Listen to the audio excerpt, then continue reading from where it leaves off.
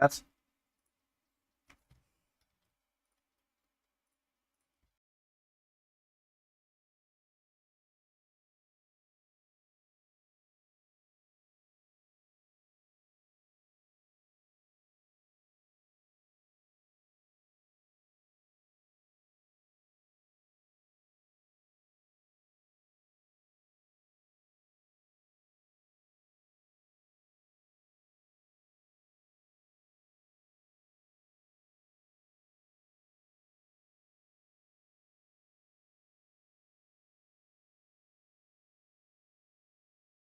oh, they're muted. Whoops. Hello, guys. Yeah. Goodbye, Seki. Feels bad, man. Hello, Crystal. Hello, Shepherd. Yeah, Vein of Arrows doesn't have a big future right now, to be honest. That's why I didn't update it. Oh, we got a Blood Maiden there. No, where is she? Stone is not that large. I guess she must be somewhere here, right? I keep forgetting.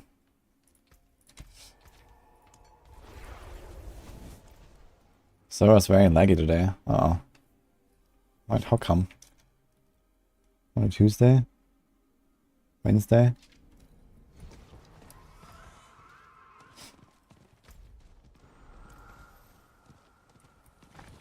Hello, Alexandra. Wait, are you trying to do some emotes or something? I only see like some weird icons there.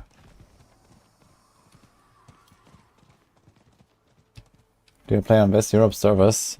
I mean, this game puts you wherever it wants. But I live on the far east end of Europe, so I don't think I'm on the West European server.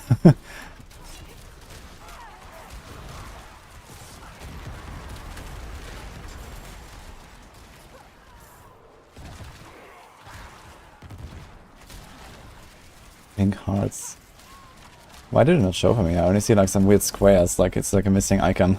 Oh, thank you.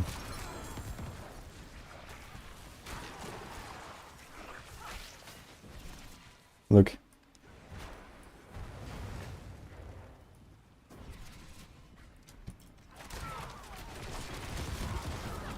Need to make Shadow Step great again somehow. Yeah, I'll leave that to Mippy, honestly. Like, I'm not like, it's also, for hardcore, it's just not a good build either, I think. Even if we could figure it out somehow. It felt very scary yesterday.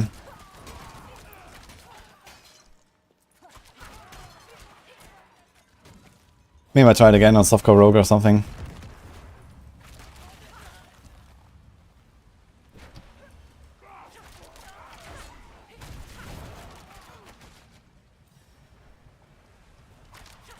Improved hardy mode.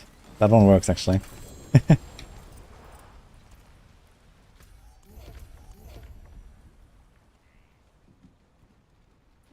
You see a point in clans? Yeah, I mean, they don't need to have any extra functionality. It's just like, you know, you have a group of friends or whatever and you make a clan. I don't think they need anything more than that, really. What they could do, though, is just like, you know, allow us to have, in general, like better grouping features or better, you know, search. You know, I want to do a dual rotation, you know, let me like, you know, list a party and then people can join that party or something, you know, these kind of things. So I think this would make more sense than like making a lot of stuff with clans. Like, you know, if you make clans, if you give them any kind of perks, then we have a problem because then people are forced to go into clans and, you know, they don't really want to and these kind of things.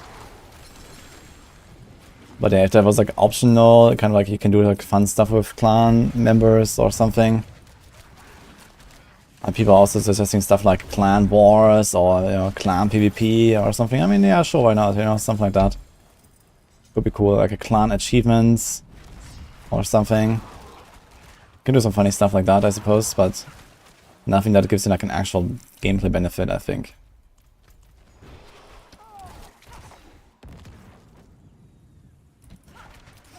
Ready to download friends? I guess if you Google it, you can find. Works similar to RAM.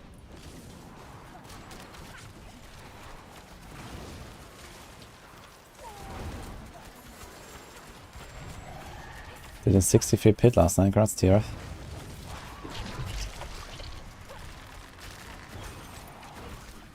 Need a PvP system, like capture the flag.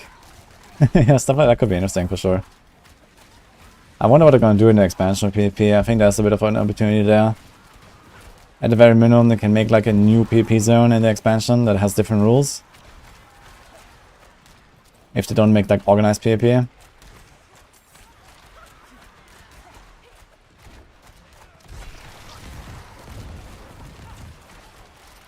Just missed the tempo and a ×3 greater sword.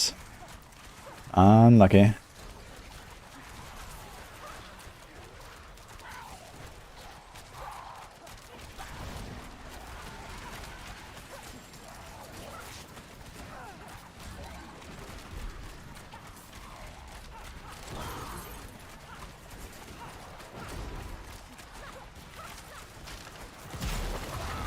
Wow, the timing. Oh! Oh!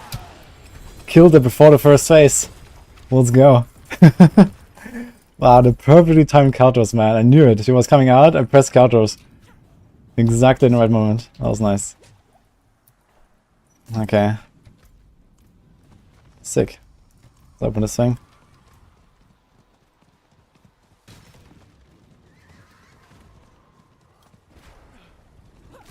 I always find it funny when an auto-moderator holds some messages in some weird languages. What the fuck is that?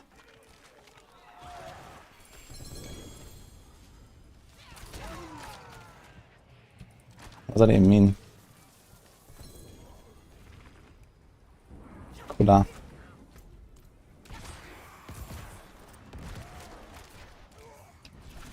There goes on the... I have whispers there actually. Let's do those.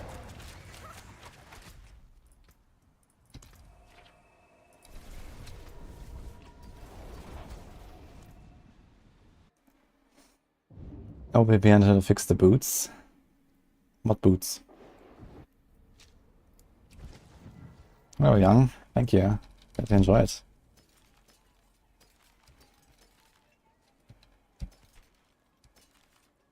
% damage over time. I think I have the orbs I need for barrage. Yeah, you wanted to salvage stuff, I remember. I got Tibble's Will there. It's actually not bad. I need to do a big duel session. I need to get a Shaco in the next days. So I can push Pit on the Shaco for this build.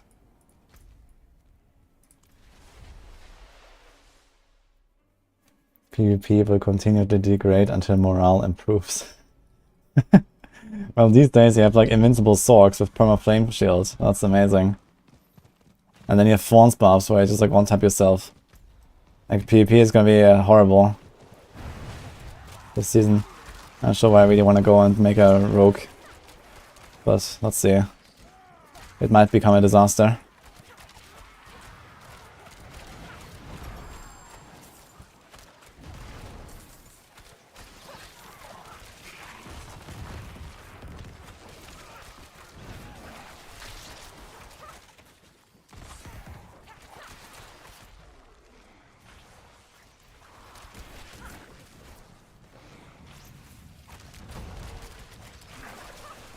You run into Fields of Hatred for 3 Whispers all the time, it's so dead. Oh man. Yeah, should I actually make a softcore character for PvP? I wanted to make a softcore rogue for PvP. But if there's like no one ever there, then...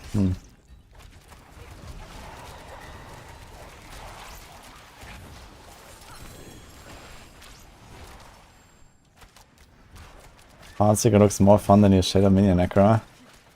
I mean, it's not hard to beat Shadow Minion Necro in terms of fun, I think.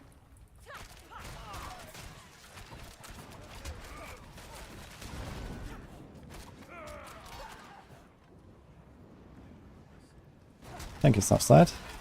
Glad you like it.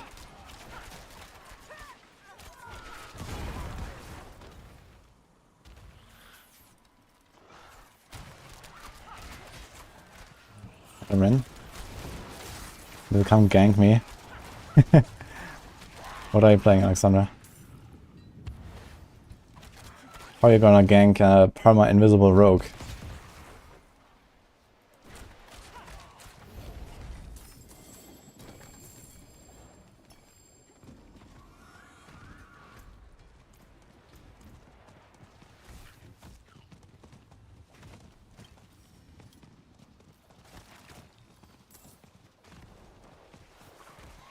Crossbow do have vulnerable damage, that's correct. But the vulnerable damage that you get on a crossbow is only like 32. Which doesn't really weigh much when you have like 1,000. And bow just has more value in general. You shoot more, you get more procs, feels better, feels smoother. And also you have more damage from the weapon mastery passive.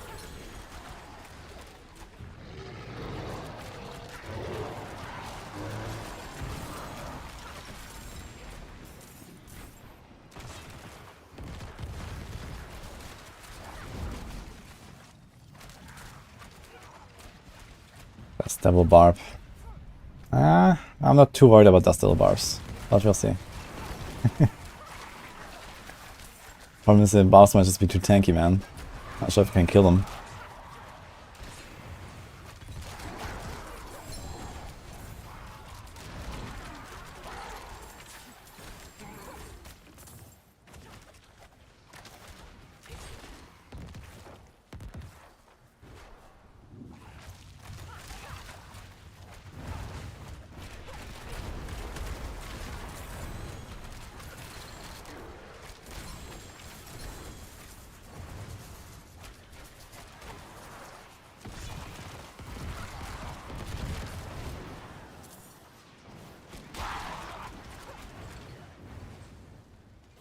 Lend me your lumber, please.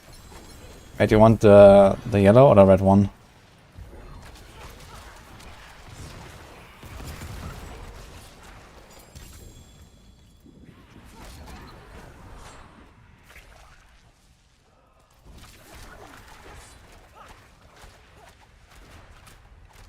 Oh, that's sort of steady. I just like getting started here, blasting a little bit. Doing whispers, Helltide, gonna farm a bit on the pit. I need to see what I will do today actually. I guess we're gonna finish the Druid grind in Helltide.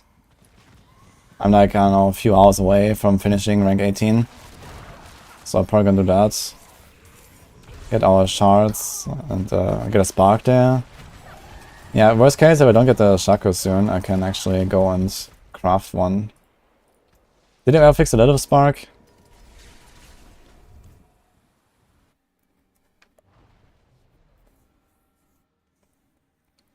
Hardcore Thorns Pop is the scariest build to play. Wait, what? When you have like 150,000 life? How's that scary? It is done.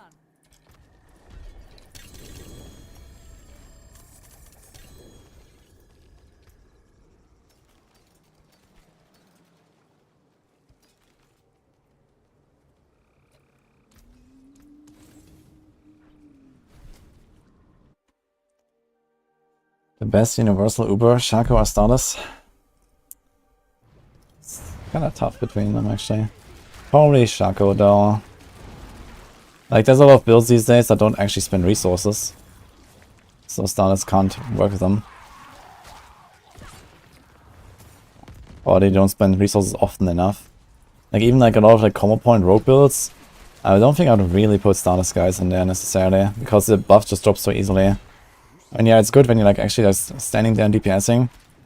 But you have to like run around, you have to dodge stuff, and then the buff only lasts 3 seconds.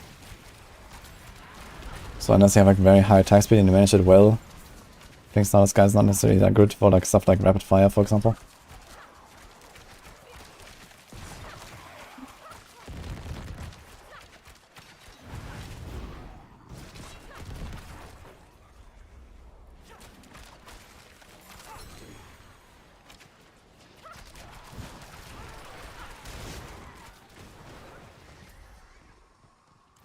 Someone is just there.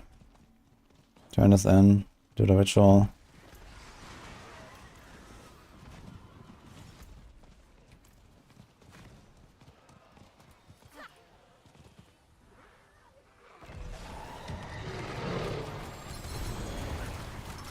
Yo, poa. Thank you. Greetings to Brazil.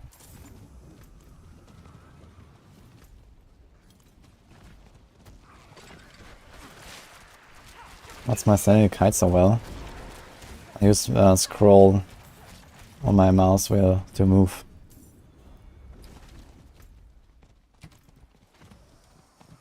Can we finish this here? We need a few of these swarmers.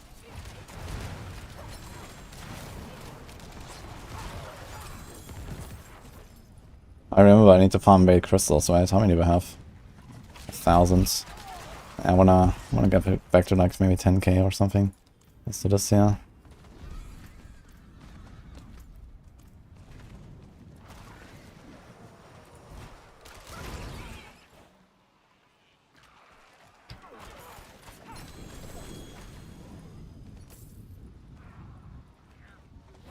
We have 70k life if we found Barb. I mean, 70k is a lot of life. And you also have stuff like Iron Skin, you have stuff like Challenging Shout, you have stuff like Martial, Vigor, and stuff like that, like on damage reduction passives. So there's a lot of stuff on Barb, so it makes them very tanky, and you don't really have to have much to fear, I think. Even hardcore, once you have like a proper build.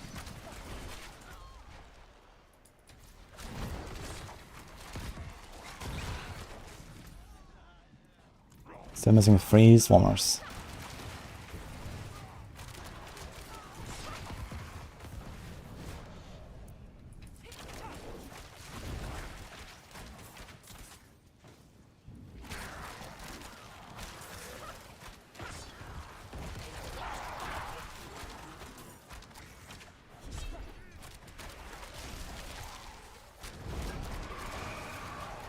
What level should you change build from leveling to endgame?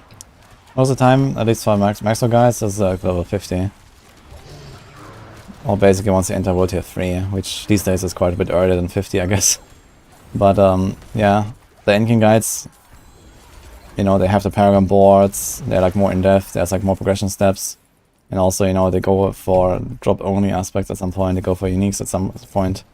And the leveling guides that we have, they are like, you know, self-sufficient from level 1, get a codex power, move on.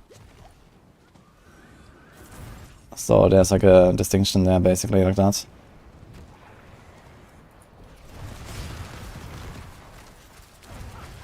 Because you can actually get most builds online pretty soon with some exceptions, like, you know, for example, you need a Tempest Roar for some build or something.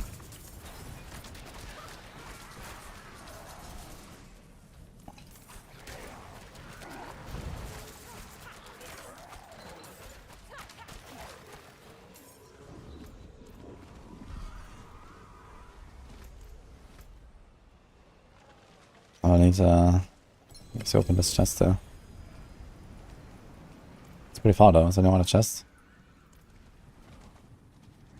Small egg, what's up? Thank you, man. Appreciate that.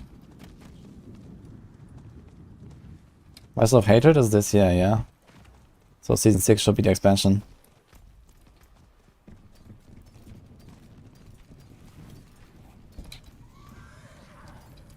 Crit resource. I'll save that one. Not sure if I already have a better one for the Druids.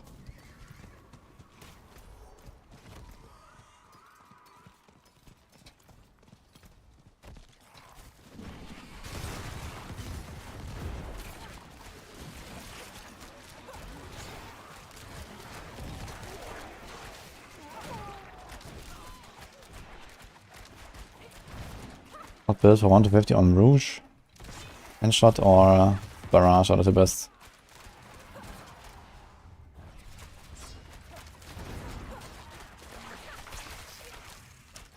I do have basic skill, 20% damage reduction. That's one of the best defensive aspects in the entire game, what do you mean?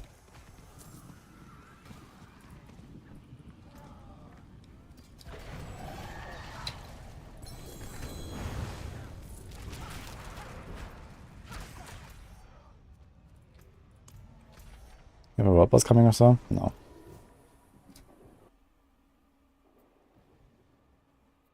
Rogue highest pick. I saw there's 124 of Heartseeker. It's pretty sick. How can I help?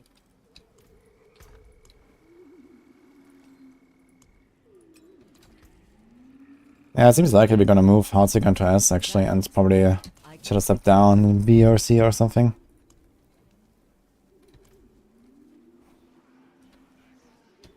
It is done.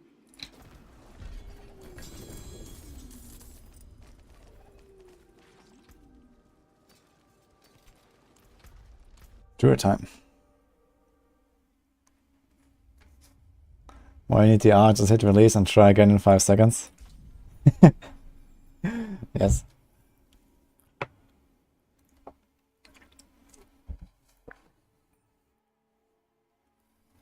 You appear Lilith attacks in 60 plus. Yeah, Lilith slaps. Want to be careful of her.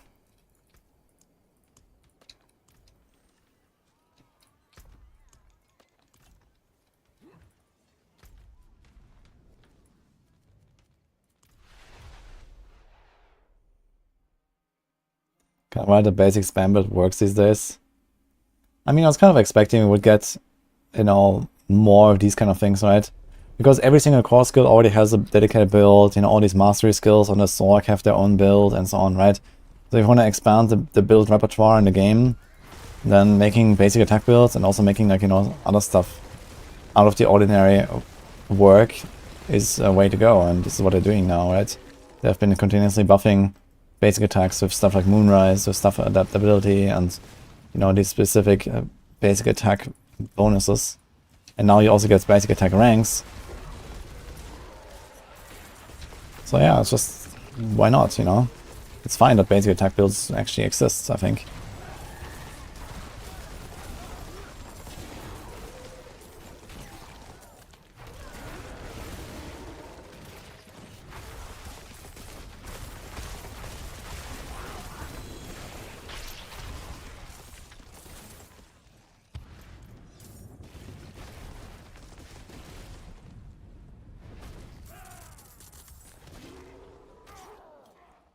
C4 playable by now. It is actually. It has been for around 360 days actually.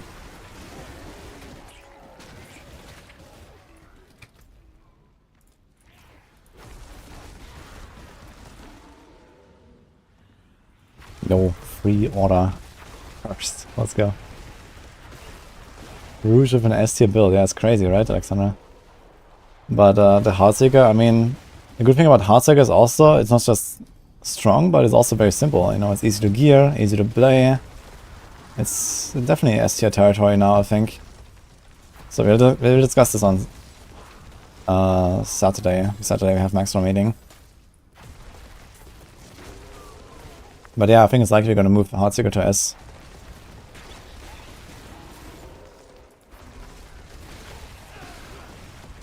And then if they ever fix the victimized stuff, then we're probably going to move it down to A again or something.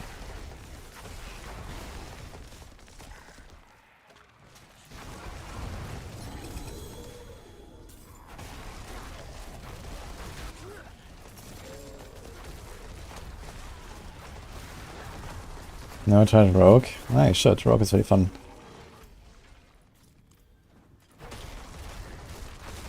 Didn't you just say mini Necro is boring?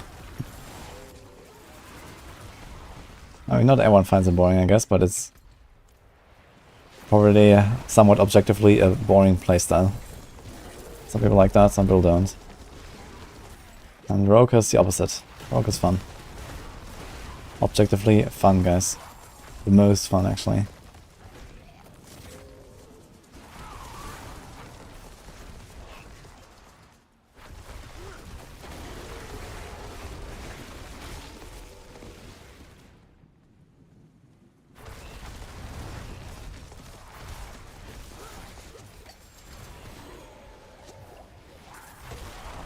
Did I misclick on him or what? Oh. Misclicked on him twice. I was like, huh? Why is he... Why is nothing happening?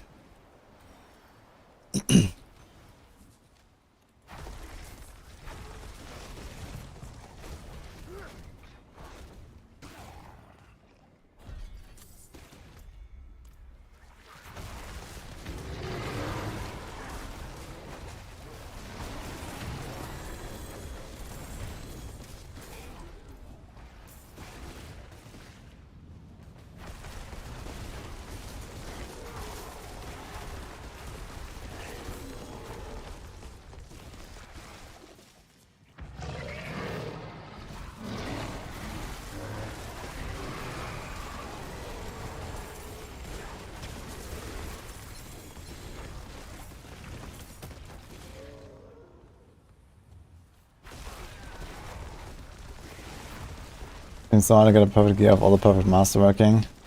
Really discouraging to look at the planner. I mean, most of the time it doesn't really matter that much though if you hit like this or that stat. You know, if you look at the weapon and there's like, I don't know, triple masterwork vulnerable damage. It doesn't matter if you get 1 vulnerable and 1 dex and 1 life or something. I mean, yeah, we had to decide on what to display on the planners, and we decided, okay, we're gonna display 1 greater affix, which is very realistic. The most important greater affix.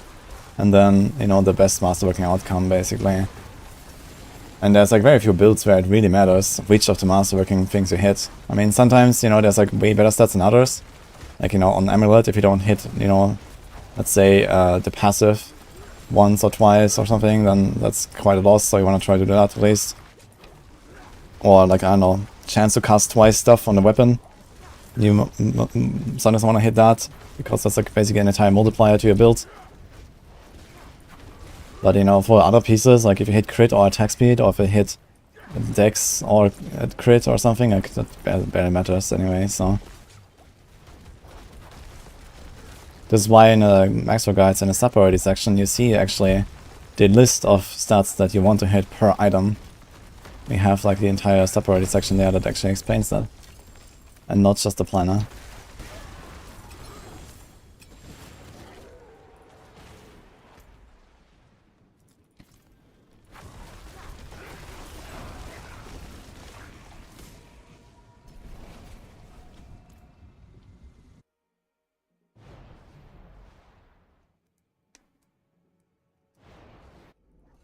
I recommend Cruise Market. They are my partners here for trading. I've been doing some big updates on their side as well lately. And someone told me they had like some bug with their search or so. I think they're working on that. I've fixed it already.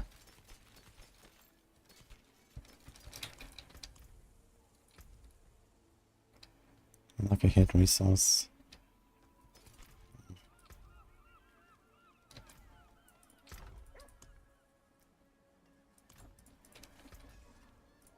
The forge is always hot.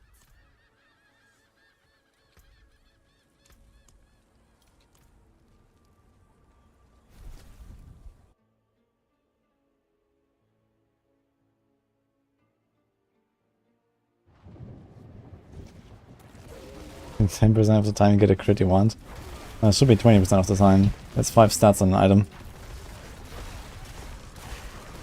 But I mean, what do you suggest though? Like, what do you put in the guides? Should we just do like random master crits on all these stats? But then people are like, oh man, I just accidentally triple masterworked cooldown reduction on the helm. Let's reset that, man. This is not what the guide says. Fuck. And then... and then what?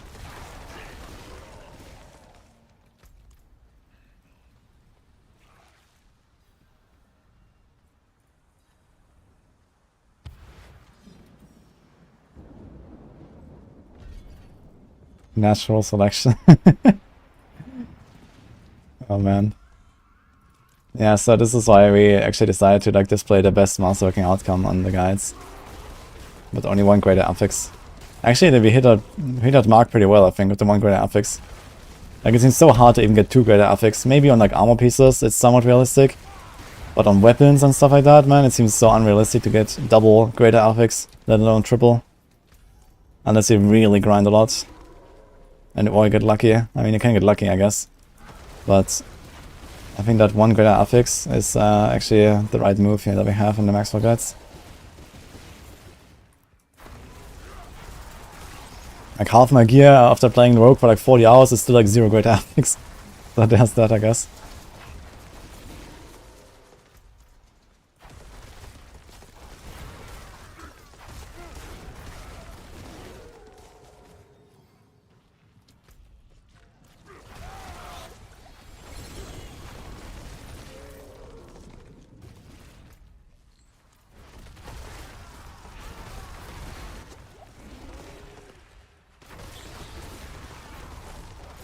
Yeah, as long as tempering it stays the way it is, I think we're gonna keep it there.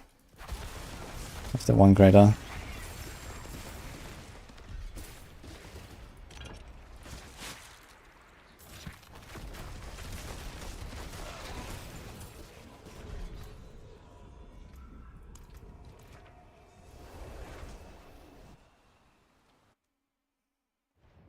Yeah, Johnny, thanks for Prime, man.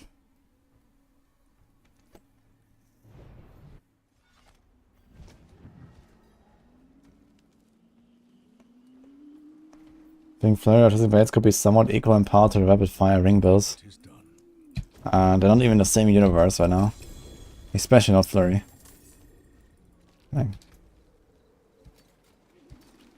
especially not with the ring.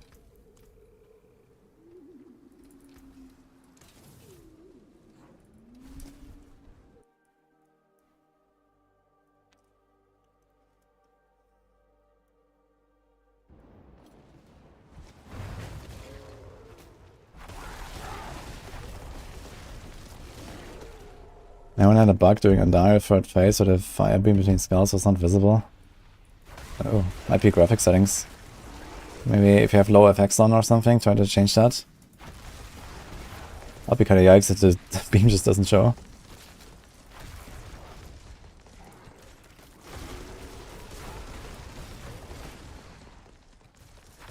Orchard gifts opened. Okay.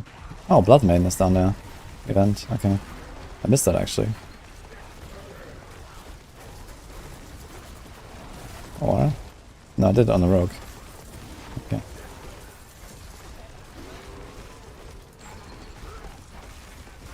This is not Tornado. Yeah, don't worry, we're gonna play Tornado.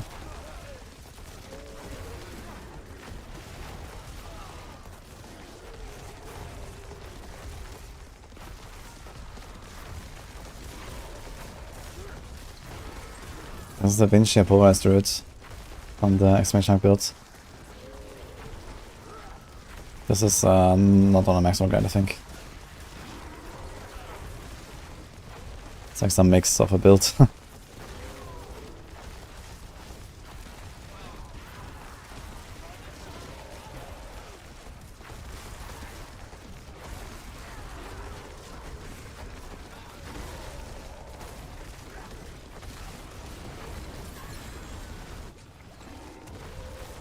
Got a wand of greater epics life, intelligence, and overpower.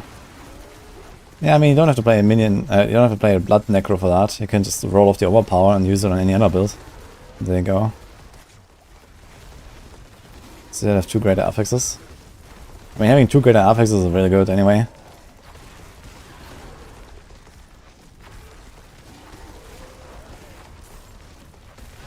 Ah, new rank. I think we're rank 16 now. Oh. Should pop some potions. I just did this entire thing almost without potions. I just did it right at the end. It's crazy. Sustain I have.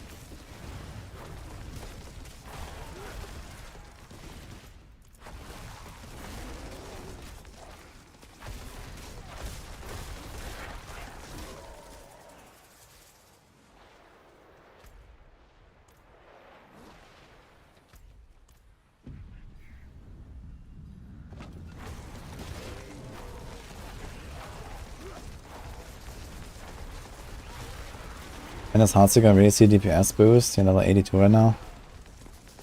I mean, it's just like, get more crit, get more attack speed, get more lucky hit. This is how you scale it. And make sure you have perma vulnerable everywhere, so if you don't have a cursed touch, then get a cursed touch. Also, I learned that the chance to make enemies vulnerable mod on rings, for example, for some reason it scales the duration when you masterwork it. It goes to 3 seconds instead of 2 at some point. So actually that might be the move after all. Just use that instead of a cursed touch and get extra power. You get a ring like that though. Keep getting a frostburn, man.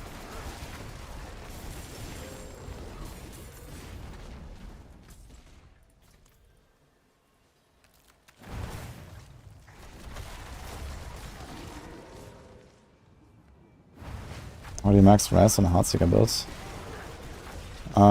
You can basically get it all from Paragons, because there's a Pride Glyph in the Lyrana's Instinct board, giving you a lot of extra auras.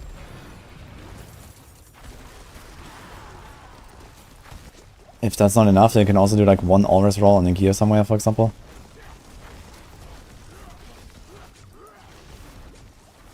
Or then you get the auras from the starting board, you get the auras in the Lyrana's board.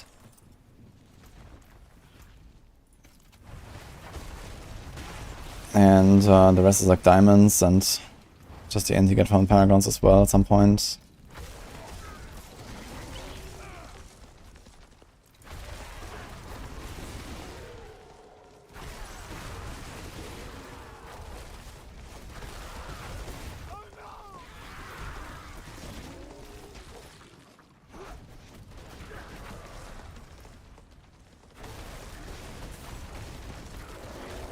Got Shaco with cooldown, greater affix. Damn, son. That's... It seems like these Uber uniques have to have a pretty high chance to roll greater affixes. Is this just me?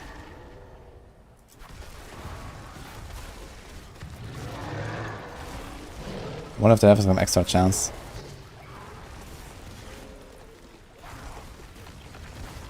It's just me? Okay. Streamer client things, I guess.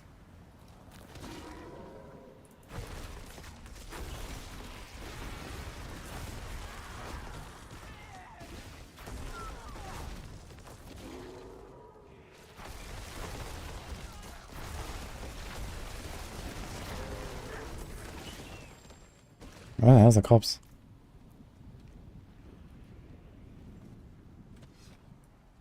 Need to know 40 balls of the minions. Yeah, it's just like a bug that they scale like double or something. This is why we also banned it from the pit leaderboard.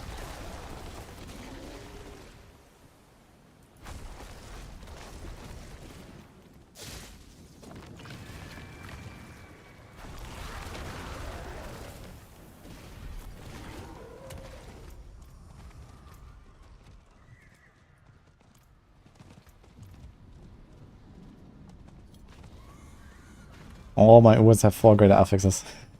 I actually saw a screenshot of like a 4 greater affix Shaco. I haven't even found a unique yet that has 3. I found 2 greater affix uniques. I haven't found even 3 greater affix uniques.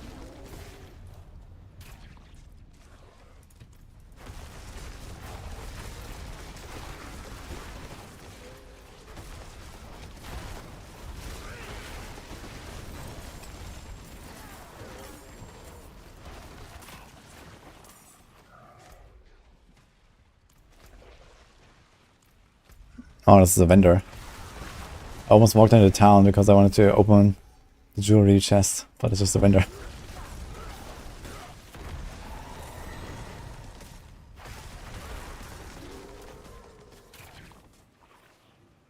Can they likely hit affixes stack? They can stack, yes. But for purpose of staggering the boss, you usually want to spread it out.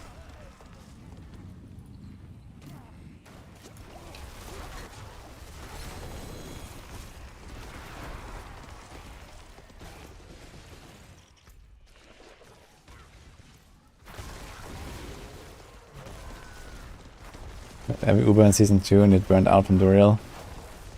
Yeah. Good thing is that it's much easier to get Ubers now. You get a few sparks.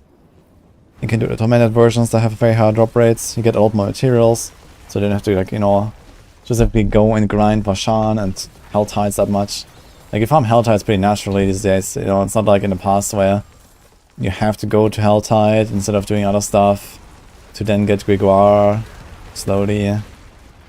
Like, you just get so much anyway.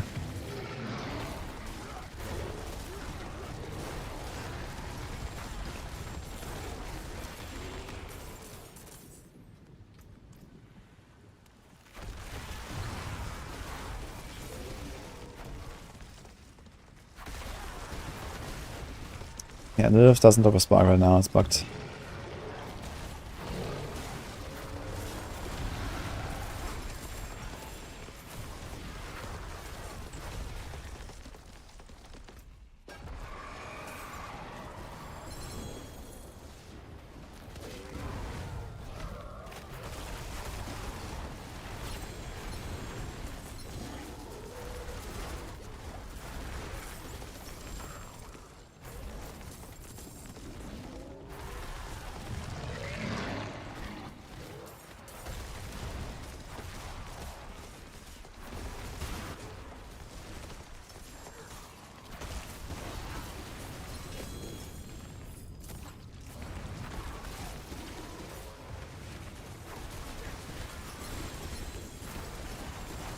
You can call 150 Druid Andy without uber easy to get.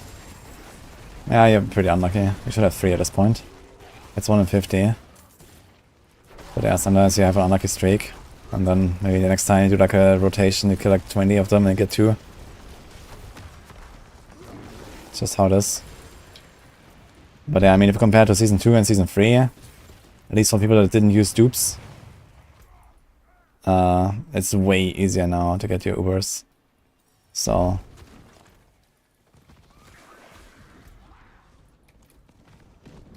And it doesn't feel like a chore or so, you know, to go and farm the boss mods. Like, you know, you want to farm the Whispers for some gold anyway. You want to farm Helltide for all of the rewards and the loot anyway. And some people even just level straight to 100 in Helltide, for example. You can have so much living steel. Like previously, Helltide was just always like a downgrade to doing anything else. Like vaults or Nightmare Dungeons, for example. And Whispers you didn't care about. But now you care about Whispers anyway. Not just for Varshan. You just do Helltide anyway. And like all the boss loot is like so much more. You get so much more boss loot. And also you can farm Beast in the Eyes, you can farm Zir, to do Andariel, you can do the Tormented versions. So look here, boom, 2 Distilled Fear.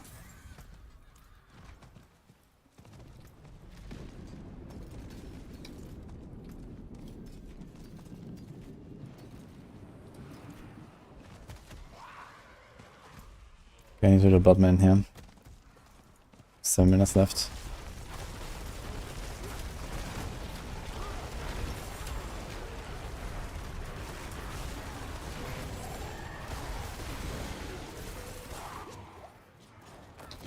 I have to fix Stygians yet. I haven't really said this is a bug. Maybe it's just intended. Maybe you're just not supposed to get Stygians downs. Someone's doing this already. Barrage Rogue, log in. Level 100.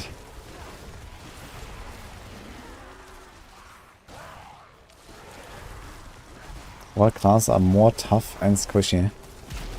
Well, Barbs are invincible and Rogues are squishy. That's what you need to know. The rest is somewhere in between.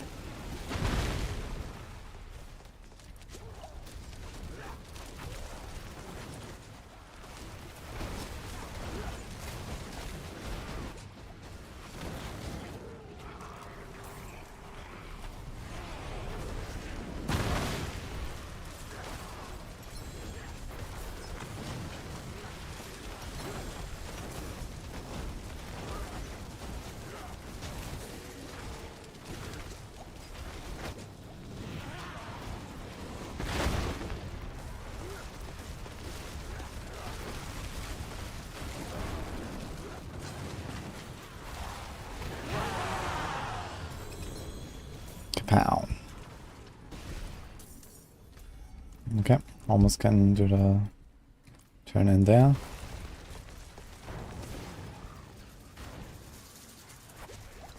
Live crit damage willpower.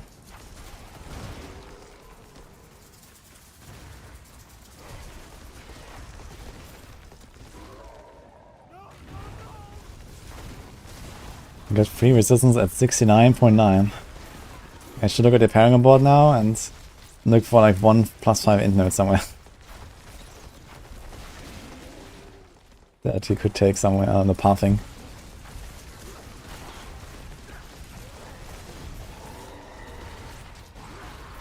It's the biggest value +5 int ever.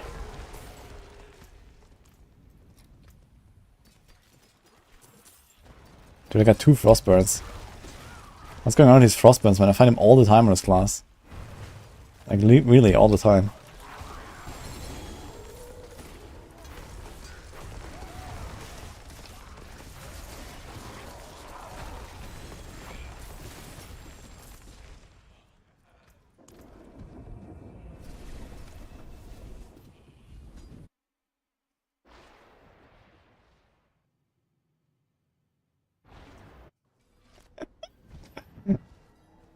Like the emotes, Alexandra? Thank you. Yeah, grinding Iron Wolves for Decisions is kind of a bad idea. But if you make a fresh character anyway, then not so bad. But it does take a while. Yeah, I wish that the Station Stones would become a bit more common. Oh! Ooh! Big upgrade. Perfect calm breeze aspect. Mine is really crappy. Like, look at this, even on the ring it does more damage than on my amulet right now. Okay. I'm doing that.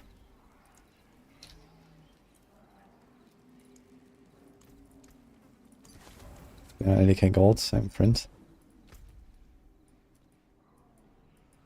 Well, the Helltide ends in a few minutes. I guess we just do a tiny bit of whispers.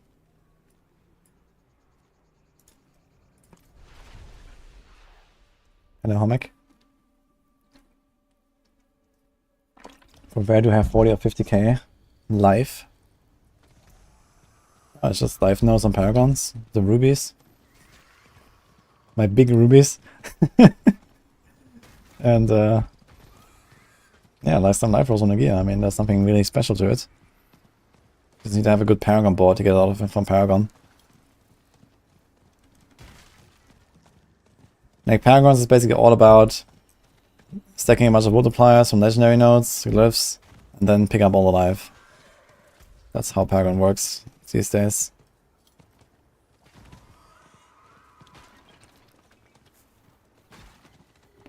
$80 to 100 feels slow. Helltide. Yeah, Helltide is not very fast for leveling. After over tier 2. Maybe about tier 3. I think go Nightmare Dungeons for that.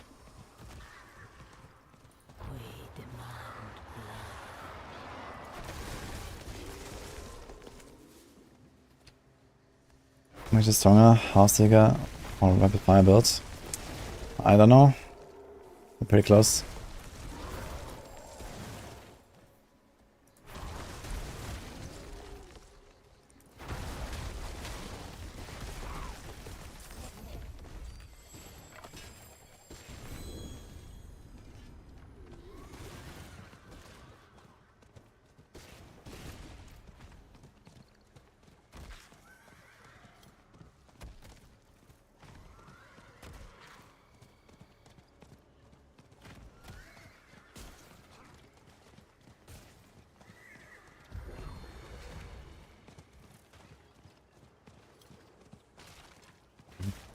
Where's the cops?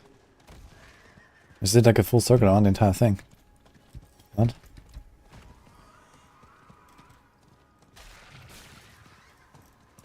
I missed it here apparently.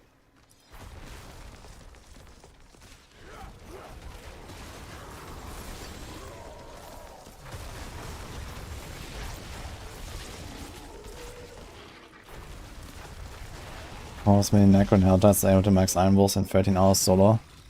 So I started from level 1 and just never leaving Helltide. Yeah, I should also be pretty close to level 100 then, right? It's not such a bad idea. If you make a fresh character, just like stay in Helltide. I might try it on the next character as well and see how that is.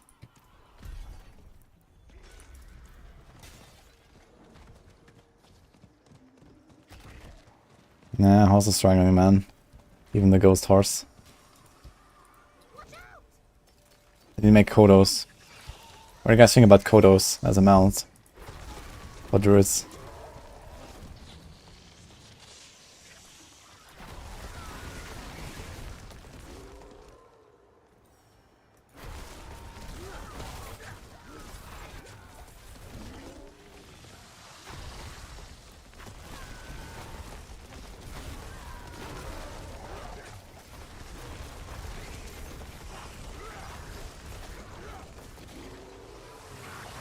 And 1 to 25 fast doing Helltides.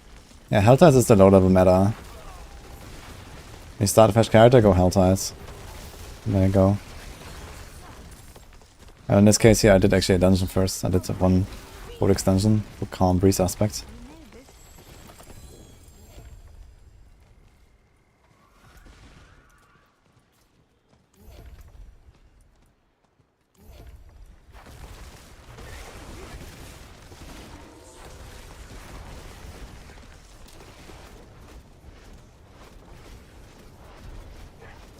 You were 85 and just doing Helltides when you finished Iron Wolves.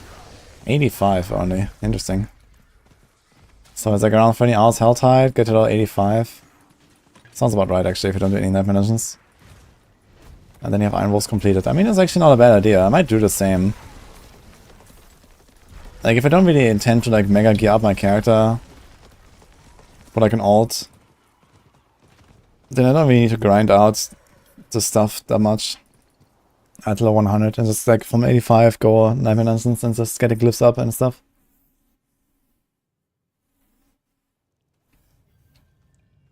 First time playing Barb, it's crazy how OP Bash is. Yeah. And I saw people are critting for like 150 million or something. 200 million overpowered crits. Kinda wild. With a spammable, no cost basic attack. Seems legit.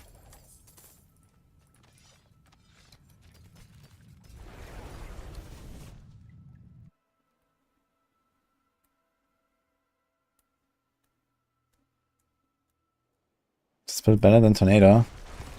No. But Vinci is also pushing pretty high in the pit, to be honest. So I'll be kind of interested to see like some real Tornado action. It's a bit scary on hardcore. I'll probably just rip with my Tornado Druid once I spec to it. Unless I find a way to make it tanky somehow.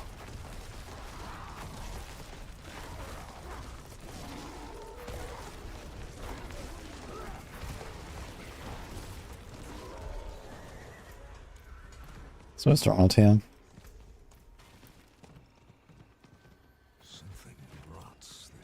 You crit for 300 million with your bash. Let's go.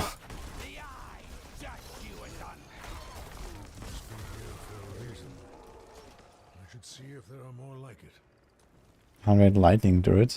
Lightning storm. That's pretty okay. I mean, good thing about lightning storm is it got nerfed the least out of basically all builds from this patch.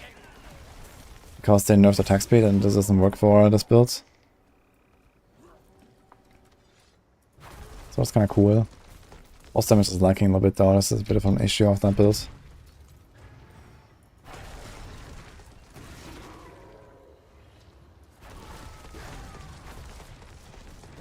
No, you don't go above that armor ambi.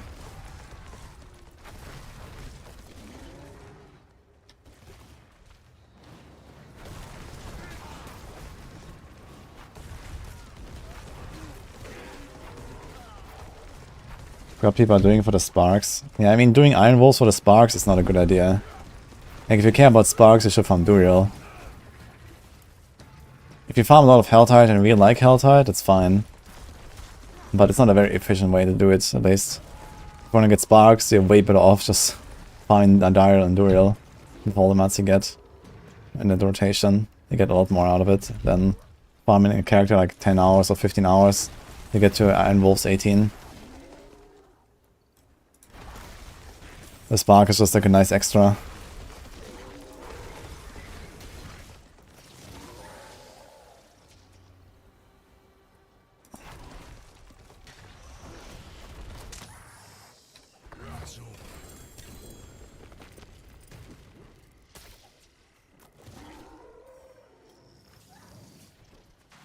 Best build for starter skies on Rogue. Fits the best into the poison barrage, I say. I already got my starter skies, I'm really looking forward to that one.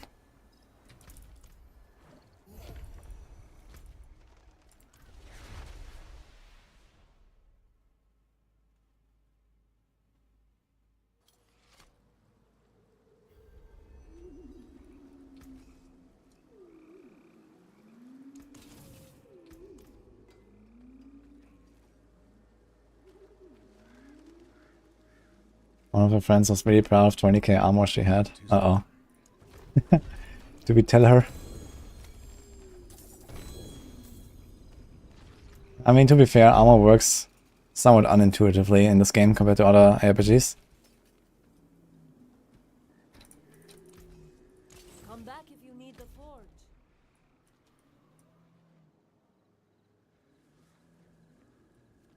Ah, what was coming?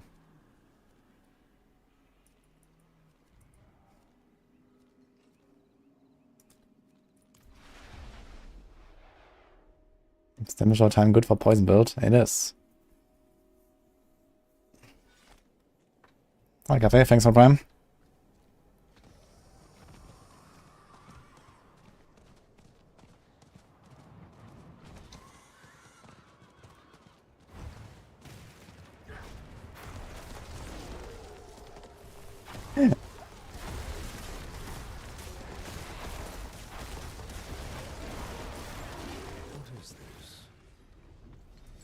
Not Brian, thanks guys.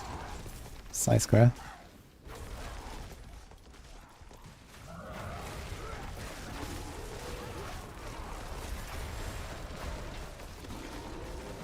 Had to go to 22k before you could take Juggernaut off. Yeah, Juggernaut gives you so much. Yeah, for most classes it's like 2 armor rolls and that's it. Or like 1 armor roll and 2 armor tempers. For Barbs you can get away with 1 armor roll. Something like that. So it's basically Juggernaut versus like 2 rolls most of the time. And that's only really worth keeping Juggernaut if you just don't really have any good defensive powers to put on the build. And there are builds that don't really have any defensive powers to put.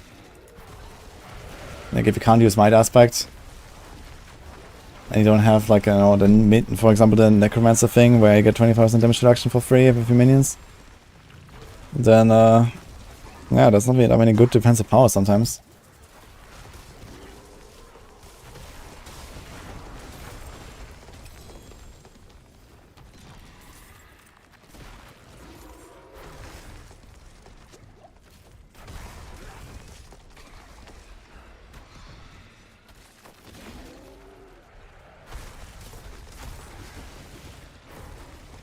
Like 0.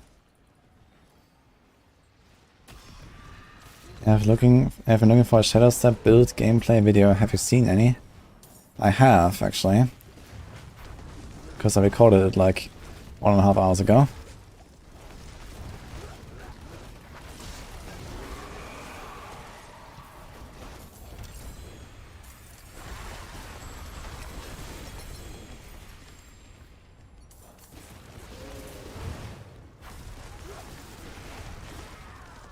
Here's mine, it's not really worth it for rogues, I think.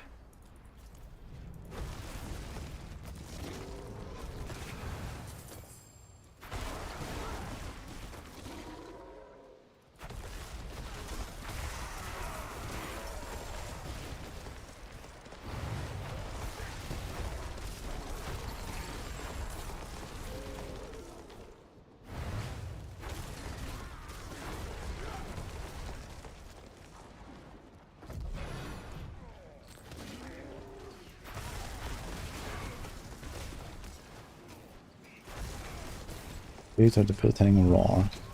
There's a Hellborn.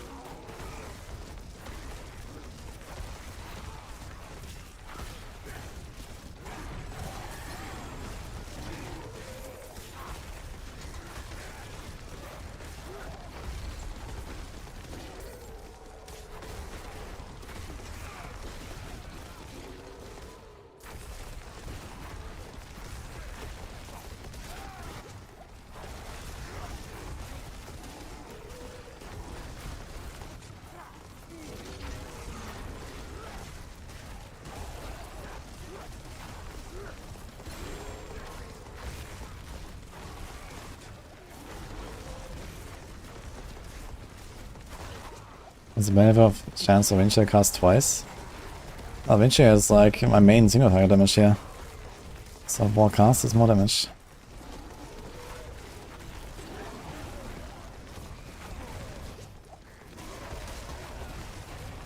Beyond that, I guess it also gives you double the resource thing, or double the chance for vulnerable and these kind of things.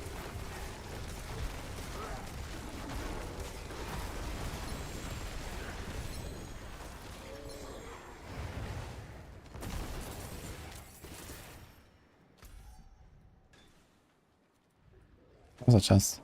Oh, on the other end here. It's quite far.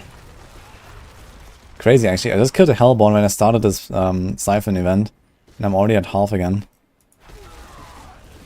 I'm finishing it. How do you apply poison on this build? I have Calm Breeze.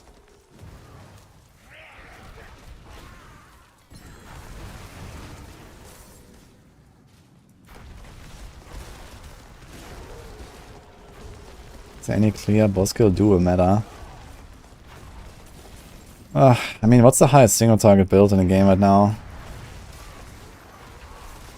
Consistently single target. Gets Rapid Fire, Heartseeker, Minion Necro. Probably some of the highest there.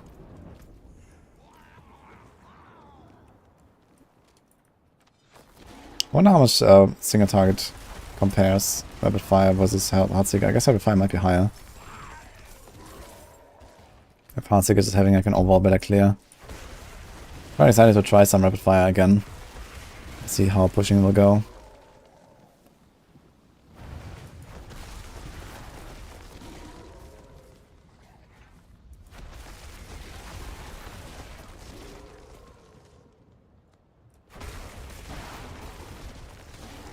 So does the other male Tormented Druid.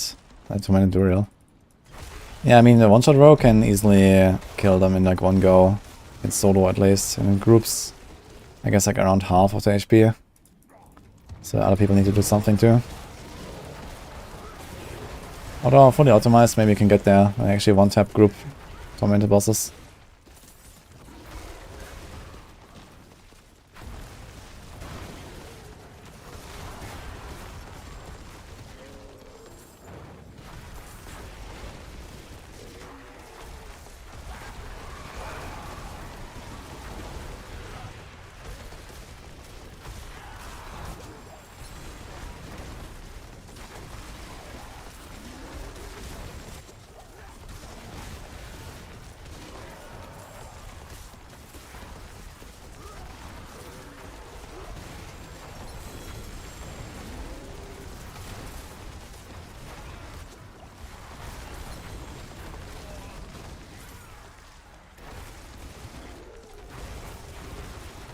Do I still need to farm any bosses with this druid, I just realized? Just Beast in the Eyes a little bit. I should do some Beast in the Eyes. Because we are slowly gearing up for some Lightning Storm at some point as well.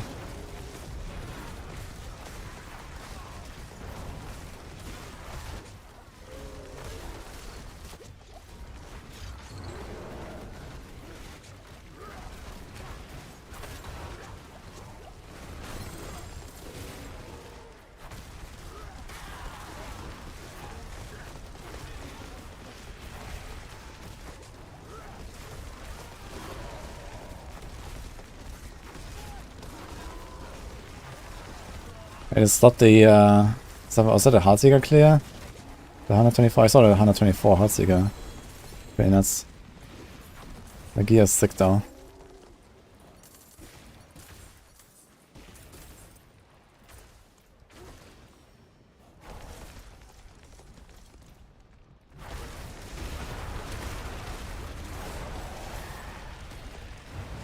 I was watching this around a little bit. I was kind of surprised by how much you can skip and still spawn a boss. Like, he basically didn't kill any of the normal monsters, and even skipped some elite packs, and it was still enough. That really surprised me. I think they changed that a lot from PTR. Because on PTR you would run out of monsters really easily, if you don't kill them all. I need to try it a little bit as well.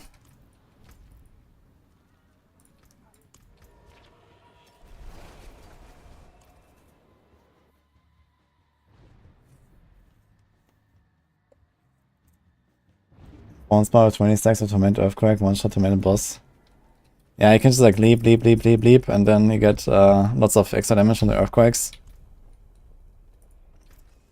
I guess you can one shot Tormented boss with when it's Grégoire, right? Grégoire, when he jumps down, he does a lot of damage. And gets like many Thorn sticks. So that's probably how. But there's also like some weird stuff going on with Thorns. Apparently there's some bugs with Thorns being like way more powerful than they should be.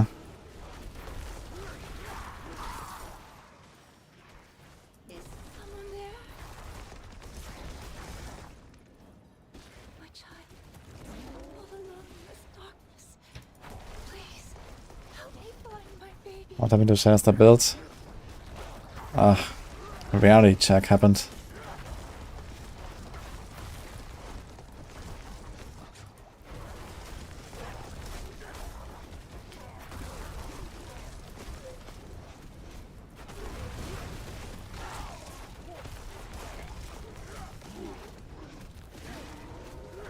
Bones bugged pog. Yeah, I'm not sure what's exactly going on there. I just heard some talk about that. Maybe Snail knows. Ask him.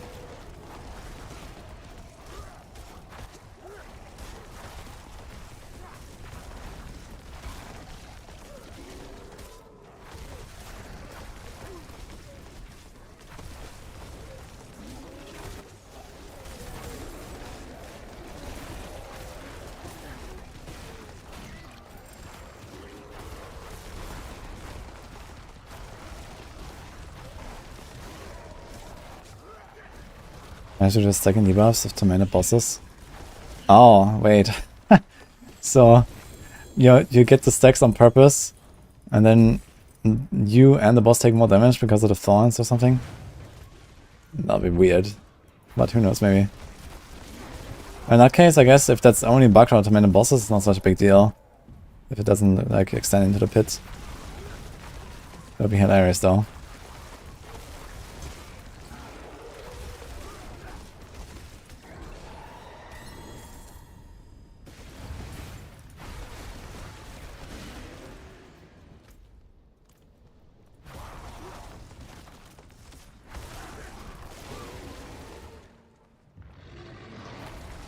Zendaya is good on mage?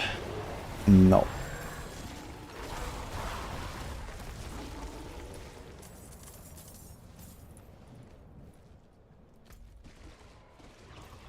Let's just open the mystery chest, I guess. It's kind of crazy that after all this time, the mystery chest still only gives 1 living steel. It's wild.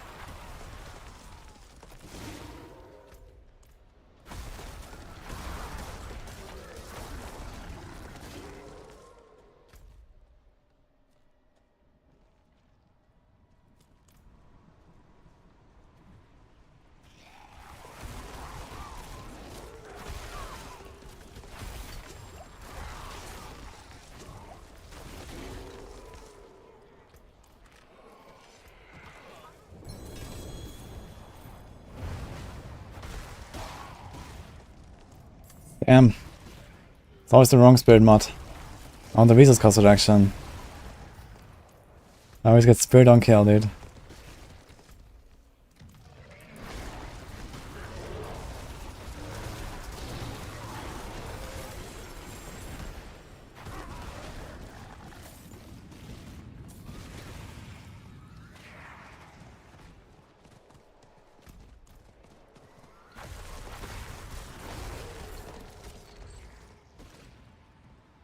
I have a guy for Gauntlet and a vice for Gauntlet.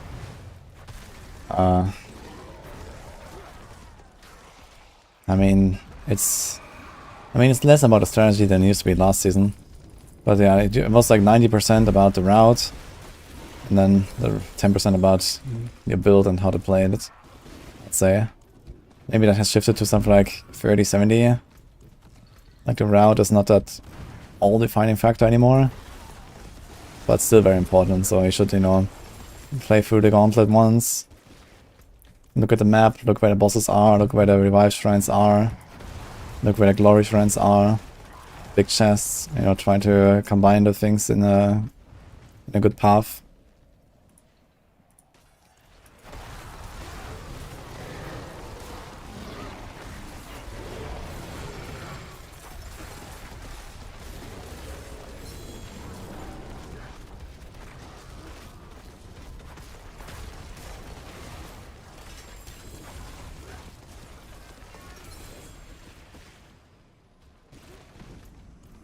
to salvage.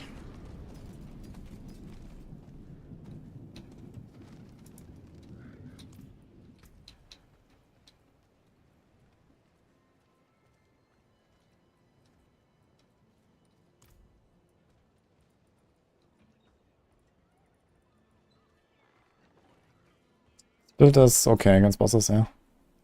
When you go full Vinci, it actually has pretty good boss damage. Came apart nicely.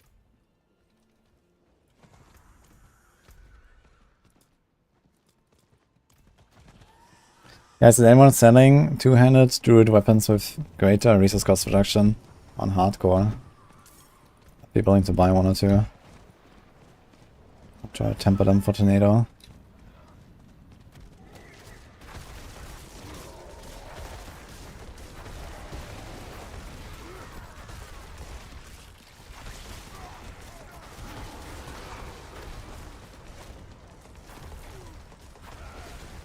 Good as R for leveling, not very much.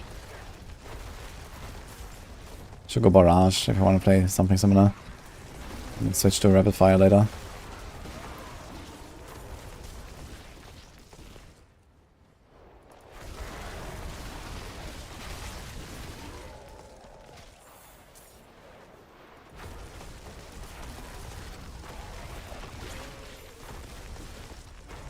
Increase the raise of poison and make it proc for pain courses, and Darius will be god tier. Yeah, I don't think that's ever gonna happen, but even if that did happen, I don't think that would be god tier. At one of Darius is, it doesn't have great stats.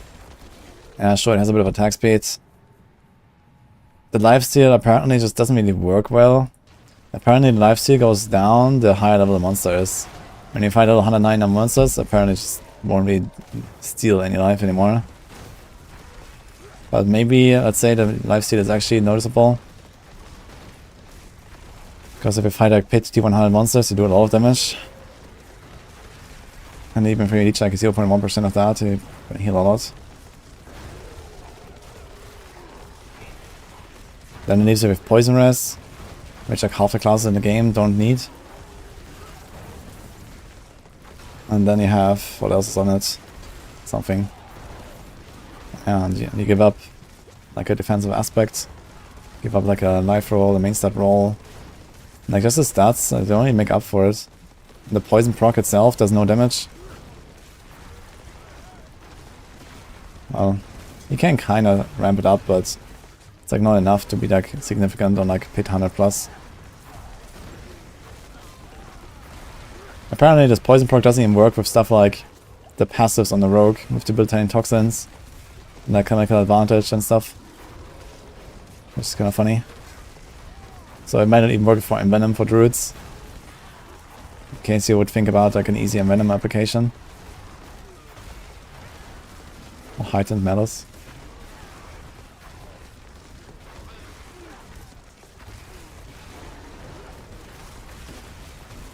Good is good on rogue if you want to live. High-end content, yes.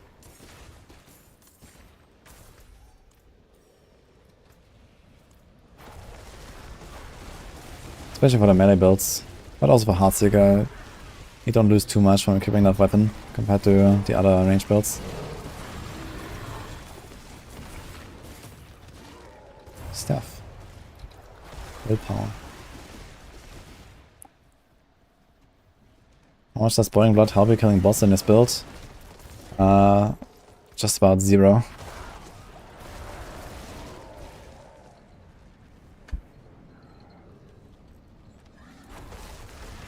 Shot and died, so this year didn't work at all. Yeah, maybe at level 200 monsters, the lifesteal just doesn't work anymore. So.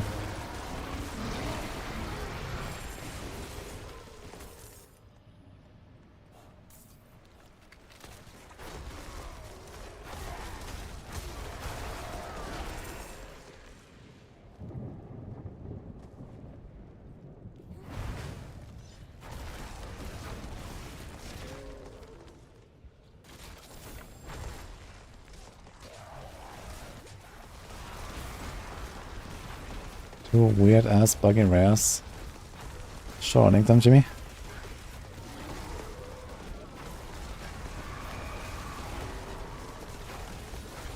I suppose to do the same tier dungeon as your level as a Heartseeker Rogue. Level 91 doing tier 91 dungeon. Not sure why you think that. For leveling you only need to fight monsters that are 10 levels above you. I mean, Heartseeker is strong enough and safe enough to actually do tier 91 at level 91 if you want. But you don't have to do that. It's only if you want to speed up your glyph leveling. Monsters should be 10 levels above you, that's what you're looking for.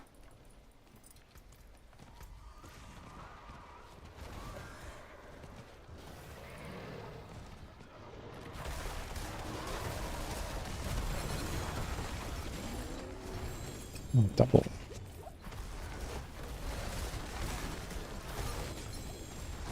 There's a ring.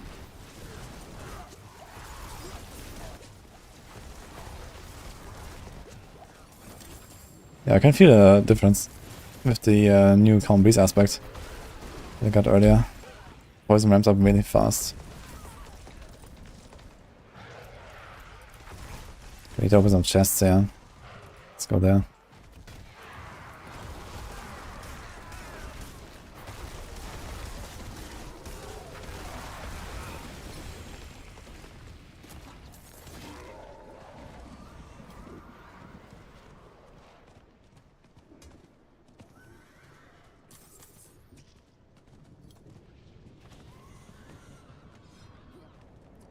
Yeah, I mean, not everyone cares too much about like the 100% most efficient route to 100 or something, Alexander, right? Like some people just farm higher Nightmare dungeons while leveling. And that's not even such a bad thing to do because you finish your glyphs faster. So if you talk about, you know, not just leveling, but also you want to just kind of get out of the Nightmare dungeon system by finishing your glyphs. And you can easily handle like, you know, a high tier dungeon even when you're low level. Then why not?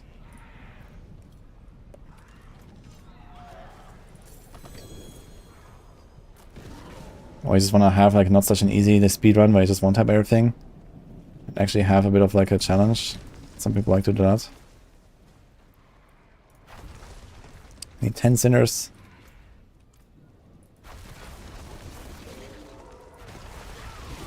I can open this one here.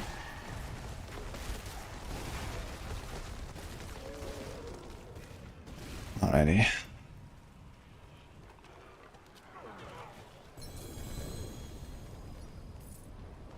Let's get out of here. Wasn't there a world boss coming? 45 minutes.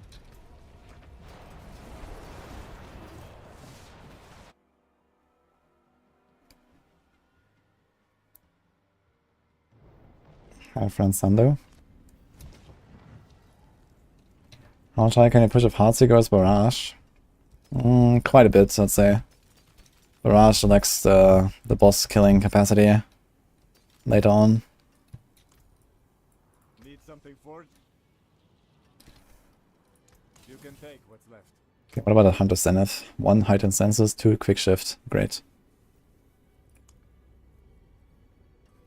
We don't have this here, so I guess don't really need this. Well struck.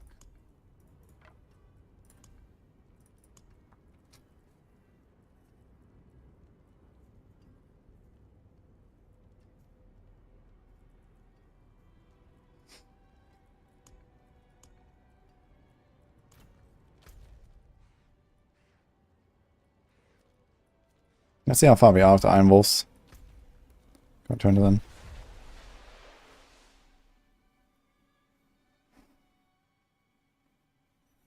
Yeah, Rapid Fire is already way beyond the 100 pit.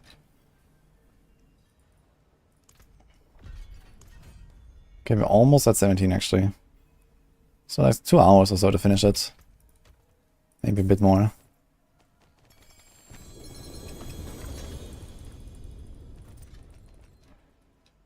Ah. 2 to Lightning Storm instead of 3, and 1 to Defiance instead of 2. And 3 crit minimum roll. Insane glove. The Corone stuff.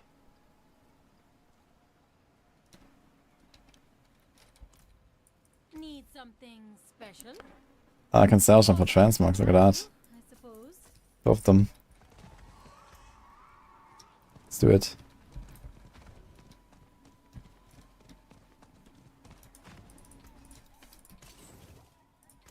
What do I crystal? Okay, 2.3k looks kind of nice. I'm gonna chill in a pit for half an hour.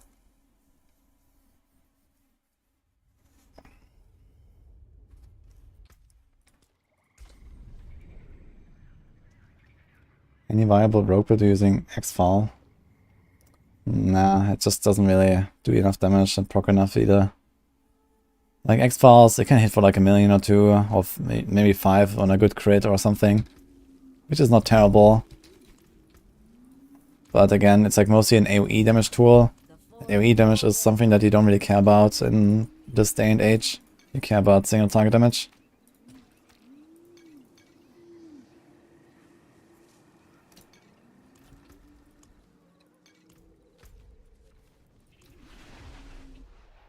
It's good for item farm. It's alright. Most of it comes from Helltide though, I'd say.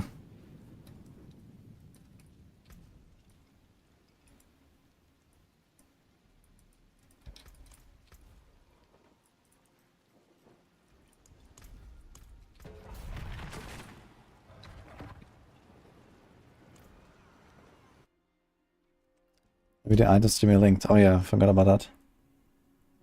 Where are they? That pony, by the way. Okay, Jimmy.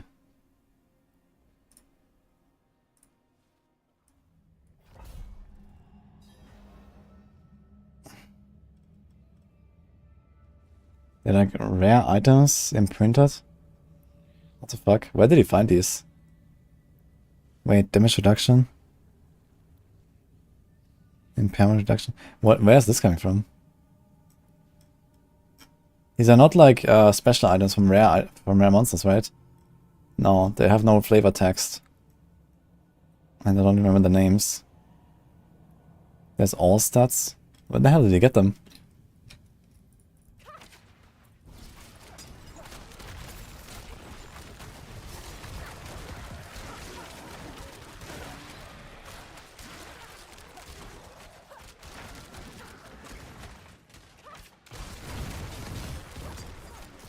Oh, Slot, are you still here, by the way? I have a question.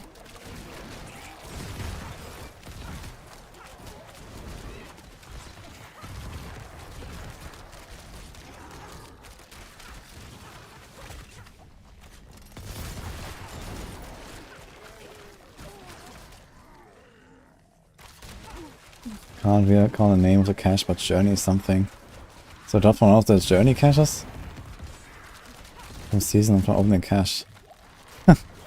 Yeah, I don't know, maybe other people have gotten them, but they never noticed them or something. It might be like one of the like class specific caches or so. They're low little items.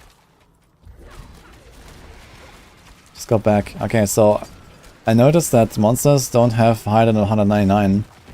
So Blizzard said that the monsters would scale beyond 109, but they actually don't. So since you have pushed quite far beyond 100, do you feel like the monsters become more dangerous, or do they just keep the same damage? Like, how's their damage ramping, if at all?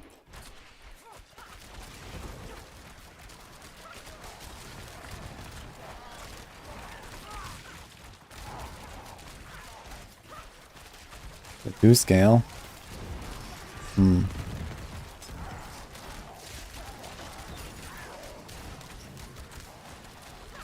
But I guess it's less than before. Because I watched like some of the damage that you took and it seemed like very little. Especially for being like 24 tiers higher than what I did.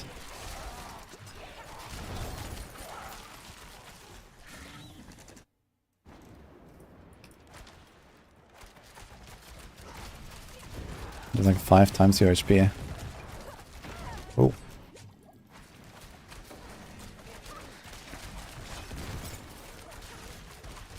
That's pumping. Yeah, I almost just killed myself there, by the way. I dashed away too late. So he hit me. Procced the bubble, almost killed me. And I dashed out of the bubble that procced exactly in the same moment. And he almost hit me with the second hit.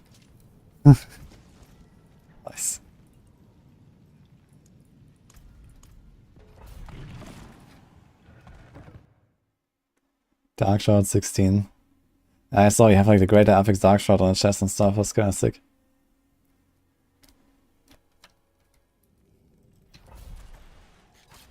Oh, Mr. Redhawk, thanks for the prime. Yeah, I still don't have a Dark Shroud chest. It's kind of a bummer. I need to replace my chest for sure. Hopefully we can get one. I think I might start getting chests.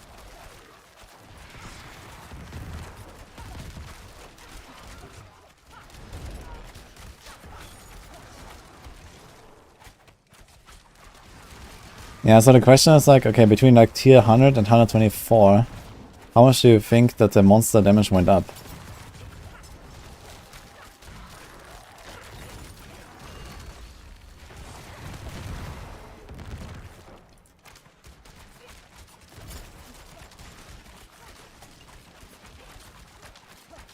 Thanks, Hot Talk. How much do you have? Dark Shroud 16. Well, it's 4% per level, starts at 40. Rank 1, so 15 times 4. Is that correct? Or is it 2%? I think it's 2% per level, actually, not 4. So 30% is like 70% DR, yeah, exactly.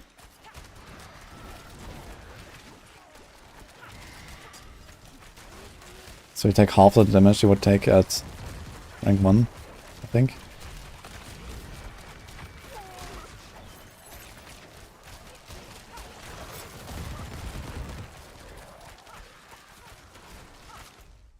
Oops.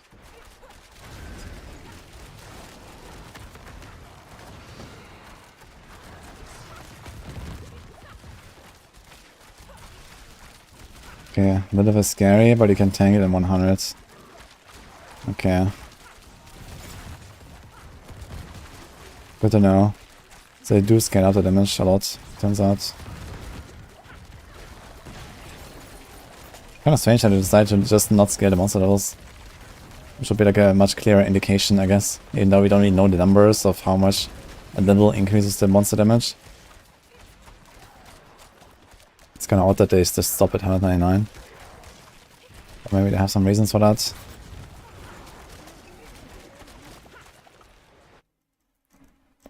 Did I change the build? I did not.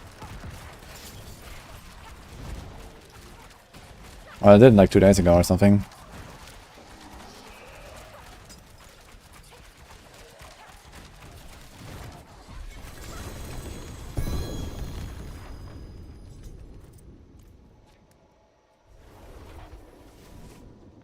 Okay, now we're done core skill synergy with Heartseeker.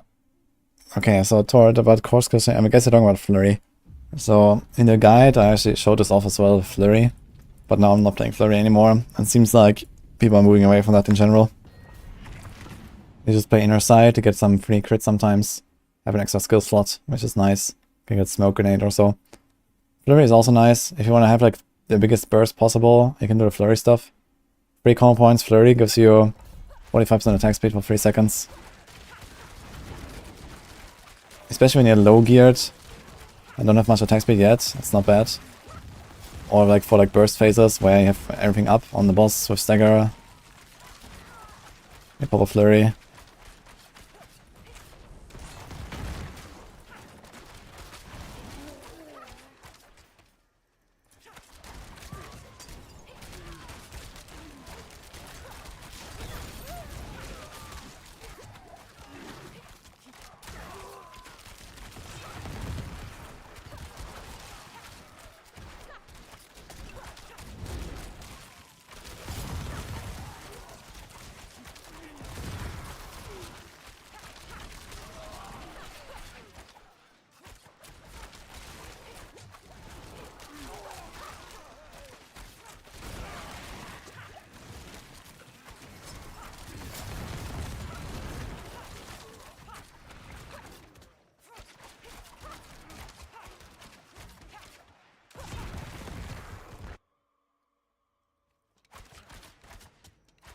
Doesn't feel like I just press Heartseeker another 2 times. Yeah, exactly. Like, it's not a huge benefit. Optimally played, it's still like a DPS benefit, but it's not so crazy. So I would just like not run that, and you know, the smoke grenade feels very nice. You get a crit sometimes from inner side. Crit has pretty high value in this build as well, because more ambush stacks, and also the deadly ambush, and then the ambush also double dips. So critting while the ambush is up is like more than double damage instead of just 50% bonus. So it's kind of nice to get the inner sight sometimes. And also it just turns out the inner sight just... For some reason inner sight just works really well suddenly. I wonder if they changed something from PTR to live. Because when you tried it on PTR, it was like impossible to trigger inner sight on high tiers. And they say like ridiculous amounts of damage. But even here, like... Or even like in slots like 124 clear, man. Like he was blocking it in like a single hit. Also 2 hits sometimes. It's insane. Compared to what it was on PTR. I'm kind of surprised by how well it's working. So I think I did something. Because inner sight was like basically unplayable for high end. Maybe I found Flurry to be complete DPS loss. I don't think it's gonna be like that under all circumstances though. I better has the boss.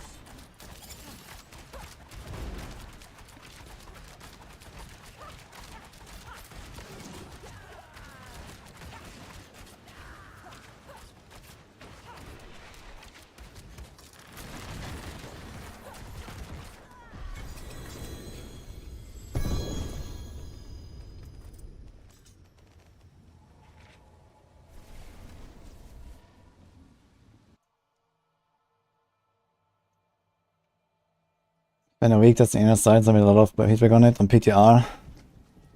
Yes, I did change it, right? I'm not tripping.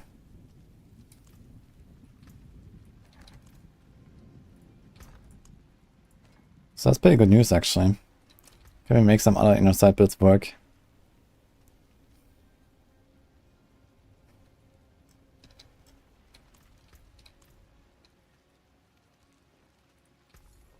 Follow the stars.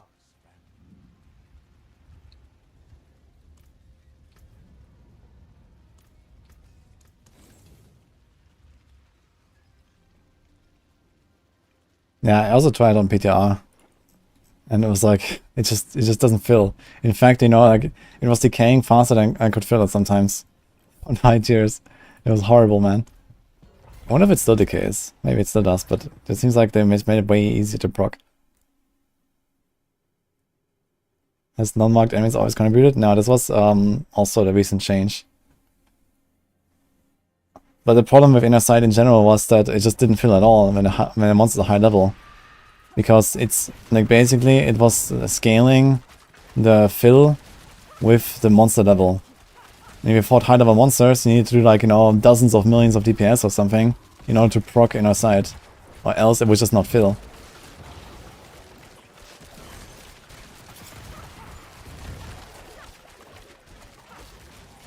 But now you're like one shot, boom, you see it, look at this. It's up now, and now it's 4 seconds cooldown. And now it's gonna insta proc, watch out. Ding ding ding ding, there it is.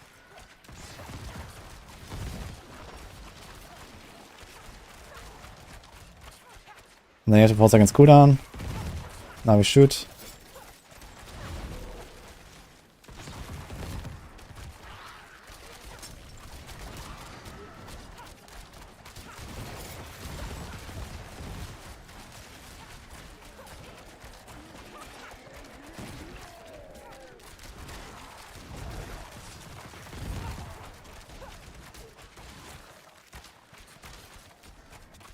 How about Poison Imbue with Inner Sight?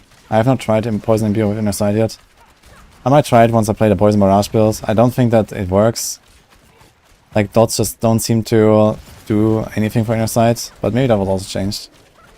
Would be nice, actually. Imagine playing like a good old Inner Sight, Poison Imbue, Bursting Venoms, Twisting Blades. Let's go.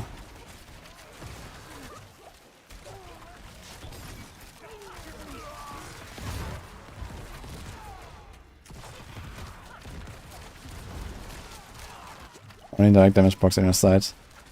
Yeah, maybe they made it like so easy to trigger now that even a poison build could actually realistically trigger it. Might be kind of big.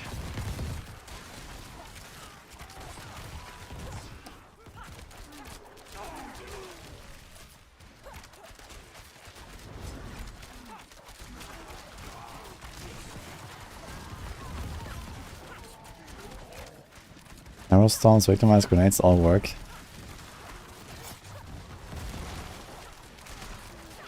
Quite excited to play the grenades build actually. Can Shadow Clone proc like a hit effect? I don't think so.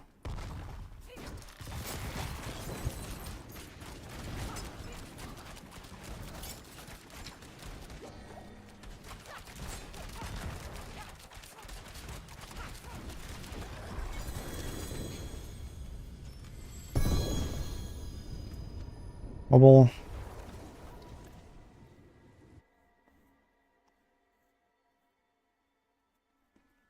One thing about the legendary note and no witnesses being completely useless now. Yeah, it's not 100% useless, but it's not good enough to be used really. Like the main problem it has a very short duration. So the only reasonable use case it has is like an exposure death trap build. Because you can actually activate death trap more than once every 8 seconds to proc it. Not a bad. Hello, shining. Not a bad pull. Hello, shining beauty. Great Avix life. But then again, exposure and death trap builds are not really high up on the list currently. And ultimate damage is hard to come by. Bright aura. Brighter soul. Better than starting from nothing. It's not like you ever want to use any of the other unique, other ultimates on Rogue anyway, besides Death Trap. So, Not a bad. I guess it doesn't really matter that it only synergizes with Death Trap. What's still got some good I mean, Paragon Revoke is certainly coming in the expansion anyway, so I'm not really worried about no witnesses currently.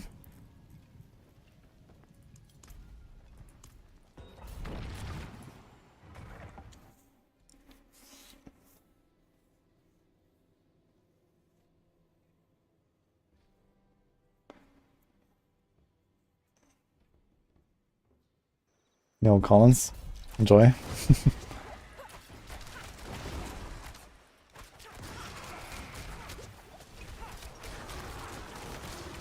Oh.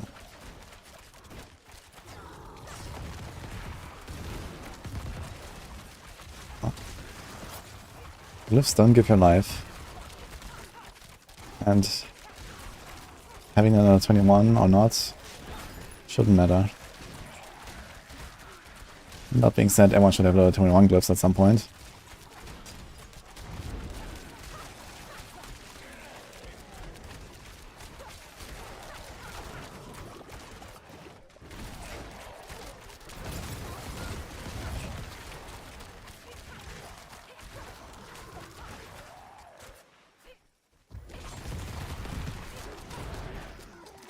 A better Barb to use Grandfather on.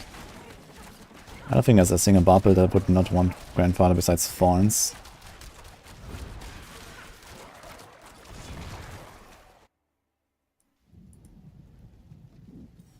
Nice rogue push I've seen is 124. Pretty good.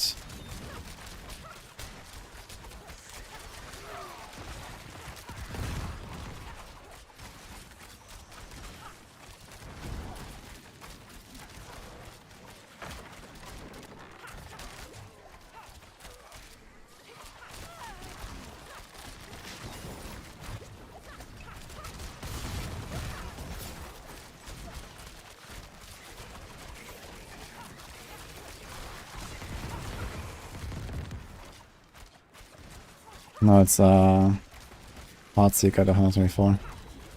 We might see something like this if Rapid Fire too.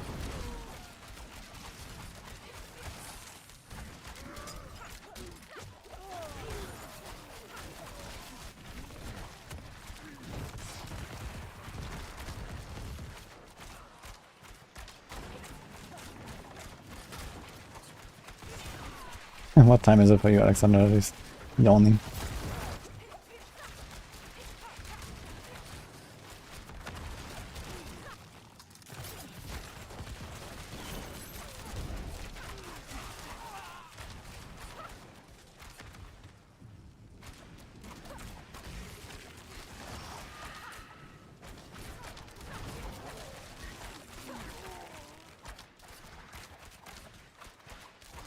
Or the buffers or something and a fix, a victimize.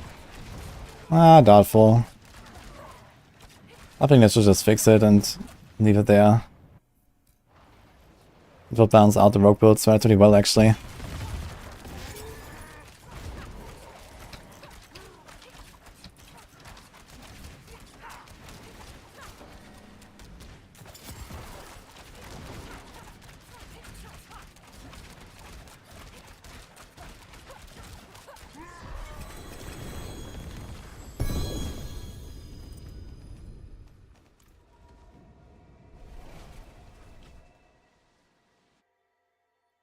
Yeah, victimized builds are a little bit too strong right now. You do some double dipping.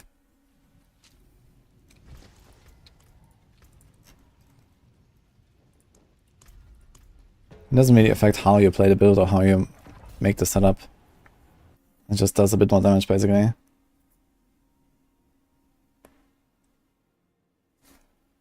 It's about 4 PM.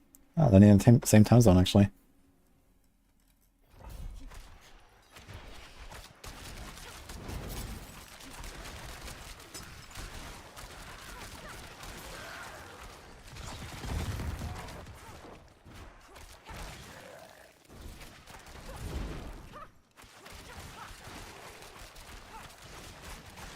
Me 4 PMers in chat.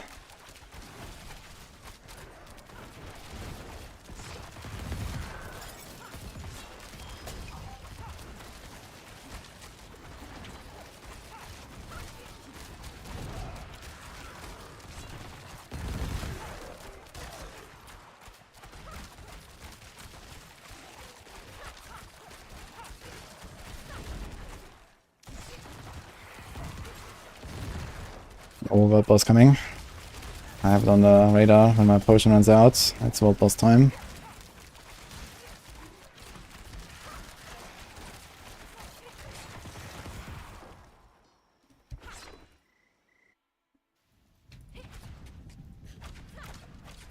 I will use mana in this build. I cannot actually.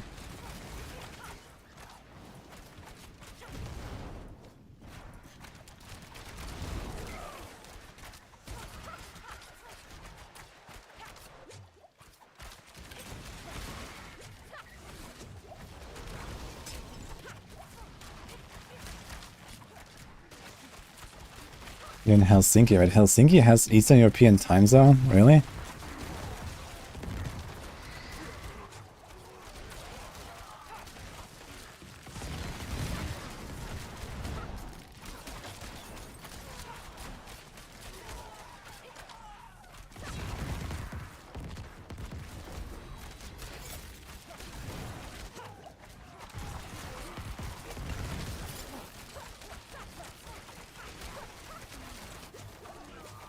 Fucking lightning, man.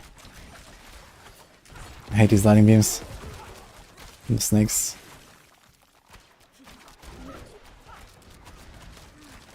Tricks.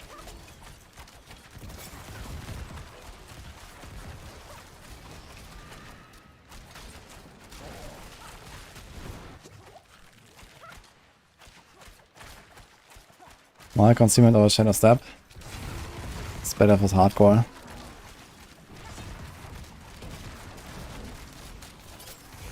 Shadow step doesn't give you anything in particular.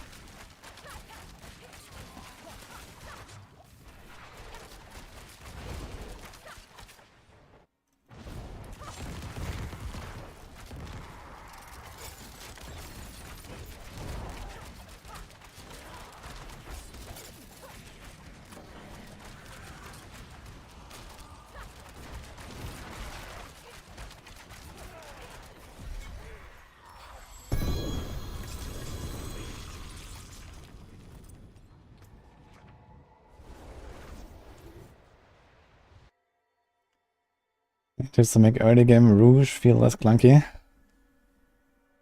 Well, try to get to Shadow Imbue and put 1 point or 2 points in Consuming Shadows as soon as possible. You can do this at like level, I don't know, 8 or so. And then you're chilling. At 15 get the call points and then you are faster than anyone else. Shadow Step. Safely stored in the stash and probably not coming out again. Unless it's for salvage.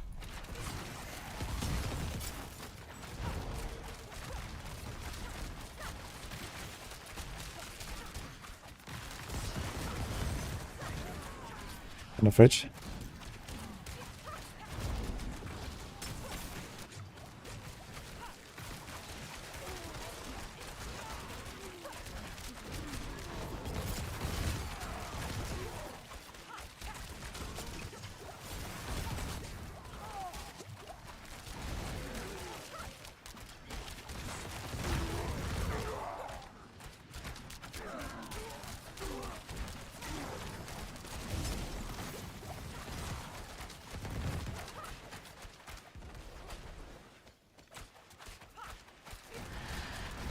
Any chance to make a Sorc with Melted Heart? Not really. I mean, it's not really a build around Melted Heart anyway. You just equip it or you don't, that's it. And then, okay, you can maybe like tweak your resource generation a little bit to have more resources so you can sustain the heart. You can just use it on Arc Lash or something if you want.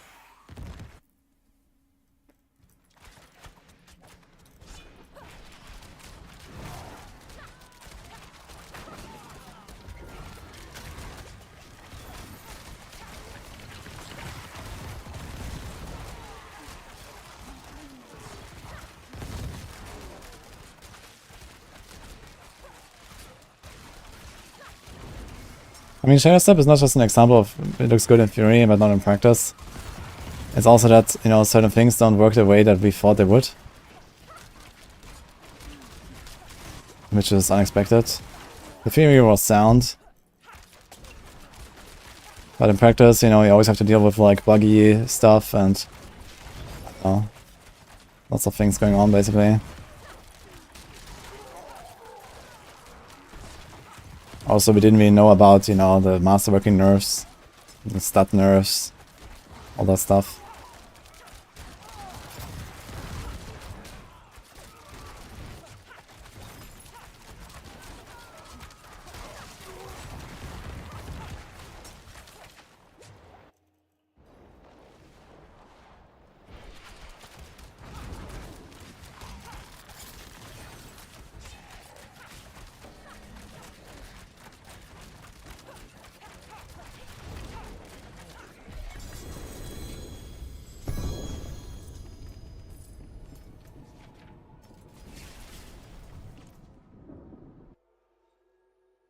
Potentially able to do 110 pit?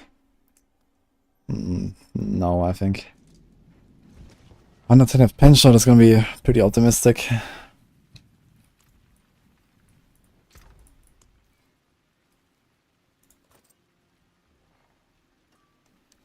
Free to poison imbuement.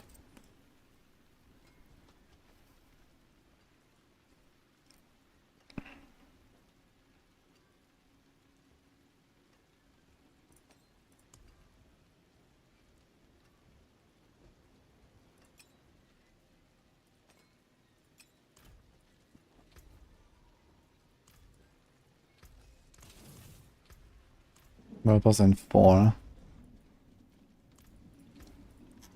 Okay, let's go like a 69 and run.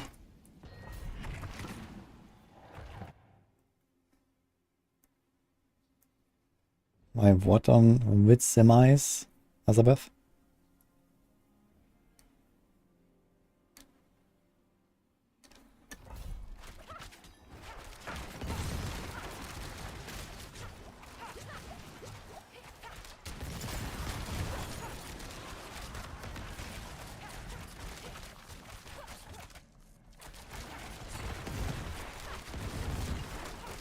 We need to hurry, guys, yeah, for the world boss.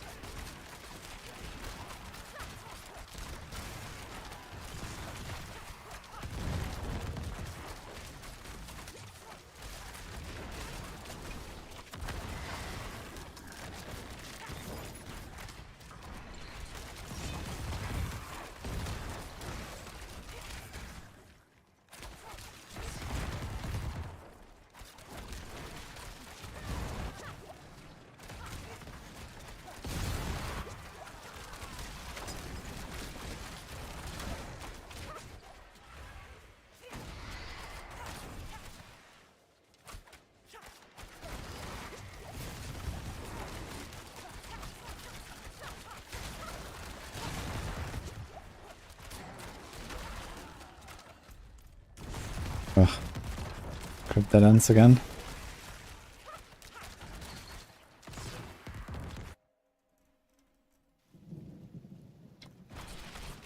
Okay, we have like 1.5 minutes. We'll be fine. Went lower tier. So far pretty long run. Shitty packs.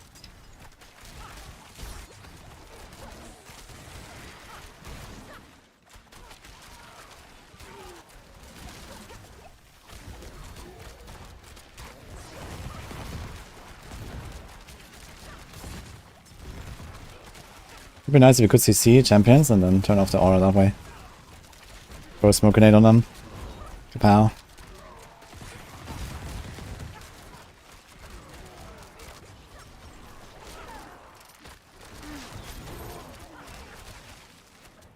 These vampiric guys still heal quite a lot, huh?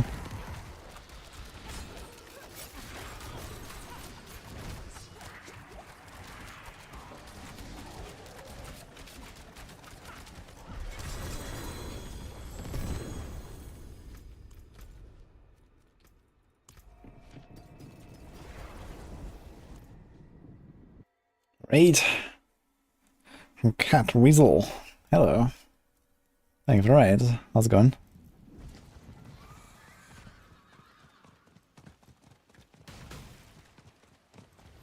Not even close, guys. It's fine. You have like 15 seconds. 25 actually. Oh, here we go. Everrise. Greetings. Hello. Hope you had a good stream.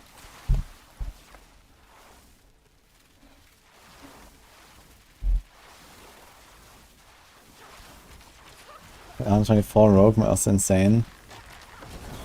Well, he healed from Siphoning Strikes, I guess.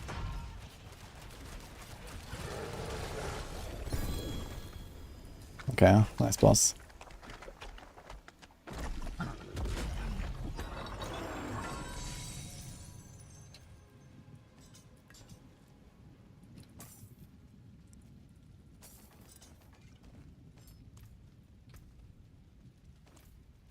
I wonder if I could actually go here and then lock it to my druid. Like if I prepare both characters, it should be possible, right? If I kill him that fast, and I can log on my druid, and I join an instance where I didn't die instantly, I should probably get loot twice now. It's actually pretty valuable these days, because you get like a shard, or get like a stone or something. Should try it. Should I try this now? Let's do it. Maybe I get lucky. I'm blasting T100 diamond dungeons. Alright. Hope we had a good time. I was weak here. Describe the Shadow Step compared to the Heartseeker. Hardcore pit 100 plus. Yeah, don't play Shadow Step in hardcore. Oh, I don't have to don't have to waypoint, guys. Unlucky. Well, since you're on a druid, I guess.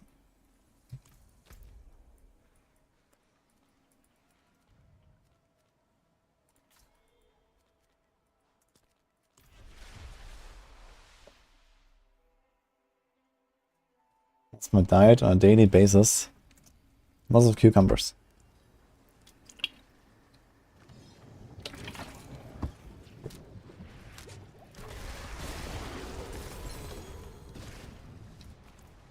Stay hydrated.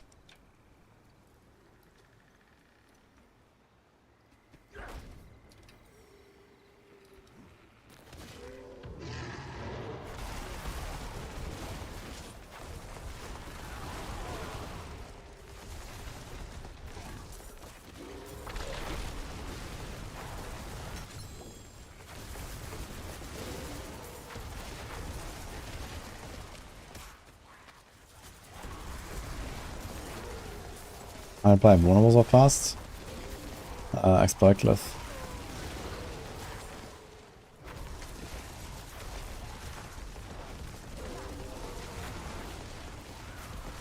I recommend to just play inner side personally for Heartseeker. I can do flurry, especially early on, it's not a bad idea. Before you have good gear and stuff. But later on just play inner side and it's fine.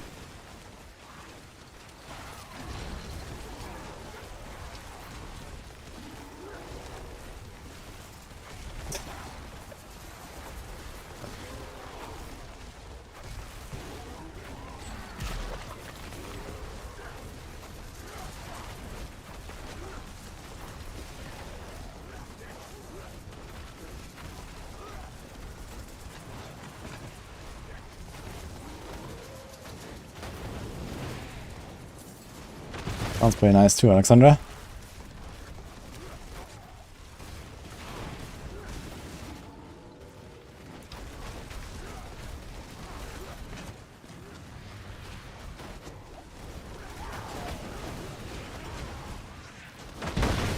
Yeah, Shadow Step kind of works, but I don't think it's really great. But what is that? Is that like a bubble spawning? And it instantly disappeared.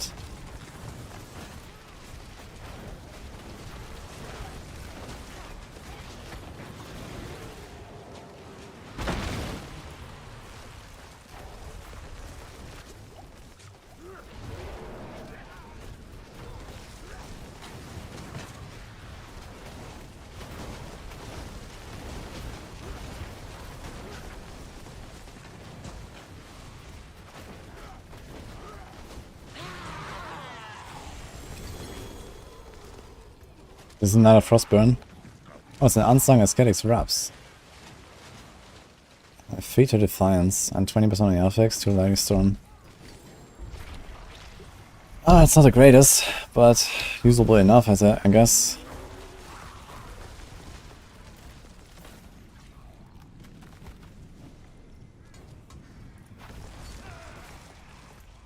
Maybe I'm not gonna farm Beast in the Eyes with this character done. I need to do this at some point, get those anti-mats.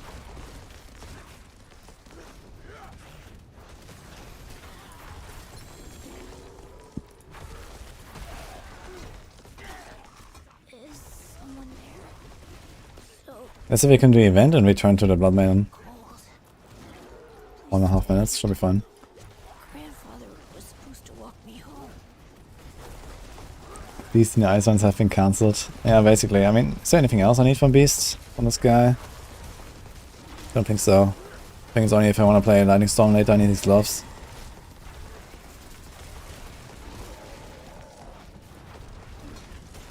I've seen the Wind Shear Druid. I mean the thing that I'm playing currently.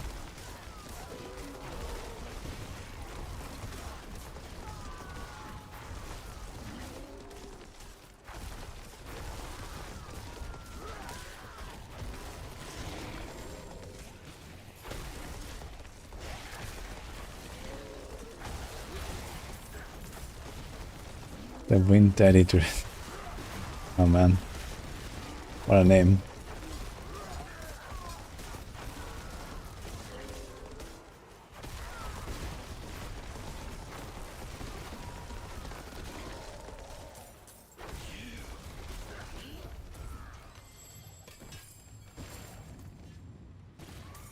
Okay, let's see.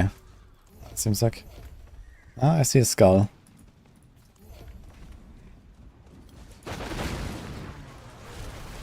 I'm arriving at the right time here. Ooh, beautiful.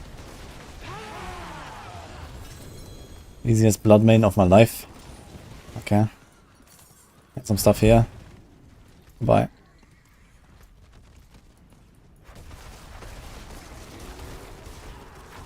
Man, in softcore it must be nuts actually. If people like run this stuff non-stop and you just like come there to leech at the end.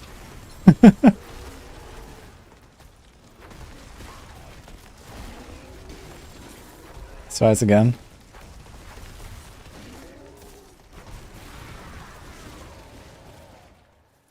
Died on Druid at 75 last night. 07.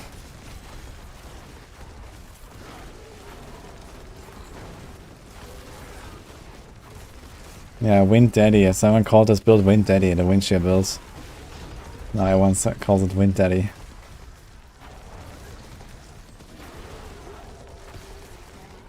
It's basically left click builds.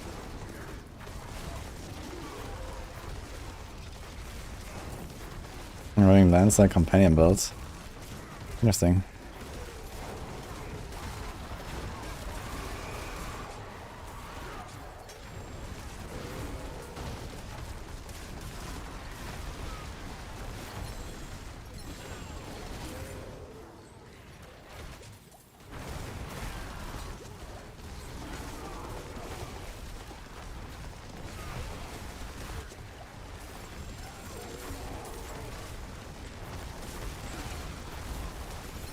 See if we can make it back to the Blood Main again after this.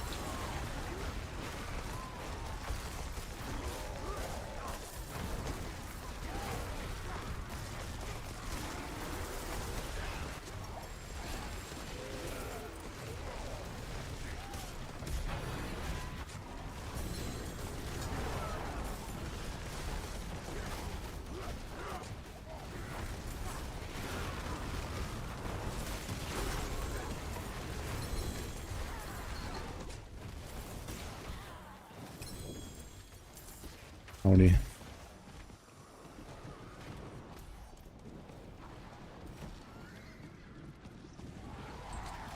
I think I missed one.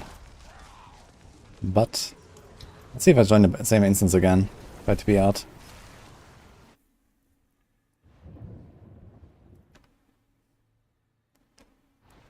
Anything new from Blizzard on whether Holy Vortex will be nerfed or fixed? I don't think I've said anything. But mid-season patch maybe. It is done.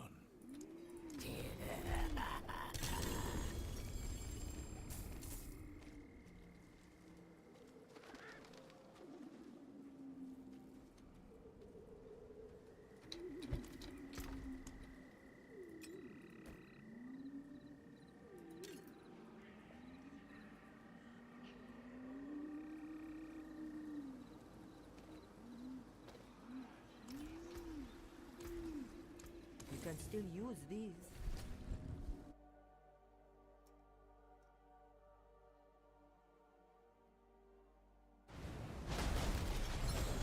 Oh, hello. It's going to be pretty fast completion here for my rank 18, I guess, at this point, if I can do this for a little bit more here. So that goes for another 45 minutes.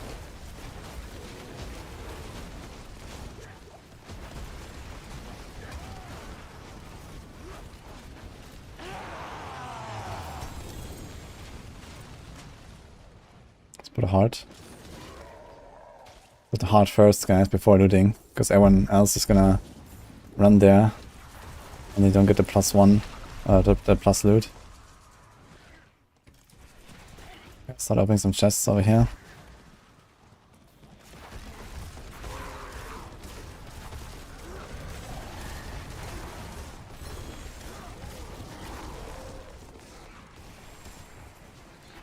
What is this? How much living still do we have? What?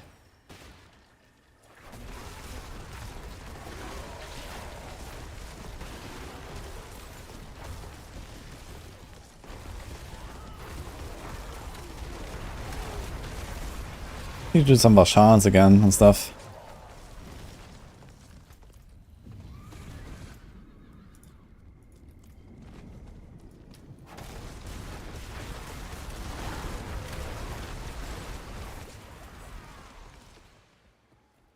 Thanks, Pandara. Appreciate this up.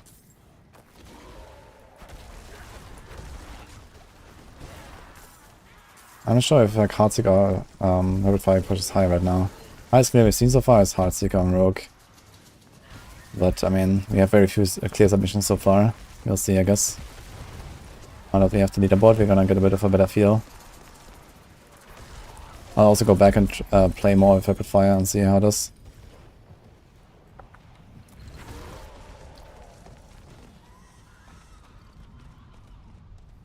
Dini?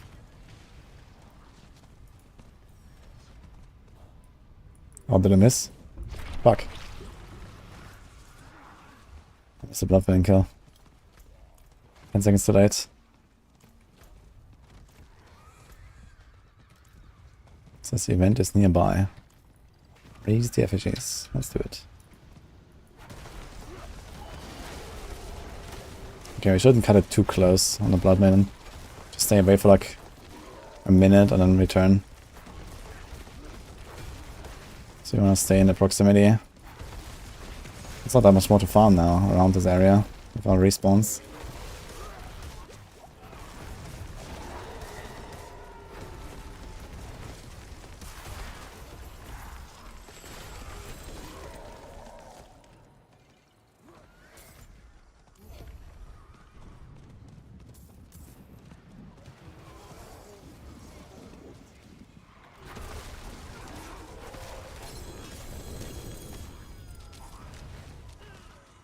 Then.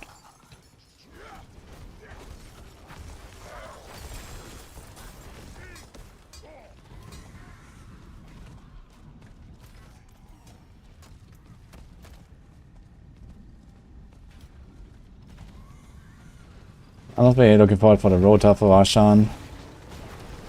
I think I'll get the loot I need anyway. I mean, normal Varshan, he doesn't even drop 925 loot and stuff, so I don't want to do a Rota for this. I wonder if at some point I'm gonna get a Uber drop though. The small bosses have 0.5% drop rate for Ubers. I think. So, 200 kills. I should be getting pretty close to 200 kills.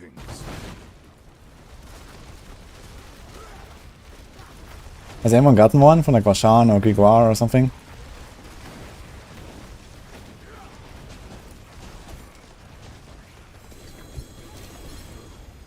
Click the heart thingy. Oh boy.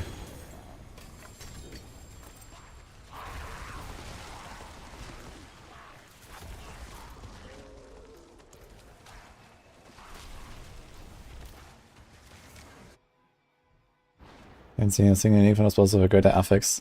Yeah, it seems like something is bugged with that. With the boss ladder uniques. They don't drop with greater affixes. Kinda odd.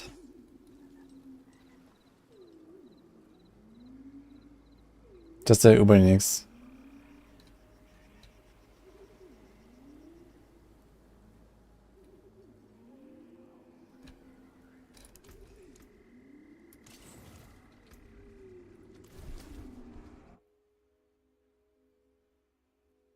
How's Rent Barb? I don't know actually. As OP as the others, I guess. Oh no, we changed instance. Unlucky. Interestingly though, all the items are on the ground. So I'm in a different instance here. You see the Bloodman fight is gone and stuff. But the loot is still there.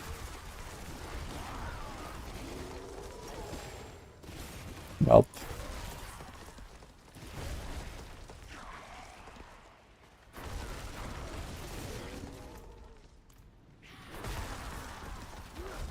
Oh, kicks off.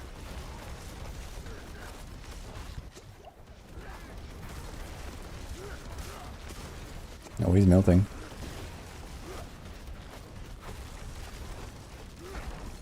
This build has such a nice combo of single target and AoE. I like this a lot.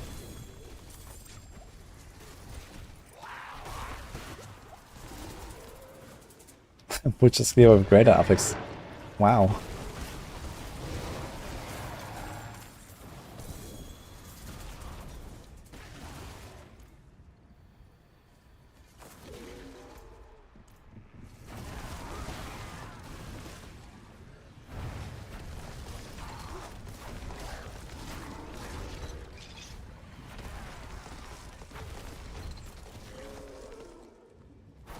Is there any unique with 2 greater affix or 3? Yeah, there are. You can have multiple greater affixes on these uniques.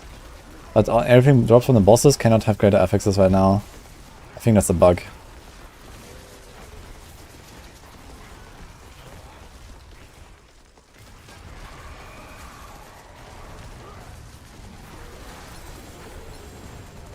A quick guide for returning players. I don't think I have like really like a big comprehensive overview or something. A bunch of videos on a lot of different things.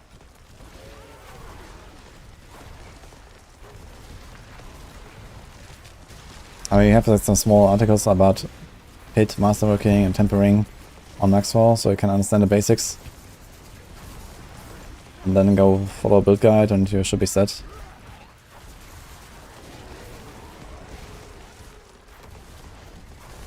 We ever open silent chests? Yeah, silent chests are very good. Should always open them.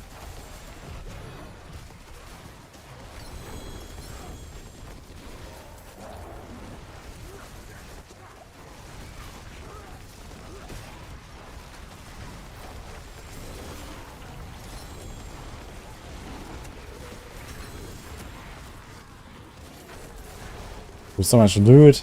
I don't see explosions. Like, what is going on here? Not a Hellborn.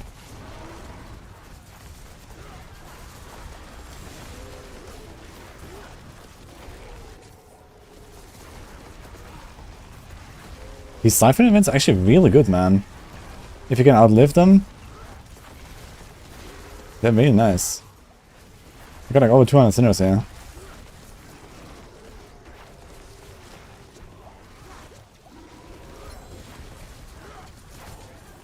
$250 or something.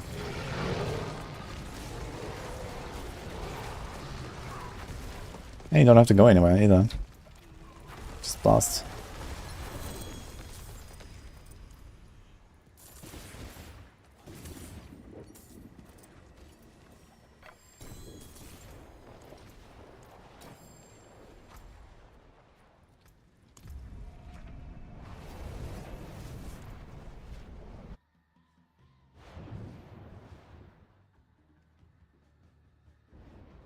The Imbuement Tempering Recipe drop.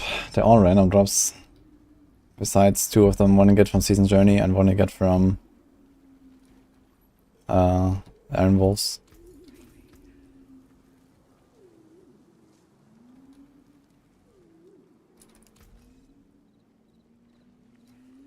Cooldown, Spirit per second. And we only need Tempest Rod over it. Builds that I'm gonna play.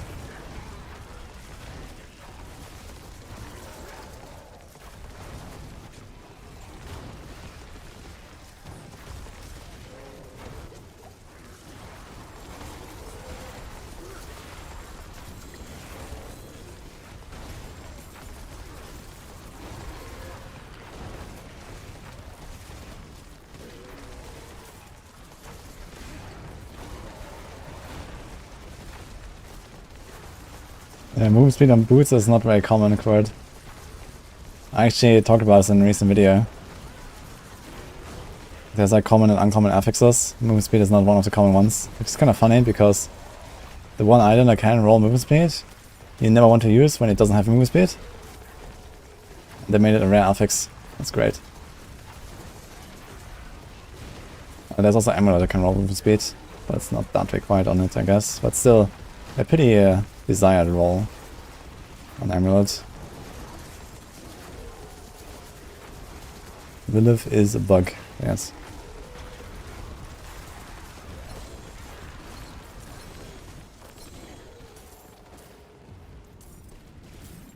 Scroll.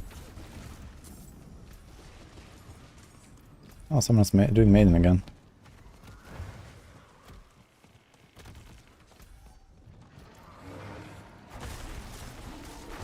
Still have the buff, yeah.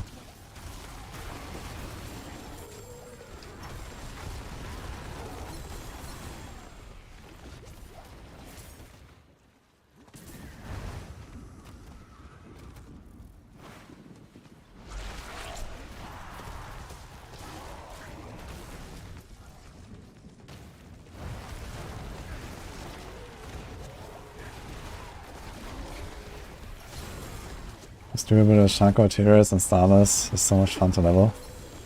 Shaco, Tyriel, and Starless, holy. At some point I need to try to like ultra twink out a character with like all the Uber uniques and see how that feels. Level 35. Level 35, go World Tier 4, let's go. On hardcore, why not?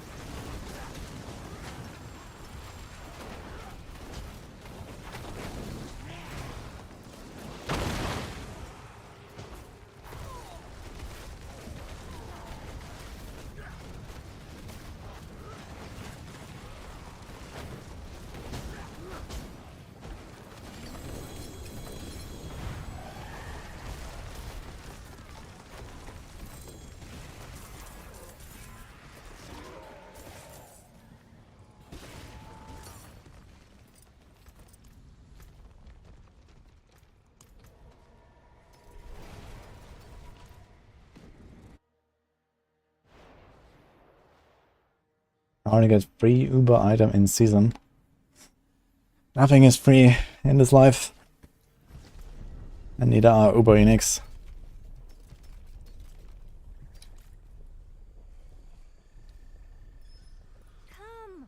Can upgrade my potion actually, I never did that.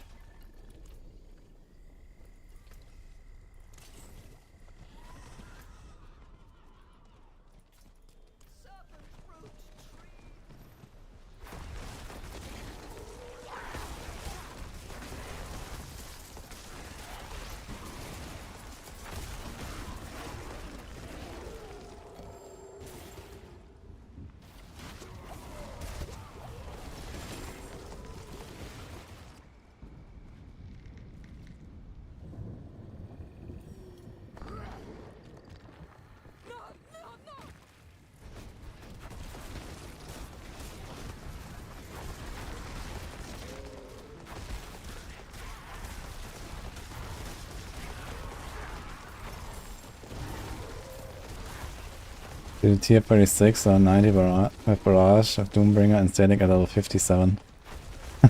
Pretty good. Doombringer and Static, man, that's a very tanky setup.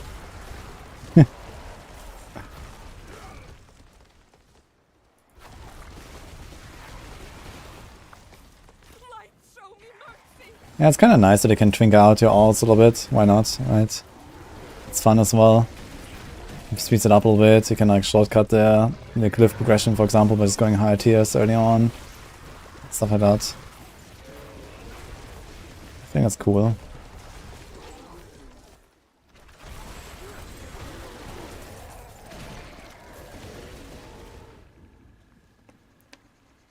It was bugged, yes. What's the oh, nothing shows here.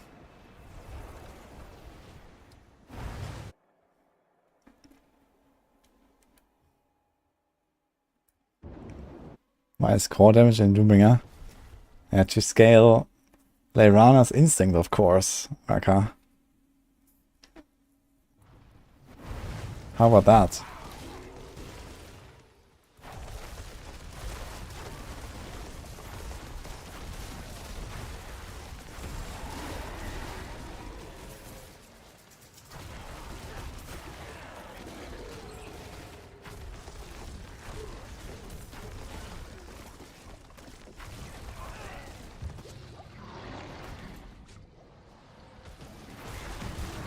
Okay, he's off again. Hello.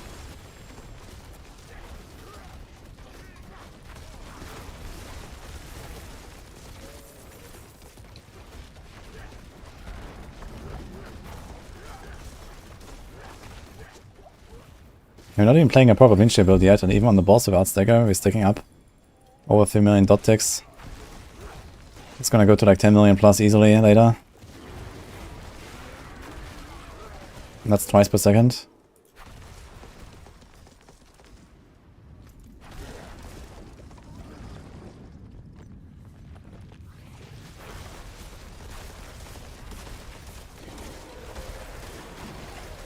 Need to open some more chests here.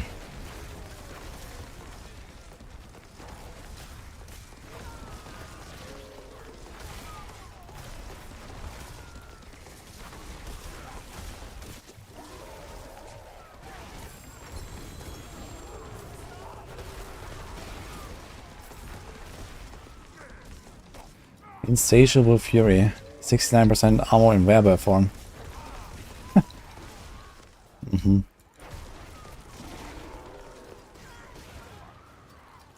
Nutty.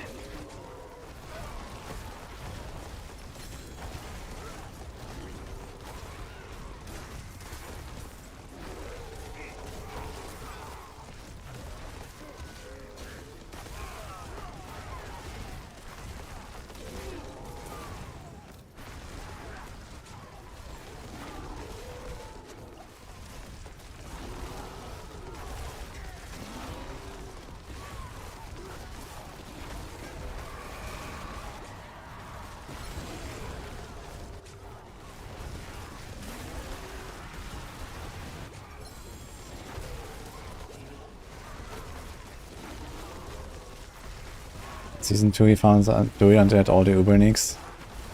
Yeah, but I mean, Uber Neeks are still really good in some builds. Not all the other Neeks necessarily, but you know, Shakeo, Stardust, Grandfather, Boombringer as well. They have really good items still for a lot of builds. I'm definitely looking forward to getting a Shaco soon. Opium. And also it's much easier now to farm these Uber Neeks. You can get the sparks, you can craft them, you get a lot more mats just by playing the game. Like you probably just get like double or triple the mats even without trying really.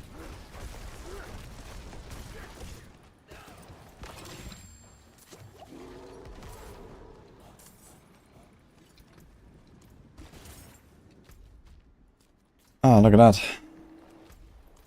Whispers just spawned.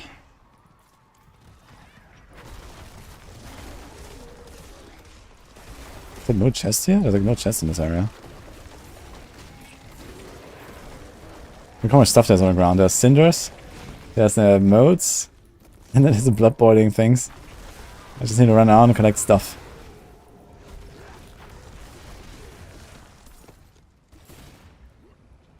Hey Isaac, thanks, what's up? I'm doing great, how are you too? How many push-ups can I do at a time? I haven't really tried in a while. If I had to guess, maybe 20 right now. 30 if I really try. Pretty light. That helps a bit.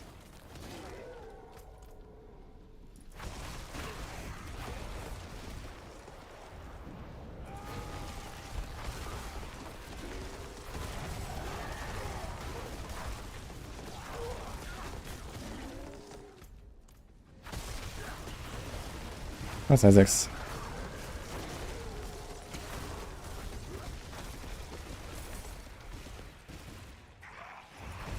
Five. Let's go.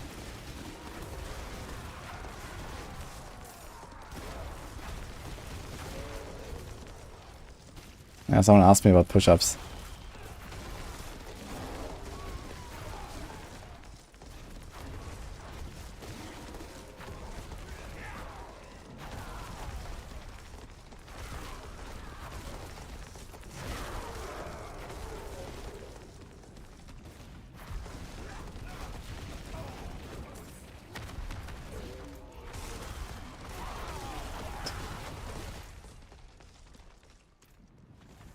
Let's go up there again.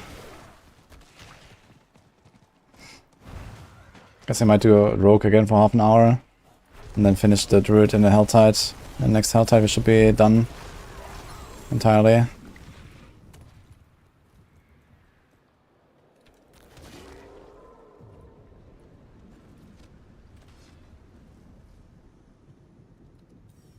So you got Fire Plan has 8 points remaining after getting everything. What? That can't be true.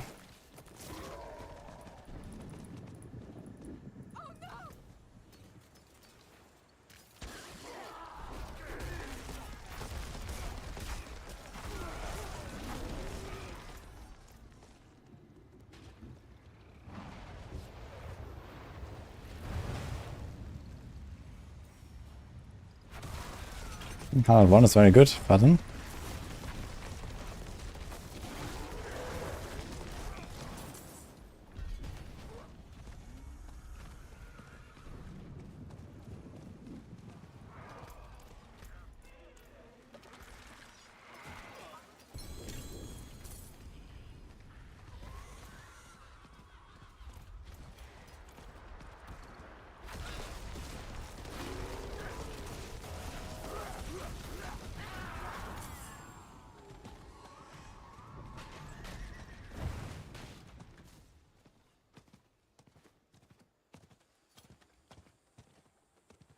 The big dots on pulverized druids. I mean the red dots that explode, this is the blood boiling aspect. That got most. Do we save Insatiable Fury? Can be used in hurricane builds. Helltide farming of hurricane with this chest is like super chill. Just press one button.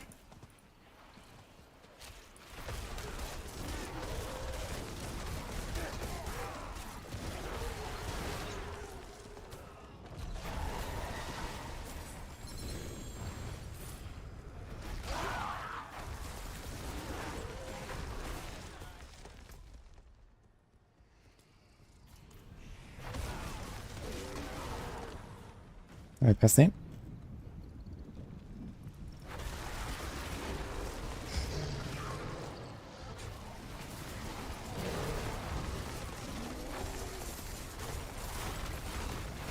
Nah, I don't wanna stay here now.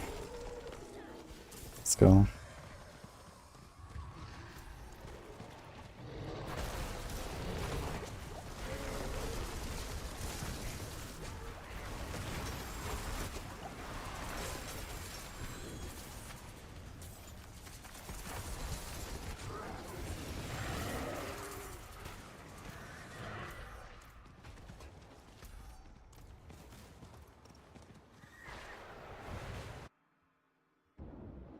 Harry makes thanks us up.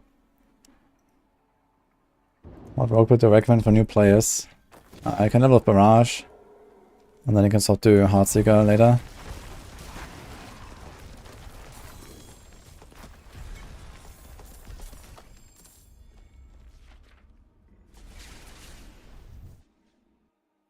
I have Tempest already, Dave.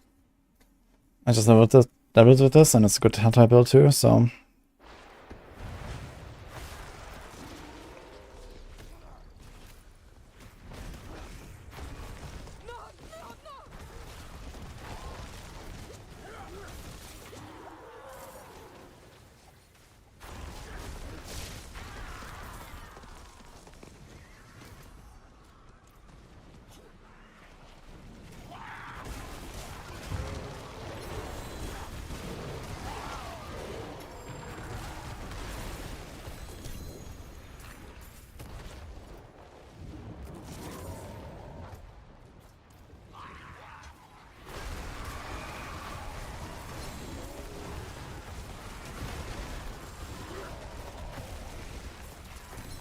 Current strike damage cap doesn't exist.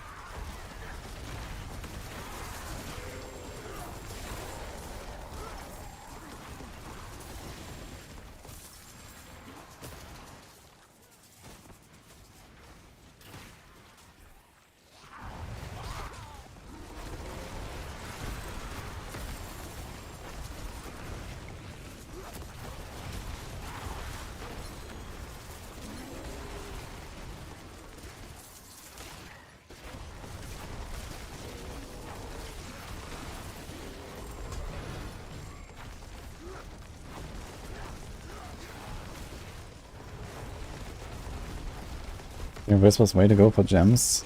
It's pretty good for gems, yeah, but I think you get more in Nightmare Dungeons actually. So let's drop a lot there.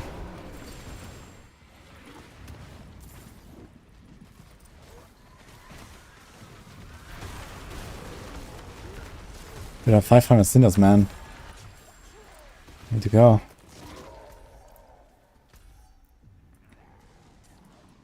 The chests are invisible again, I think.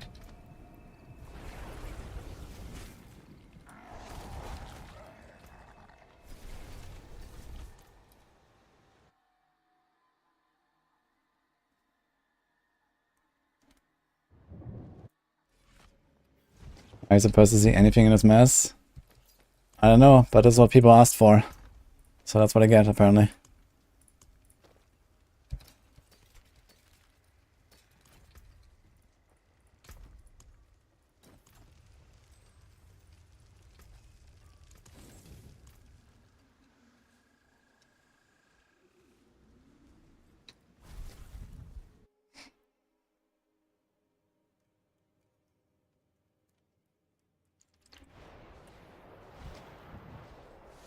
So how's it? Here. Chests detected.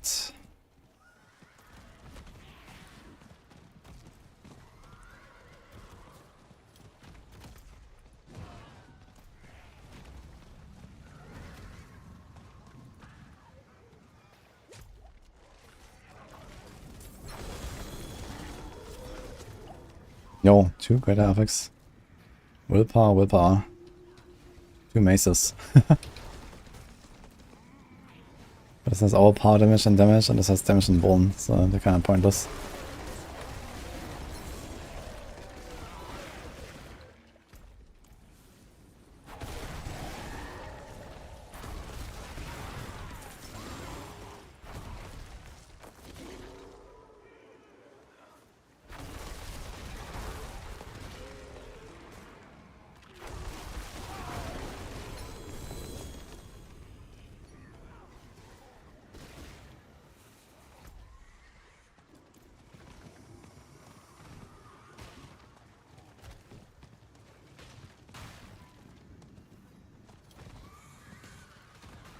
Congrats on the Uber. I heard double swing is not that great on bosses. So taking it down with double swing is pretty nice.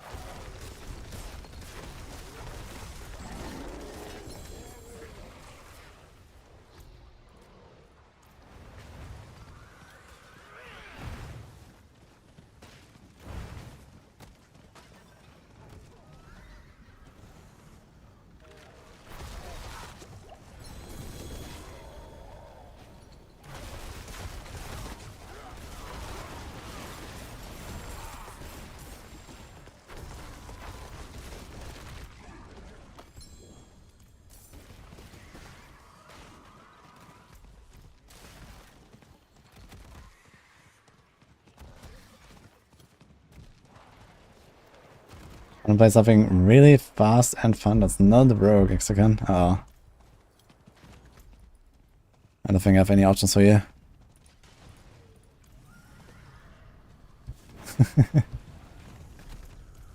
Nah, I mean, every class can go fast these days. Every class has a lot of good builds.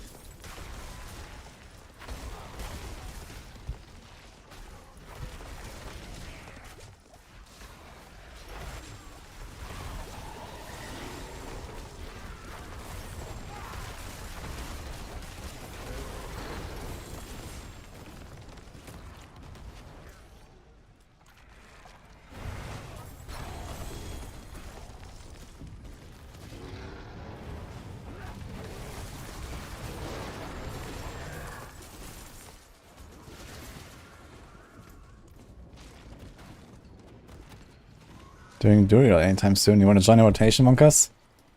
I could ask Chronix and Condas. I've been doing rotations of them. We're talking about maybe doing more today. I can see where they are.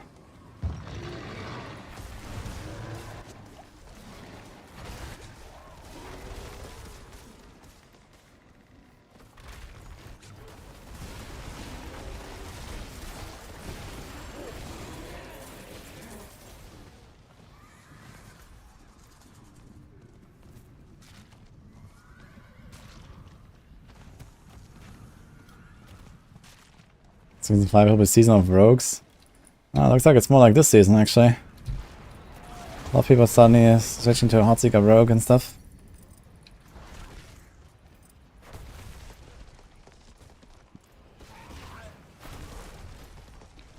Okay, I think we're done here.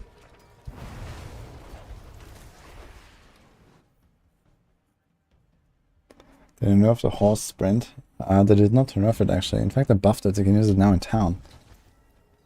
I guess probably what you're thinking about is you have less cooldown usually in your build. And that affects the horse sprint as well.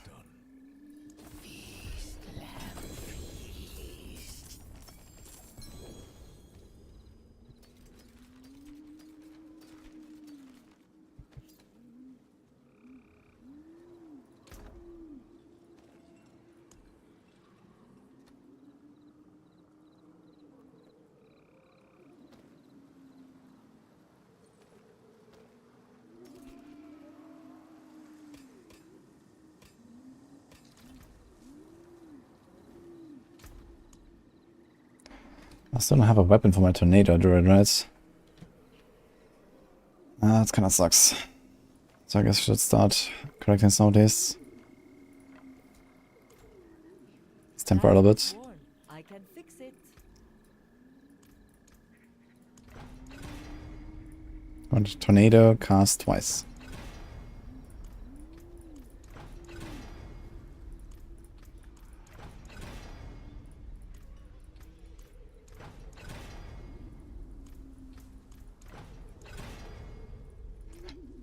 This ain't the one.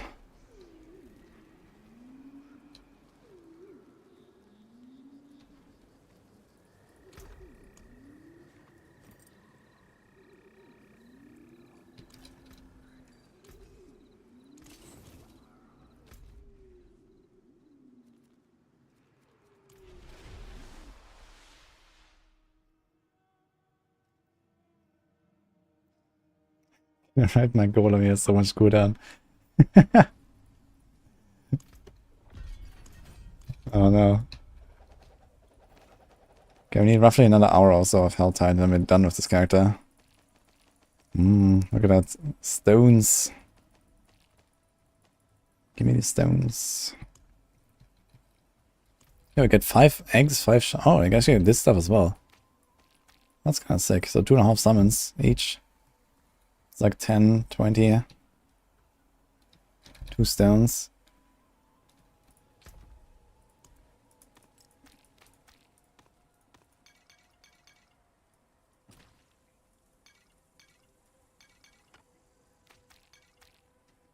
You have 13 Stygian stones here.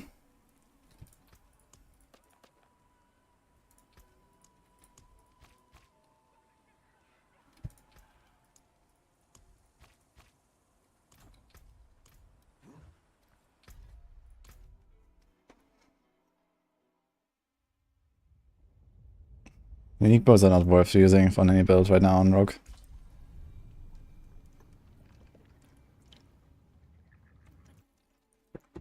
Killed 101 on Frozen up, but died the boss at 8 minutes when he was 1 HP.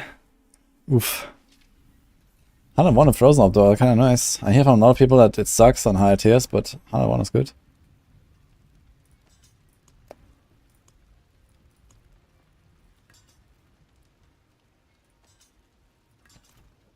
See some steel you need?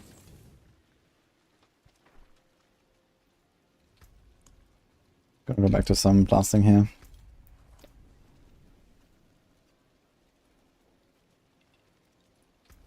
Need a Tormented Butcher. Got a 200 Butcher running after you. Uh-oh. That's gonna be a rough one, actually.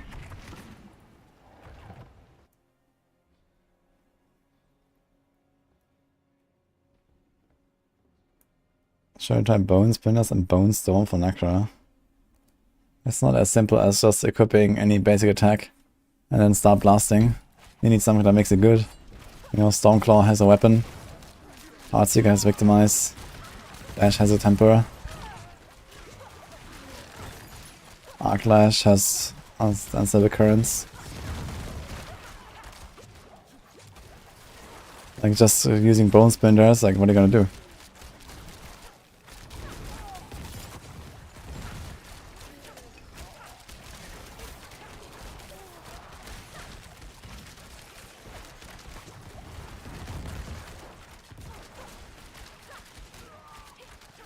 Well, 200 Malphas, yeah. 200 Malphas would be badass, man. I hope they bring him back, honestly. I think a level 200 Malphas would be a really cool fight.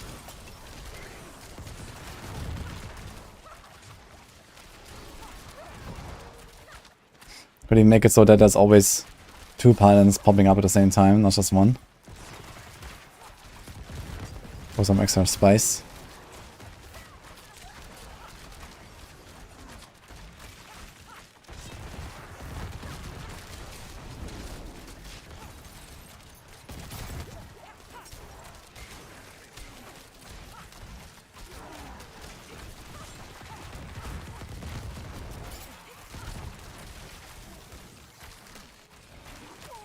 What are they gonna do?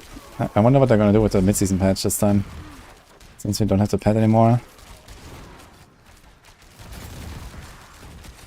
Maybe you're gonna bring back some of the effects. As a legendary aspect or something. Like the barrier breaking thing. Or whatever. But I mean that only really makes sense for like PvP, I guess. Register to damage support, man. Let's go.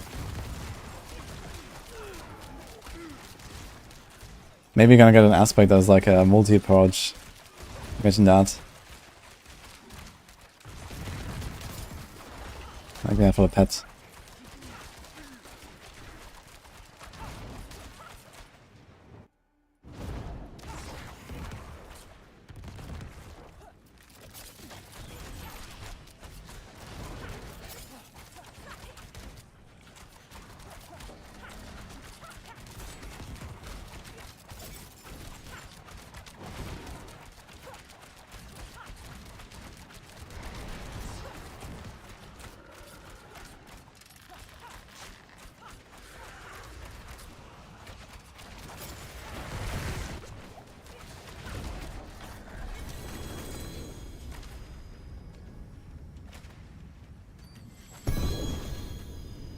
Guess these ground effects probably still damage you, right? Didn't despawn.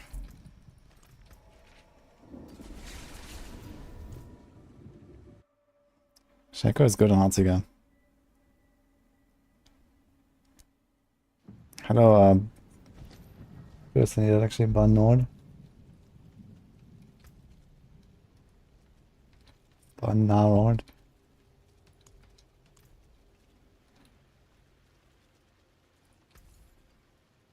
Hello. Hello. Not a bad pull, that. Hello, shame that.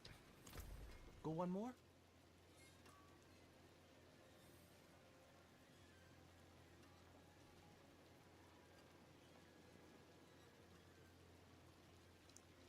Movement could cool down. I'll save that one.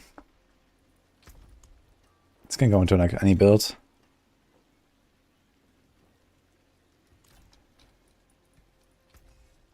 Better than starting from nothing.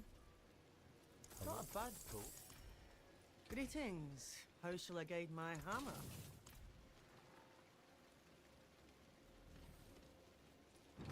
How much Neve Iron do we got? 715. And he needs 550 per item from 8 to 12, right? Holy shit. We have 1, 2, 3 level 12s. So I need 7 more. So I need 3.5k. And then we need more to also get the Shaco there. Well, I guess I don't have to buy helmets, just do the Shaco once I got it.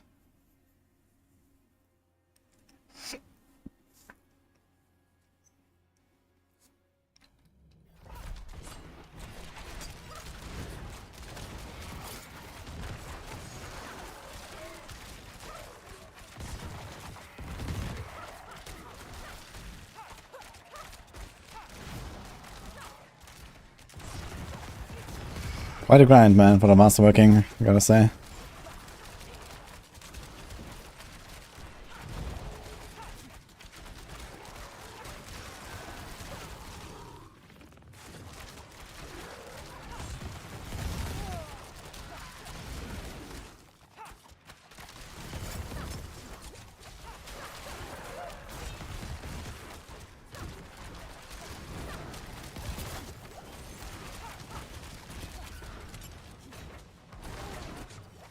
You cannot hit me there. Was that through the wall? I can't shoot through the wall.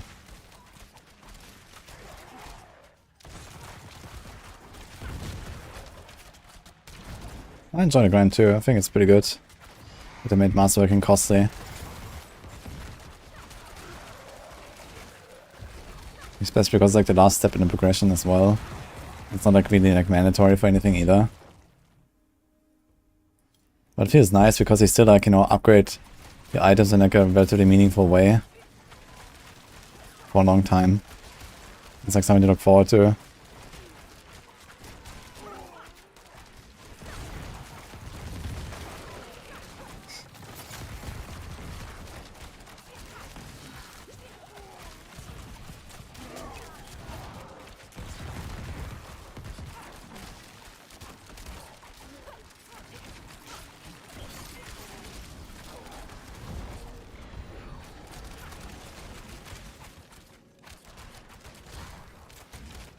You can't increase item power anymore. That's gone.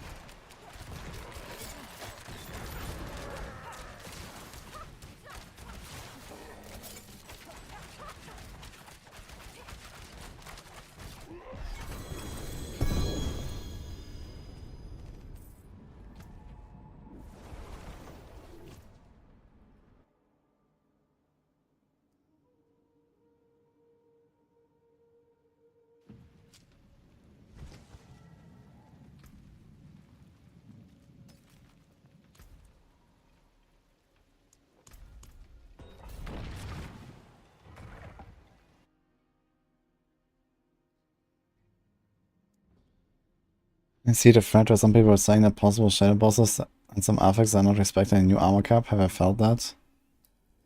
I have not felt that, because I usually try to not get one-tapped on hardcore. So I don't think I'm the right guy to test that. I mean, could be that there's some buggy stuff going on.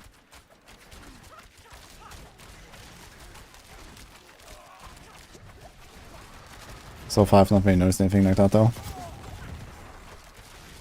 I think people are just like surprised by how much damage the bosses do, and that's it. And more importantly, you can't apply a lot of the conditional damage reduction effects to them. You know, like debilitating roar, damage reduction from vulnerable, damage reduction from poison, and so on. So this is probably more what is going on there.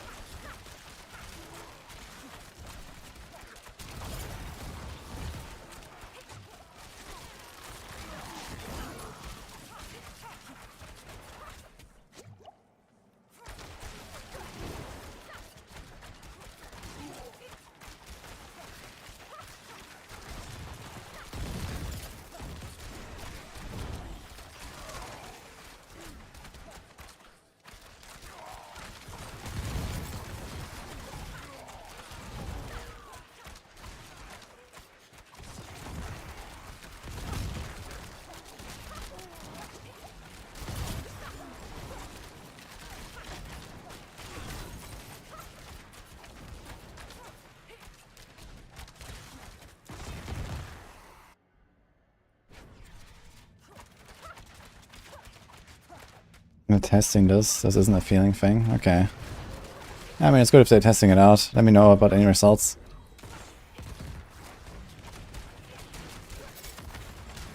But I won't be testing it, that's for sure.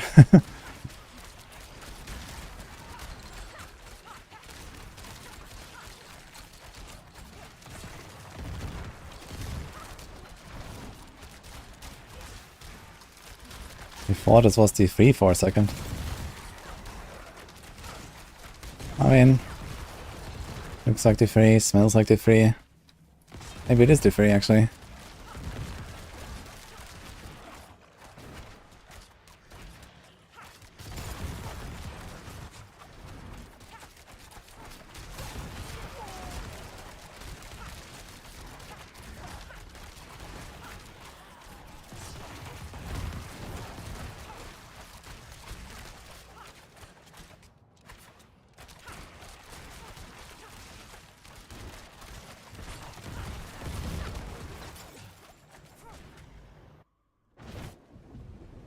Yeah, I'll play some Elite when it comes out. I wanna race for world first.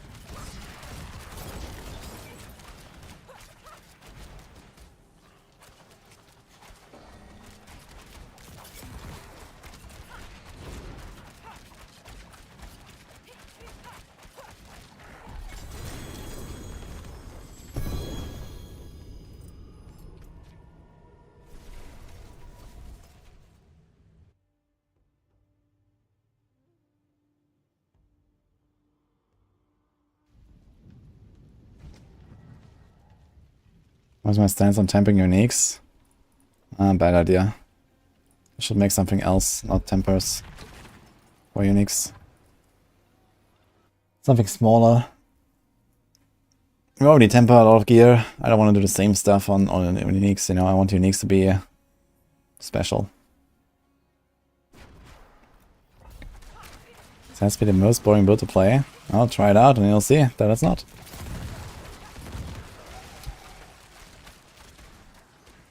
I mean, it just doesn't manage any resources, but few builds do these days, to be honest, so it's not much different from like spamming headshots or spamming barrage or something.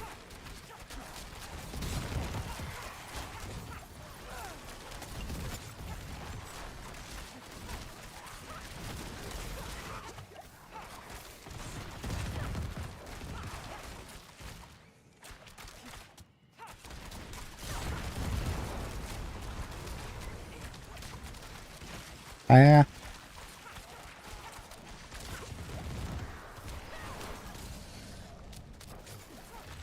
Man, the snake follows me while I'm in stealth. Crazy.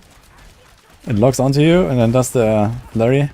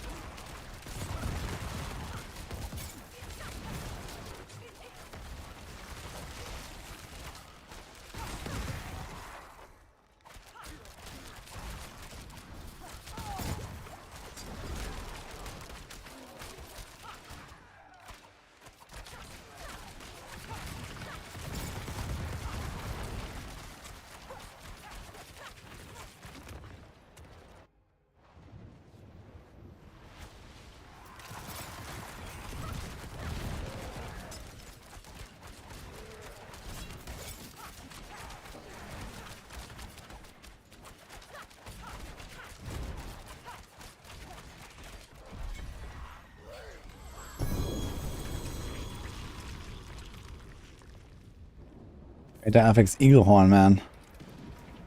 15 crit.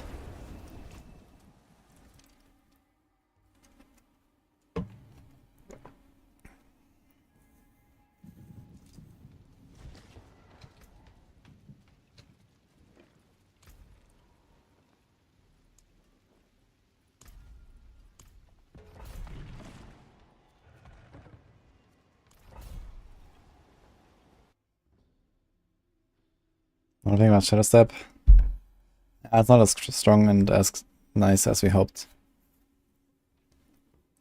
Maybe with like Omega GG gear, it's gonna feel decent again, but yeah, there's like some problems with it.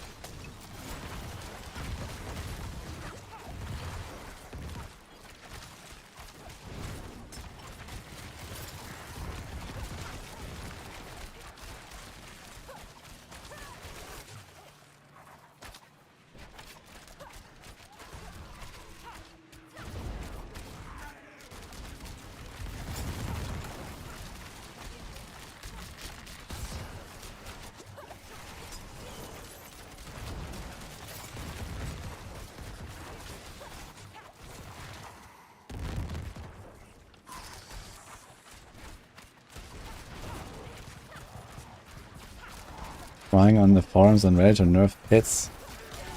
And why should I nerf them?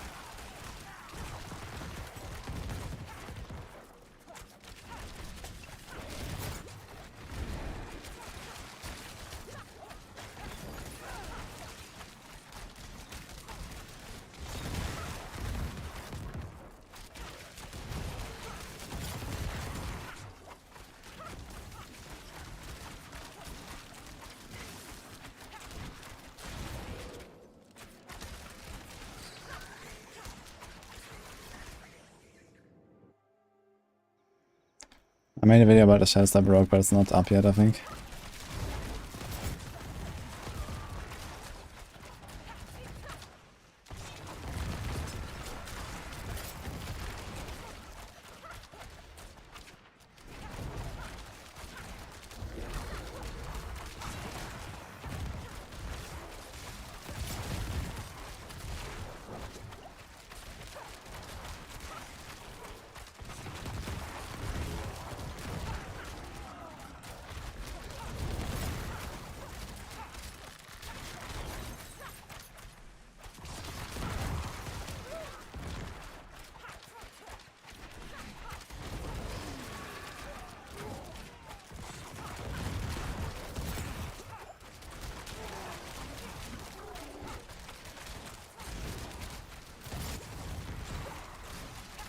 Rapid Fire is pretty close to Heartseeker. Not sure which one is actually better.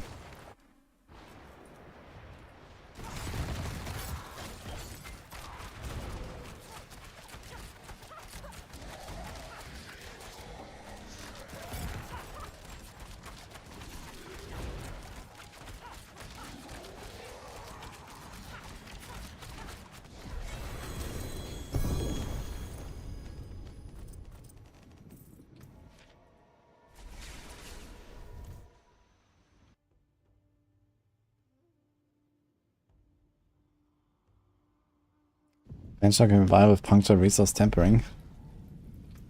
I mean, Penchant Victimize has the advantage that you don't care about precision stacks. And there's actually the Resource Tempering on the ring. And that Resource Tempering, for some reason, gives you extra combo points. So you can actually stack your combo points to 3 with like 2 punctures instead of 3 punctures. And I think at some point you can even hit only a single puncture to stack it. That is kind of valuable. You need to sustain the resources somehow. I think I should put it into the planner as well.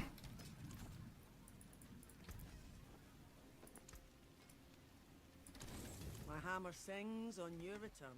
I think I did on the Twisting Blades guide. I did that at least. I think resource generation of a puncture.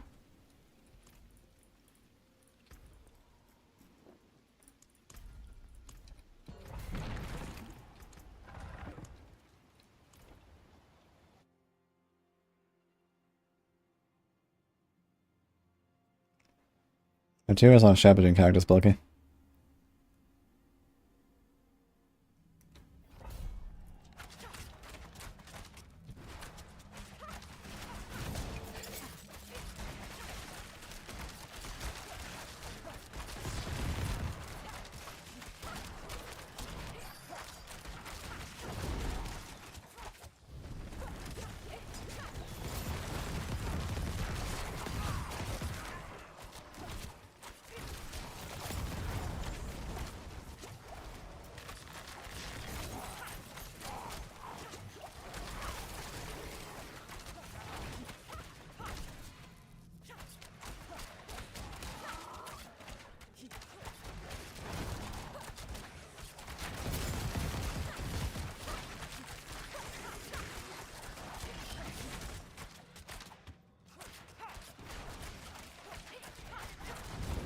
How elements affects this build.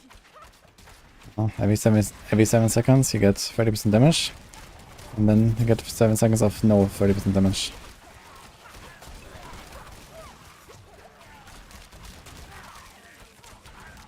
And it looks badass.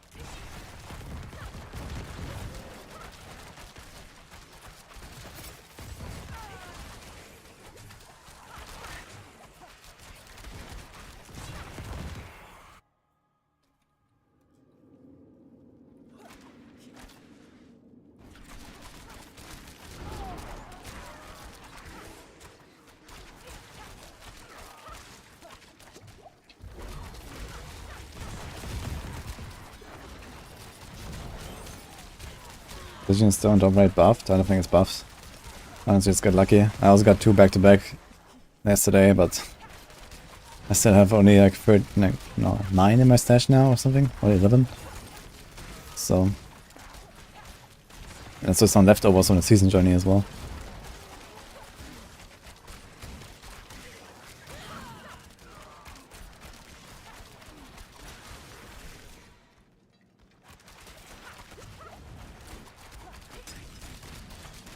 Okay, Wonkas are still here for Druid Rogue.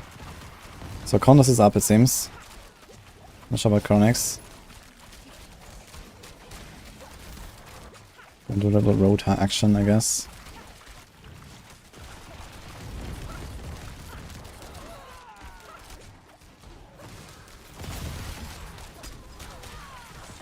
I think that Heartseeker is really stronger than Rapid Fire for a bit.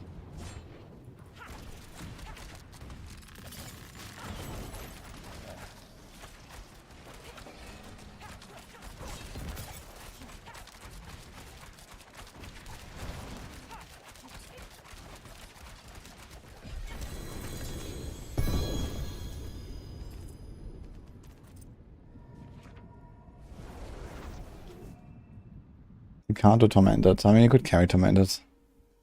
But I would rather do like the other bosses as Tormented, like, you know, Grigua or Vashan or something, but let's see. Chronics here. Normal Duriel, I guess.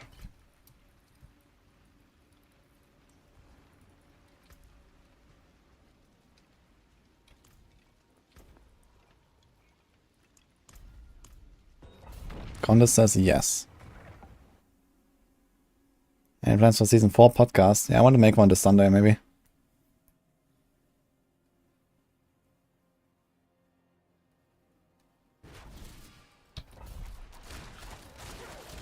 Okay, so I'm not sure Chronix doesn't seem to be here. In that case, we probably need +1. Anyone else on hardcore for Duriel Rota?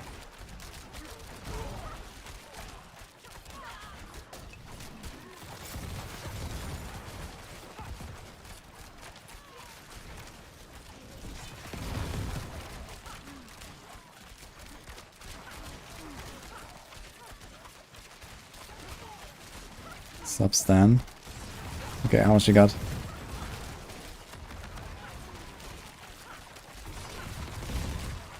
Well, I'd actually like to do a bigger session if you can. I have a lot of stuff.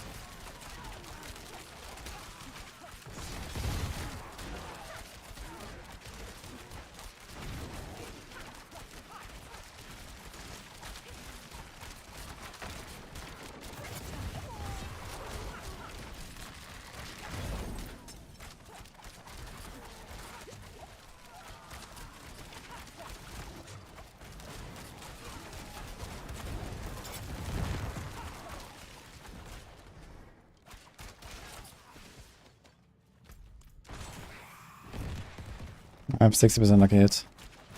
Oh, 50 actually, not 60. Well, if pot is a bit more.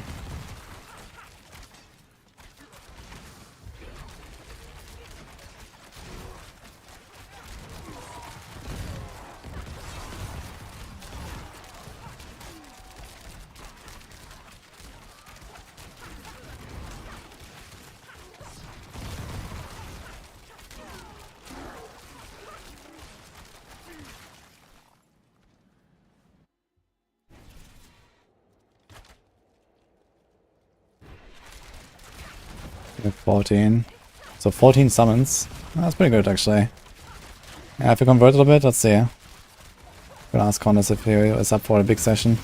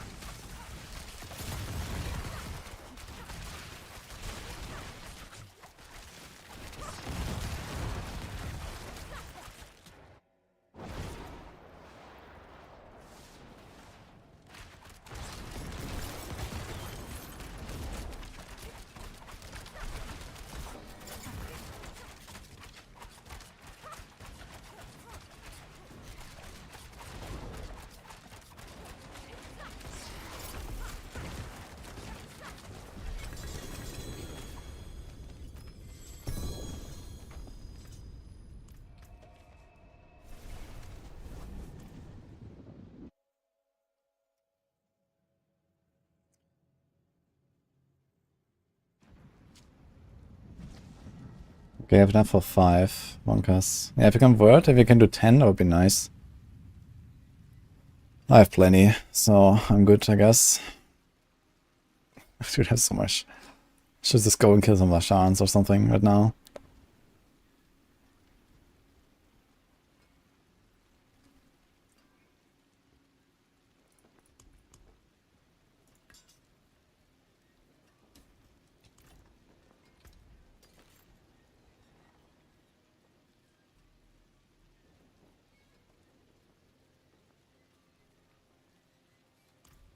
Greetings. What's still got I never finished setting up some of my builds yesterday. Need to do that to empty my stash a little bit more. Like this in particular is very full. And these here.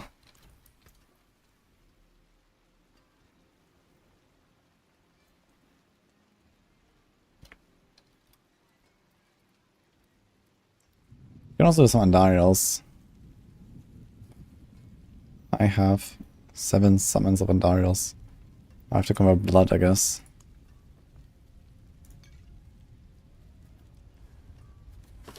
If you kill him 6 times.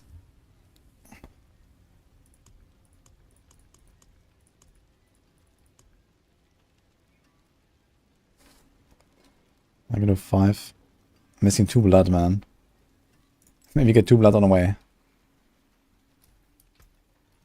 Okay, Wonkas, how about the Andariel? And, is that Stan?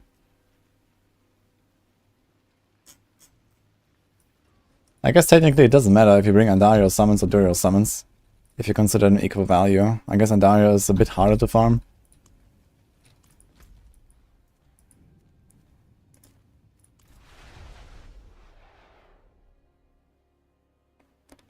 Lost the Barb, done with hardcore. Do you want boss mats? I would prefer some Stygian stones actually, so I can do some nice Tormented kills. I don't care about the other stone, other mats that much.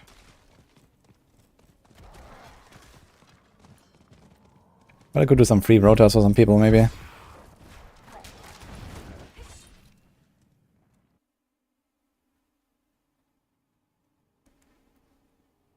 Five stones and 200 bloods. That's a lot of bloods, but hell.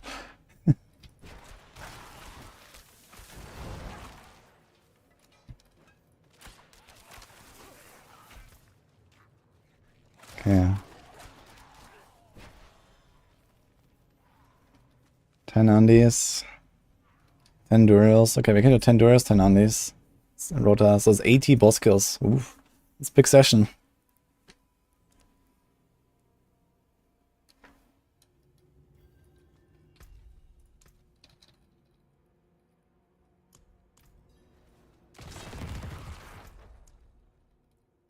Okay, we have Stan already. Wonkas, do I have you on the list?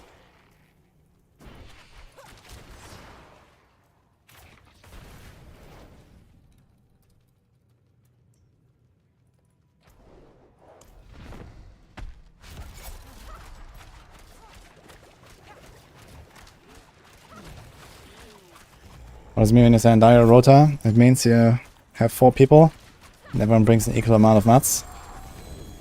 And then you summon one after the other.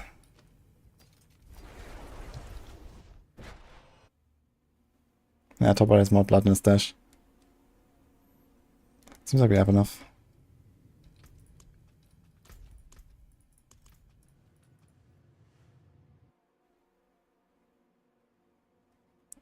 My highest plate completion without using Holy Bolt is 100 on hardcore.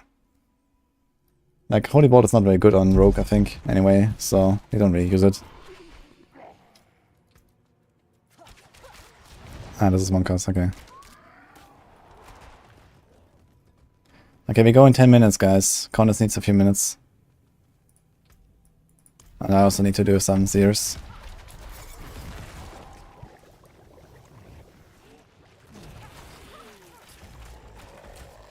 Without crossplay.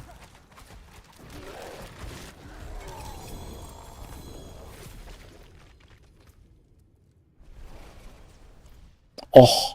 Oh shit! Wait, what else? Oh shit! Oh shit, okay. That is kind of nutty. It just drops some. It's not even 935, man. It just dropped from 0. Oh man. Oh man, okay. Time to ruin it. How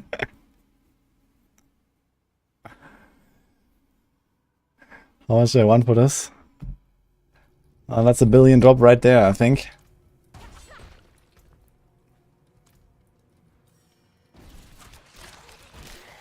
Yeah, it doesn't have to be 925, it's fine.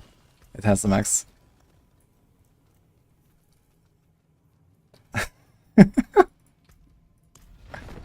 Oh man.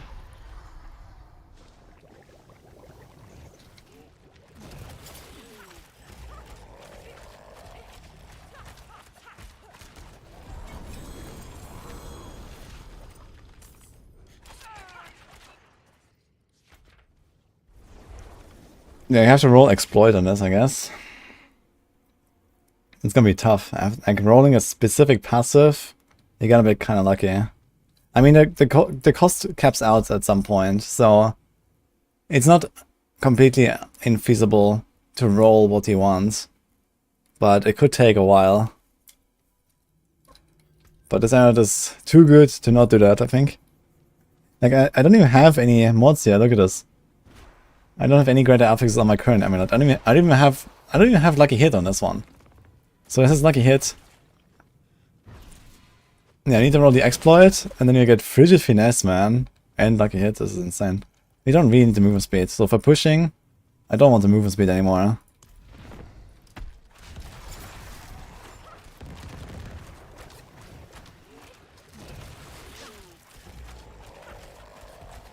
You know, using a spark costs in the 50 million.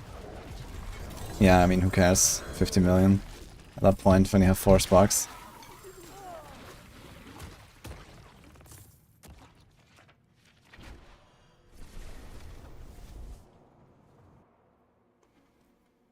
Minus 200 million ink. Should I roll it before I temper it?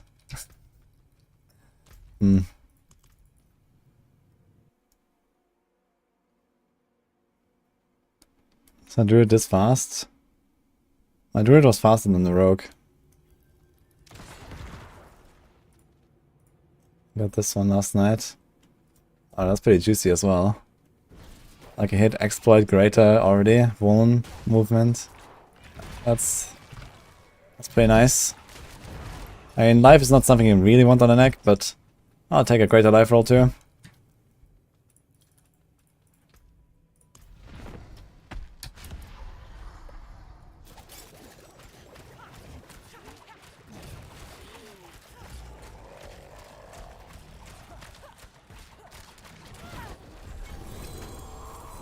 Okay, it's template. I got 2 times double drop here.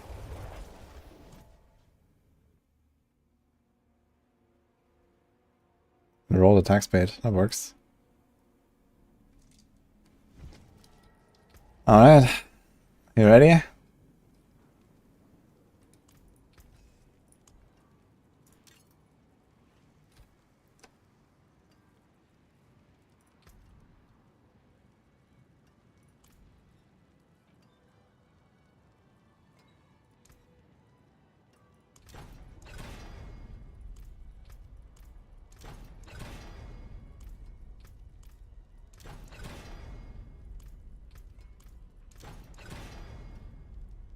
Okay, got a Vuln. The second one is not really that important right now. Come back if you need work. So I can decide to put movement speed on this. I will probably put movement speed actually.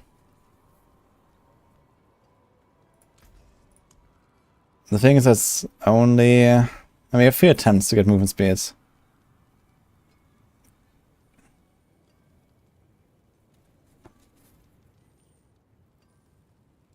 Because I give up movement speed already. I don't want to give up too much movement speed, even for pushing.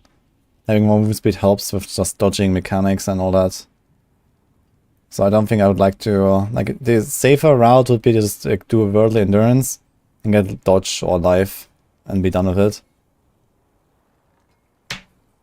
There's also siphoning strikes, which would be useful for pushing.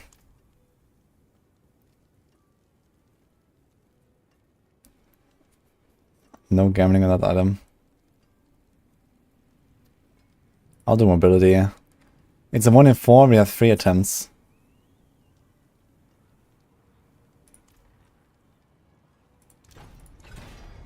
Yep. Okay, it's not ruined, guys.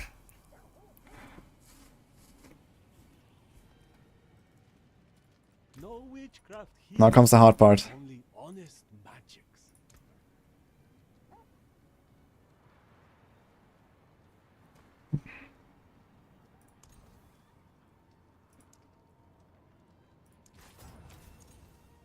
Oh, so close. Shit. Second roll, man.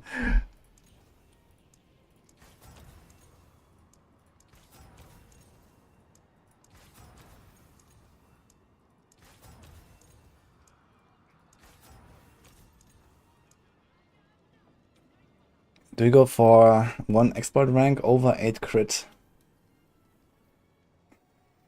Good question, actually. Exploit is pretty powerful. But if it's like a push amulet, the exploit will not kick in as much as it does in farming.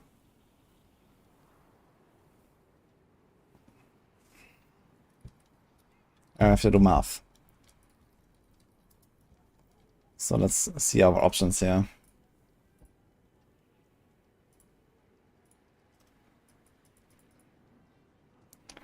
So 1 rank is 6% against healthy and injured. So it kind of averages out to around 3% per passive point, which is pretty much the same as any other passive point most of the time.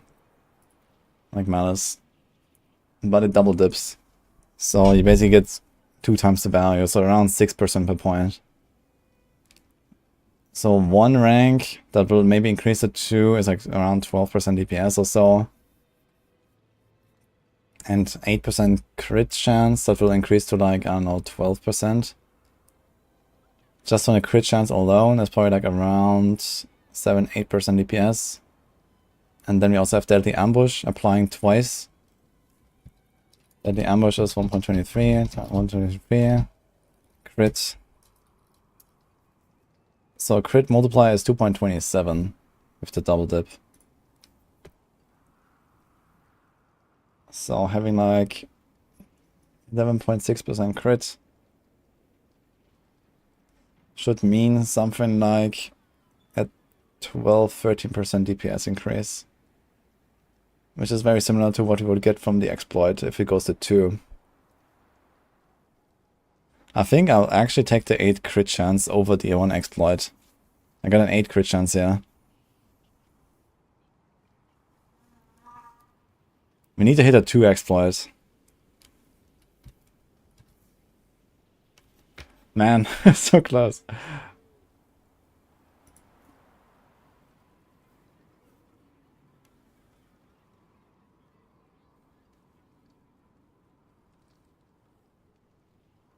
I'll take the 8 crit for now.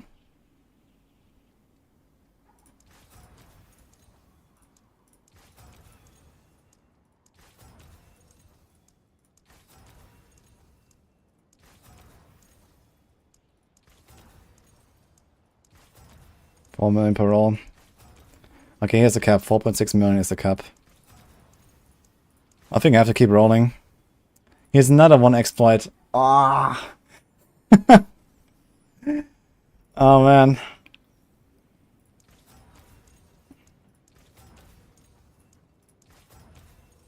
Okay, it's probably like 100 mil on this. We're never gonna get a better amulet anyway. Here's perfect movement speed.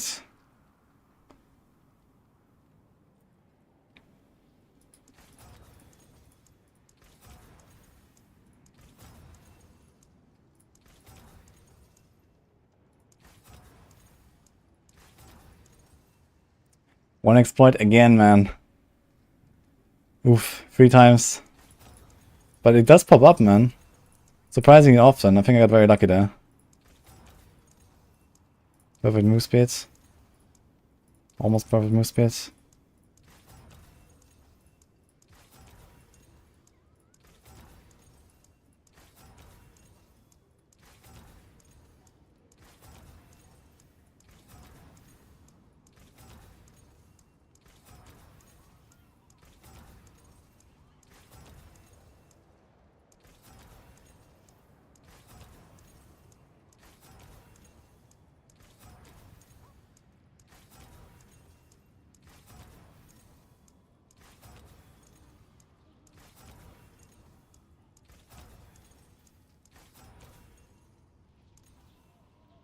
Here's a 4th one, man. 1 exploit. Sag. 80 move speed, wait, what? Since when? What? Since when does it go to more than 17.5?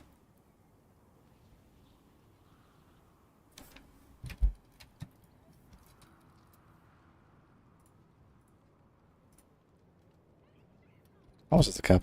It's actually 18. Okay. My gold, man. I won't be able to masterwork my stuff.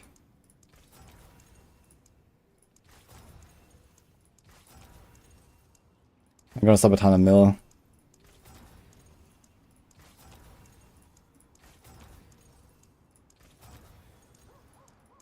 And then we'll grind a lot of whispers, I guess.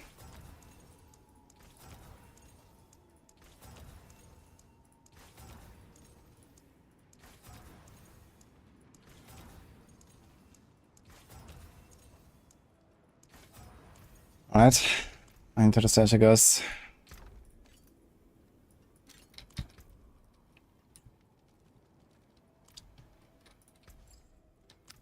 Four times exploit rank, one rank, man. Unlucky.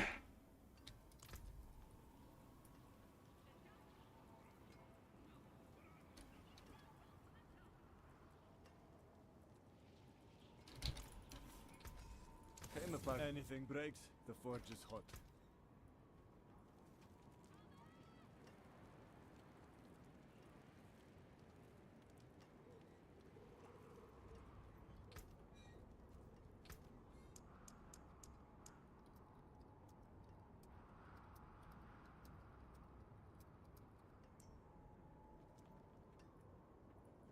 Ever gold wasted? Nah, this is not wasted. This is an item that you're gonna roll all your gold until you get it. I will never replace this amulet. There's no chance I can replace this. You have to roll 2 exploit until I get it. So, that's how it is.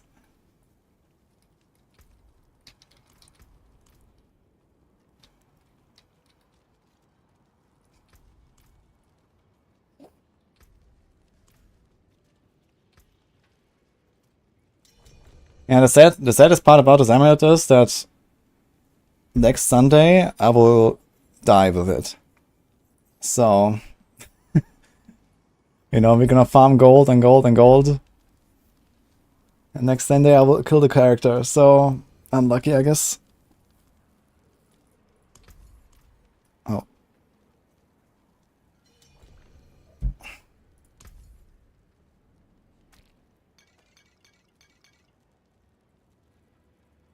Oh, thanks, Dante. 5 stones. I don't really need the blood, I guess, but maybe it comes in handy at some point. Thank you. 5 stones though, we can do some tormented bosses with that. Oh my god, I have so much. Okay, we want 20.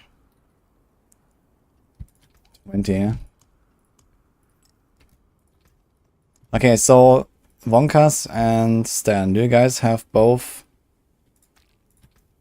20 of all of the summon nuts? Because if not, we can do like a small rotation. Chronix is coming, who also wants to join some runs. Let's do this here.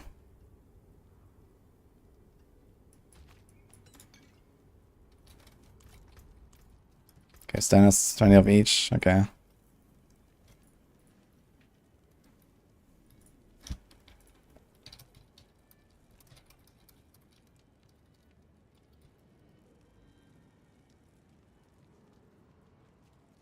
Why am I gonna kill this character? Well, on Sunday next week the pit ladder ends, so I'm just gonna push until death.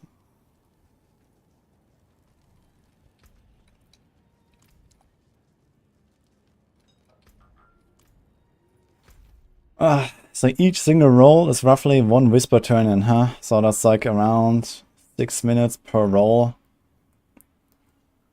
We hit 4 times exploit 1 already. So overdue an exploit 2.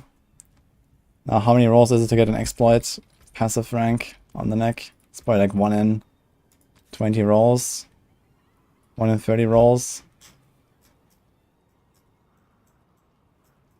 So that means I can probably expect to hit 1 roll of exploit ranks maybe every 2 hours of farming whispers. With a 1 in 2 chance to hit 2 instead of 1. Father bless. So It doesn't look too bad, honestly. I need to start selling some stuff. Can get some gold.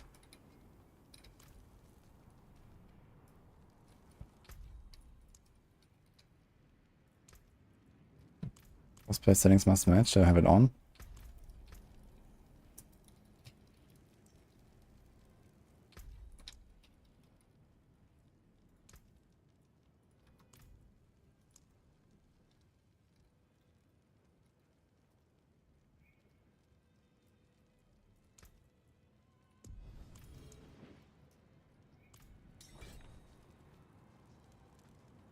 Gamba.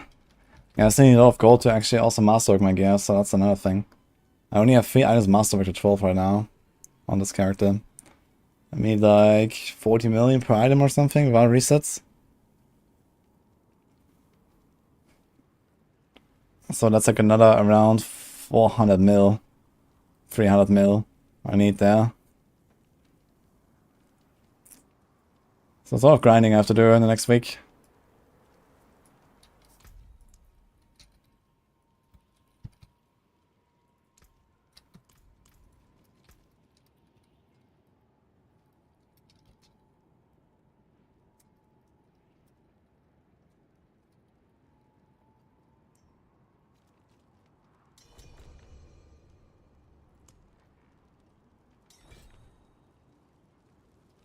Okay, Gamma time, guys. 80 runs.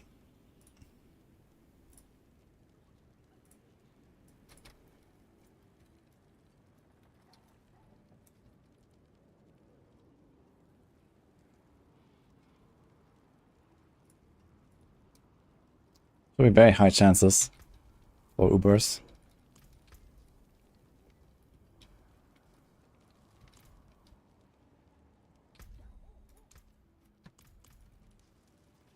Thanks, Lancelot. What's up? It's 10 each per boss. We do Dario and Duriel.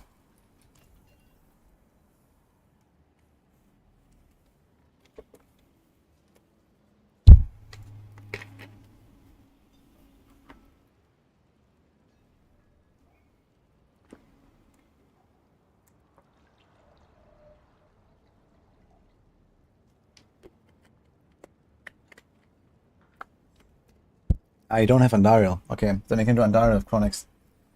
Alright. So let's do Duriel.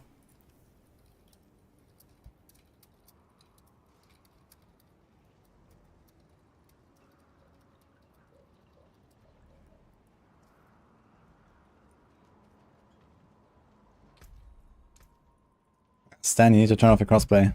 I can't invite you.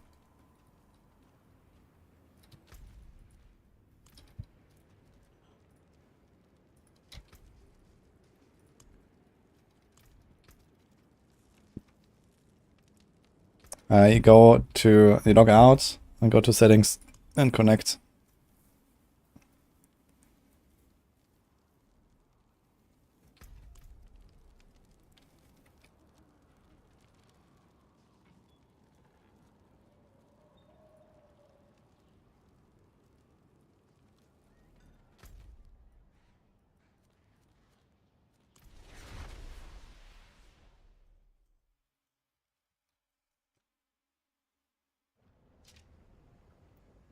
Wait for elevate items before masterworking or any 5 out of 5. I have some that don't have greater affixes. Here my boots, for example, don't have anything. But yeah, generally it shouldn't masterwork too much if you don't have at least a greater and like, 5 out of 5.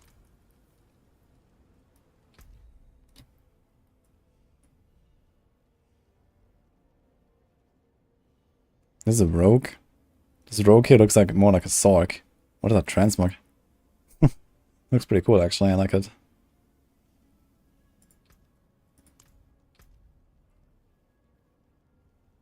Found in Season of Loot Reborn Battle Pass. Oh, that's in a Battle Pass. That's cool. That looks very much like Sorc, huh?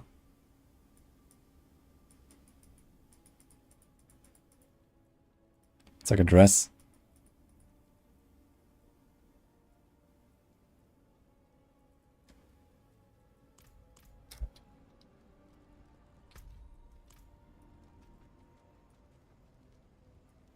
Free Battle Pass cosmetic. I should have that.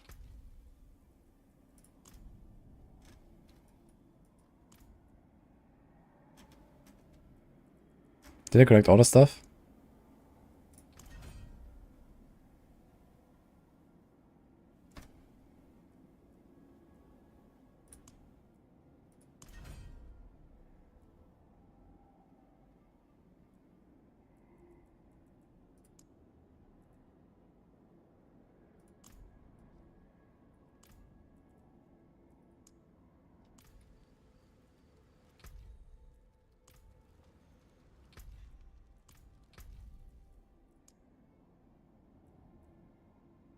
Solstice, Laurel.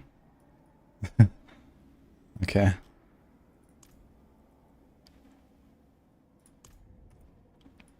No, this actually looks pretty badass too.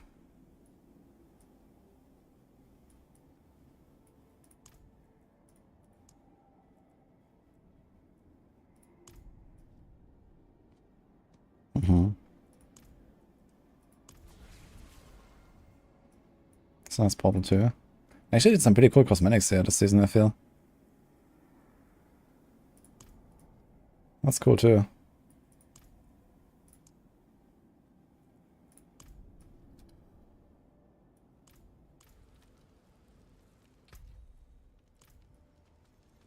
Did they do it, Stan? What's going on?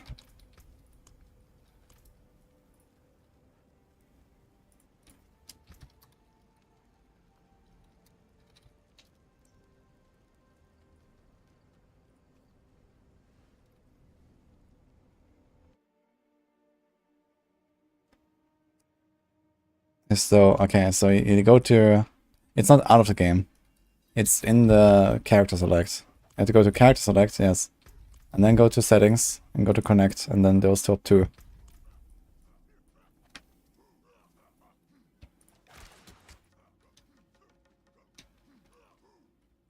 I think they need a way to farm plat in game. I don't really think so.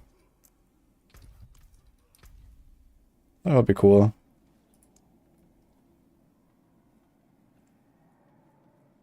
So where's the rest of the Solstice set? So I guess I have it. Did I claim it? Then we got boots. Ah. Ah, this is from this season.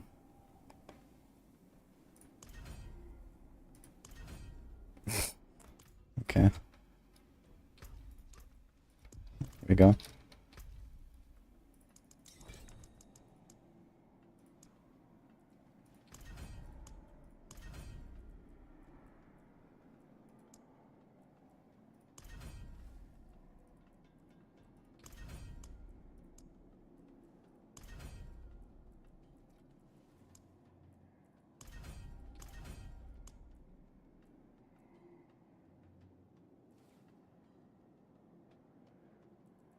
Hmm.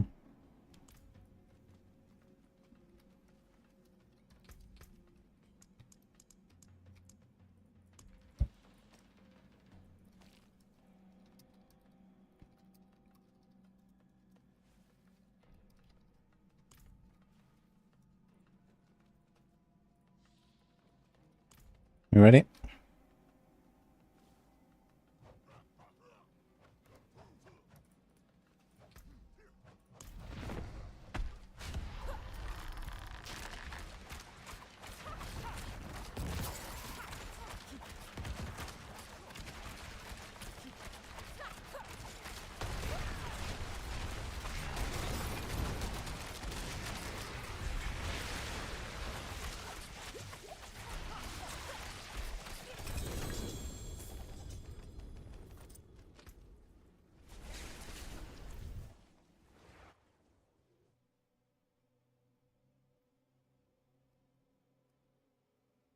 You get 700 platinum from Battle Pass. If you save that, you can buy 2800 platinum outfit every 4 seasons.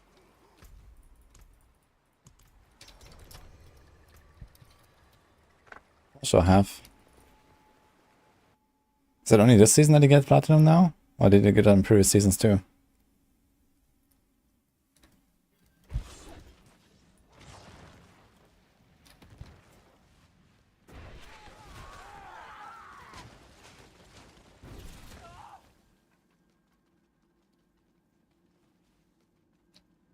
This dungeon is in south of Kyrgyzstan and you can't solo it.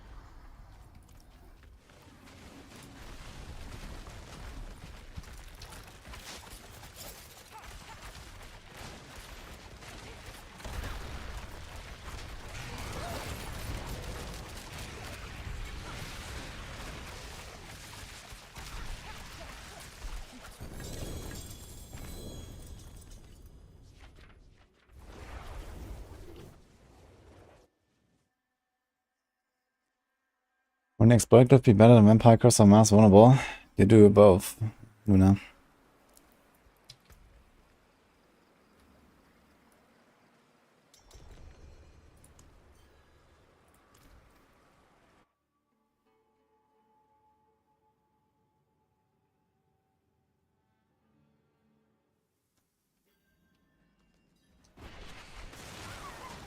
Lady Edge is still trying to understand what is going on with the masterworking. Masterworking has some really weird behavior with skill ranks.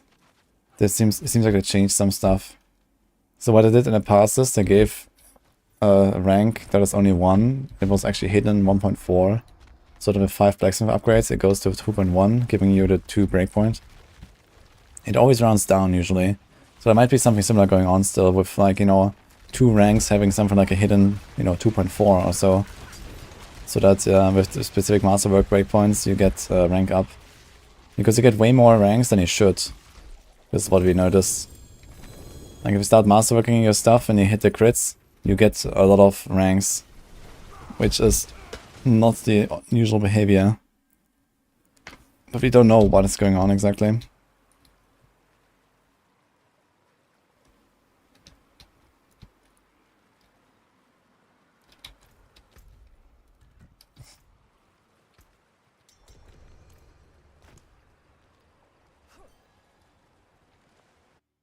Guy's not doing Tormented. Yeah, I can do like 200 euros and around 4 Tormented. So, no.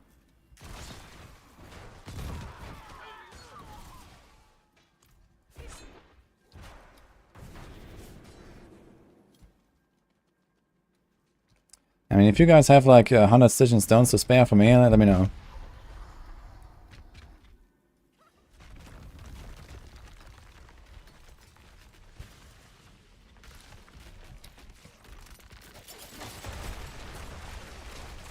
Let's get Tempest Roar. I have like 5 of them. So, I could do it on the Druid, but I don't think I want any other items here.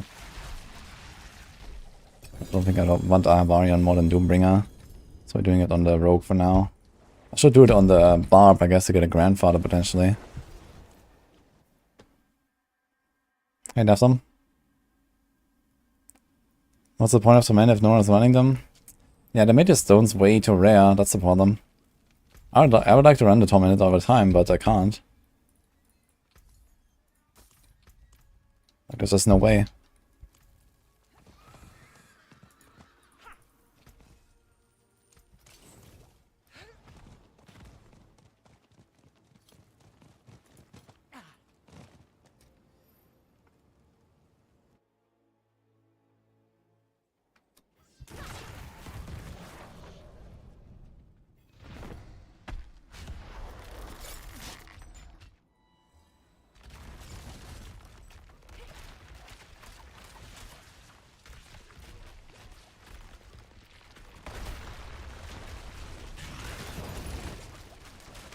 Chronix wants to do Ubers. So maybe we're gonna do some Tormented later too.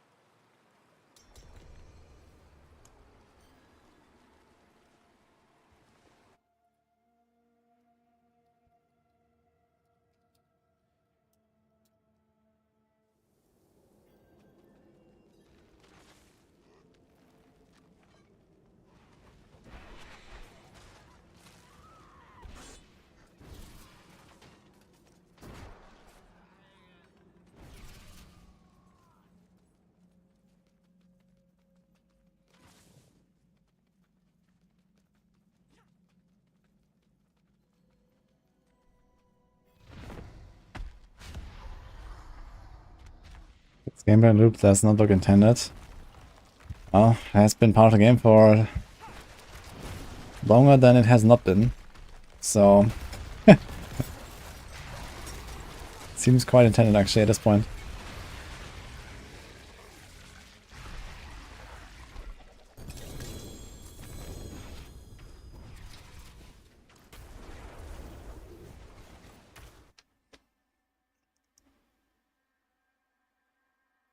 Bosses are lanes, kind of pity.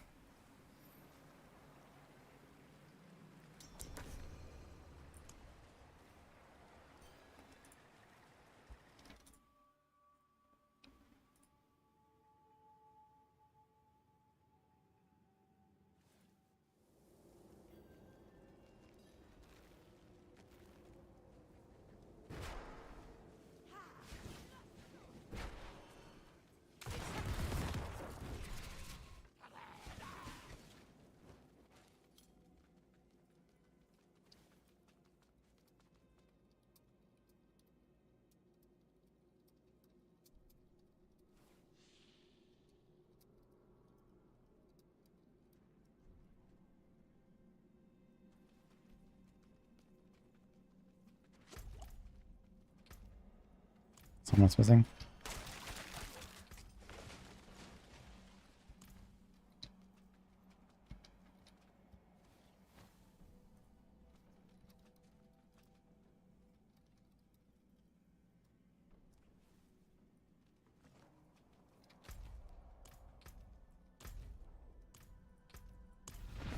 You don't really have to wait, right? They can walk here and then come in.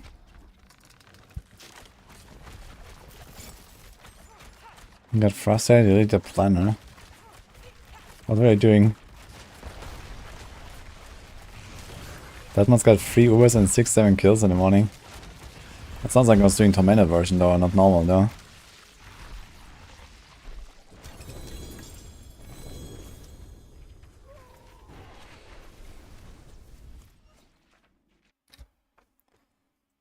Do I have a clan? I do have a clan, but I think it's usually full.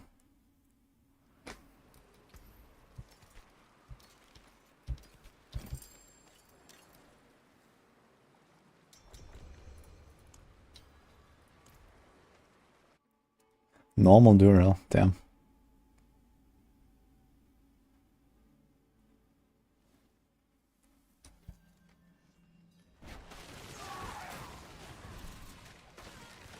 Yeah, to one you can't really farm Stitching Stones, they're like really rare. Like you can just farm pit all day and you get a few, but that's it.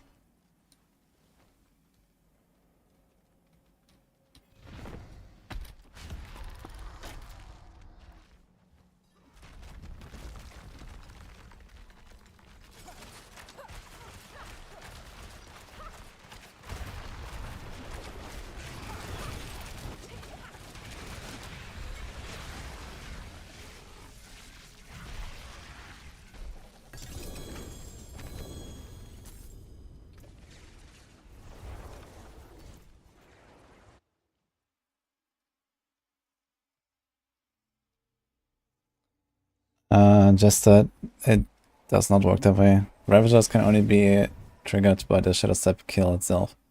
And also the Shadow Imbuement doesn't really do the damage that you need. Like for like lower content maybe.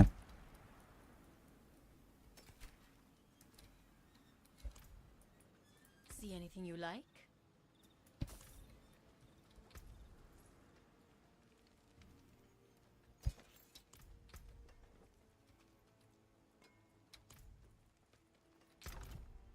That looks worn.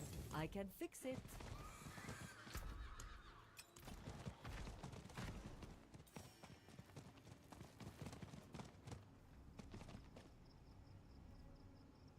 Thanks, Iceman. Oh, they started already. Okay.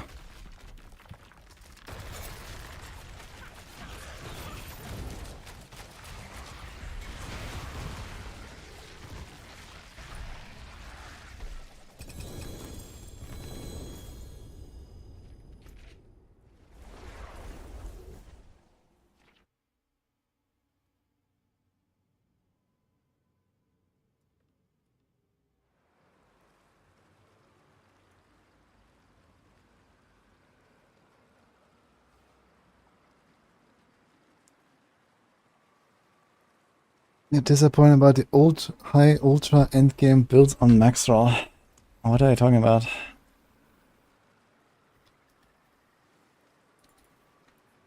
You have a pro gamer for each class. You have all Uber for frozen obstacle build sucks compared to other pro players. Which other pro players are we talking about? I mean, Norfar makes the Sorc guides on max roll. And he's like the craziest Sorc out there when it comes to concocting builds. So I would trust him completely on that.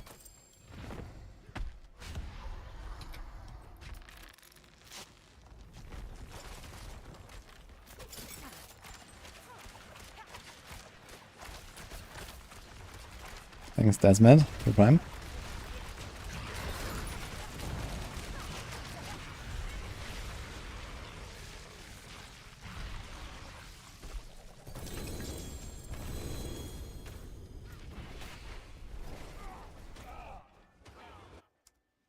No Uber yet, Frapper. But he just got started.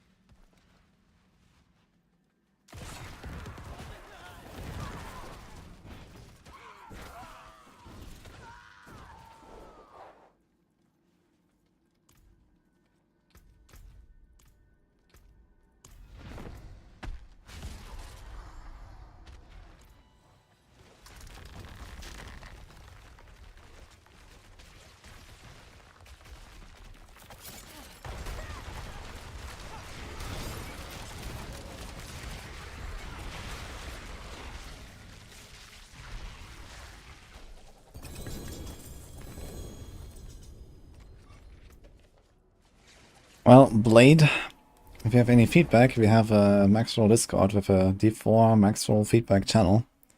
So if you have any suggestions for the frozen orb build there, then feel free to use the channel.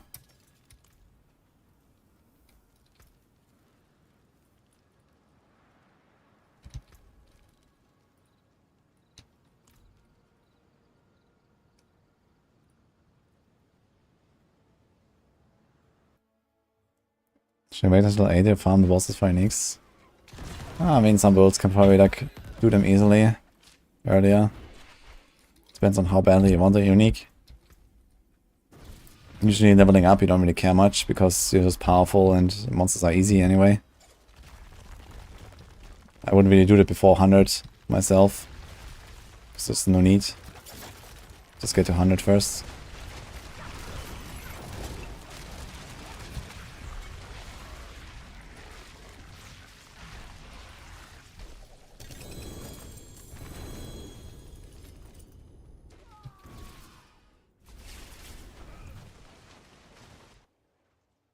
Tapia, thanks for the prime.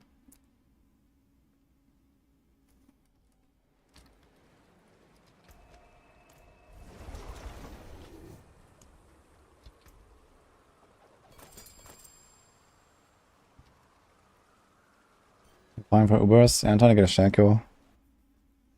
I need a Shaco for the pit push. And then I need a second Shaco because it will die next Sunday as well.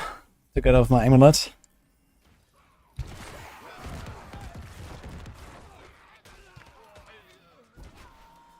Oh, Fatal Fire, thanks for prime too. I just procced my inner sight from the dash. Let's go.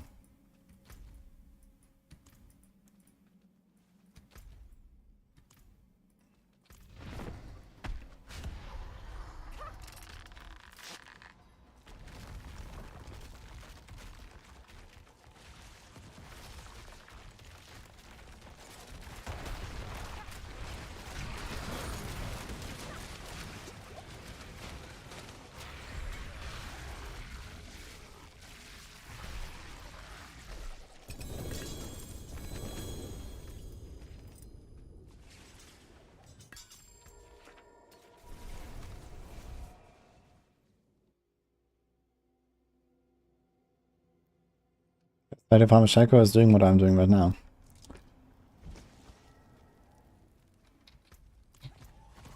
That's why we're here. Well, I would like that.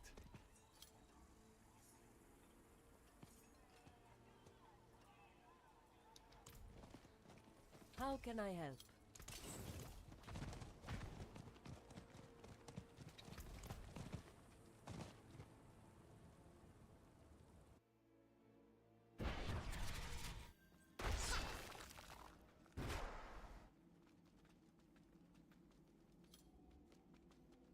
Is it possible to use Sorc build based on Arc Clash, Enchantment, and Shocking Impact?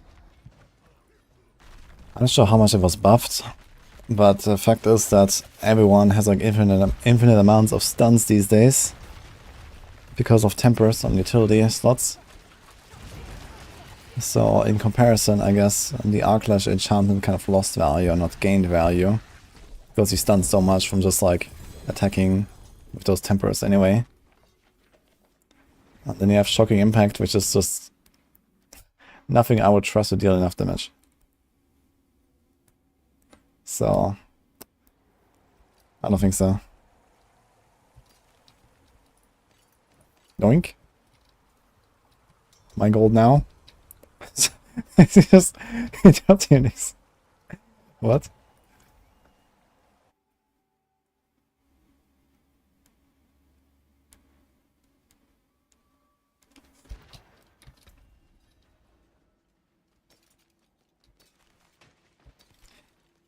Like, I'm not sure if I'm doing something wrong here. Or why do we get like a question every 30 seconds? Why am I not doing the Tormented version? Like, is it just me who just doesn't have stones? Everyone else just has dozens of stones lying around, or what? Like, what's going on? It's like, is it so natural? Dead.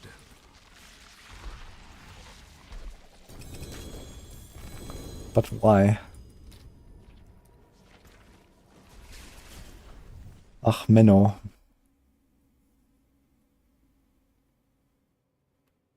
Just RNT like everyone else. And then do Tormented, let's go.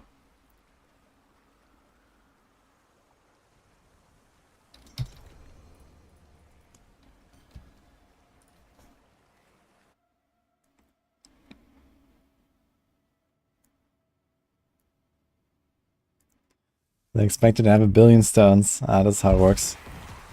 Well, guys, turns out I'm not such a god at the game that I have 1 billion stones. And also, I don't have any gold anymore either, because I just threw 400 million on an amulet. I got nothing.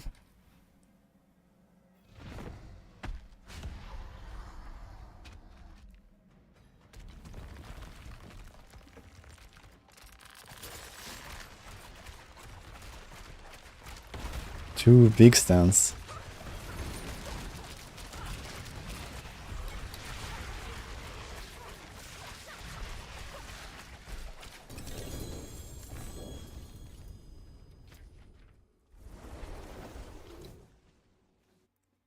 Oh, King Nug.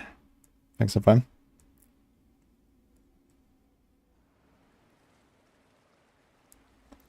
If you are stoneless, we're all poor. Oh man.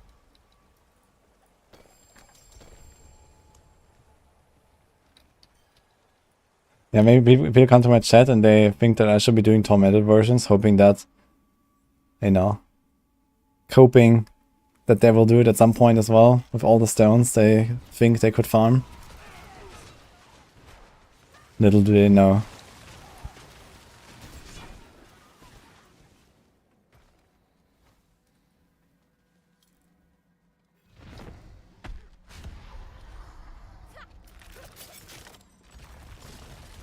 Okay, it's getting too much.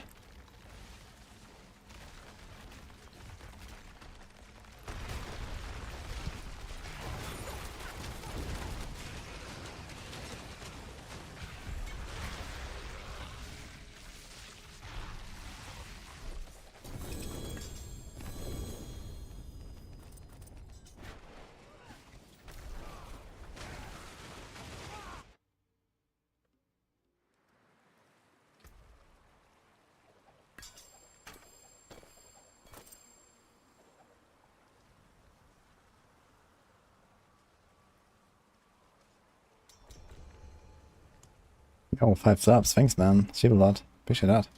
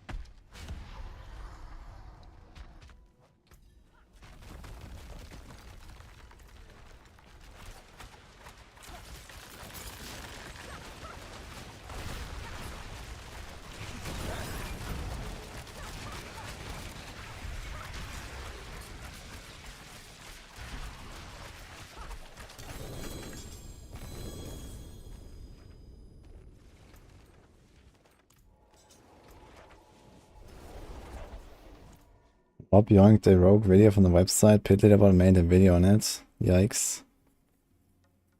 Yeah, I mean, technically it's like out there in the public. And I guess you can do that. But yeah, that sounds like business as usual.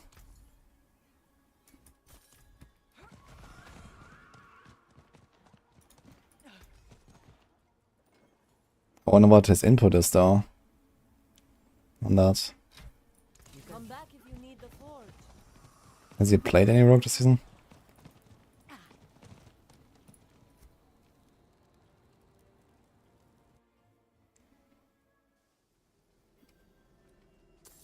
We saw the greater affix Shadowstep boots for 25 million and 30 people instantly attended to buy. I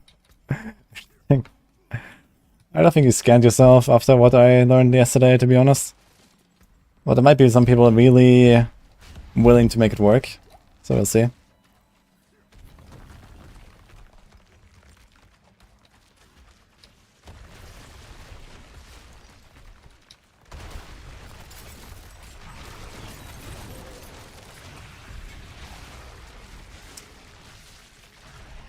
I definitely take 25 mil for some pair of boots. Oh.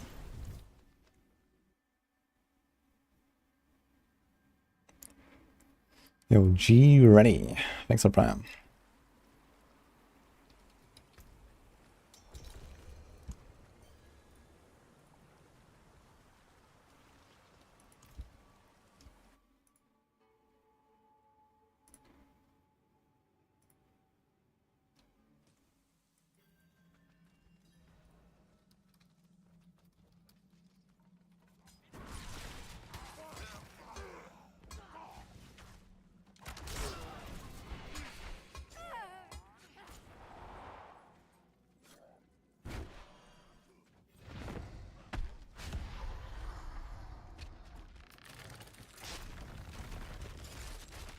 Got nuts to boost the tutorial.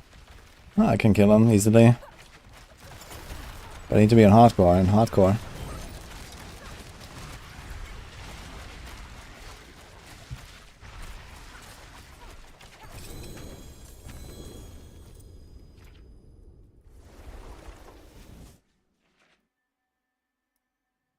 You got a sacred demonstrator, nice.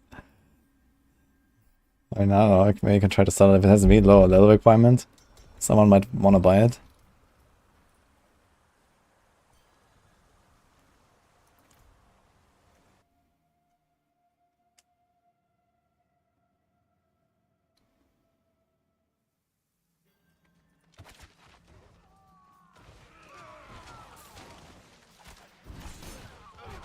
Okay, looks like we're gonna do some Tormented Grimoires soon. Only done here with the Rota.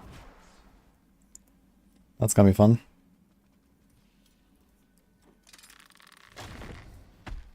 Currently I'm at 0 out of 7 kills with Uber's drops for Tormented bosses. I've done 6 solo and one guy opened one the other day.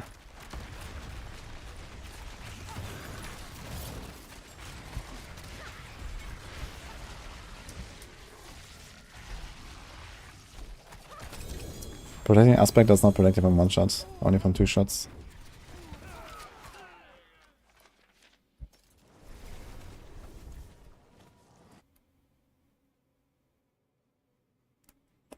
I tried a Shadow Step yesterday, it wasn't that great, David.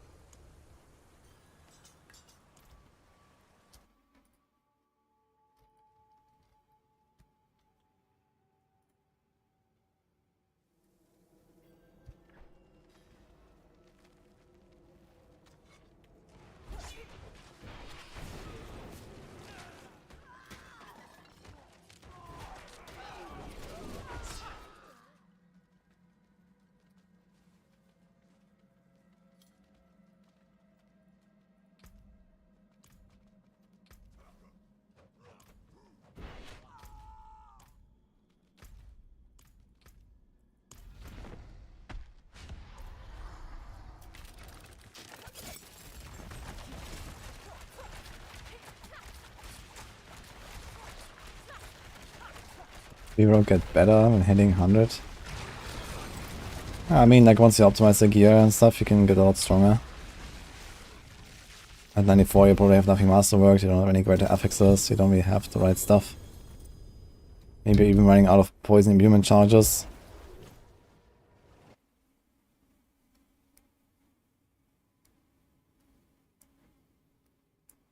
I have seen that Chewbacca.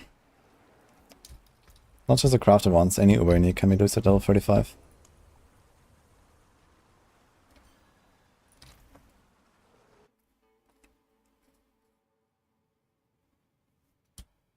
So there was a guy with the Tormented Duriel. Who was that? Distrutore. Is that happening or not?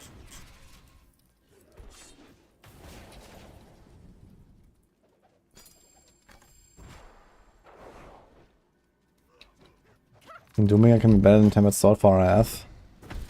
Nah, for RF it's quite a damage loss because you don't have the chance to cast Rapid Fire twice. Dooming is very good for the melee builds though, with excess viability, because the melee builds don't have any good weapon tempers. Like Flurry, TB, even Heartseeker, like you don't really need the Cult Upswing there. You can get away with the Doombringer. But for Rapid Fire you lose like 20% chance to cast twice or so, it's kinda big.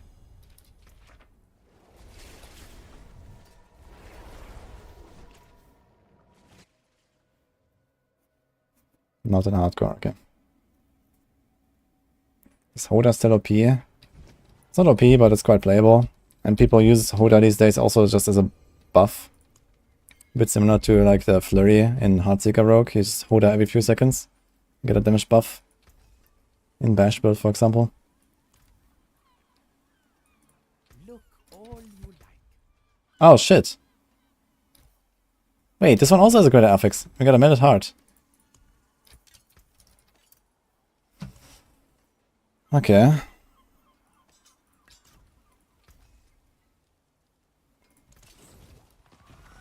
So 3 out of 3 Uber Nicks have a greater affix on me already. At this point.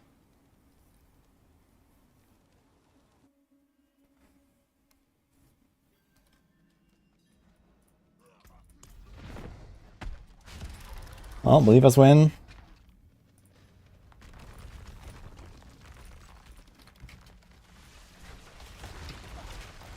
With greater resource generation, which is probably the one mod you want to hit as greater. Nothing. Maybe move speed as well.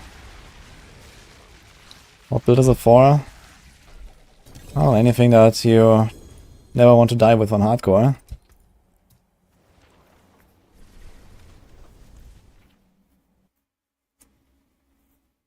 I'm not gonna salvage it. For now.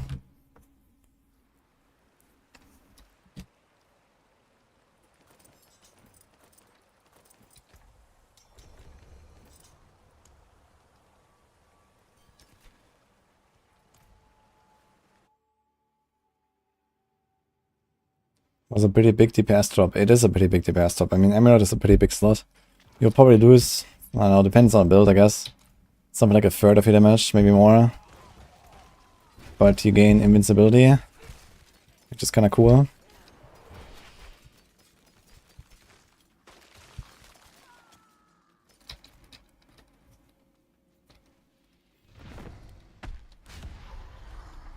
Yeah, that's not really a specific build for it. I mean, it just synergizes better with some builds than others because it has maximum resource, which could be useful on like a Bone Spear build, for example, or anything else that could scale with resources. It has resource generation, which could be useful in like very resource hungry builds. But also, like, if you need to like generate a lot of resources, basically, as long as you do that, then this is actually a pretty powerful defense.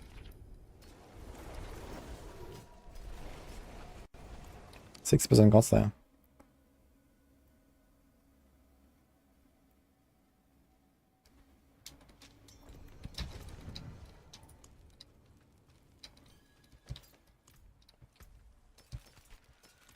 Level 100 Lilith is insane. Yeah, they buffed her.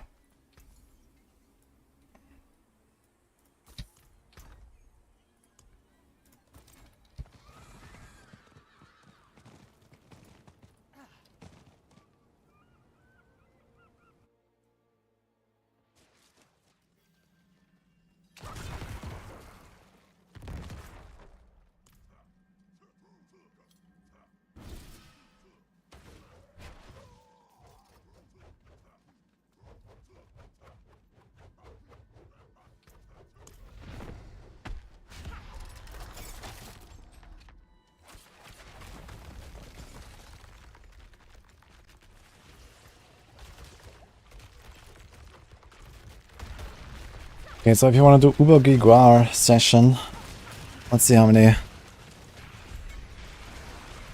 corners has.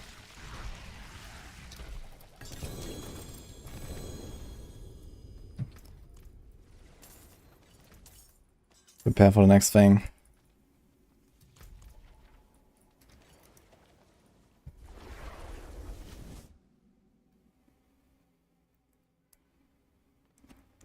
Total Greater Affix Doombringer, best build to incorporate it. Most builds on rogues, especially the non-ranged builds.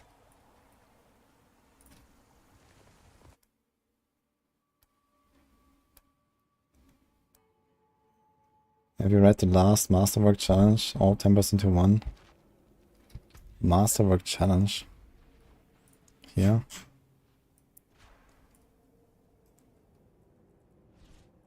Have a piece of gear or all its master upgrades. You're talking about the Masterwork upgrades, not the tempers. Yeah, so get a 3 out of 3 basically.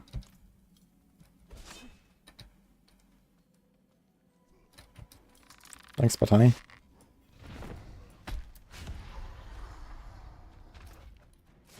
Cronus is only 2 stones. KF.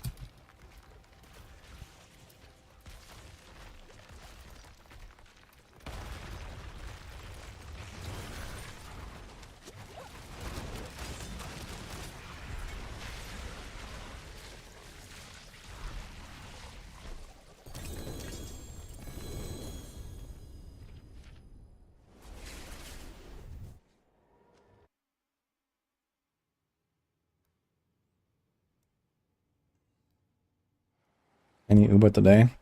I just got mad out of static.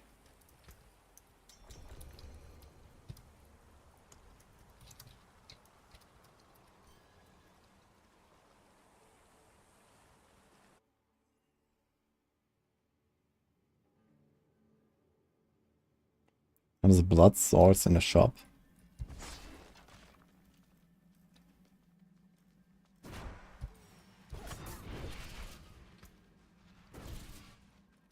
In the shop, what blood swords are we talking about? Salutations, wanderer. Come and don the mantle of history's champion. Let me show you more, traveler. There's a lot of portals. I've not looked at the shop in a while. Lots of crazy transmogs here these days.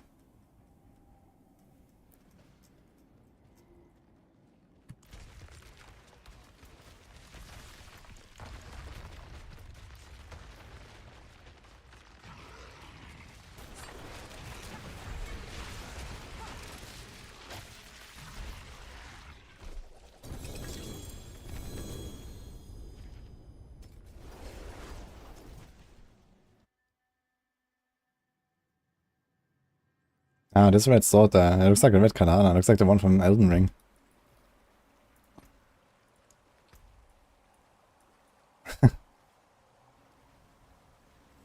Found in a shop theme the Board Eater. That's look pretty cool.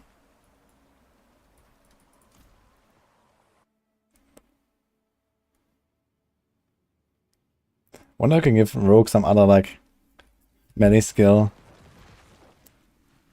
Would be like interesting to have like some kind of like more sword fighting melee skill. Maybe do like the cleave in front of you and some combos and stuff.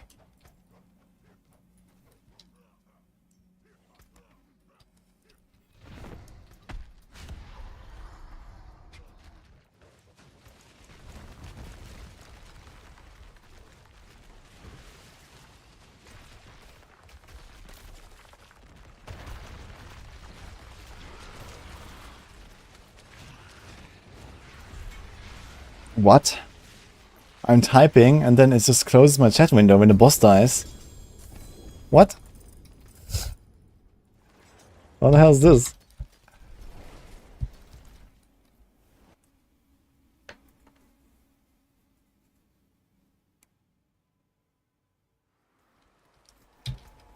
I need to type again.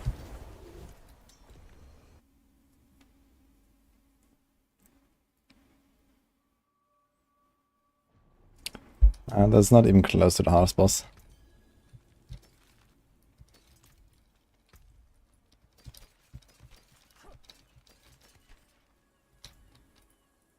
See anything you like? Don't ruin all that work.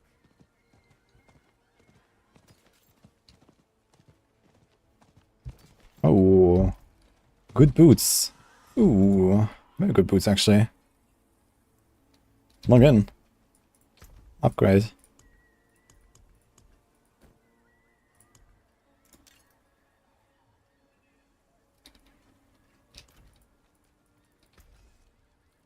The forge is always hot.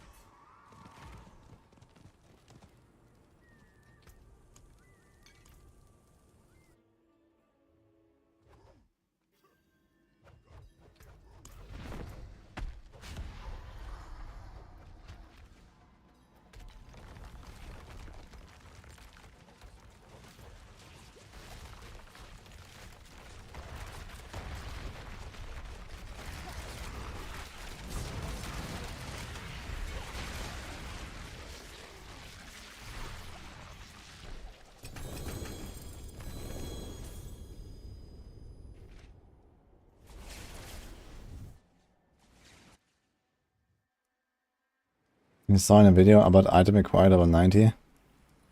Yeah, this is because it's socketed with gems that require level 90. If you take them out, it's gonna be maximum 80. Like the boots, for example.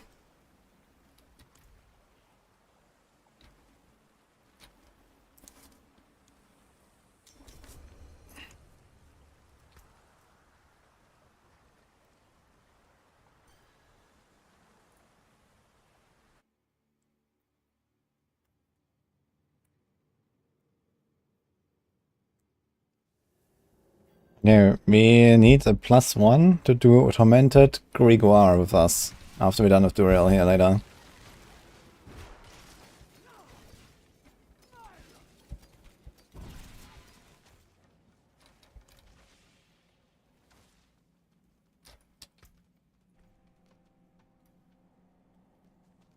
This build can be played at all level, yes. You need 3 aspects for it. Adaptability, Moonrise, and Necro's Touch.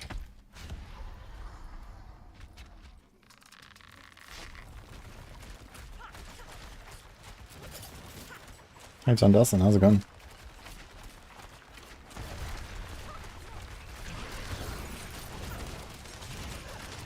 Yeah, Shaco is best for this. I'm trying to get it.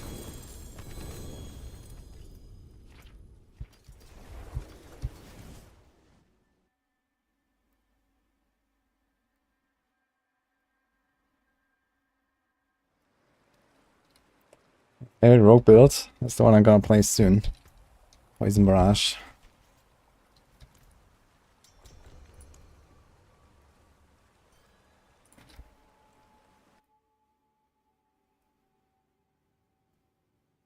Maybe it's gonna play that to grind out the remaining masterworking mods in the pit. And then we switch back to Heartseeker for the pit push next Sunday. Like Saturday, Sunday next week, we're gonna do a pit push until death. Most likely. It'll be fun.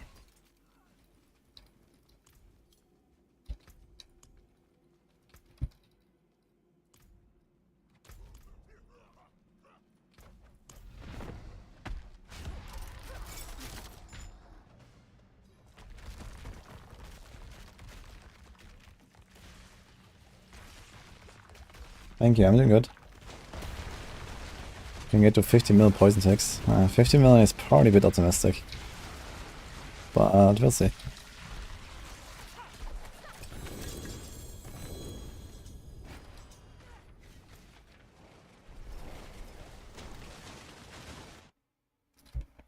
I've played Skarn's Kiss on day 1, yeah, to do the Uber Buster sort of race. I'm also gonna play that a little bit more. I might actually push a Rapid Fire instead of Heartseeker, I'm not 100% sure yet. I think the Heartseeker is very powerful, so I might go higher.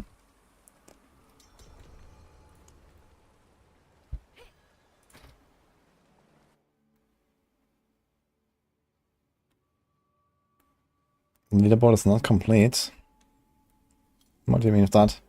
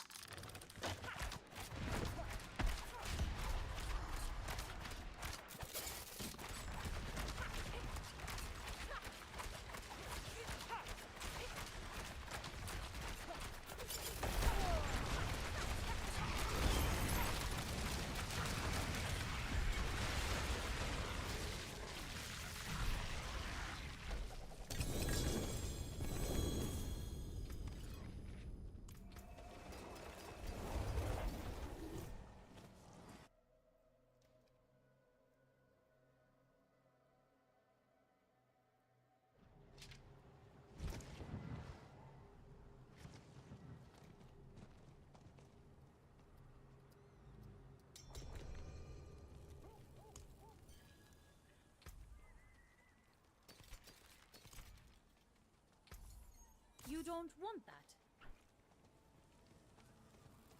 Okay, we're still looking for +1, guys. For Tormented, Grimoire, and Hardcore. Anyone?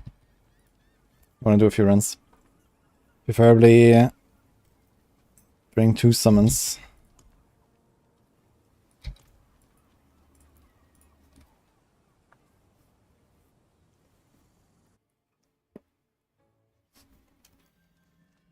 Bow is better for Heartseeker crew. You get more attack speed, more procs, and better weapon mastery synergy.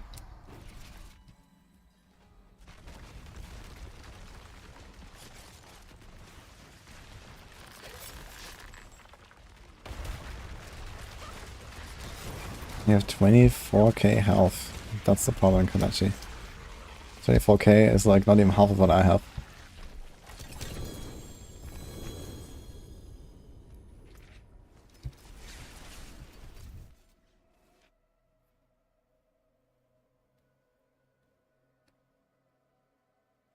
Am I going to use Skarn's Kissing for Rapid Fire? Yes. It's very powerful.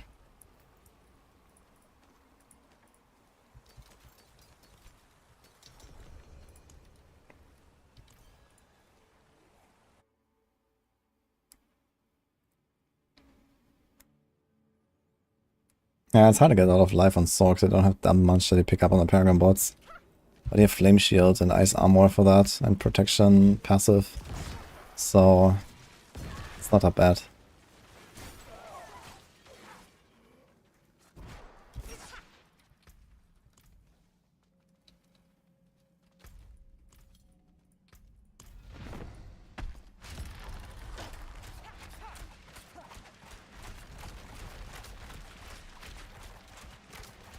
Good hardcore Sorc build. Well, how does permanent flame shield sound to you? Sounds pretty good to me for hardcore.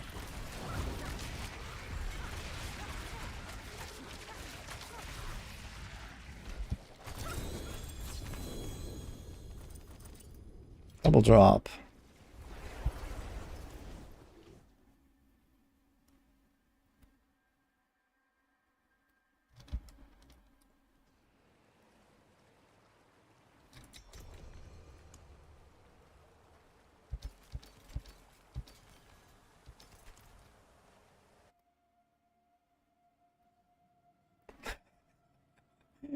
It's always more fun. Watching paint dry is more fun than the immune build. Yeah, I agree. I'm not really looking forward to playing Firebolt myself. I don't think I'll do it actually. I had fun with it on the PTR, but with this perma flame shield, I don't know, it seems very boring. I was gonna play some Frozen Orb and have fun. Maybe do some ball lightning later in the season too. I actually haven't really played a full ball lightning setup yet. See how that goes. Yeah, Deadmond's died. He messed up with the flame shield.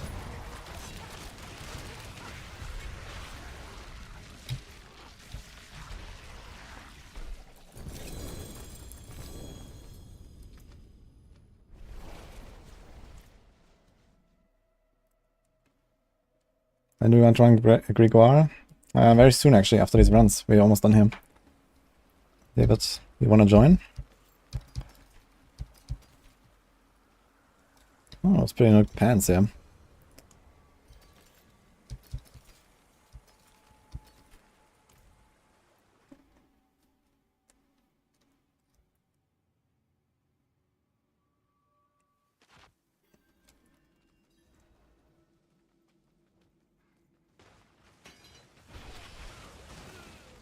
Plus 3 skill is 3.07 skill. So it means it's in somewhere between 3.07 and 3.22 or what?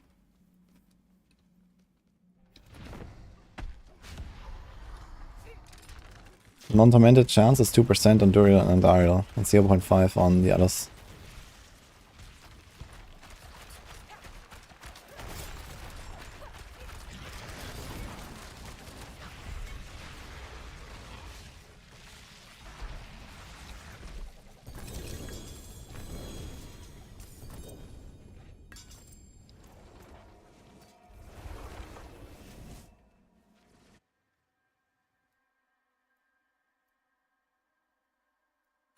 Oh, thanks, let me know. Would be nice if like you have multiple data points, if you can just like give me like some overview at the end. Oh, I've got more than baubles, traveler. Have a look. Come back if you need anything else. Hmm?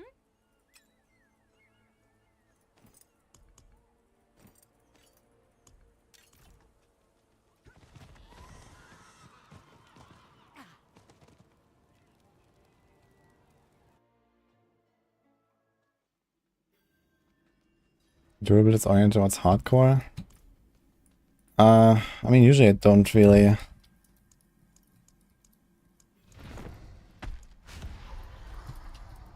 I don't really like do like big considerations for hardcore in my planners. I just make them somewhat tanky by default, let's say.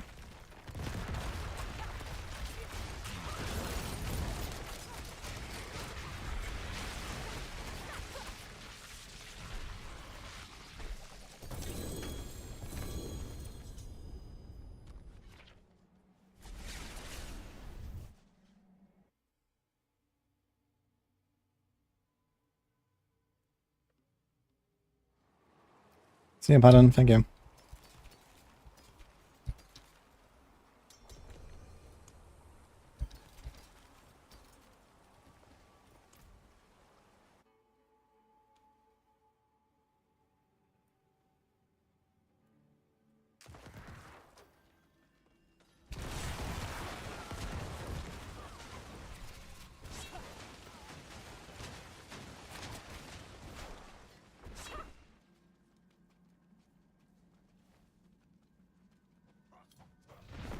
It's like a barrage, which is more fun. I actually like barrage more as a build. I have a lot of fun with Heartseeker as well, it's something new. But I think when this pushing and pit is over, I'm also glad that I can go back to other builds more. We're playing it a lot now.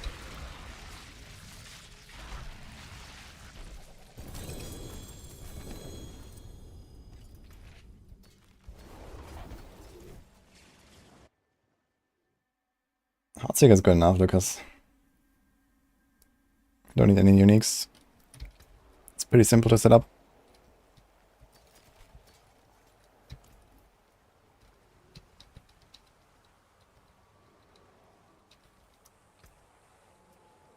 Okay, that's what that was Duriel, guys. 40 runs. Or 49, I think. Someone was missing one.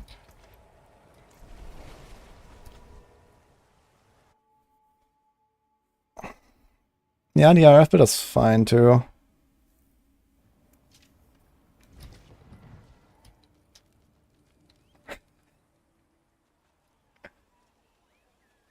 Yeah, I'm Collie. Oh, I've got more Enjoy. than baubles, Trav. Yes, yes, I'll take it.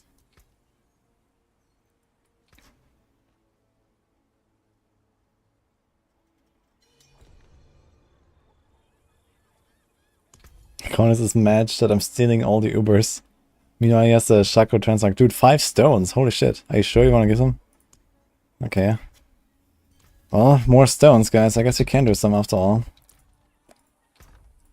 Cornus doesn't have enough for Rota anyway, so we can give some to Condus. Thank you. And I'll definitely save a few so I can try Ubers on a Druid. I want to try Druid against Tormented bosses and see how that goes. Will be fun. I can try to Vinci Druid actually and see how it goes.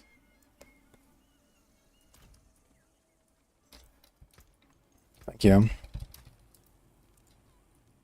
Okay, we go Undy now, right? Let's get Chronics in there.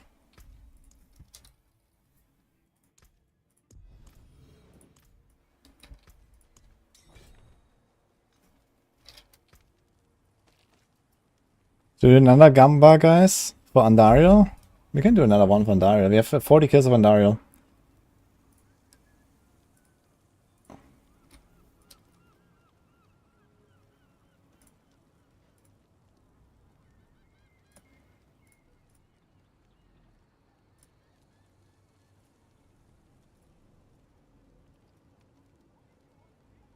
Two minutes.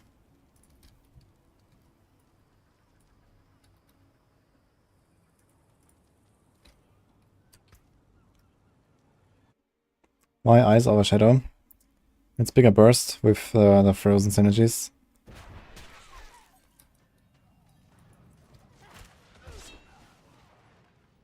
Like when you can't freeze enemies or stagger a boss, you can do a big burst from mixed gold implement.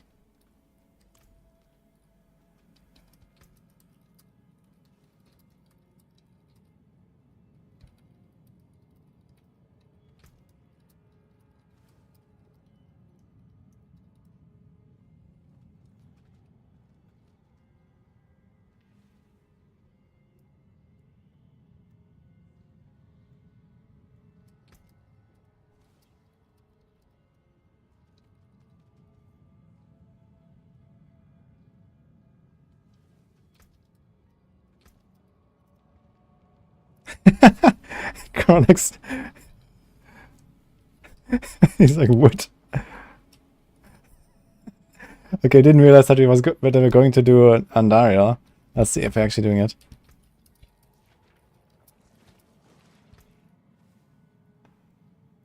What happened to the puncture builds? He died a quick and painless death. Or he needs to convert. Okay.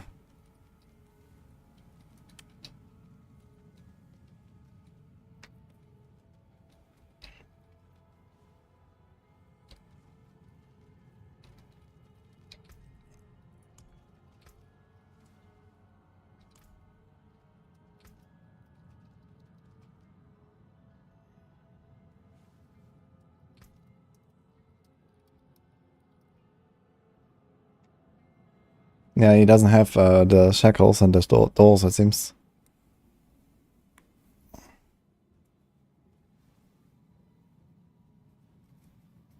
Yeah, it's not a spark so far.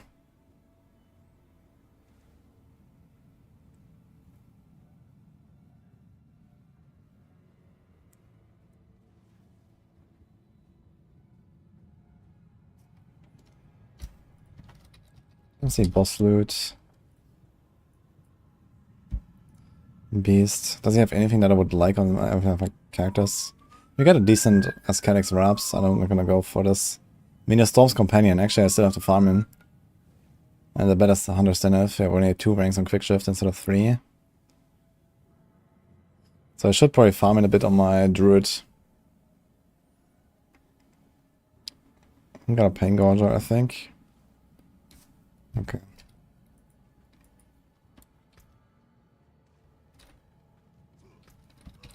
Okay, Cara's got mats. Let's go.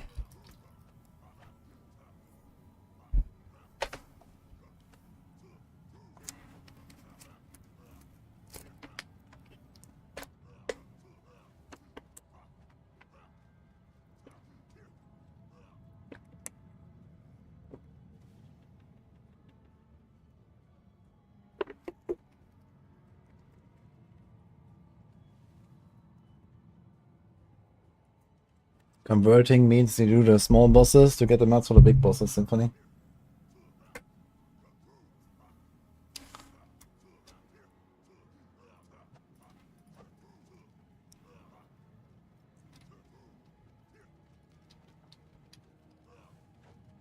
What build should you use as first time Druid, man? Shockwave Pulverize is really good for leveling. You can actually see the Windshield Pulverize combo I made was really good for leveling. And then later you want to transition to a Tornado or Hurricane, most likely.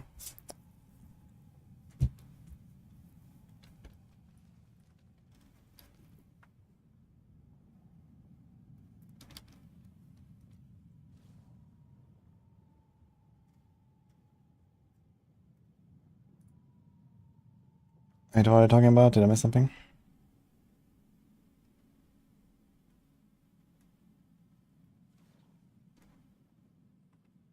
Would I recommend trying again in Season 4? I haven't played since launch. Yeah, I mean, if you haven't played since launch, you're barely gonna recognize it, to be honest. So, game has changed quite a lot, and it's pretty good now. A lot of people like it. Also, lots of hype this season.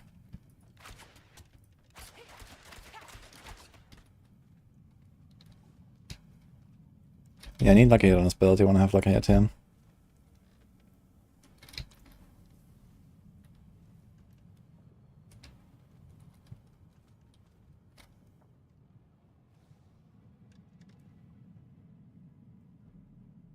$200 steel, 4 stones. Okay, David, add me. Then we can do Grigor.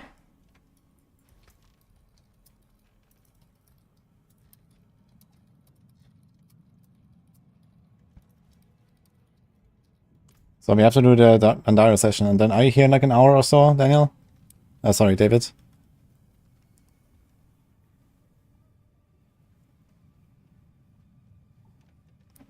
You have an Amulet of Exploit, Frigid, and Malice to reroll 1 to Lucky Hit. That's insane, actually. But I would not reroll anything, I believe. Unless one of them has only 1 rank.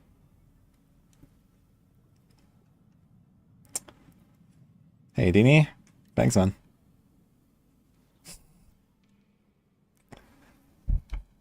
Okay, we're still waiting here for Dario.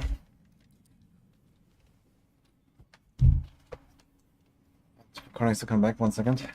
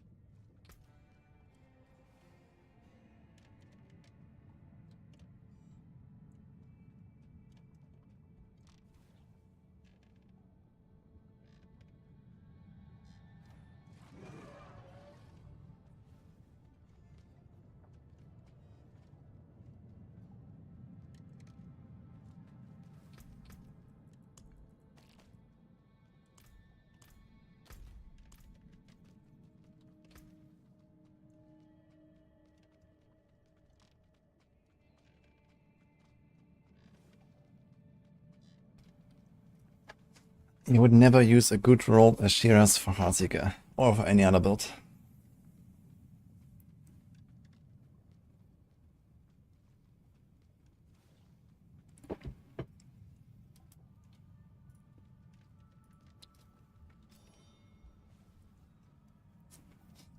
Okay, meeting in 45 but free anytime after 1:30.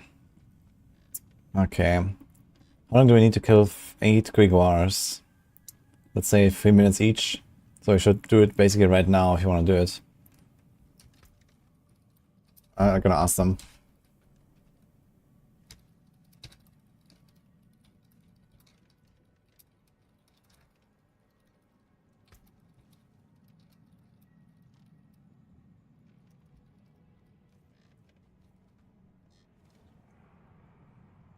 Drinking wine this early, yes.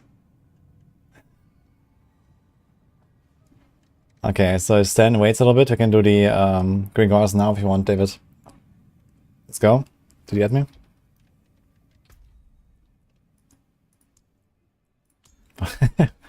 Okay. Yeah, it should be like 20-30 minutes then until we're done with 8 kills, I think.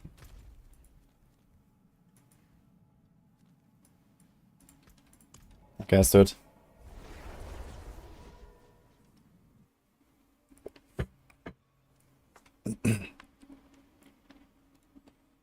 I'm not gonna do a new prediction now, guys, for this. Or should we?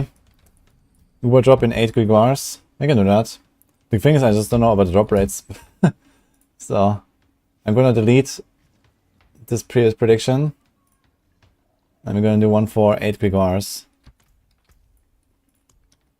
So, let's do that. Ding ding. Alright, we do... Wait, 4 stones. How much do we need? 30, right? Okay, that's actually quite a little. Crossplay off, Dave.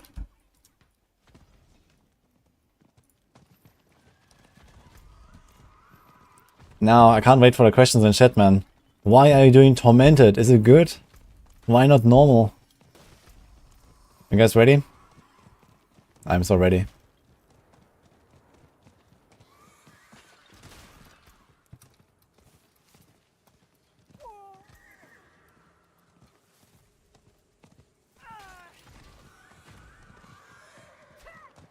Okay, I'm gonna give 2 of the stones that we got earlier from Wonkas to Condas, because he is actually missing 2. And we're gonna save the others to do a solo kill of the Druid. Why the other 4, not the other 3? Bigger number, better game.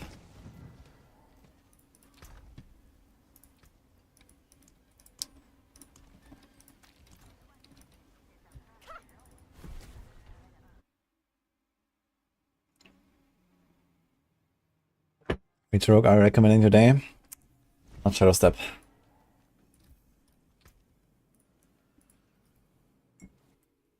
Why crossplay off?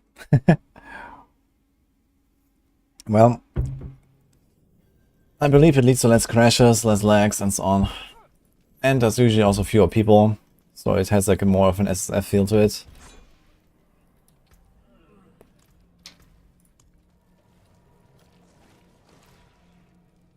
Can you loot them when you drop them on the ground like this?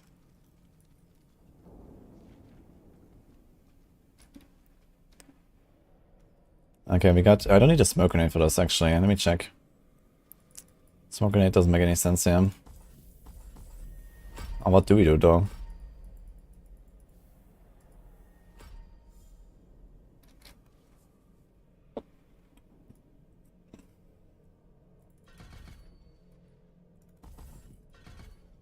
Do we just do not as... not gonna do a last skill, maybe? We can do a Shadow Step 1 point, maybe, or something. Did I do a prediction? Oh, let me do it real quick. 8 Torm breaks for Woody. Yep, nope. So it's either 5 times 2%, so 10% chance for a drop. Or it's 2.5%. I'm not sure which one.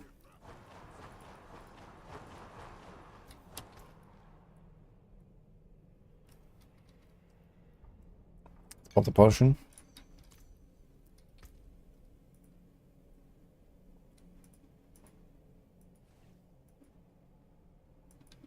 Oh, I need healing.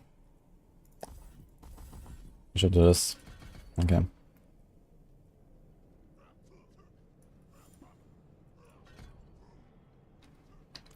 Wait, oh. Wait, Dave is not here. I thought he was in a party. Wait. Dude, you're not a hardcore player. You're a hardcore man. This is a softcore character.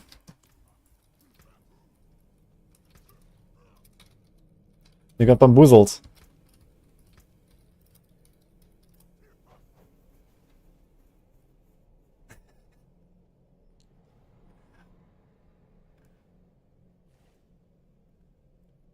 Well, back to Andy, guys.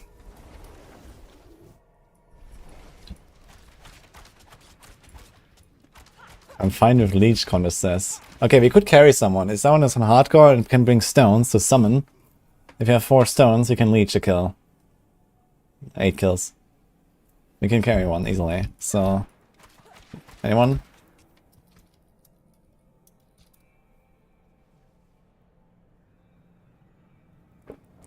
Well, Wonka's coming back, I guess. Yeah, you gave me some stones anyway, right? So let's just get him in. Oh.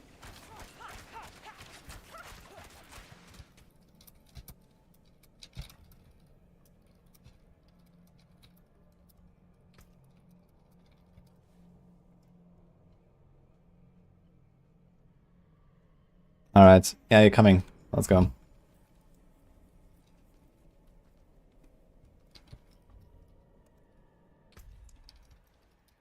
Do we have enough though? I gave 2 to Condas. And you gave me all the viewers, right? So basically I have to bring more mats now. Do you have the living steel at least? Can you bring living steel? I guess it's not such a big deal. The living steel have a lot of it. All good, David.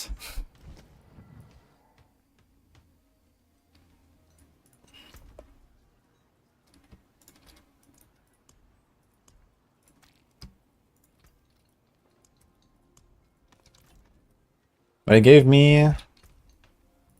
How much was that? He gave me 5, right? If I'm not mistaken. So it's basically 2.5.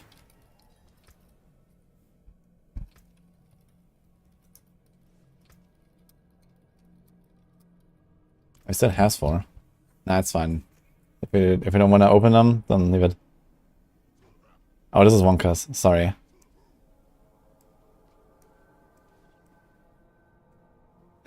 I confused it too.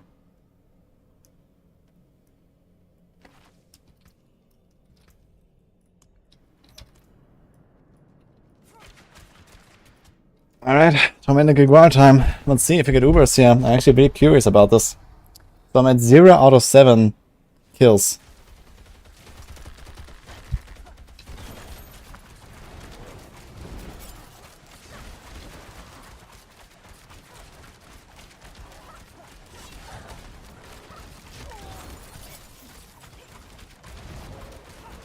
That's fairly quickly.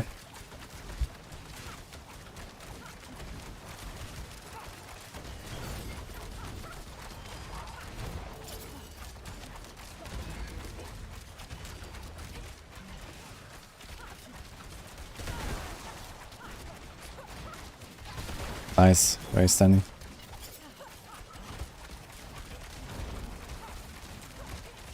Conus is scared to move there.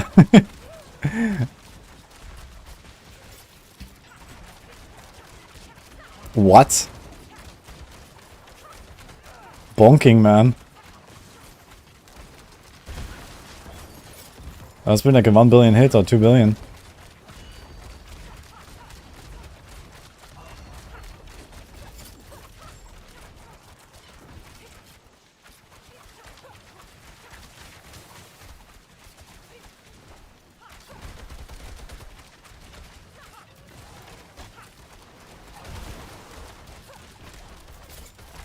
Is it my bubble? No, it was someone else's bubble.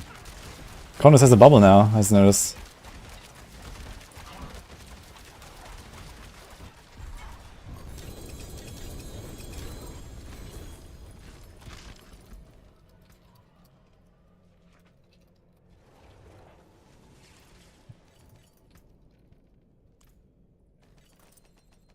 That's nothing.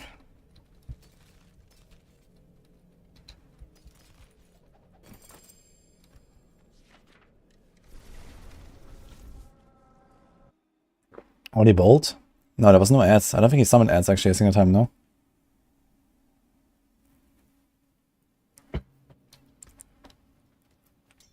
It was Chronix's golem, the big bonk. It must have been like at least 1 billion or 2.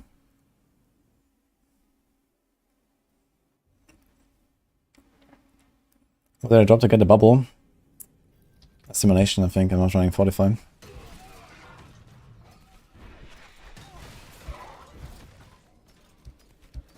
I'll drop the bubble when I have Shaiko. Gotta go for the raw toughness instead.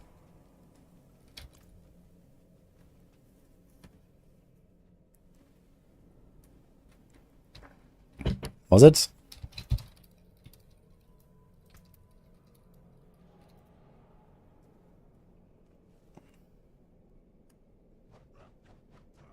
No, it was a slam. There was no holy boards. I asked Chronix.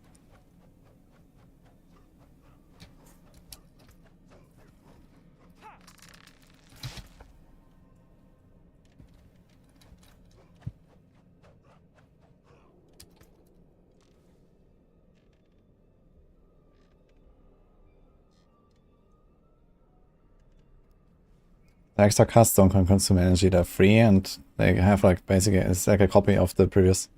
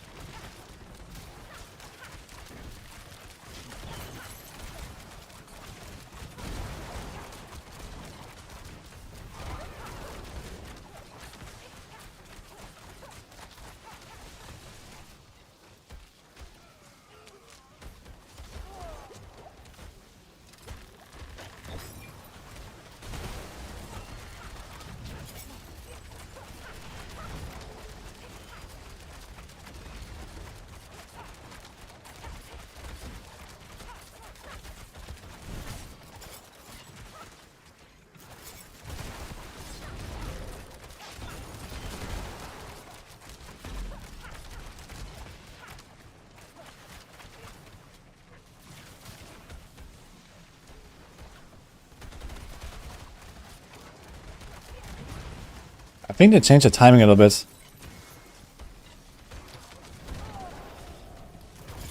On the ground tiles. I think that's a slightly delayed compared to BTR.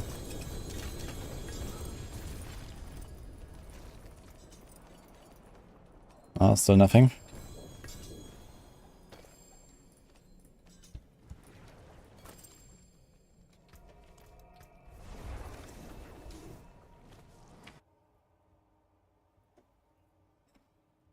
Most viable endgame sorcerer with his frozen orb.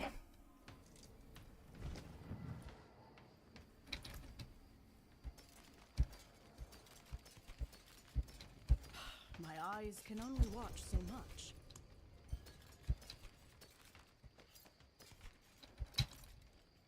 I have something to fit you, I'm sure. Let's put his stuns back here.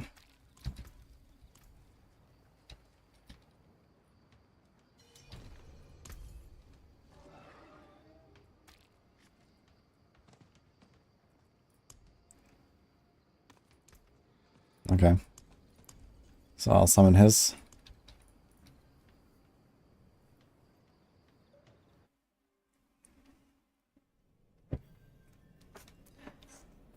Ambrose is more important than Might.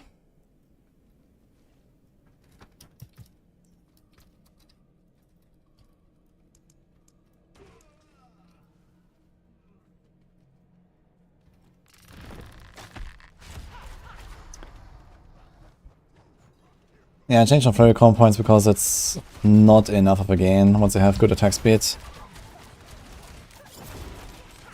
Do you actually get a stack here at the start? Where there's like a little delay when he jumps down. Where he does like multiple hits of the ground tile. So I guess if you walk in there, you will get the stacks, right?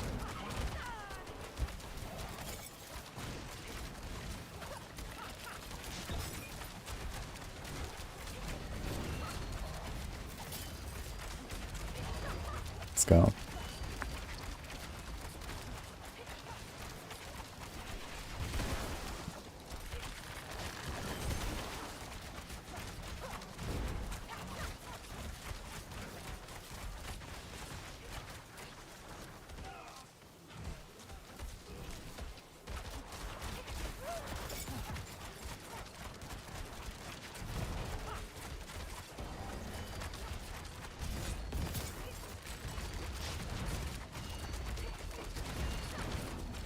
I see like 17 million victimized procs there.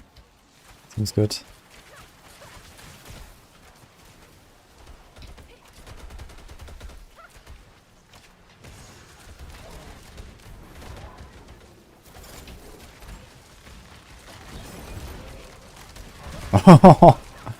Holy bolts, man.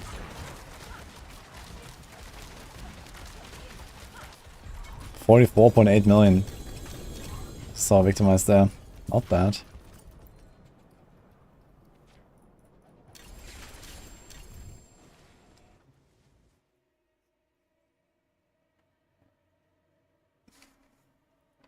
Specific item I'm looking to get. Yeah, I need a shaker. Actually, I need 2 shakers because one of them will die next week. But one is fine for now. Chronic Scarletarius might.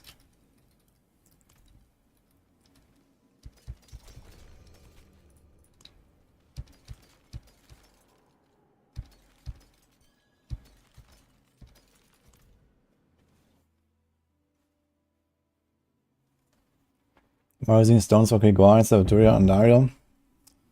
And because you can farm Duriel and Dariel anyway, with higher drop rates. And I suspect that the Tormented bosses all have the same drop rates. But normal Duriel, normal Duriel and normal Andariel have 4 times the chance compared to the others.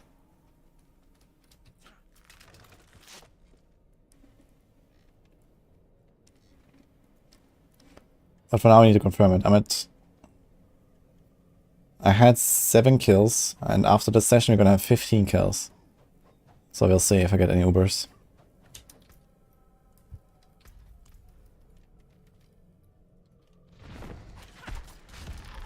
I suspect, yeah. I mean, even if I suspect wrong, it doesn't matter. Well, it matters very slightly, I guess. Because it's times 5 instead of times, like, it costs 3 times the amounts to get, but we don't know, so. Right now I'm on Copium and I say they have all the same drop rates on Tormented. And let's see if we can confirm that.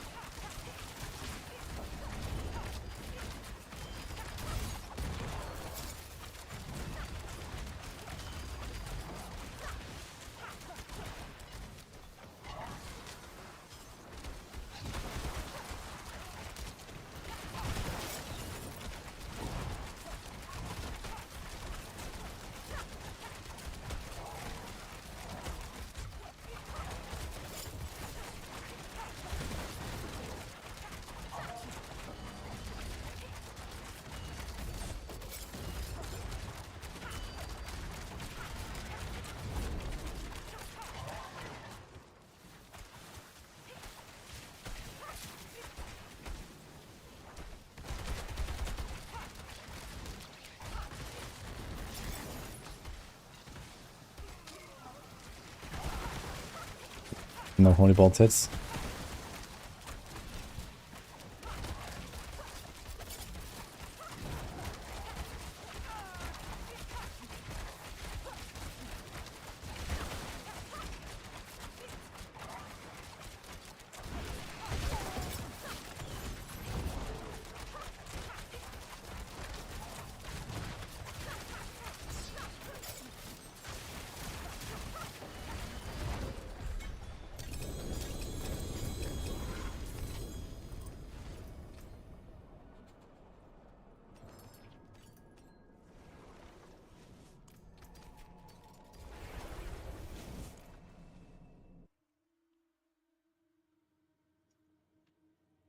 That's 4 out of 8, I think.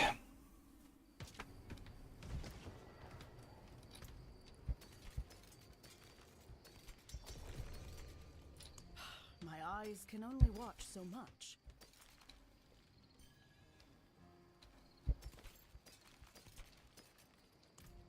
You need armor? I've got it here. It is in favor. Thank you.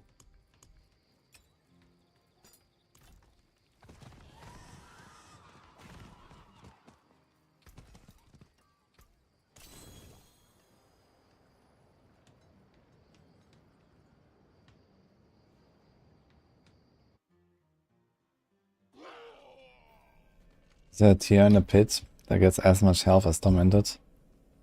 If I had to guess, somewhere around pit 90 to pit 100. Bosses have probably the same HP as this. And then beyond that it goes to like, you know, billions and billions and trillions and quadrillions at some point.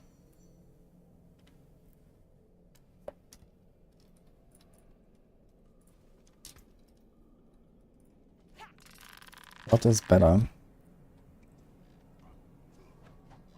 Chance of force or arrow to cast twice. That's not a stat you want on a bow. Or you take the one on the right and try to temper it and then see what happens. And then you roll off the damage over time.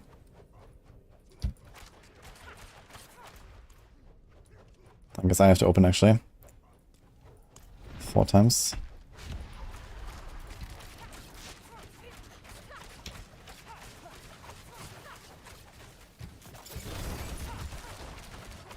That Kato stump out of the AoE, man, let's go.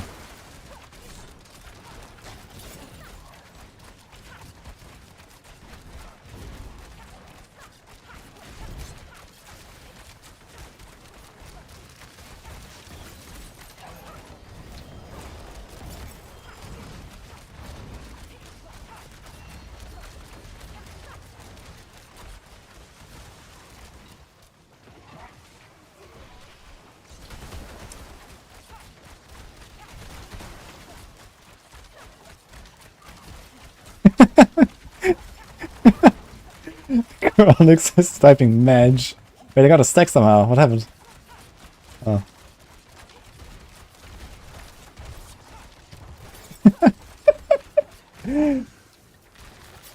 Because he pulled in all the ads and the boss just teleports out, man. Wonderful. You could have just one-shot in there with all the bolts.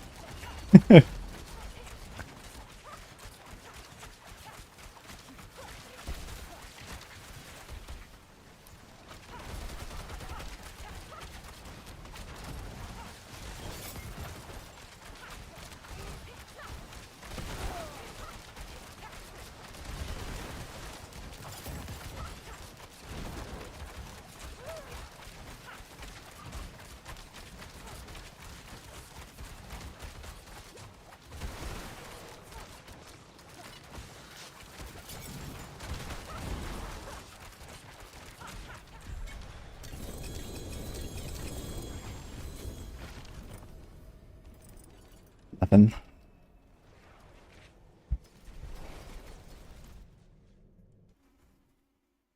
Hey Snail, by the way, how's it going?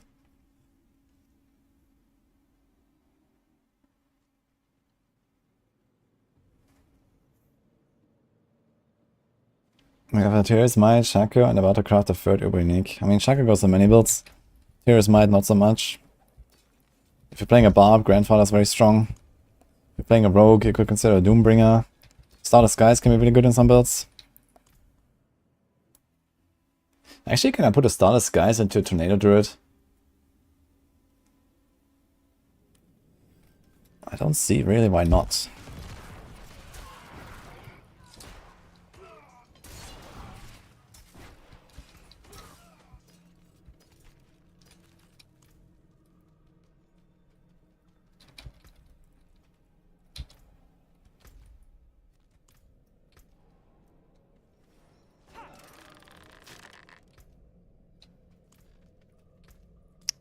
Right, 3 more.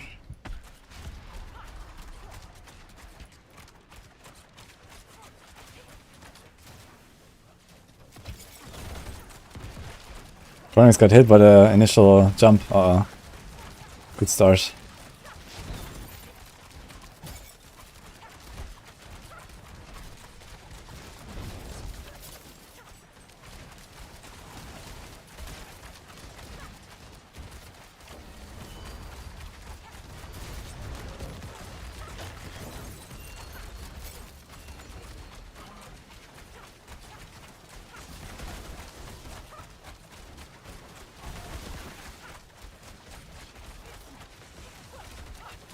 Oh, here it comes.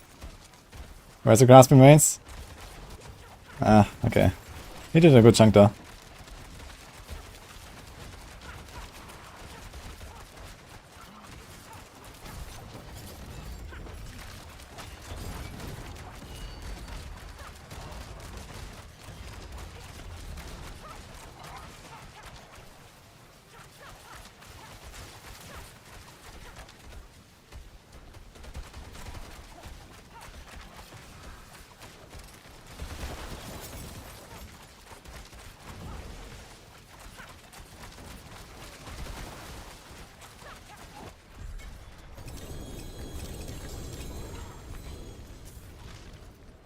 Nothing.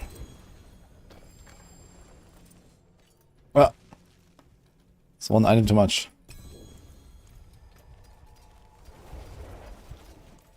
I have a feeling that these bosses don't have the 10% drop. Like, only Chronic's got one so far. No other Uber. And also, like, I've killed so many of them at this point. I think it's literally like the 0.5 they have times 5. And not 2% times 5. So maybe I actually want to do Tormented and Andariel more than this. Which means basically just Duriel. Because Andariel is kind of tough.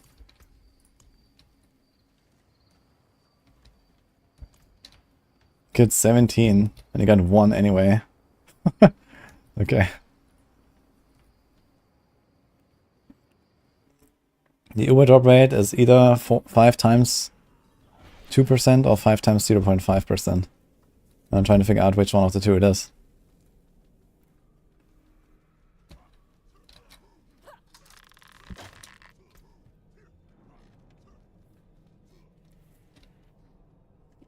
A grandfather. Congrats.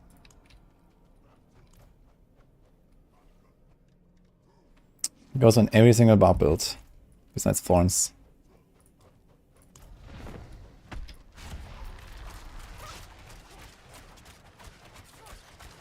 Not so much for Necros.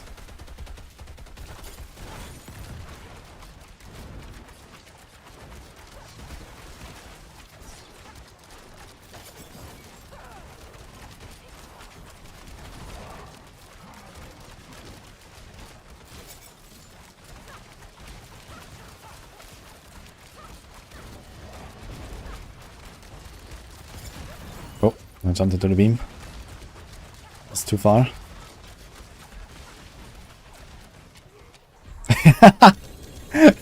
You got a good one.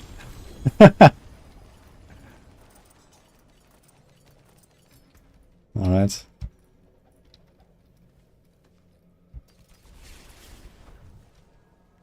Hey Sabri, thanks for the sub. Hitler is on, yeah? Check the link in the description, Adamir. It's on maximum. You play Sorc? I will play Sorc, but not yet.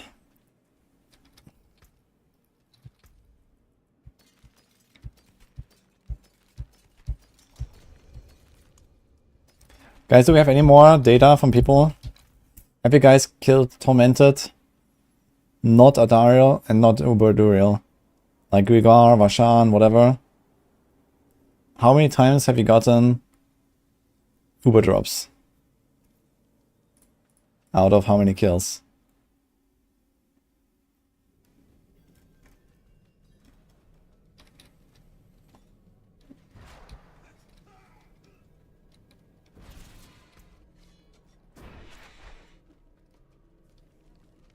I did not know if Ice Spike. Ice Spike's pretty good.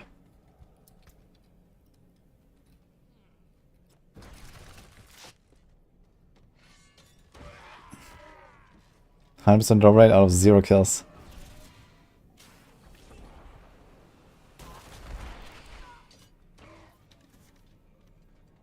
Killed 20 Ubers here, no Uber. Killed 30 under Iron and Duriel combined and got 3 Ubers. I kind of have a feeling they have lower drop rate. It's probably just their base drop rate times 5.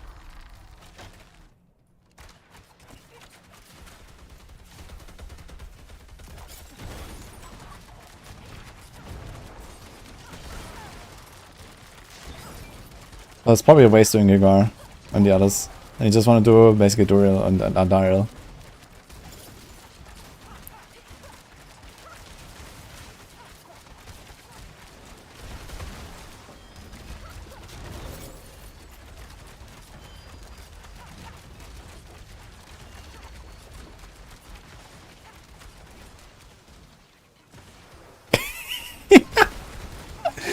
Wow, man. This guy is a pro. He perfectly dodged the explosions from Honeybolts and Chronics. I got a stack again. Pega.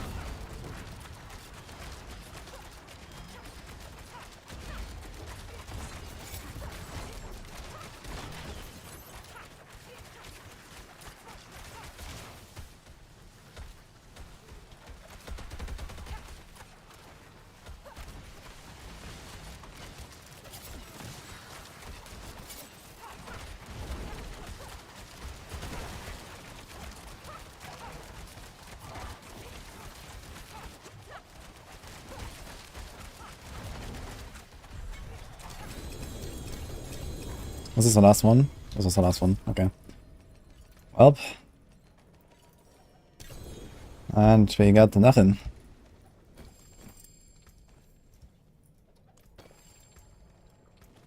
So 8 kills, and then 5 during a race, and 1 more random. So I'm at 14 kills. And I have 0 as well. What was a 9? Yo, Crony's got a Sidic. And Stan got a Shaker. Oh shit. Well, congrats, dude.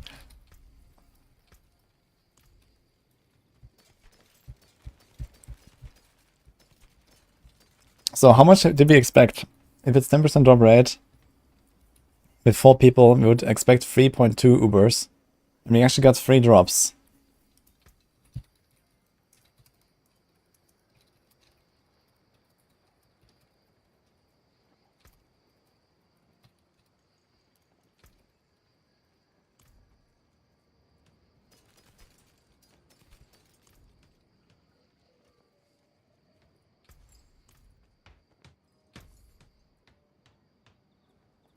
Goodbye then.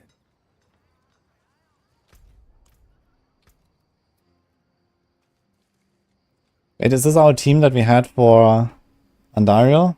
Or was it with Monkas?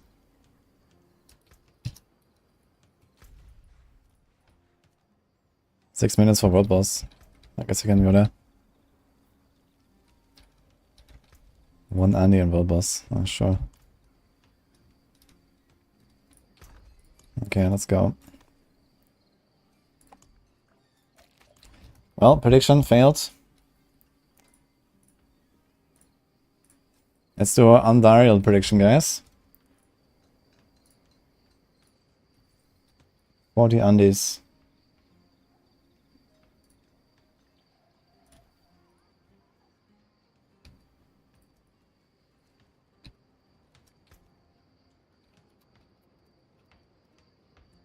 This is chill for 5 minutes, I guess. Let's go do some whisper real quick or something. Why not?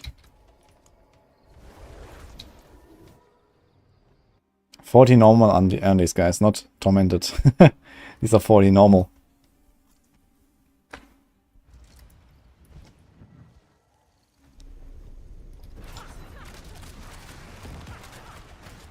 Oh, I still have cinders.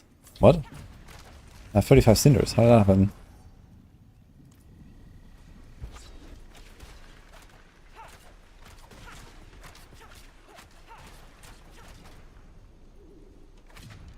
Crossbow or hearts? Bow for Heartseeker? Bow for sure.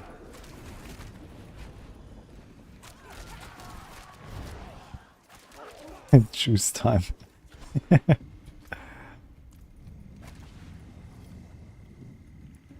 Here's a guy who put like 1 heart and disappeared.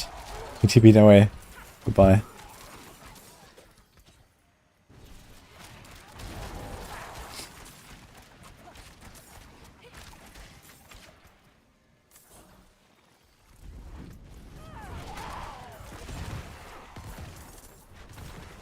Chronix is actually running Interior's Might.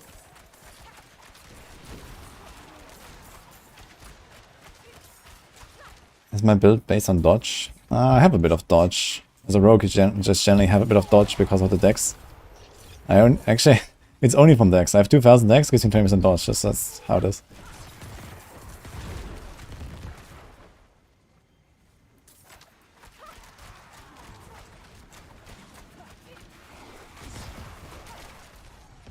Okay, what do you want to do here? Slay demons.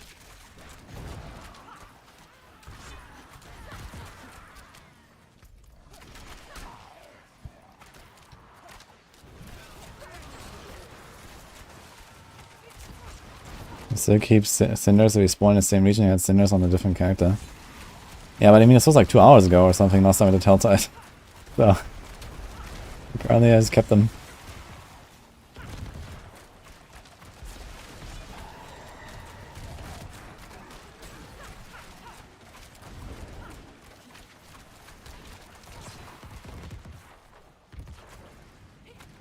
Also, I get boss summon materials.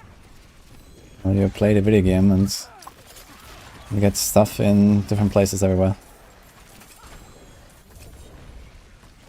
I mean, the fastest is just farm Duriel mats because Varshan mats are easy to come by and Living Steel is easy to come by. So you do Gigar and Varshan.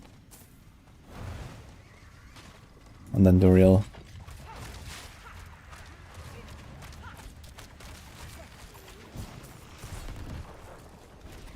Someone's actually doing the Maiden. I need gold now, so log in. Gonna Scoundrel's Kiss. Wait, did it just drop? Free to rapid fire, 23%. It's actually an upgrade, I think.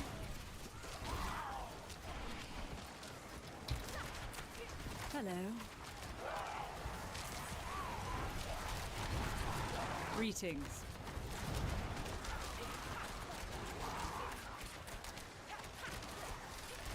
Ich habe einen Tipp für Ubandaya. Watch my video.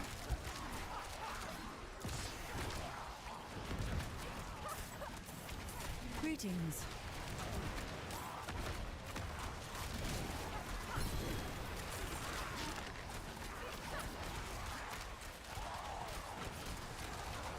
Zumindest war Boss.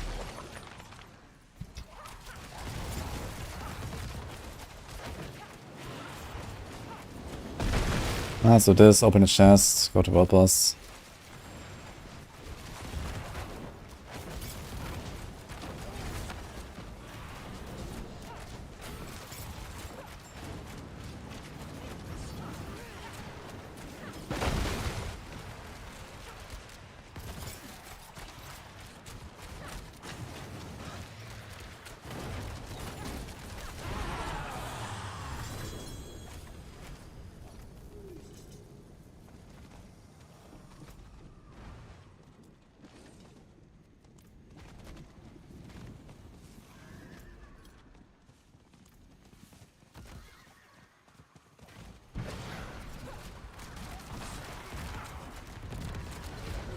It's gonna be tight. Need 20 demons.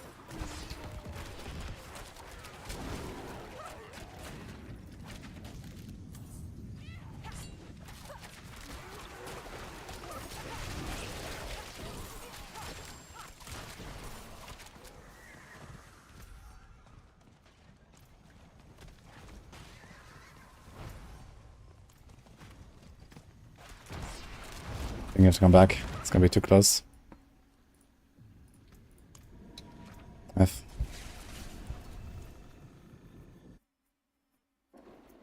Thanks, Turkey Brokey, for the prime. Yeah, we have Chronix and Condis there. Crondis, basically. There's no way this boss is longer than 3 seconds. Oh man, 20 seconds left. Depends on which boss it is. Andariel would live long... not Andariel. Avarice would live long enough for me to have like an extra 5 seconds, open the chest. Now, I wasted like a minute, we have to run down there again. Open the chest. It is actually Avarice.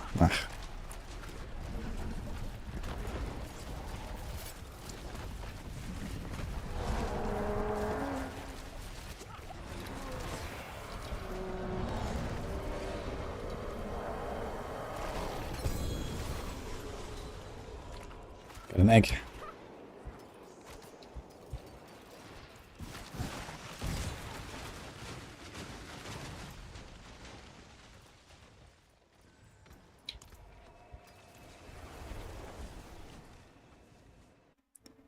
I hope they're gonna make some Tormented version of these bosses as an instanced version. I found it really cool that you fight Ashava in the campaign. That was a nice touch.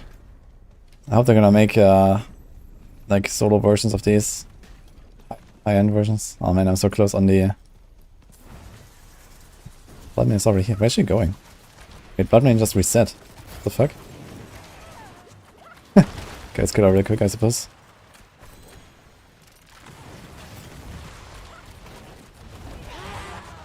Yoink.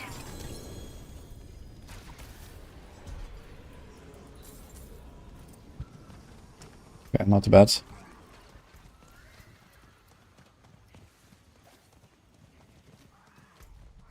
Someone going to Andy? You're alone at the boss. Good luck. Yeah, you can't farm it with multiple... Actually, I could lock on a Druid, I guess. On a Druid, I should be able to also loot the boss, but I'm not sure. But it's fine now. We're doing the Undial, that's okay.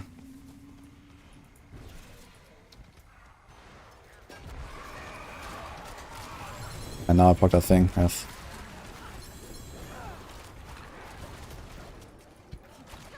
Do you care about Hellborn?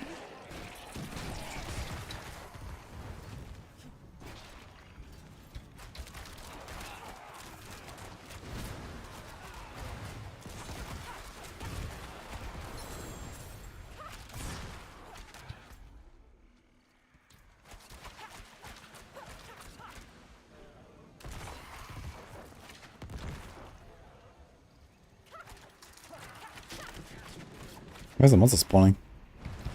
I'm just chilling here.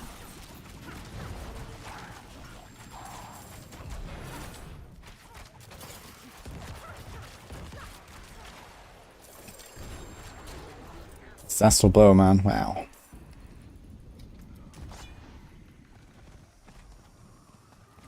Monsters?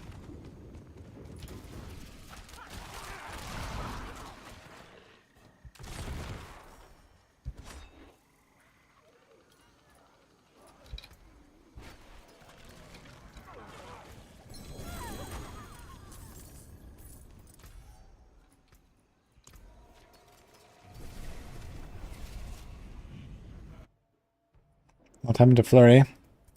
The pit happened. With many, many very tanky bosses that are not very melee friendly either. Okay, you got the nuts.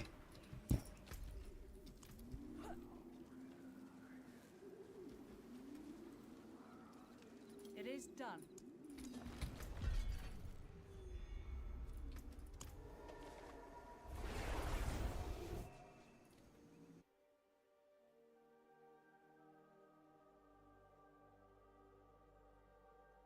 Added a sensation to the Heartseeker build from leveling build.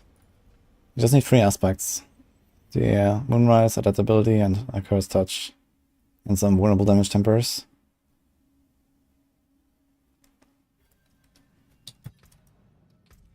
Okay, 40 Andariels, let's go.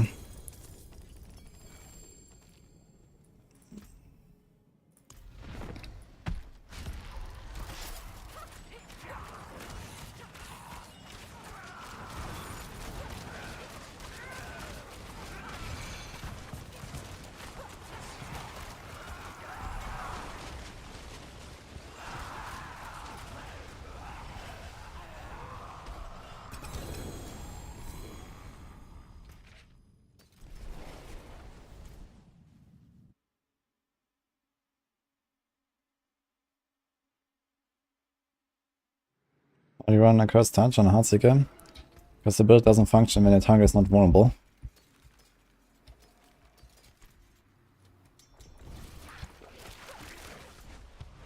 What's the time on these? 10 minutes. Oh, F.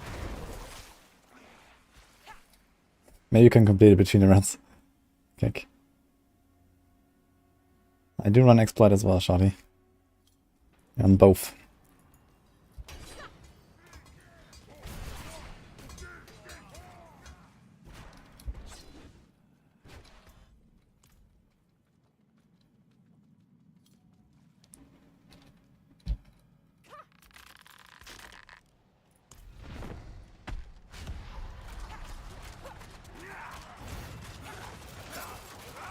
Yeah, it's 10 minutes on the timer. But I have to do that between the runs, somehow.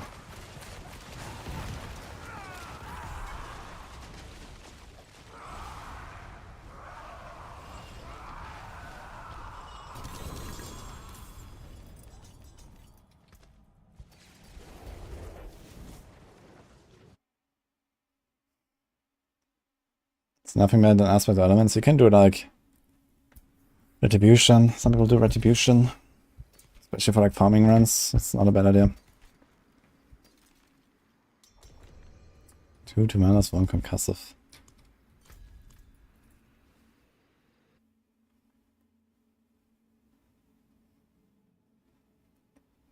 You can get every Uber drop from any of the bosses, yes.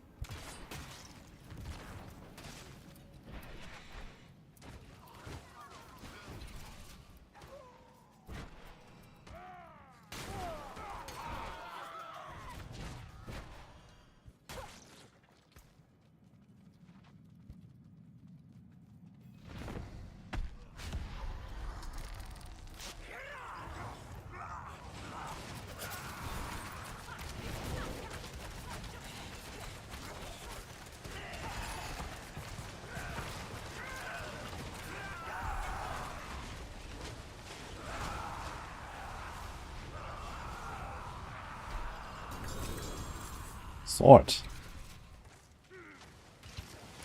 The wrong kind of sword.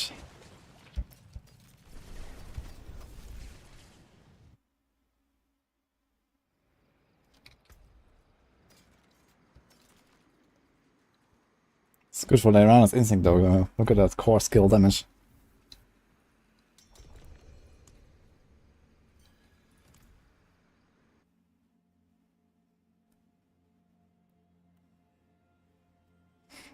How many ruby fragments? Probably not that much because I crafted rubies on my druid lately. 24k. Yeah, that's looking pretty good though. Nearly 200. Wait, is the cap still 999k? I wonder if they increased the cap.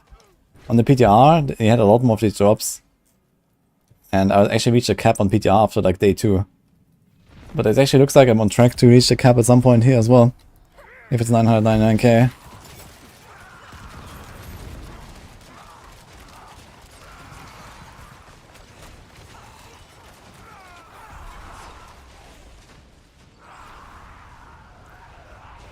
Thanks, Dr. Rocky. I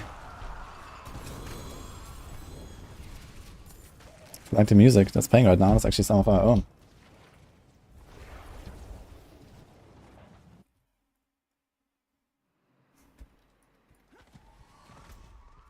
I'm gonna ride real quick.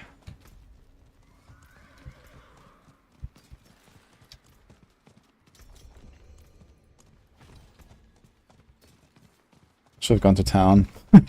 This is kind of stupid.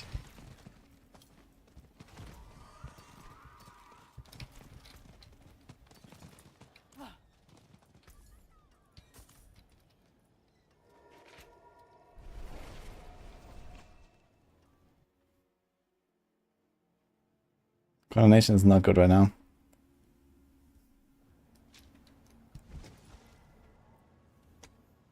It's okay, like for an early game item. You don't have any good tempered weapons yet and stuff.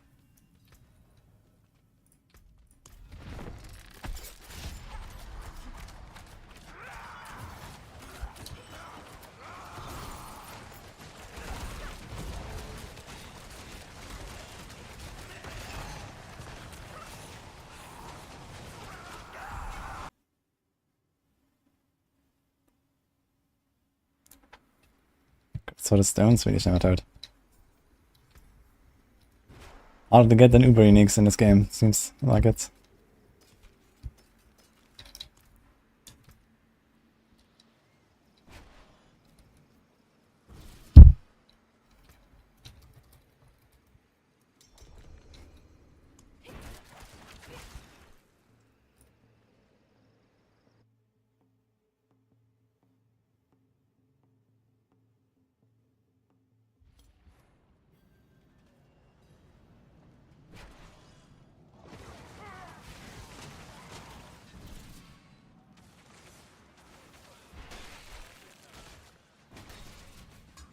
Shorty about the Accursed Touch versus Retribution.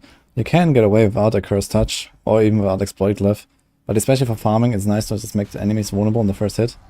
Because then as you shoot into a pack, you get a Victimized Explosion, and then the entire pack is vulnerable, and this means every arrow that follows up will make, has a chance to trigger Victimize, and you can just like blow up packs much more quickly with the Exploitative.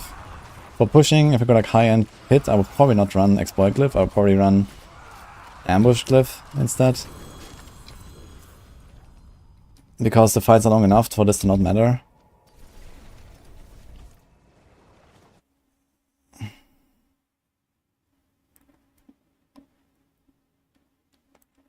I am Namo.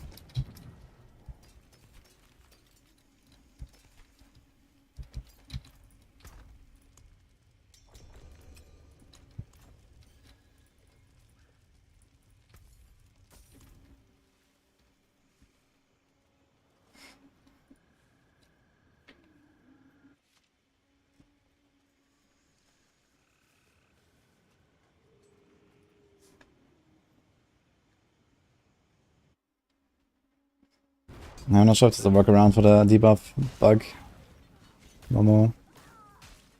When I had it, I just restarted the run and paid the cost again. I guess I can try to invite someone to kill it for you. Because they will have a fresh, no debuff.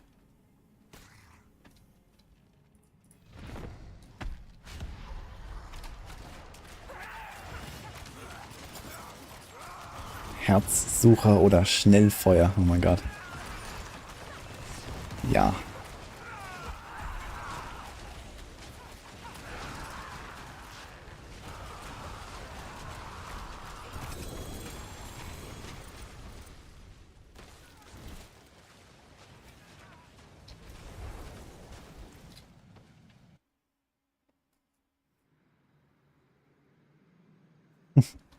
Thank you, Sionix. Okay, that's 50 right now, roughly.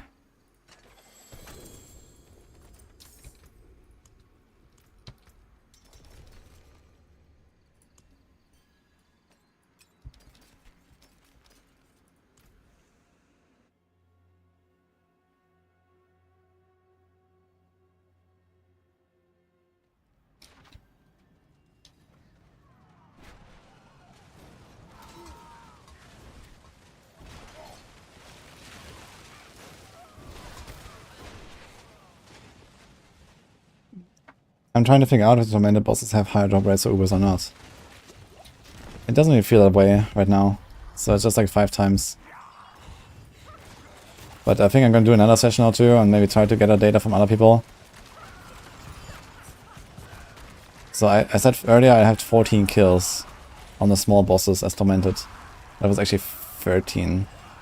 I did 4 during the race, I did 1 random at some point, and then we did 8 today. So I'm at 13 without a drop.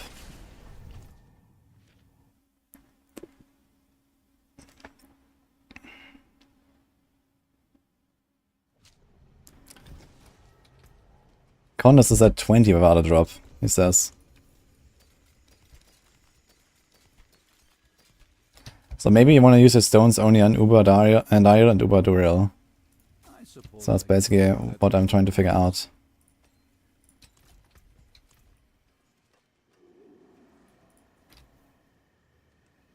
He had 50 without. Okay, how many of those were Duriel on Dariel?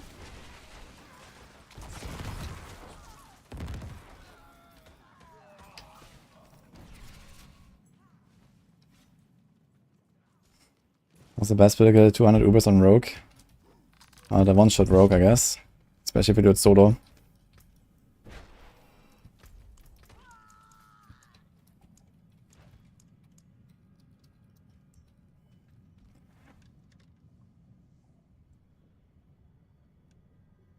Two to 1 ratio Duriel and Dariel.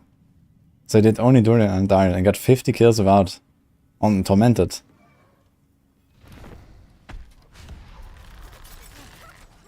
Hi, yeah. Hello, Nini.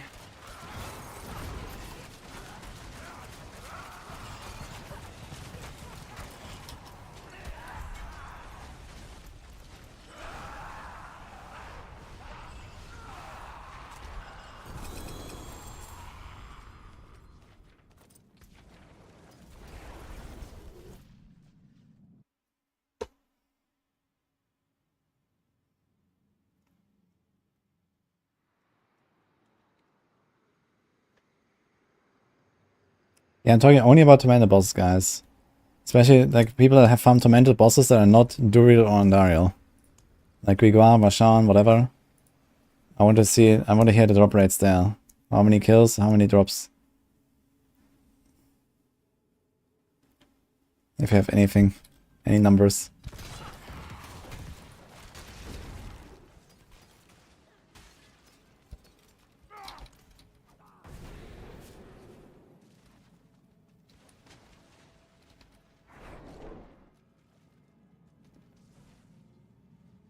We got 5 in 20 runs on normal Duriel. I don't care about normal Duriel. I know the drop rates on normal Duriel. I'm talking about Tormented, Grigor, Varshan, Zir, and Beast. That's the only thing I care about.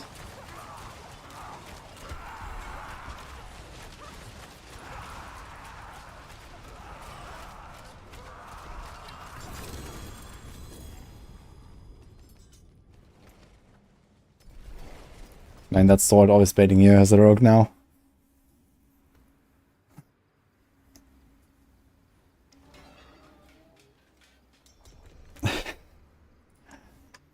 That's not a bad banner.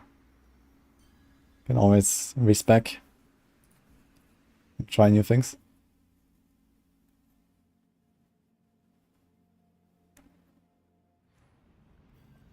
I mean, Andy and Duri have higher drop rates than the rest, Rob confirmed it. I'd like to see some data on that, if he has collected any. I guess if there's someone who's done a lot of tormented bosses, then it's Rob. So he probably has like every Uber unique 3 times already, I imagine.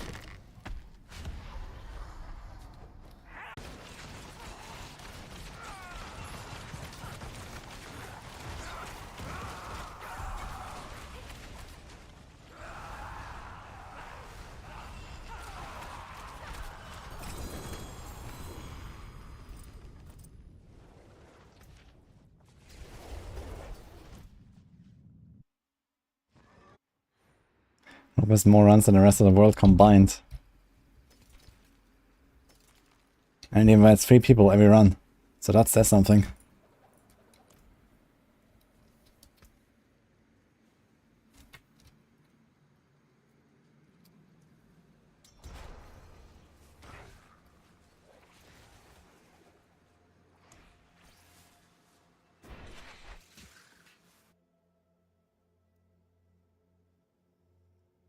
Any plans to try Shadow Step build? I'm glad you asked. I already recorded a video on it. That will be live later or tomorrow.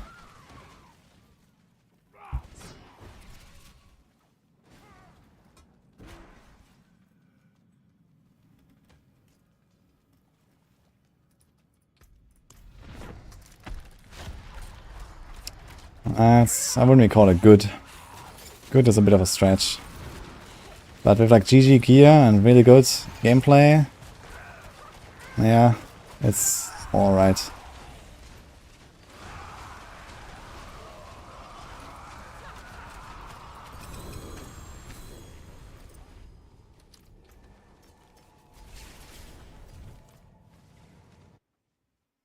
So Opening Strikes is very good. It's not bad.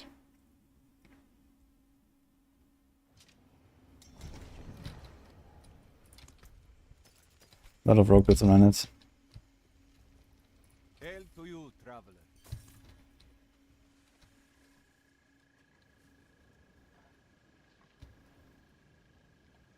Oh no.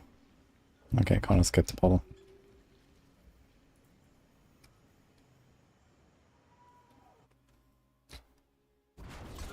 I was talking about Shadow Step.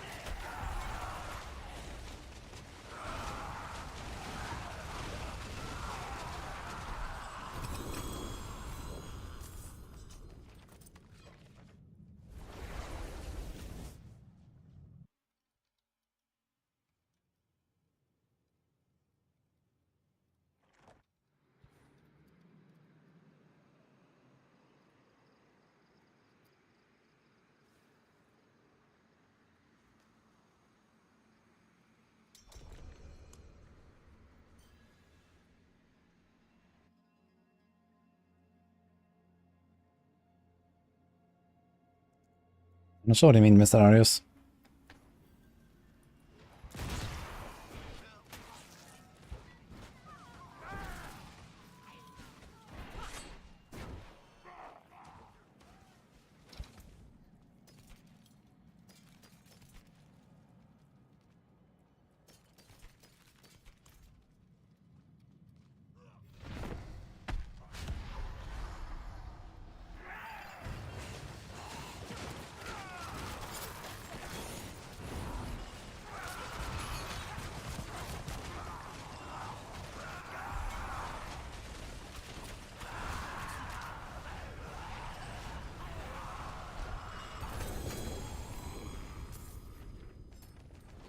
Someone said that Rob confirmed that Tormented small bosses don't drop the same amount of Uber-Unix as the Tormented big bosses.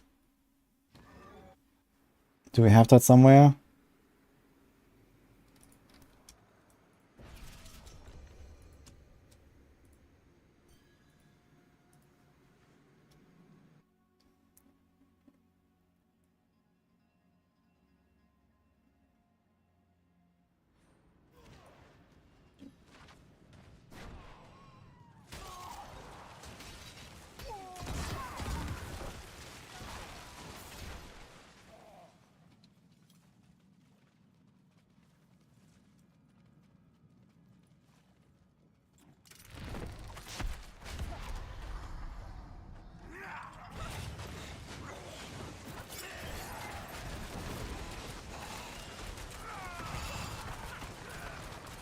Yeah, Twisting Blades build that shines in the Endgame was decent.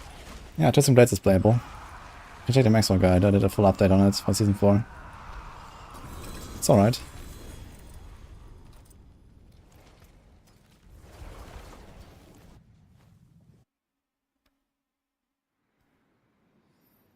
Your money disappears every time you get to 4.7 million. Sounds like someone is rolling a passive on an amulet. I know what I feel, actually.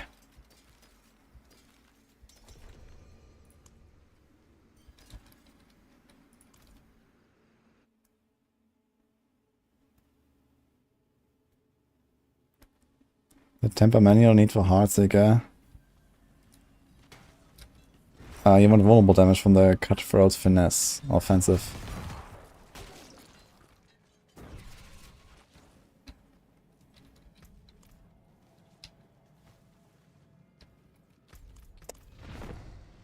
Masterwork affixes rerolls, keep the upgrades.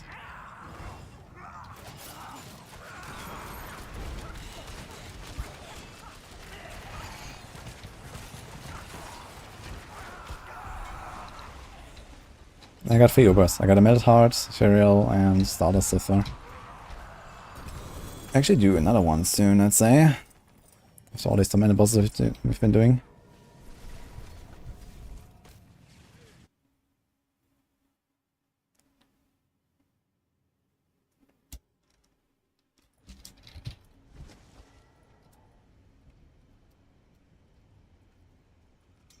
I can work on Heartseeker. Yep.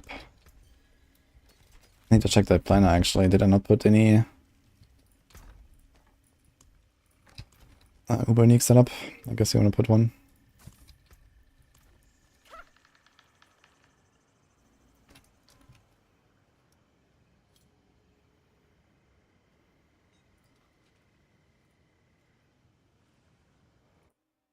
No, we have one here actually. Look, I put a Harlequin crest there.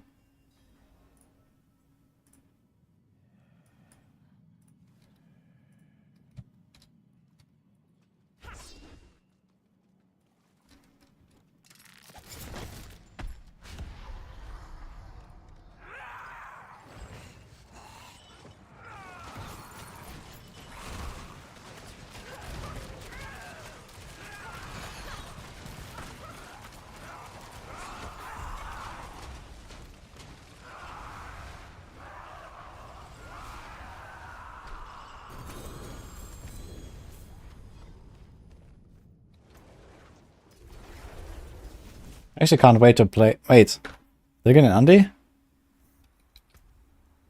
Ah, I got an Andy. Wrong helm. I just marked it. I was like, Okay. Well, believers win yet again.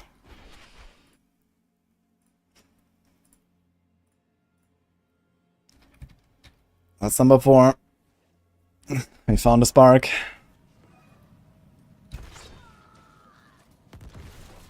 Marked as trash. Well, the thing is, I'm selling everything right now. I need to sell someone.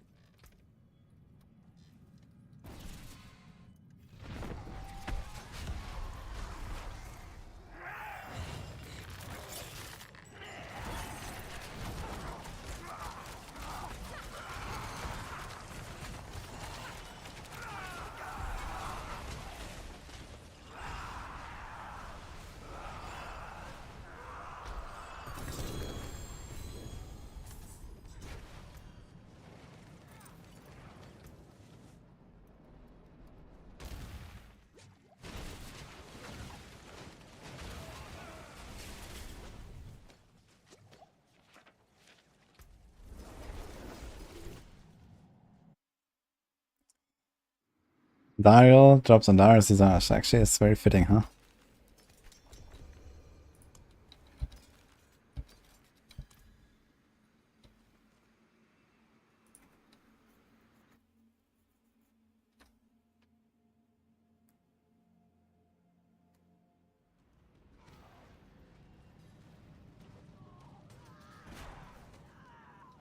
Koenig says, sell it to show dominance. I should, huh?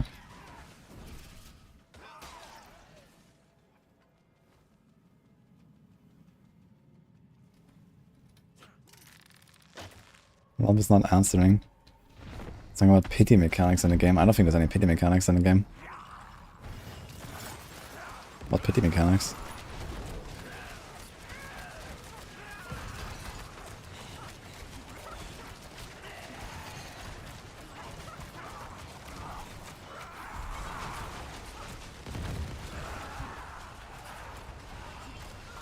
Pity mechanics are like RNG protection. Like, you know, you have like a very low drop rate of something, but, you know, after doing something X many times or playing for X hours or something, then it increases the drop rate. So this is what its pity mechanic is. Or like, for example, in Hearthstone, when you open 50 packs, you get at least 1 legendary after 50 packs if you haven't gotten one before that. Or something like that. So this is what that is. But I don't think this exists in this game.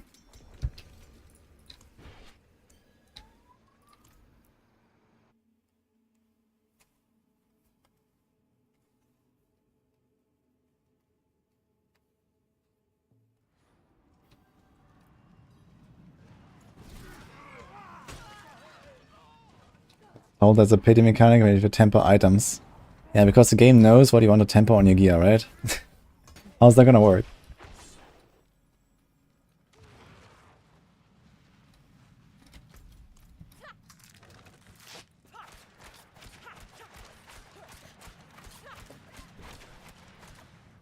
Here?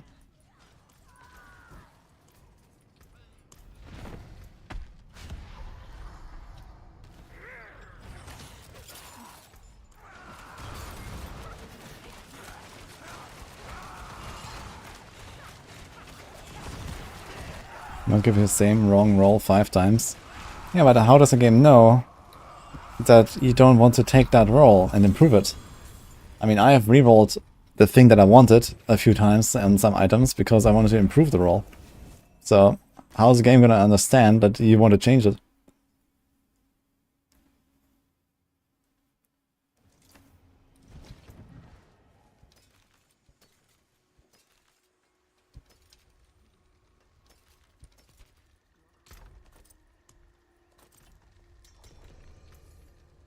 Good business.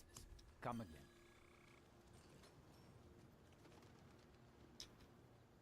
Like, that doesn't work. For tempering, can't do a pity mechanic. You can do a pity mechanic for other stuff. You can do a pity mechanic for uber unique drops. You know, you can say that, you know, every 200 hours played, at some point, you're gonna get, you know, random uber unique outdoor content or something. Or every 100 you know, durials you farm gives you like drop or something. So that would kind of work. But for timbering, you can't do that. The game doesn't know what you want.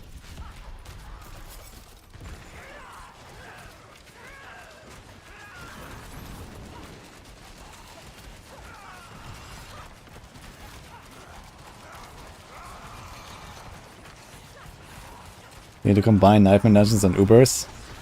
Yeah, dude, imagine, like, instead of Butcher, there would just be like a random Andariel popping up or something, or a random Duriel in the Nightmare Dungeon T100 or something. That would be badass, man.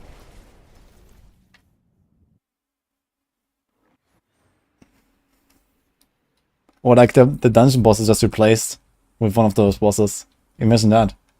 Like you walk in, and there's like fucking Varshan, level 150, bam. That would be pretty cool too.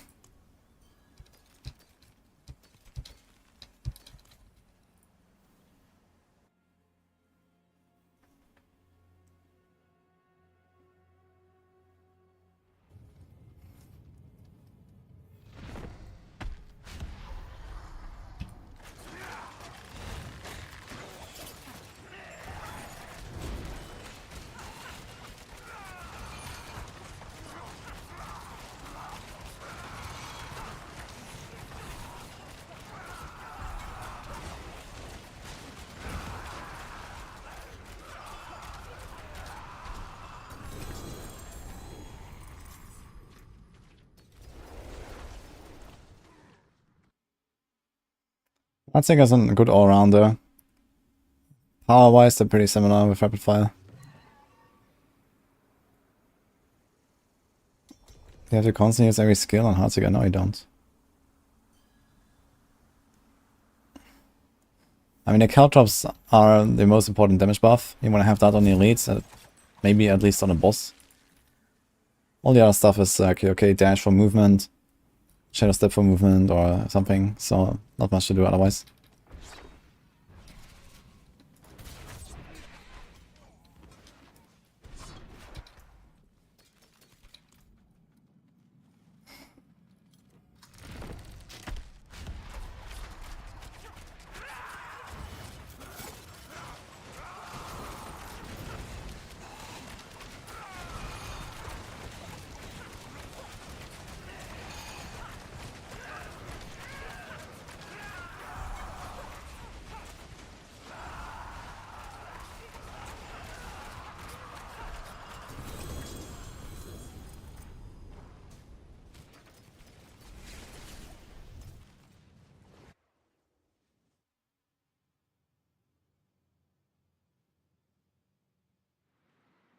How much like a hit chance should you get before switching Heartseeker? You don't really have to go for it before switching. You can do it right from the start as long as you have the aspects and vulnerable damage.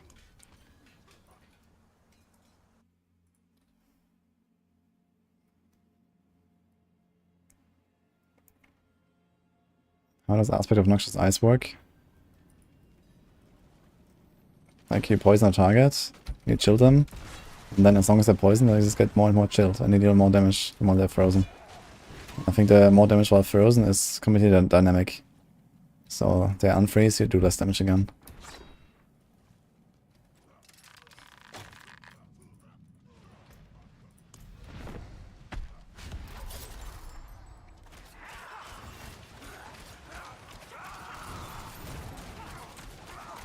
You can see if the enemies are vulnerable from their purple health bars. Or if you have a cursed touch, you can see the icon above the head.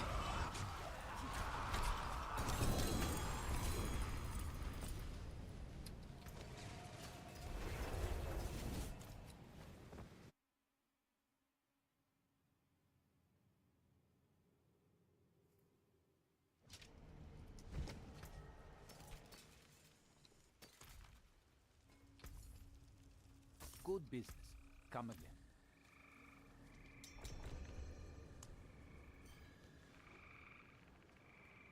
I wonder what happens if I accept the vote to reset the dungeon and then go through my portal.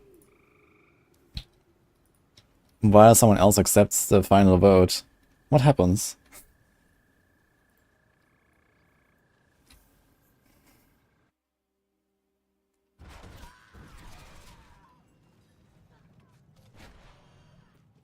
First of all, I prefer you to address me with a better name. And second, attacks lower the cooldown of evade.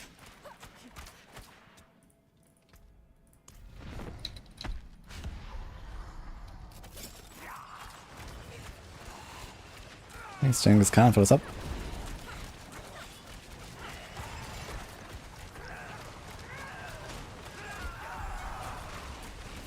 He didn't deceive me. That's funny, okay.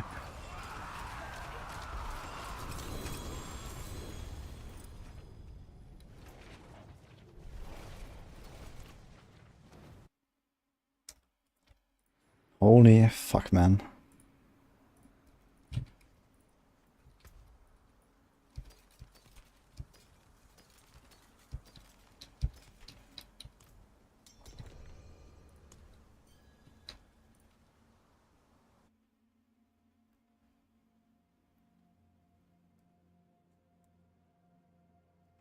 Nah, I wouldn't run a Tyrius on rogues.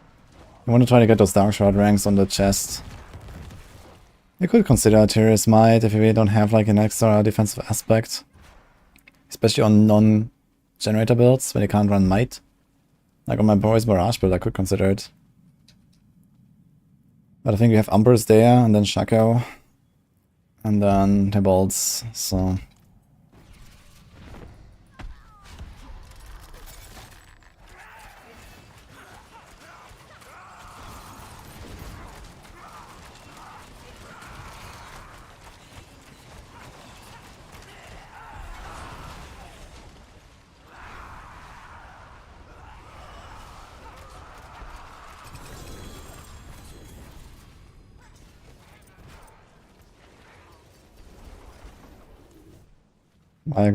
Why do you have only 6 stash tabs? Yeah, I mean it has gotten a lot better now without the aspects in the stash. So that's nice at least.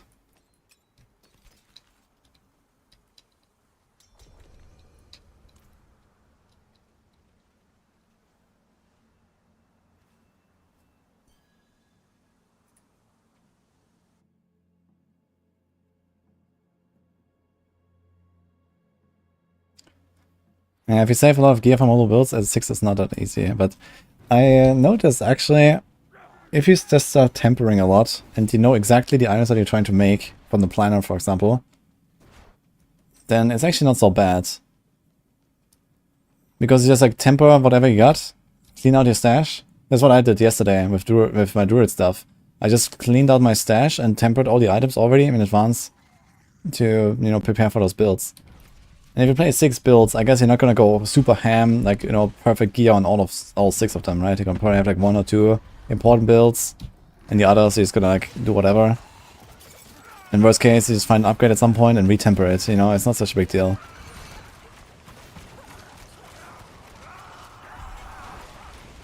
But I noticed you actually don't have to keep many items if you just like temper them.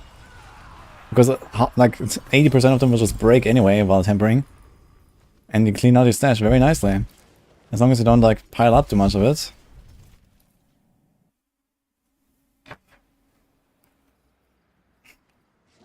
That's actually a pretty nice strategy for keeping your stash empty, even with many builds. Like I currently have like 5 or 6 builds lying in my stash pretty much. And I have a bunch, like 2 or so stash tabs just for like random loot that I threw in there lately. Basically dump tabs. And I have another stash for all of the boss loot, the boss mats.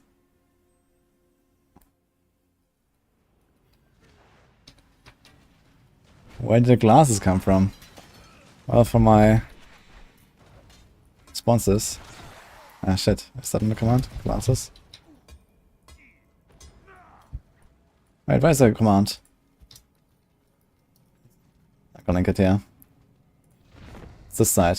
They sponsored me in the past for these gaming glasses. Why does it not load? Ah.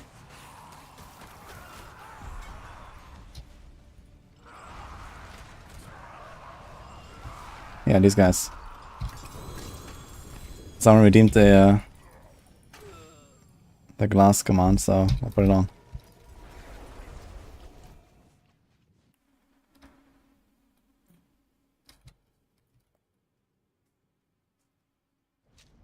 What's the stats?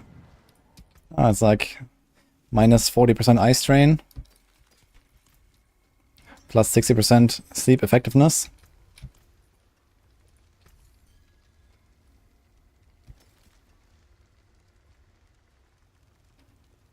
A fine addition to my inventory. And then you can masterwork that shit. Pretty good.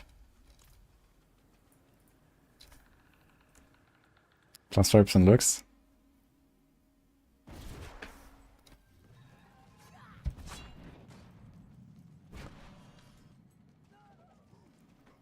I missed. Wait, I had another redeem earlier. Oh shit, sorry.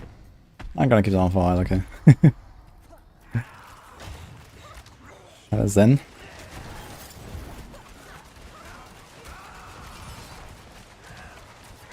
So Heartsinger leveling guide.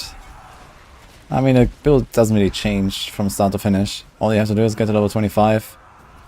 Get those 3 aspects, adaptability, Moonrise, and a Curse Touch. 10% vulnerable damage. There you go.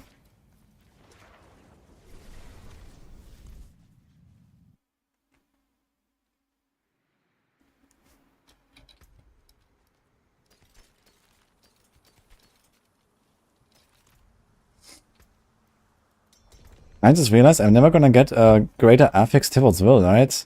Because these bosses, for some reason, I guess they're bugged, they didn't drop greater affixes on their uniques. It's only the Uber uniques that can have a chance for greater affixes, but the normal uniques do not drop as greater affix from these bosses. So you have to find a Tybalt's randomly with a decent roll and a greater close damage reduction. That's gonna be great.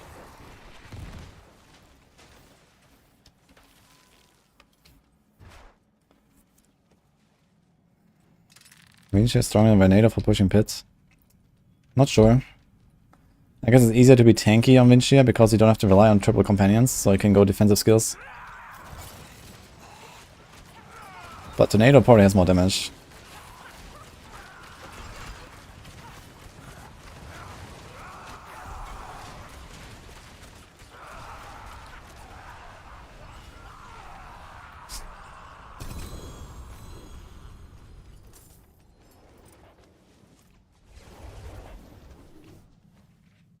Klaus is kinda meh with one-shot shadows. Yeah, the thing is I might not need it, but I might need it though. We'll see. I could run a simulation. And to get like an extra energy per second roll. Let me look at the builds.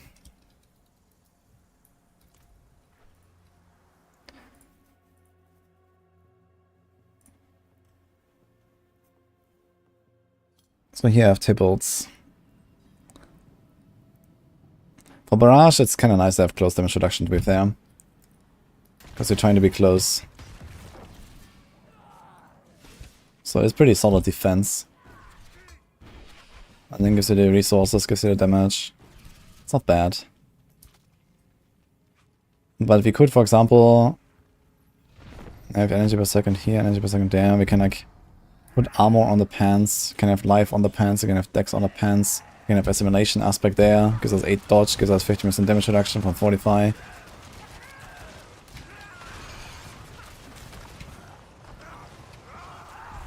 And we might be fine on resources anyway.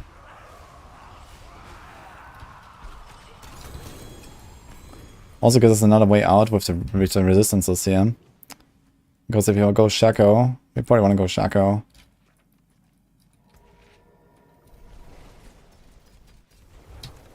We can get resistances on the pants. So I get a life roll, a dex roll,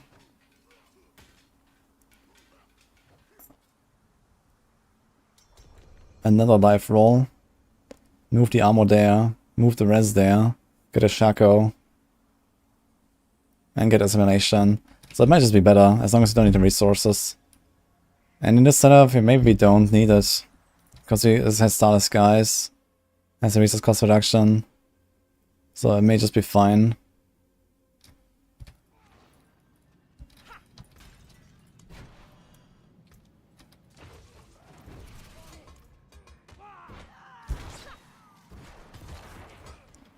Yeah, I might actually put Shaco in this build. Like previously, he got 10 ranks to poison imbuement. Well, when I made the build, 10 ranks to poison imbuement and all this other stuff you could get here just seemed better than having like a Shaco. And then I just put in the Temple's Will there for the resources. But the Shaco also has resource generation, which is very useful. It amplifies the passive regeneration. Like this build is gonna have like 20 energy per second, and then with Shaco, masterwork and stuff, you get like 24. Like it's actually gonna be noticeable. So maybe I don't run Tibalts for this, maybe I run the Shaco, and we run normal pants. This might solve a lot of problems.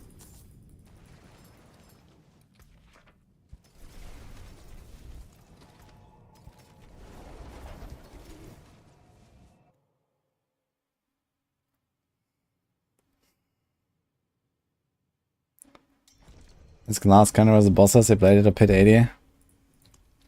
Yeah, it's kind of tough without the might aspect. Good business. Come again. I mean, if I can comfortably farm like 70s or so of this, without feeling too unsafe, I'll be fine.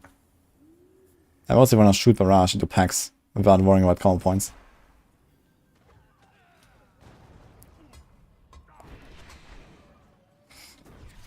Range is absolutely amazing. Stand down, nuke Tormented real, ignoring his damage like it's nothing. Nice.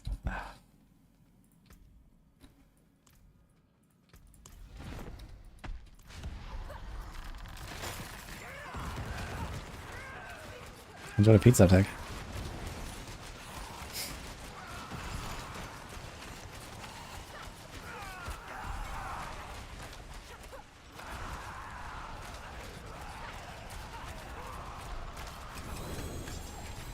Man, what is that timeout there?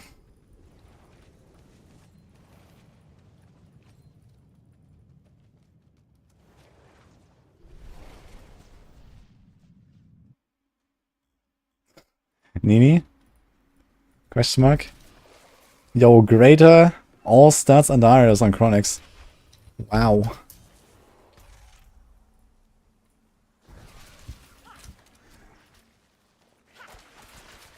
It was redeemed. Wait, what?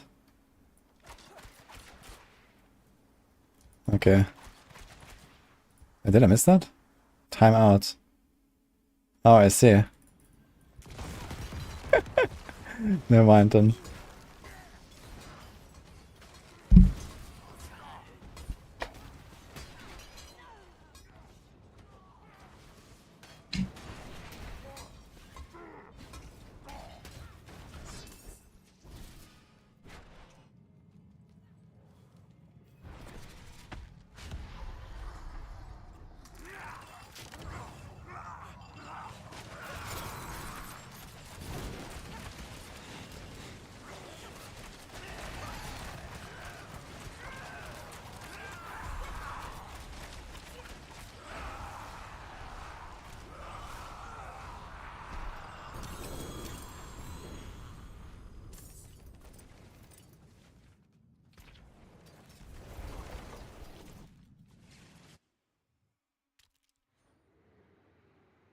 Yeah, they all don't have greater affixes. It's only the Uber Nix that can have greaters from these bosses.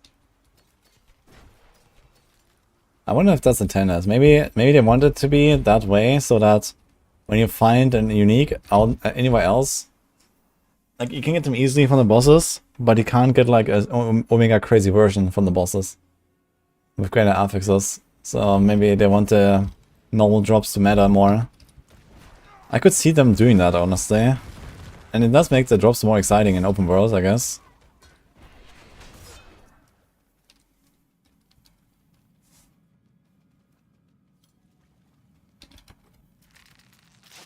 How's my attack speed so high? Well, we have some aspects for this. We have Rapid, we have Moonrise. Also, we get 2 arrows every time we shoot, so it looks like more.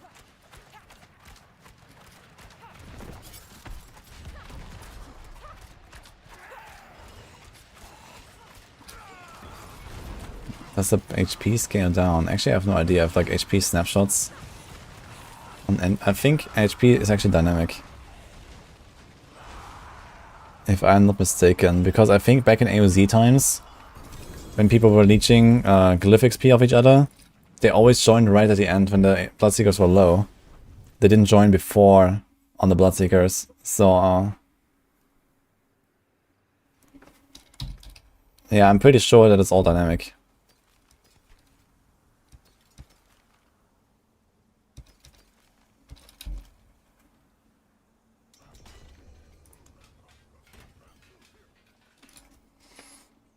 I do have the best speed farm build for Helltide of Rogue. Should try Pen Shot or Barrage. Thanks, Whole Flame, for the prime. What is snapshotting? Snapshotting is when a calculation is done only once somewhere at the start, and then whatever result is like carried forward, you know, later, even when the conditions change. So in this case, a snapshot would mean, like, if it doesn't work that way, but if it worked that way, you walk into the boss, you attack it as a solo player, and then, you know, it's like a single player boss with single player HP, and then 3 other people join you, and the boss does not increase in HP. This would be a snapshot.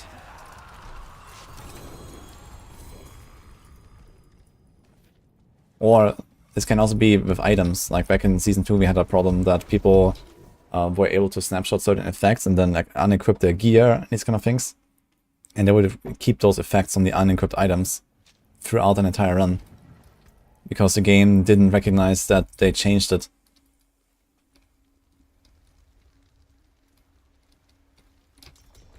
Connor's got a harder Select.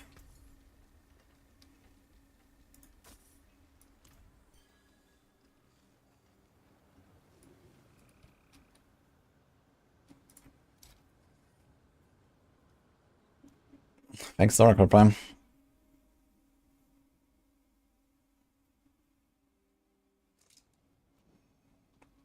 Wonderful.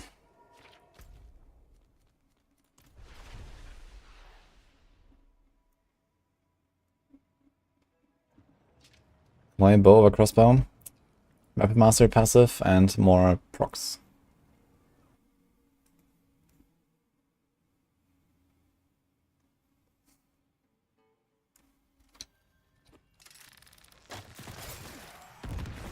Use a buff, put dot on enemies, and when the buffs run out, they still do the buff damage. Yeah, this is also... It is not necessarily even like, you know, something to abuse, it's just like how some of the effects work. Like, in some dot effects work exactly like this. Like, you buff yourself, then you apply damage over time, the buff falls off, and damage over time keeps that buff. Because it was applied, you know. It's like a duration effect. But not everything works that way. So some things are dynamic, some things are snapshot. And in some cases you can use that to your advantage, in some cases it doesn't matter. In some cases it can be even detrimental. So you just have to like learn what works how.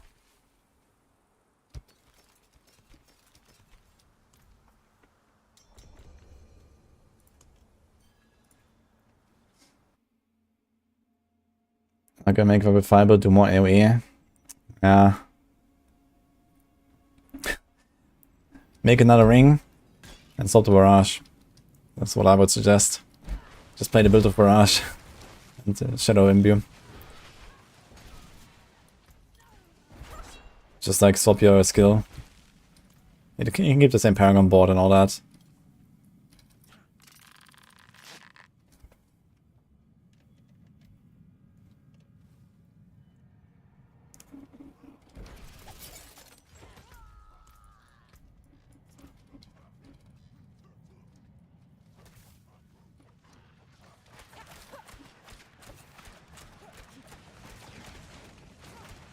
Gonna feel 1,000 times better with Barrage. So I can do like a ring with the high velocity aspect. I can do an amulet with the branching volleys. Instead of, I don't know, some random damage aspect that you have for rapid fire. Then you have the 2 barrage aspects and you go ham. And I guess you need like, you know, the barrage tempers on like another weapon. So you want like different weapons where you have the barrage projectiles cast twice. So if you do like some item swaps and then swap the skill, you're gonna be fine basically. And it's not that big, I did that as well. It wasn't that hard to set up.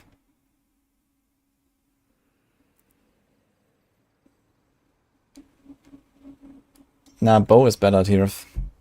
I just explained it. It's mostly because of this passive and because I get more procs. More attack speed and stuff. Why am I spamming Unduriel instead of Duriel? Because Unduriel needs different materials with the same drops. So we do the Unduriel too.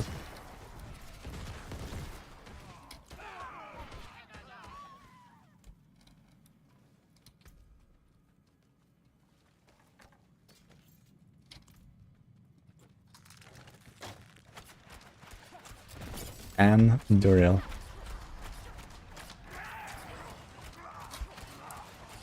Yeah, 2 more kills, it seems.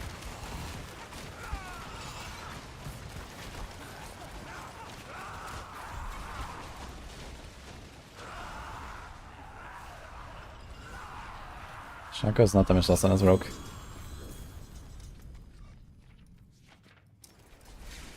How many swords have I gotten today, man?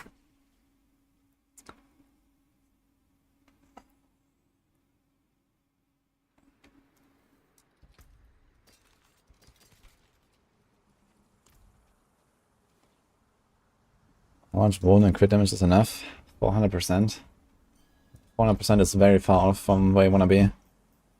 Especially on crit, which has even higher values than Vuln. I have 1400 right now. The in-game stat sheet. But the ult is for Andariel, yes.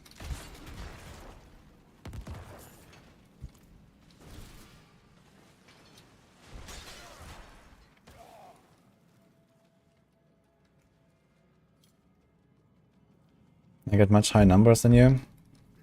I'll have 4 ranks to exploit, and also use the Caltrops well.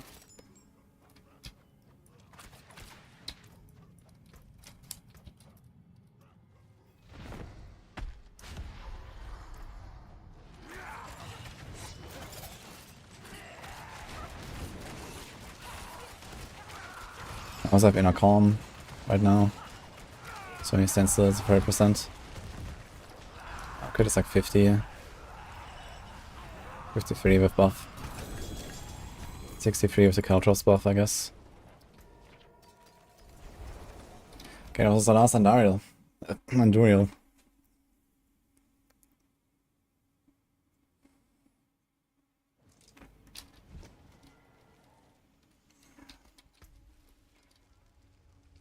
Oh. Okay. Do I have a weapon prepared already?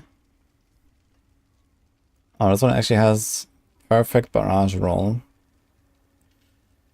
And crowd minimum roll. Okay. I could try to temper this again and get a better crowd roll maybe. Alright, we're done with the bosses today. So at least we got 1 Uber, huh?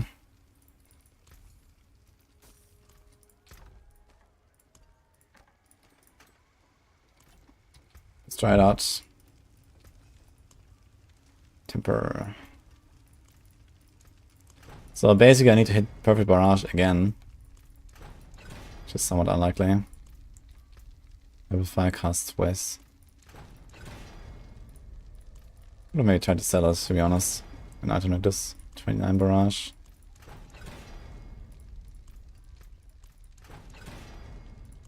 Okay, bye. How can I help? You can still use these. Should I set Rogue still 8 tier? Yeah, we're gonna move it down, I think. I think that belongs in 8 tier anymore. My god, man. I should clean up some of these Varshan mods. I have like 70 Varshan summons. 90 almost, actually. Holy shit. That is a lot of eggs. Wait a minute. Can I have like 100 eggs? It's 50 Duriels. I can do 200 Duriel session after that. Also, with all the living steel I got. Seriously. 1, 2, 3, 4. Well, let's do it, I guess.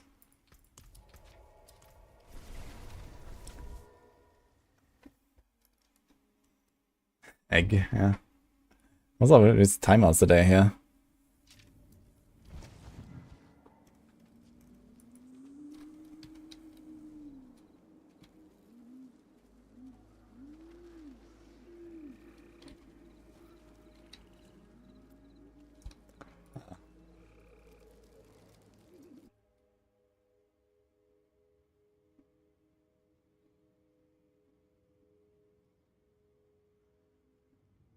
Okay, Caesars, I see that message.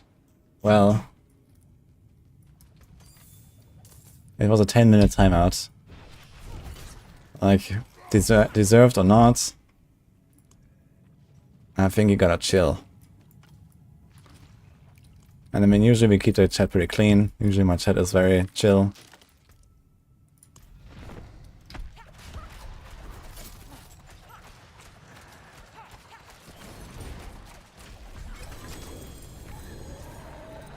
So leave this party here.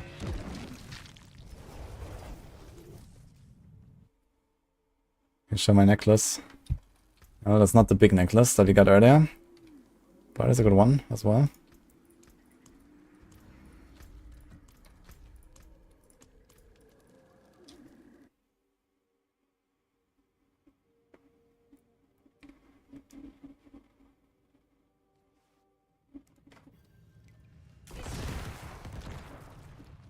I think there's like also a maximum limit on how often people can time out on the command or the redeem.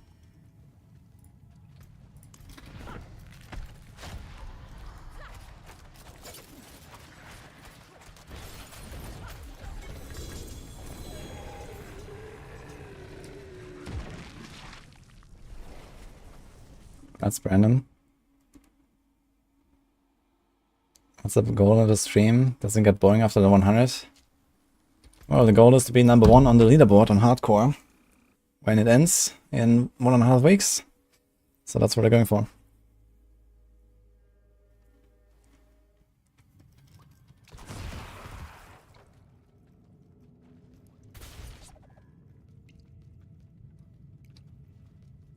$20k cucumbers for nothing.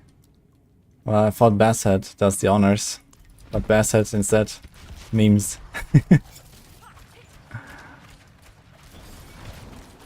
So I guess I gotta do it myself.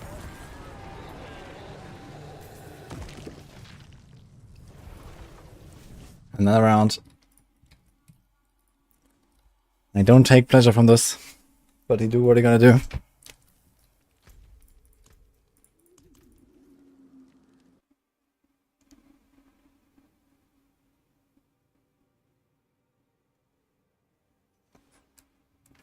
Help us figure out how to live with bosses about debilitating roar with tornado. Yeah, I'm kind of scared about that, to be honest. I'm not sure what to do. I guess one strat would be to just run cycling armor and not go triple companion shepherds. Or maybe not go shepherds at all. Have like 2 other aspects. Maybe I go Star Disguise.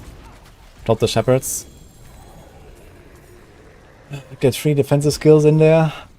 I can do a Blood Howl. I don't actually have to do Blood Howl. Man, if Bulwark wasn't so shit, that would actually be nice, man. But Bulwark is so terrible. Because it only scales with base life, which so it gives you like a 3000 barrier when you have 60,000 life or something. So I guess the answer is just go 42 elixir. Get enough resource cost reduction so you don't need the resource elixir, then go 42 elixir. Maybe have cycler armor for a bit of damage reduction.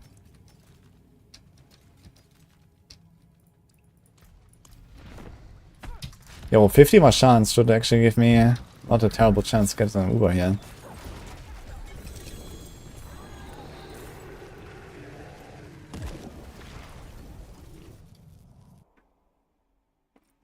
They're gonna do it look sick for pits. Yeah, it's pretty good.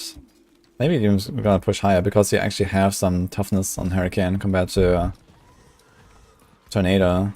Well, yeah, we also go for Shepherd and stuff though. But I guess you have user and strength, which is pretty good. So get 20% extra HP there. That's already noticeable. And I guess you can also have might aspect, which is nice. But you have to play like full melee.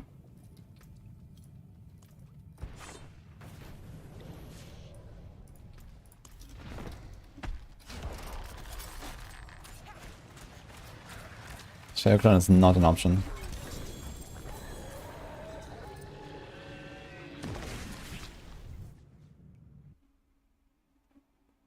What's the most fun build and character to play with? I think the most fun I've had so far lately is Druid Rogue. Barrage feels really good these days.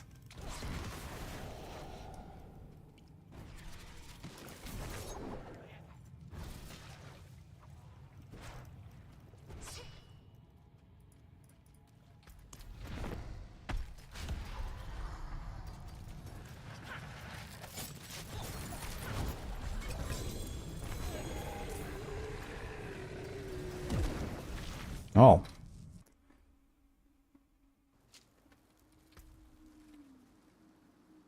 Not terrible glove. 870. I'll save that.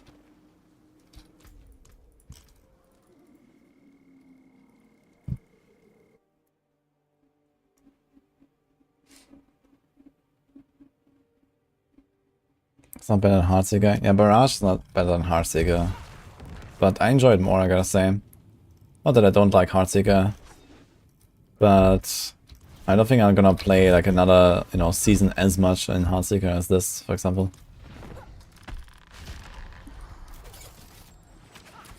But it's nice to play Heartseeker right now. It's also a nice build. I just like the Barrage. It's just so fun.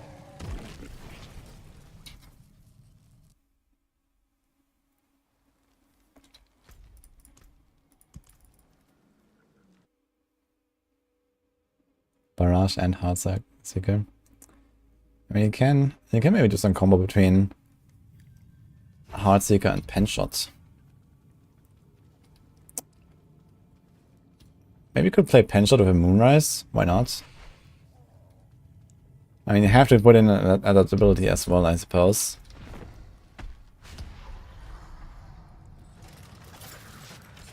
You don't really need a Curse Touch.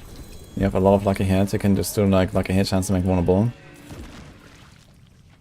So this could be the trickshot aspect. And then you have Edge Masters. I wonder how that will feel, some combo. And then you have very little like chance to cast twice on Penshot then, which is a bit sad. Because you give it up on the two-handed. For having the 100% chance for Heartseeker to cast twice. But I could probably fit it with skill points as well. You also get 10% crit there from the improved Penshot. At least on AoE fights. Which helps your Heartseeker a little bit.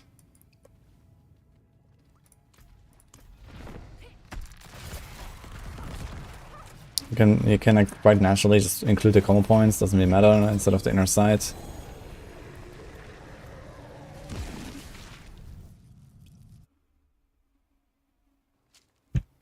Penshot is too dangerous for positioning.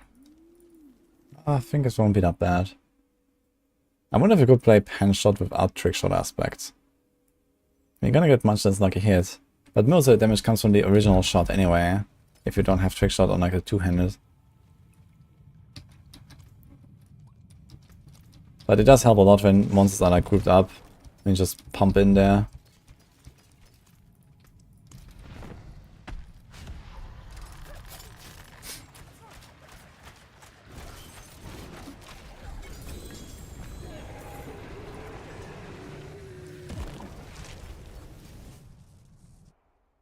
Go 200, smile.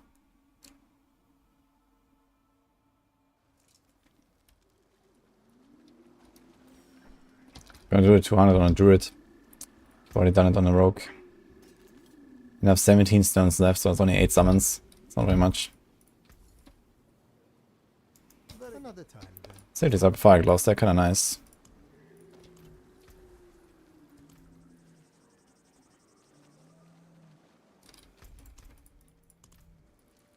What point should I start putting correct aspects on gear during leveling to 100?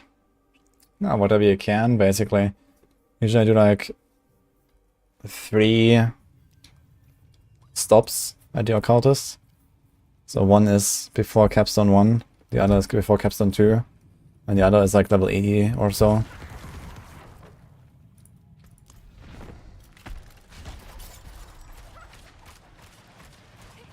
Good luck, Chongtan.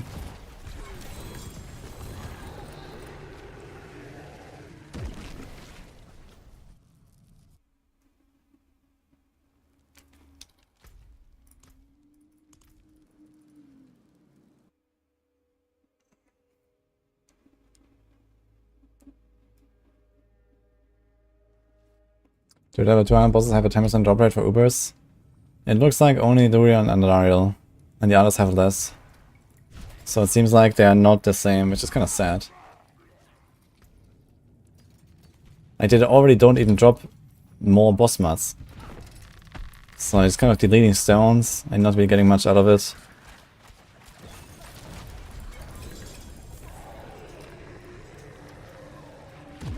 Has anyone gotten like a random Uber unique from like a normal Vashan or a normal Grégoire or something? It should be a 1 in 200. So I think there should be plenty of people who've gotten one.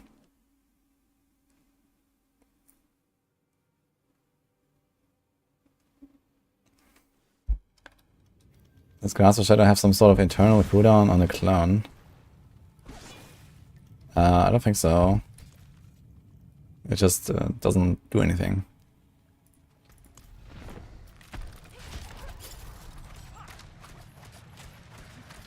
Kalendarius is actually normal Giguar. Okay.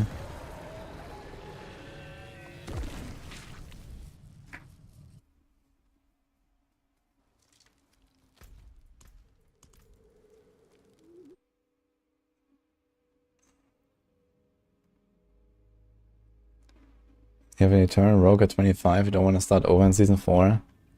I mean, level 25 is nothing these days. If you have a level 25 character in Eternal, you should just go Season... You're gonna be there in like, I don't know, an hour maximum, probably. If you just farm some Helltides, it's really fast.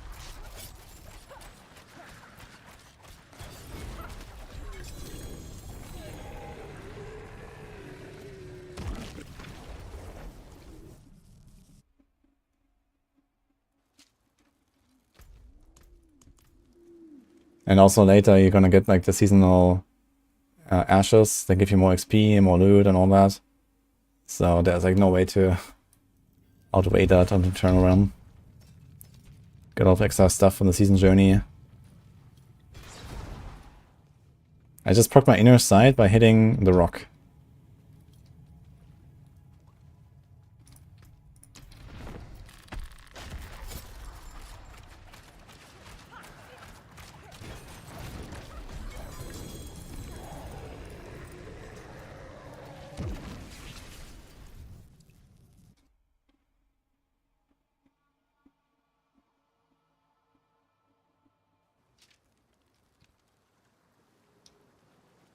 Want to Ubers and spend all these mats, but the idiot is sitting there and looking at 500 load screen is turning me off. I mean, if you have your Uber uniques already, or you don't need any, then I guess you don't have to farm these bosses, right?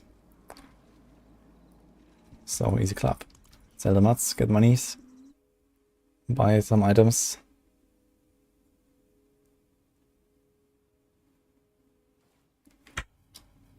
Heartseeker Planner is available. Look, here's inner sight proc.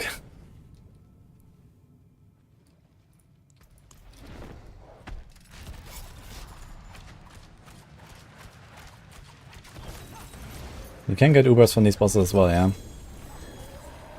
As far as I know, 1 in 200.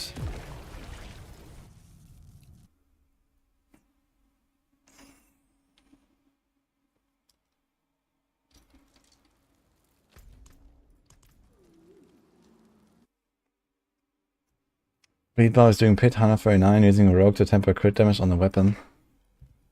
That's funny actually, yeah. Yeah, the gushing wounds I think was fixed, and now it properly scales the crit damage. And then use the marksman finesse recipe from the rogues to temper.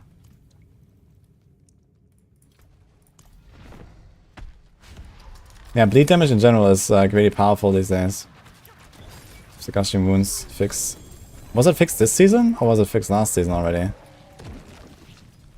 Last season we didn't have high enough content for Ren to be useful. We had to charge stuff.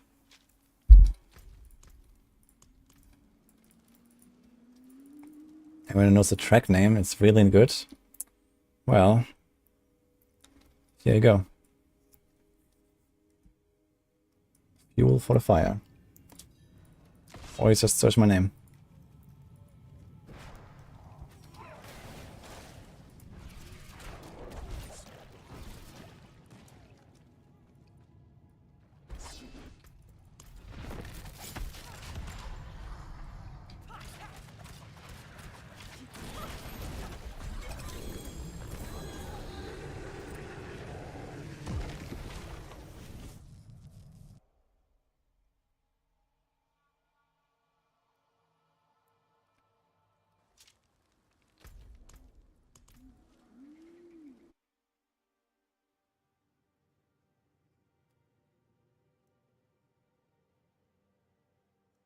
How much drive do you need in endgame as a druid? Yes.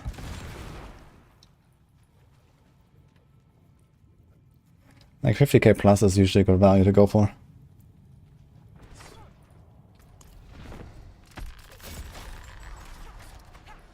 So a good video explains how crit and wound damage works. I don't know actually.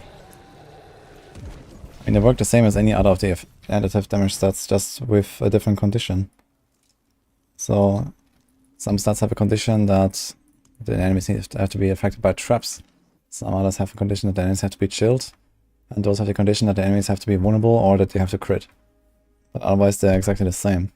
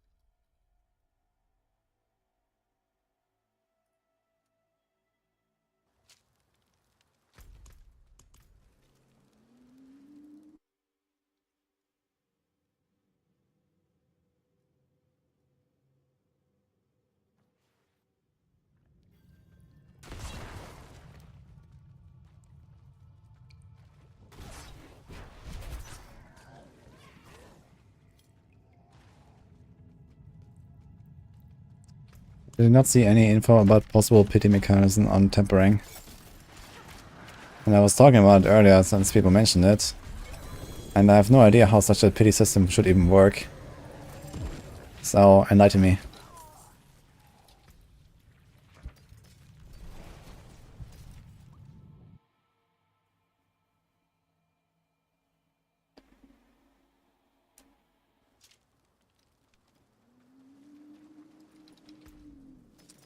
All the bosses do not drop greater affix items. Uniques at least.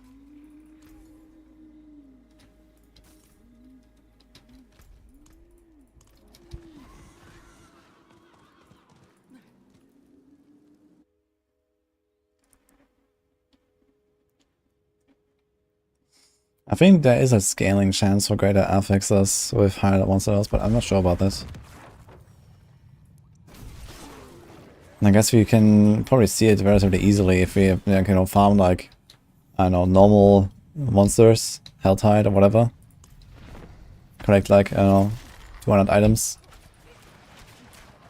And then go like, pit 100, collect 200 items, and I guess you're gonna see the difference. But I'm not sure if that's actually confirmed. Like I also feel like I'm getting a lot of greater affix items here. Look, even Vashan, level 75, drops greater affix legendaries all the time, so...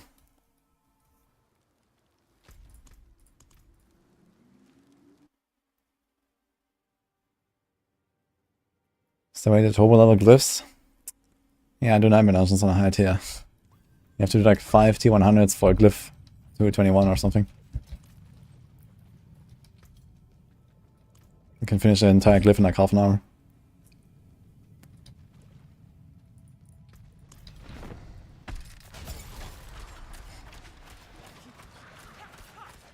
About 4 hours of load screens to watch every month. Nice.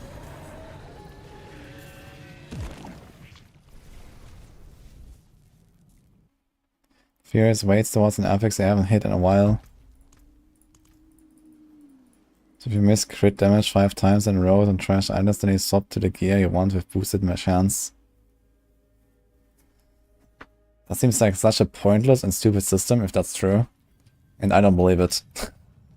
I cannot imagine that Blizzard would have thought about something like that. And even if that is true, it seems like a very shitty system.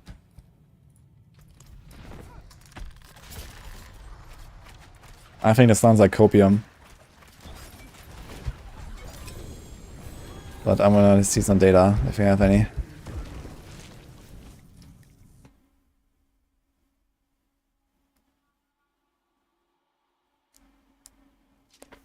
Like, why would they even make that system? For what purpose? It gives you a higher chance to get the stat on the Temporer that you didn't hit in a while. Like, why Why, you know, why does the game even want to do that? You know, why would the devs want the game to do that, you know? Like, how does the game know which stat I want to hit? You know?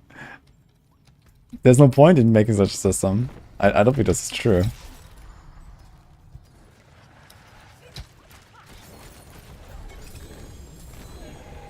Like, I'm gonna temper my weapons an equal amount no matter what stats I want to hit. I always have to do X amount of tempers for an expected result.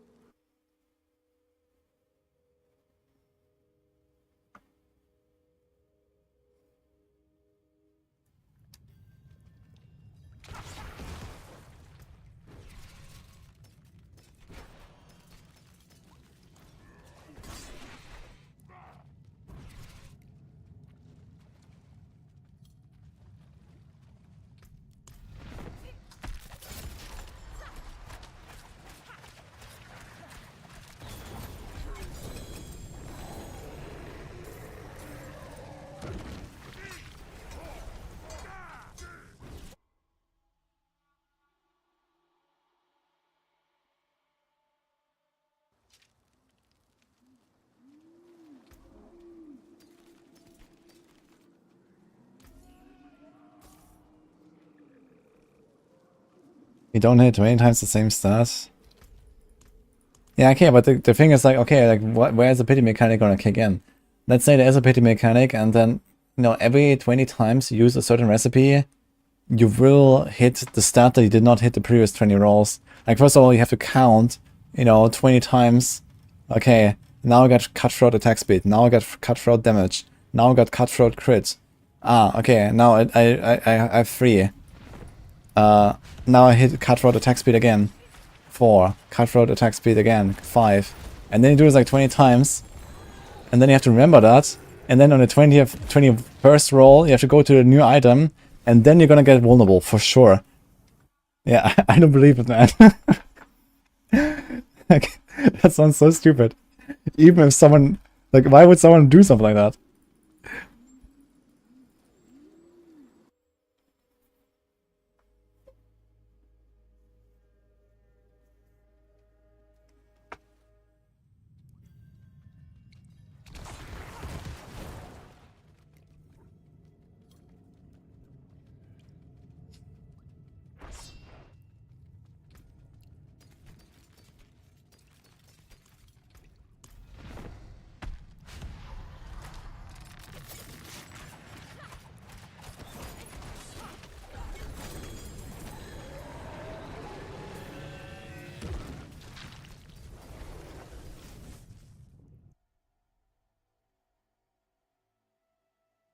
Is this the easiest build in the game? Just 1 key? Well, actually, it isn't. I've heard of minion Necros. How about 0 keys? Best place to get gem fragments is 9 munitions.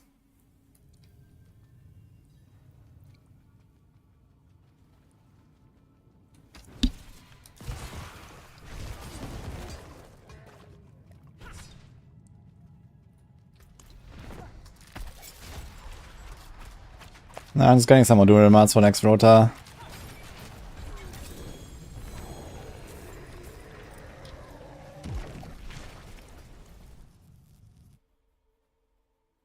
We cast Decrepify. Why do you do that, man? How about Blood Moon Breaches?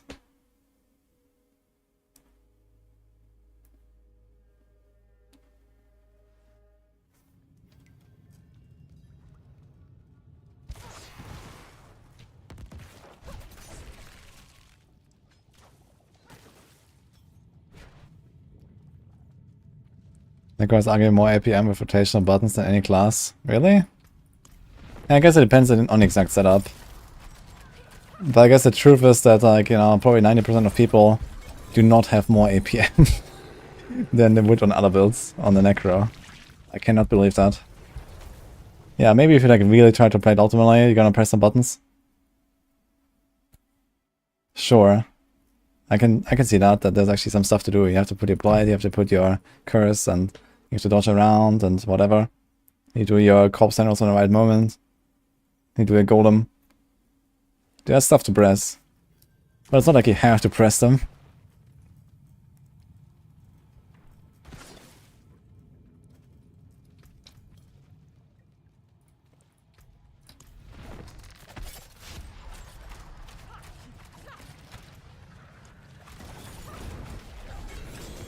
One double drop so far. Wow.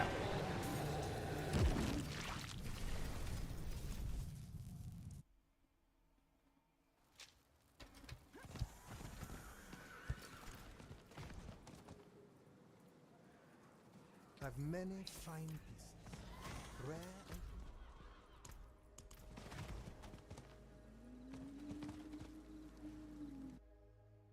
Start mini Necro? Ah, not yet. I'm still busy on a Druid. And I still have to get a lot of, like, I'm probably like at least 10 hours away of getting enough mats for masterworking my Rogue to 12. So, we do that. I have like an hour to do on the Druid. I wanted to finish the Druid with the Helltide grind today. Then you also want to masterwork the Druid to like 4 to 8 on a bunch of pieces. So let's say another like 5 to 10 hours there. Then I have to grind however many hours of gold. So I can roll my amulet. Because that maximum gold enchant cap. It's 4.6 million per roll. Which is like roughly 5 minutes of grinding per roll. I need to hit 2 exploit on that thing. Yeah, we have probably like 20-30 hours ahead of us in the next week. And then it's push time in the pit at some point. But yeah, we can make like a Necro at some point in between there. Start working on some more gold from the Whispers. Having an extra character or 2 wouldn't hurt.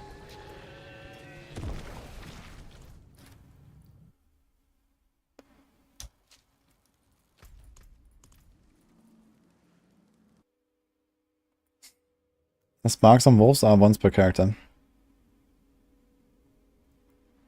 I did a shadow step yesterday, you know, it's not that great, I think.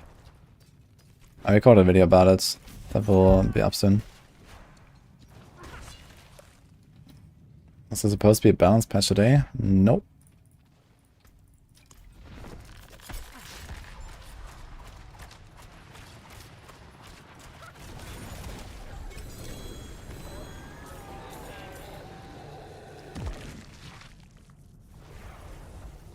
I need to check actually, can we temper off-class stats in the planner? Do we have that option? I don't think we have that. We have that in the field planner, but we don't have that here.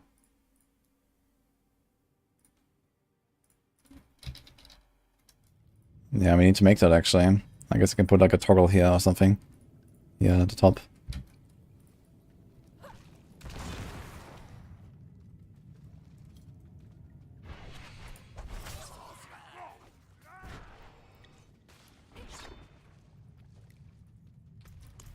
Gonna send Ruth a message.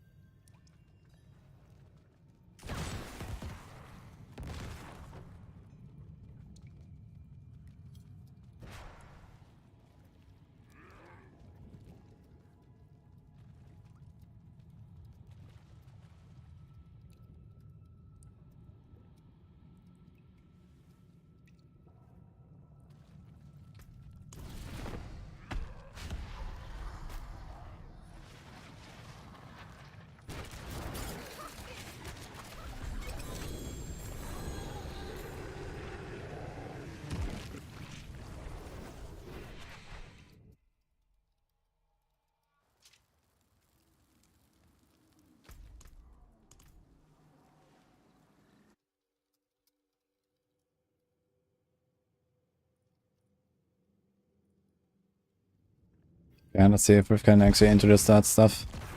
So we talked about this earlier, the Rend Barb. We have crit damage temper, some rogue. Right now we can't actually make such items in planner.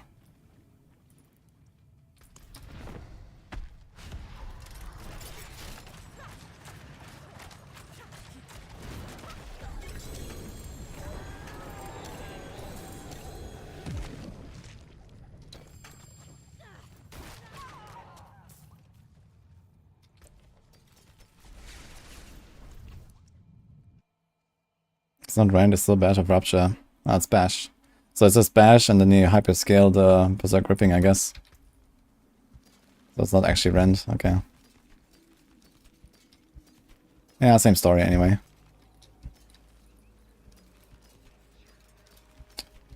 And I wasn't talking about that setup with Gushing Wounds. You just go Gushing Wounds and Bash has so much base damage that you just hyperscale Berserk Gripping. Put it on a two-hander. It's 80%, right? On a two-hander.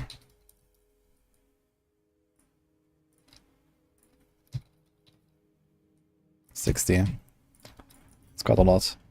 Plus, I can have two-handed sword expertise as well. Can you bash with two-handed sword? Is that how you would do it, actually? No, you don't have to do it, right? You can just do the expertise. Yeah.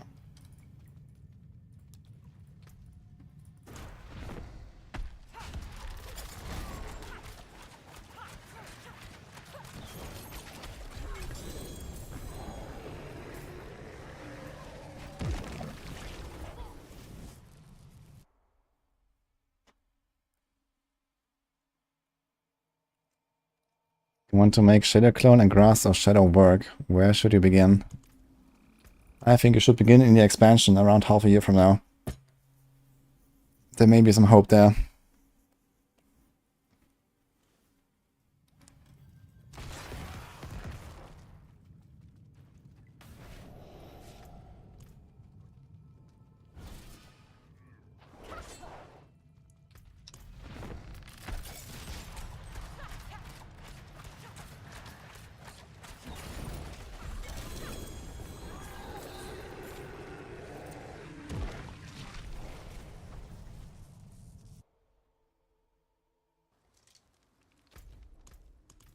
Yeah, I need to be level 25 before Heartseeker, so I have to victimize passive.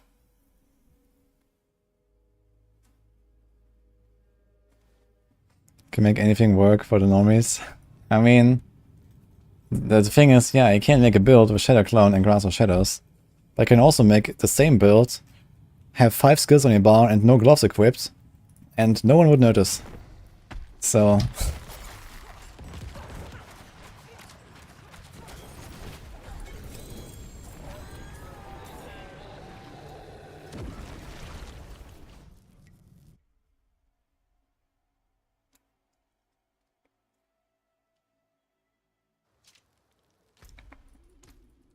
It's the same thing as this Aerostorm stuff that people kept talking about the last few days. There was like someone who posted some Aerostorms build on Reddit or so. And then everyone came here to my chat and asked me about the Aerostorms build. Have you seen the Aerostorms build? And all the Aerostorms build was a Heartseeker build with 2 aspects that give it Aerostorms. You can literally run 2 yellow items and it would not matter. Because the entire build is carried by Heartseeker and not by the Aerostorms. It's just that Heartseeker is OP enough that no one notices it until they look at the numbers. And then you see that Aerostorms is ticking for like 30k damage. And you're like, yeah, nice. I can do 30 million on a good victimized pop, but enjoy your 30k Aerostorms, man.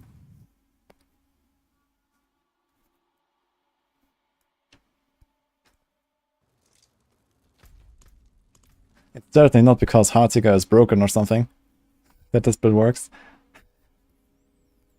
Of course, you can take a good build, make it scuffed, and it will still not feel terrible.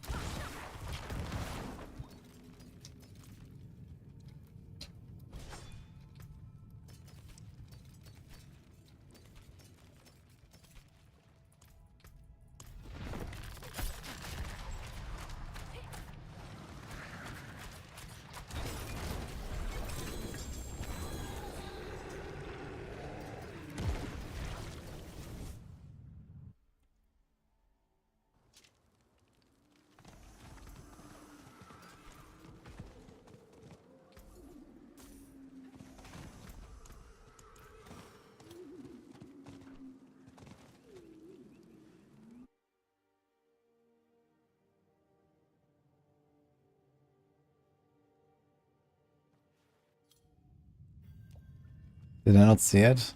Did I not see what?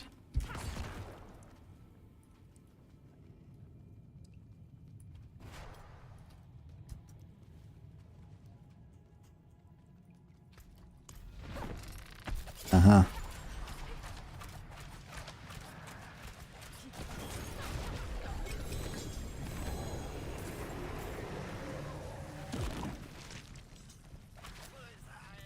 Should be almost done here, no? 6 more.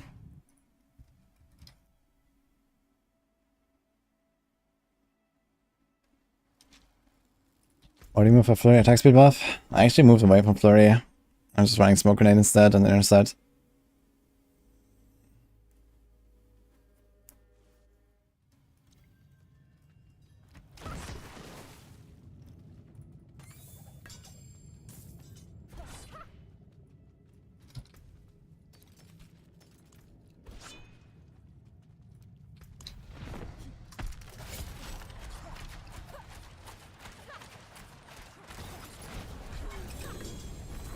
I do have ancestral uniques that are not good. Salvage or sell.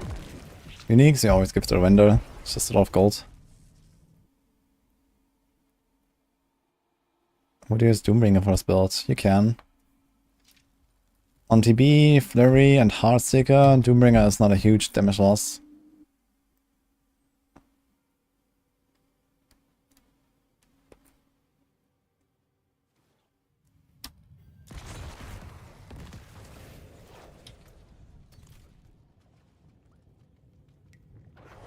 There is a specific reason to farm Rashan, yeah? It's called Marcus Slick Egg. Very good item.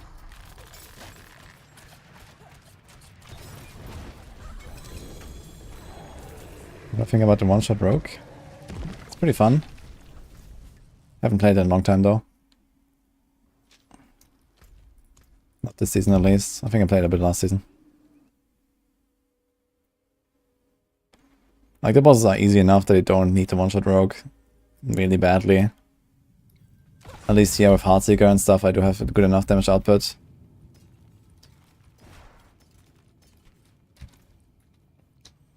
So I'm not really bothering with the respec there. But it's easy to go from normal rapid fire setup to a one-shot rogue. And I have the items ready, basically, I think.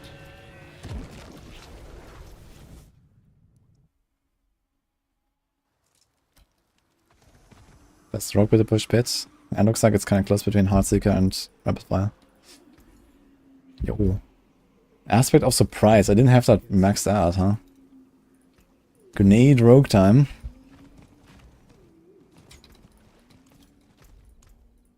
It's kind of interesting. Like every few hours I still get an aspect that is an upgrade for this rogue. Anybody we can apply poison. I made a barrage poison rogue. That is like a very interesting setup. Otherwise, TB has classic poison build.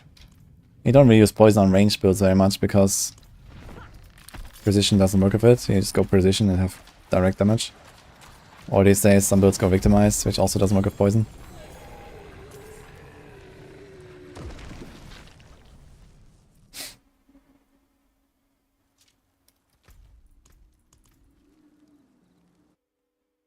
What else was to give up for Doombringer and Shaco? Elements probably. Maybe Inner Calm. Or I have Protecting right now. I think I have Assimilation in the planner. So I'll probably remove Assimilation for Shaco and Elements for Doombringer.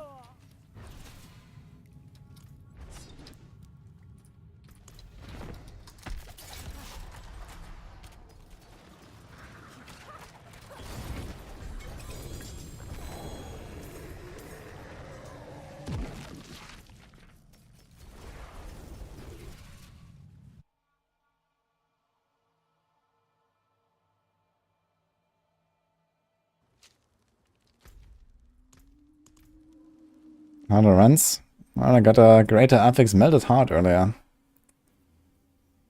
And an Andariel. I actually got 2 Ubers today. Not terrible, but still no Shaka. Good thing is you have a lot more Durian mod still. I really like I don't really feel like compared to last season and the season before that I really have to go out of my way that much to grind boss materials. You just kind of get them. Like I farm Helltide for the Iron Wolf stuff. Or you farm Helltide while leveling, you just get a lot of Blaming Steel. You do a bunch of Whispers here and there for the gold, you get a lot of Rashan stuff. The boss must drop here and there every time. It's kinda cool.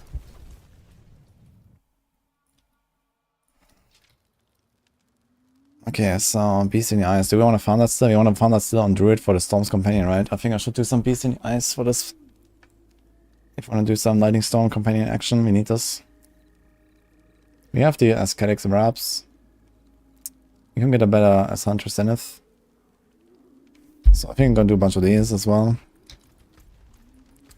What's the Helltide looking like here? Cinders, Iron Wolves.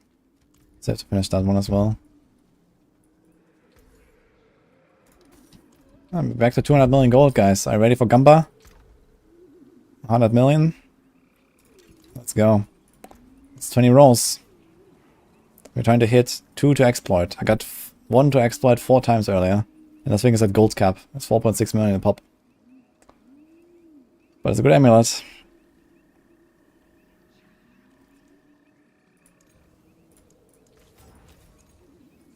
One to concussive.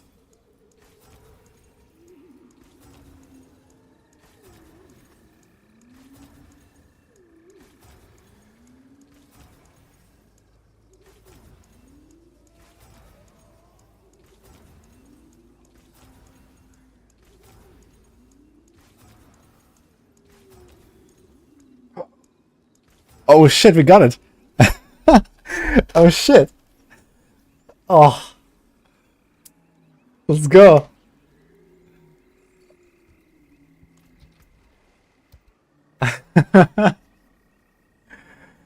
Ooh, it cost me a lot though. It was like 400 million gold. But we hit it.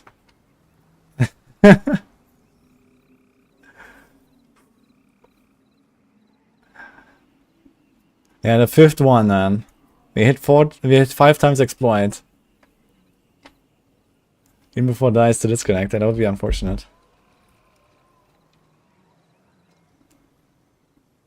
The game knew you wanted it. It was the pity mechanic, yeah. That kicked in there. It knew I wanted that I want exploit, you know. The game knows. That was a costly one, but man, we got it. So that's gonna be my push amulet. I mean, technically I could also use it while farming. I could just equip it. Masterwork at a 12. Should we start masterworking a bit? The thing is, I am not 100% sure which masterwork crits I actually want to hit. I think we mostly want to hit the passives here. But at least previously, from our understanding, getting a second masterwork crit on a passive would not increase the rank a second time until the 3rd masterwork crit. So either get 1 or you get 3. So we would like to have 1 on exploit, 1 on frigid, and then 1 randomly somewhere. That would be the ideal scenario. However, things have changed on PTR to life patch and no one knows how. Just that ranks increase more than expected. So maybe a second hit on exploit would actually give me an extra rank, and that would be really pog. So for example, you see this on my amulet right now. This was also an amulet that had 2 to exploit. Similar to the one I just rolled.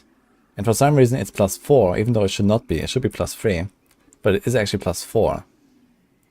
With only 1 hit. Which makes no sense. Because the 9 normal upgrades is 45%, and 1 hit is 25. It has 70% bonus on a 2. But it went to 4. And it always rounds down. So the base value must be at least 2.35.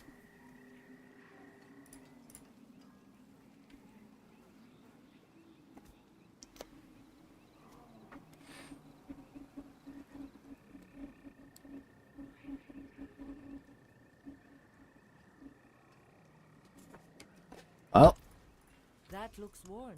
I can fix it. 1, 2, 3, 4. We hit vulnerable damage. That's a reset, I think. I mean, we spent 400 million gold on this thing. We can reset a little bit. Confirm. 1, 2, 3, 4. Frigid finesse. Alright. Guess it's time to go to kill a shot. The second crit will give +1 to passive always. Yeah, it seems like they made it so that the second crit actually gives you a +1.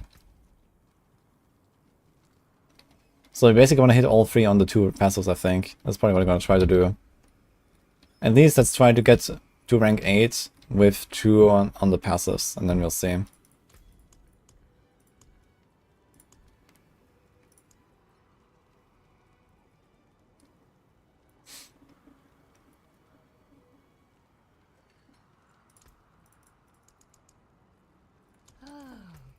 Perfect balance.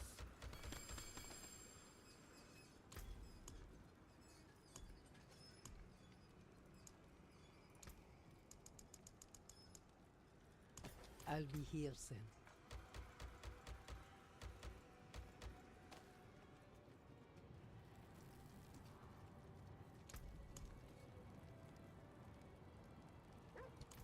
Okay. What will it be?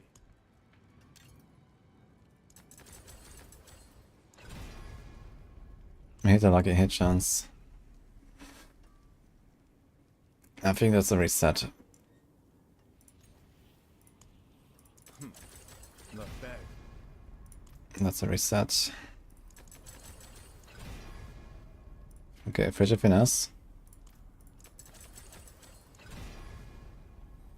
And movement speed, that's a reset. Unexpected. Frigid finesse. It always starts promising.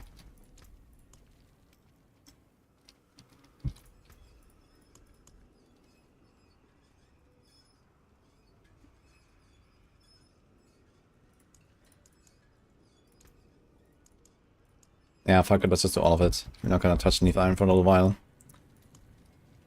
Which means you can't get it to 12 actually right now. I have to farm a lot. So... Father bless. What do you need? Oh, 5 to Fisher Finesse. Yeah, I guess I will keep that. That's a lot of, that's a lot of ranks of Frigid Finesse, man. Holy. We won't exploit more than the Frigid, to be honest. Because at least in a pit push, monsters will become unstoppable. The boss will not be affected by Frigid Finesse that much unless they stack him 3 or 4 times. So we do have some nice burst there, but exploit would be a bit better. Okay, done. Let's keep that here for now.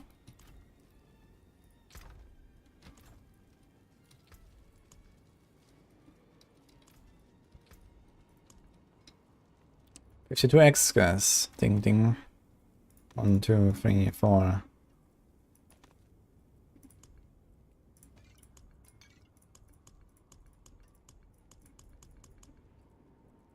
Oh boy.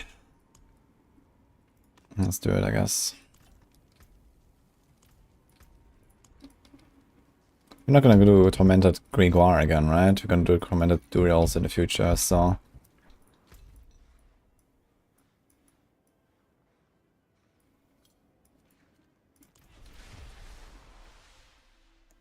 How am I getting Shadow Step Rogue? Not too much, actually.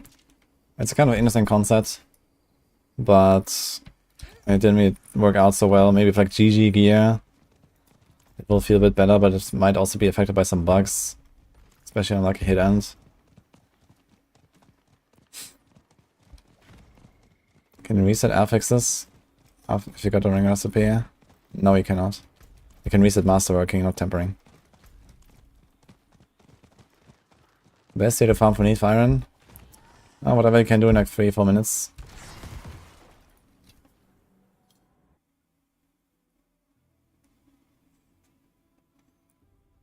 You still want Frigid and Exploit for RF? Exploit, not as much for RF, but it's okay. Frigid, yeah.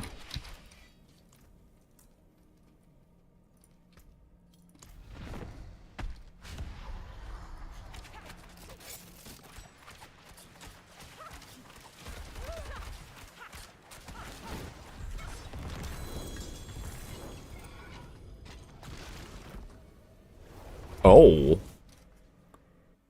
Chest.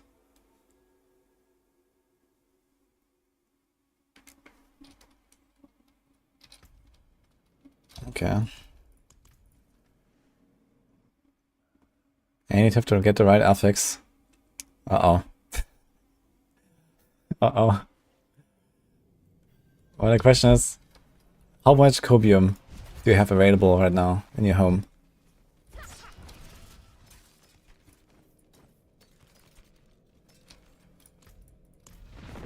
Depending on that, I can give you some tips.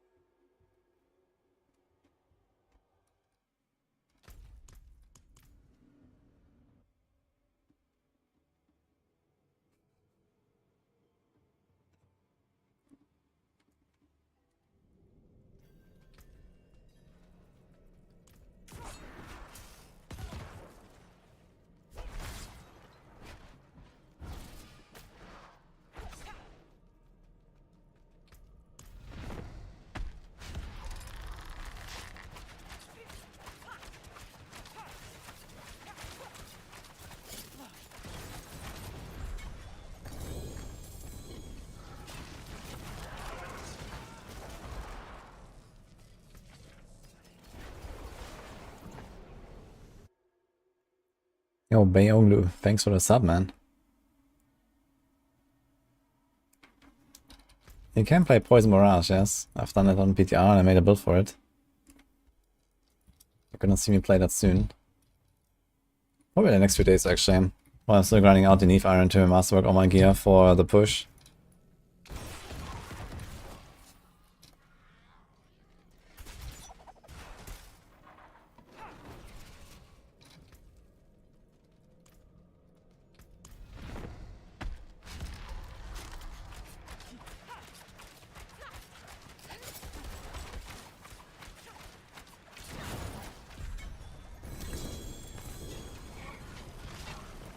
Okay, I need to go to the bathroom real quick, guys.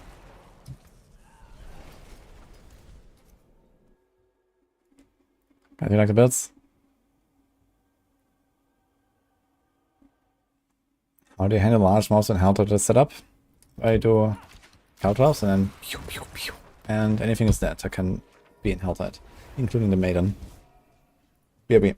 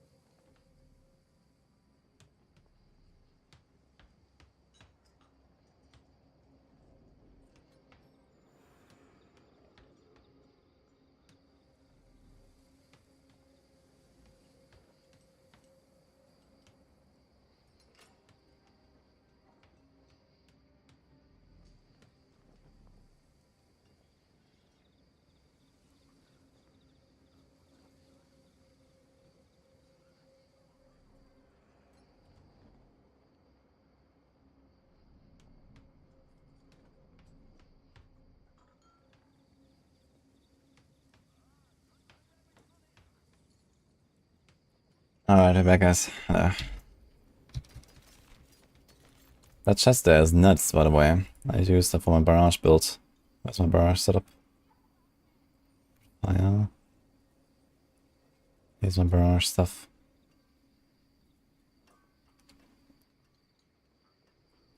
We already tempered it to fire as though, but okay, maybe we can change something there.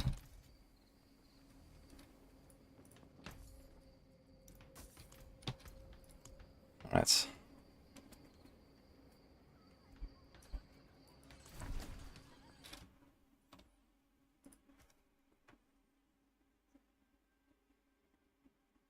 Saddle on Heartseeker is my favorite build right now. Yeah, for now I'm gonna stick to Heartseeker. I wouldn't say my favorite, but it's very fun and very strong. And I'll probably push with it as well.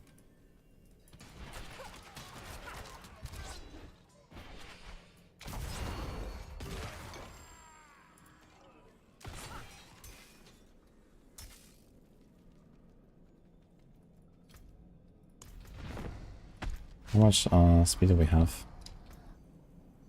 Can do this actually. Just remember to change it again later.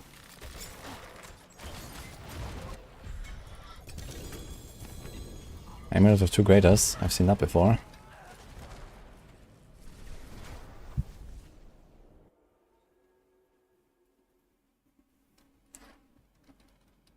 Best potion for Rogue. I think the superior healing potion is probably the one you're looking for. You can get it from the alchemist for level 90.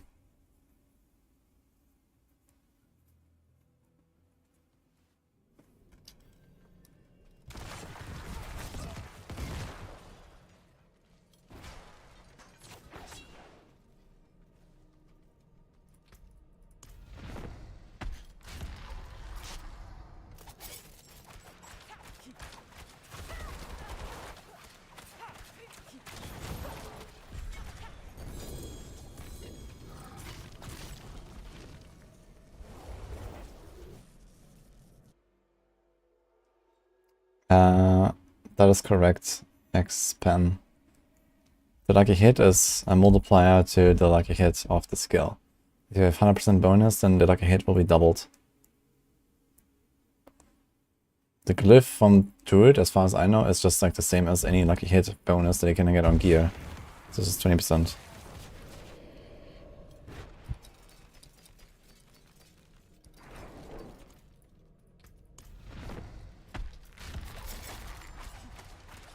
But the potion, I guess you're talking about elixirs. Depends on the build which ones you want. Advantage elixir is very powerful if you play victimized builds. You benefit very much from both stats. Otherwise you can do 42 elixirs. So more HP is not terrible. The old Tanic. Resistances do matter, you want to cap them as soon as possible.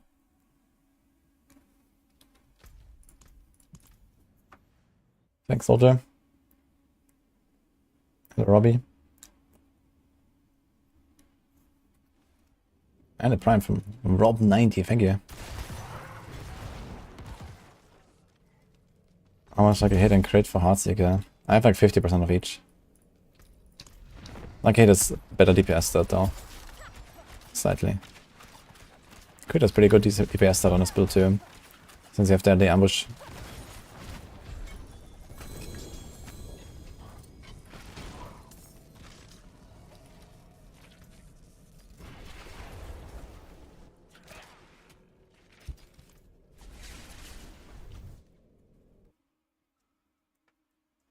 Does Necro have a agility skill to proc vampiric curse?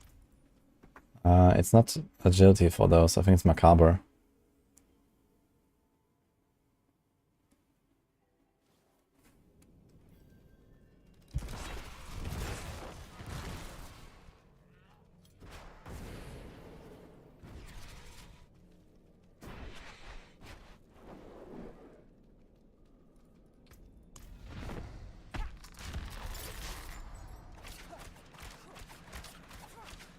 Yeah, the Elixir of Advantage is a good thing to get started. Like if you play this build early on, and you feel like you're not proccing Victimize enough, you can just pop the Elixir, even like, you know, random farming content. It's not like it's hard to get these Elixirs. You can just throw them all the time if you really want. I only do them in the pit. Not really anywhere else.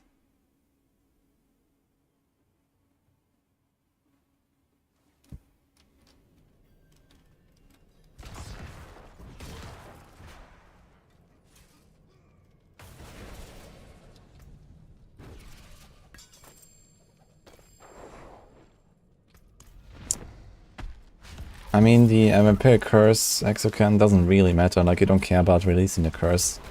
Usually you just have an Amorphosis for the movement, or you have a Curse Touch for the vulnerable. And there's not really much of a reason outside of those effects to release those stored souls for some damage or so, they don't do that much.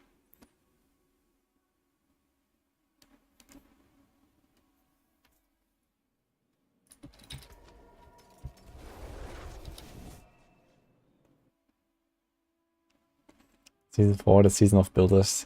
Yes.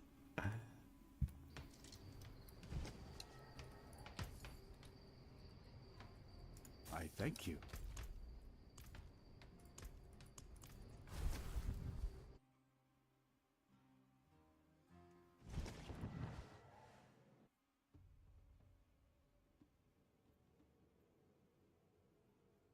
Instead of builds with no resistance on the armor, where do you get the rest? Well, Necros and Sorcs just get it by default from the Paragons and the Int, basically. Druid is somewhat in between,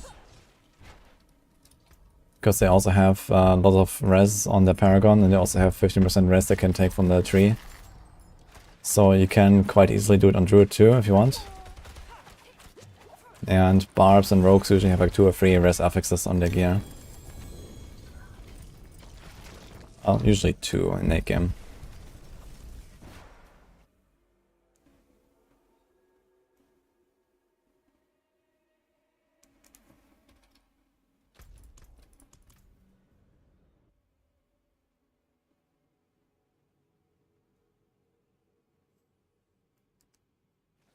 I'm wondering if I could leech on Ebon Piercer.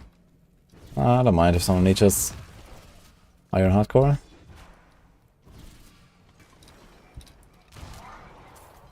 Just be faster to looting, TP out.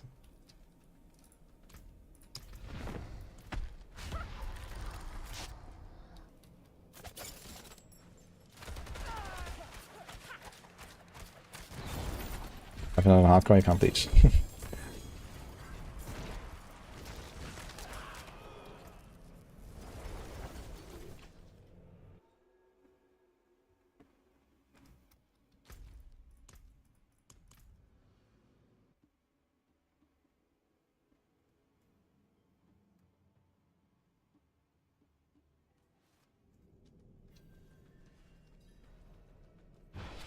But the greater affix ring, life, dex, OP. I mean, overpower is not a stat that any rogue really wants. So it's basically 2 greater affix ring.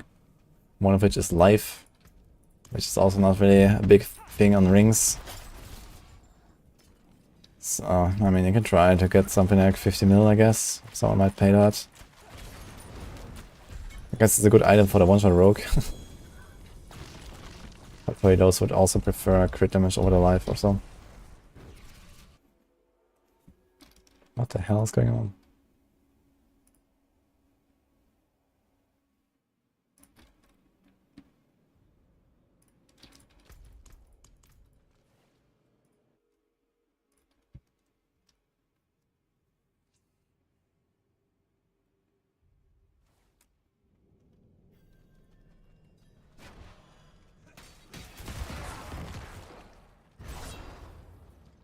I got 2 of those today actually, Andariel and Selec.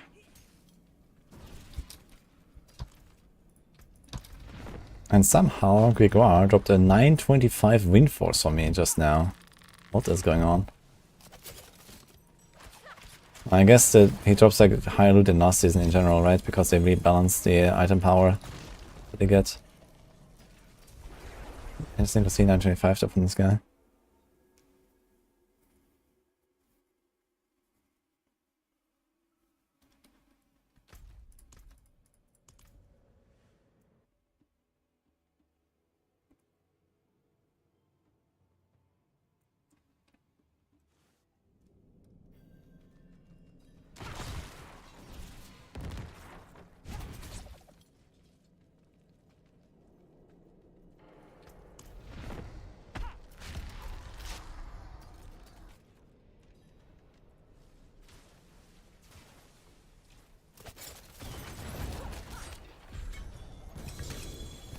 What?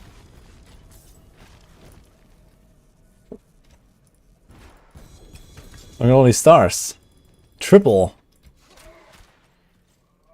And it's like a random sword from Greek War. Okay, let's see it, guys.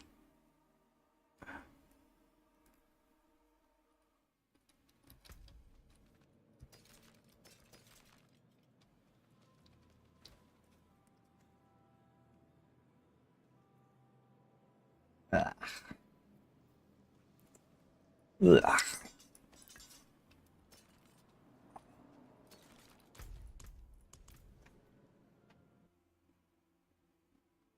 Life per hit and percent damage, man.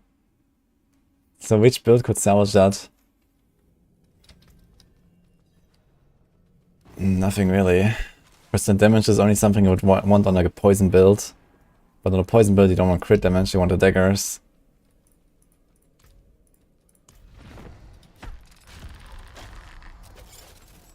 Goodbye, I guess. I mean, okay, you could use the life per hit and then roll the damage to crit damage and use it on like a barrage build or something. That's the thing. It's not terrible to have a bit of life per hit somewhere, but I don't think really for hardcore I want to do that.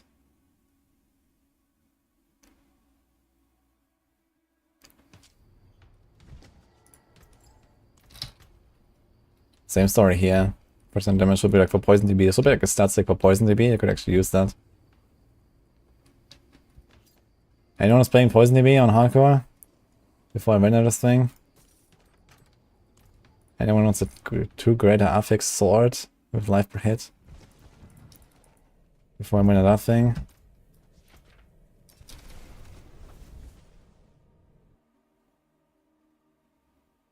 Harlequin is Biz. Yeah, I don't know if it matters for the crossbow and bow if you play a ranged build. Play a melee build, it doesn't.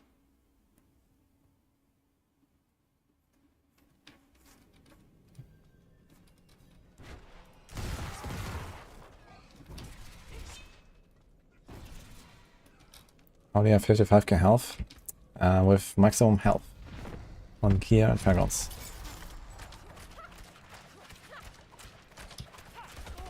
And actually I realized if you want to try to roll this to life, a life roll probably doesn't even go to the maximum at 870.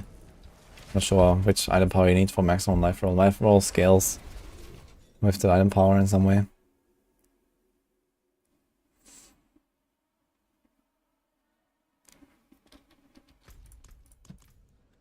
I don't know if you have the new strat of people using Rogue to temper crit damage on gear for other classes. It's nothing new. We've done it in the past with enchanting as well.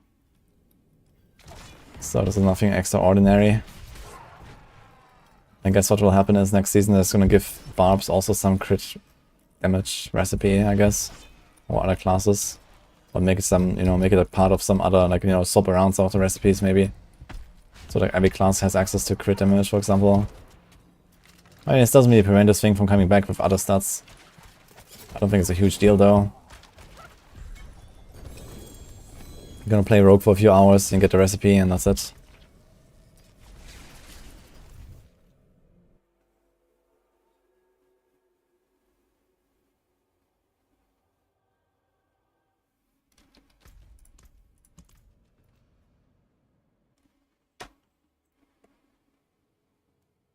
Making which to craft your bows or the demand in D3. Yeah.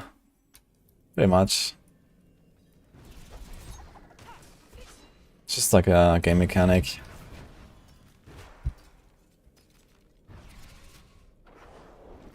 Here we have a life roll, it goes to 838 for example on this thing. Instead of 873.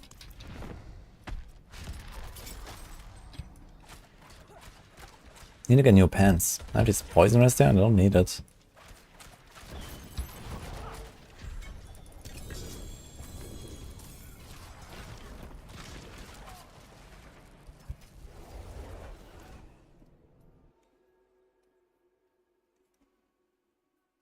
Hello man, how's it going?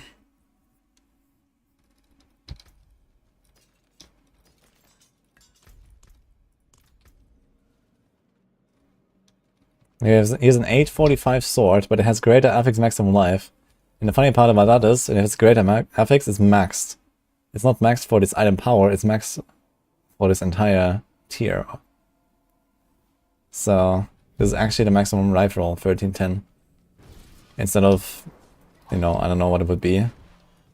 Maybe 1k on this item power. It actually goes to the real maximum. So it's actually usable, this sword. 845.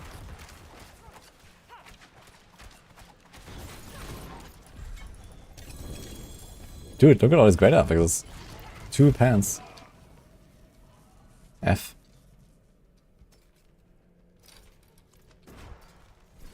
Imagine that thing had like Heartseeker. And it's like an 830 pants. Mode only, huh? Okay, then.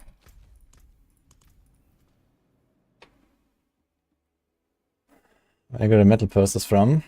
They're called Displate. They have a command for that, actually.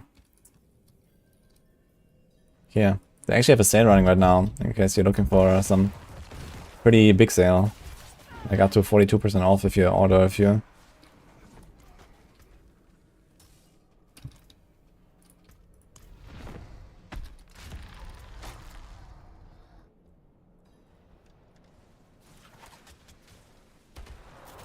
Very nice.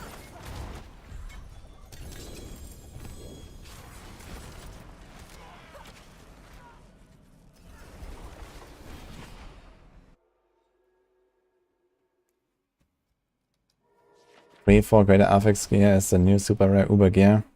Yeah, basically. I should play Incinerate as a blastable in Helltide. Incinerate actually is surprisingly fun with the triple beam and stuff.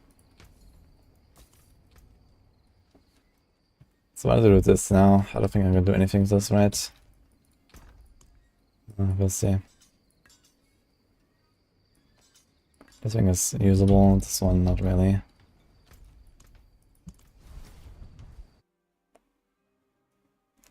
Do you join clans? I have a clan actually. Percent damage users victimize? Yes. I mean, it's not like it does nothing, but it does way less than vulnerable damage could. So you don't want to go for percent damage. Like a percent damage roll is maybe a third or so, or a quarter of the value of a vulnerable damage roll. Maybe less even than quarter.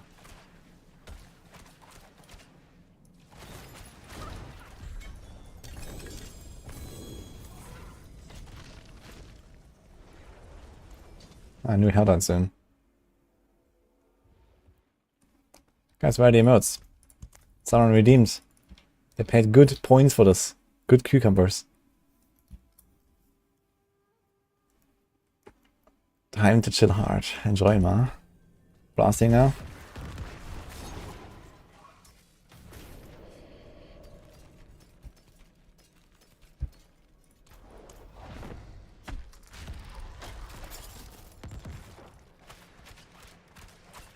I go since Sorc and Endgame a pit. Ah, it's alright, but it doesn't go super high.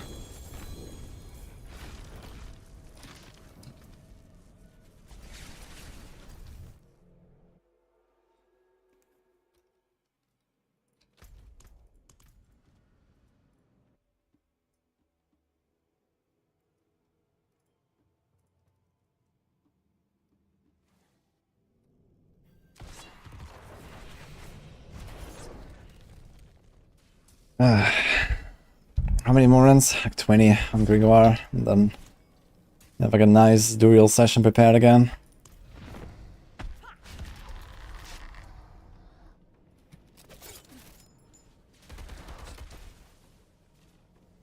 I need more gold, but I'm quite glad that I don't need to roll my amulet more. So it could have easily cost me, well, a lot of gold and many hours of grinding. Now I just need to get some gold back to masterwork the rest of my gear, and it's not that bad. So we lost like 400 million on that amulet or so, or 500 almost. Like 8, 9, 10 hours of grinding whispers.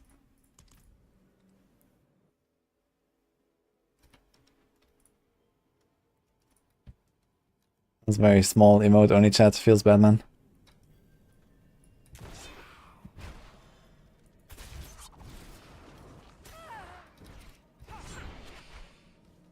Freedom.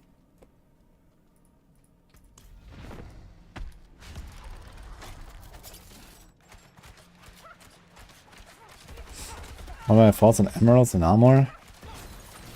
Bad idea, I think. I mean, if you want to go full YOLO, it does give you some damage. But it's not a very efficient trade, I think. Like right now I'm at 2k dex, and that's not a really uncommon value once I have good gear.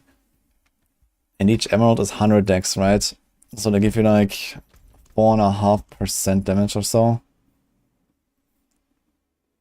And then less and less, so it's like 4 to 4.5% damage per emerald. Versus 9% life, and 9% life is always 9% multiplicative. So it doesn't lose value, basically. So that's a kind of bad trade, I feel. Like usually you trade the defense and damage almost 1-to-1. Like if you're talking about, for example, glyphs, if you have the option to choose a defensive glyph or an offensive glyph, usually a defensive glyph is 10% damage reduction, and offensive glyph is 10% damage bonus. So this is an okay trade. But like 4% damage versus 9% toughness is not an okay trade, I think. Isn't it 10% per emerald? You get 100 dex, right? For an emerald. You have to look at how much dex you already have. Like if you have a lot of dex, then adding 100 dex is not that much damage anymore. Would you like something appraised?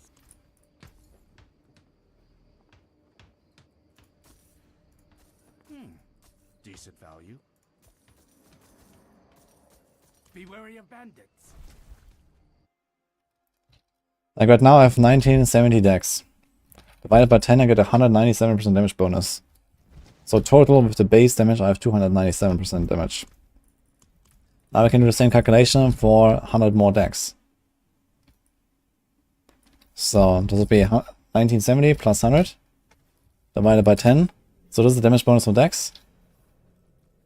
Plus 100 from the base. So you have 307% damage if you have an emerald. And 297% damage if you have no emerald.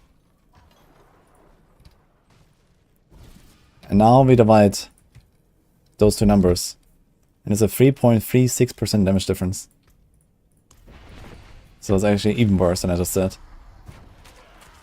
Because I didn't include the base 100% in my previous calculation. So yeah, there's like no way you should ever run emeralds, I think. Unless you go for like a giga glass cannon setup and you really want to squeeze out all the damage you can.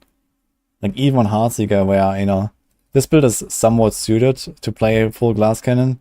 But even on this build I would not do it. Because you need to survive some small stuff here and there, you know. Even if you're a god gamer. You need to be able to survive like shooting into a lightning enchanted elite. Like, it doesn't help you if you can dodge everything and then you shoot into lightning enchanted and one of the zaps just kills you. You can't always dodge them all.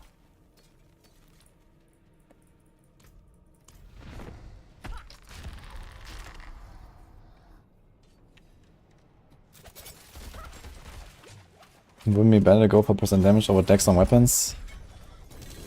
Yeah, it depends a bit on exactly how many stats you have.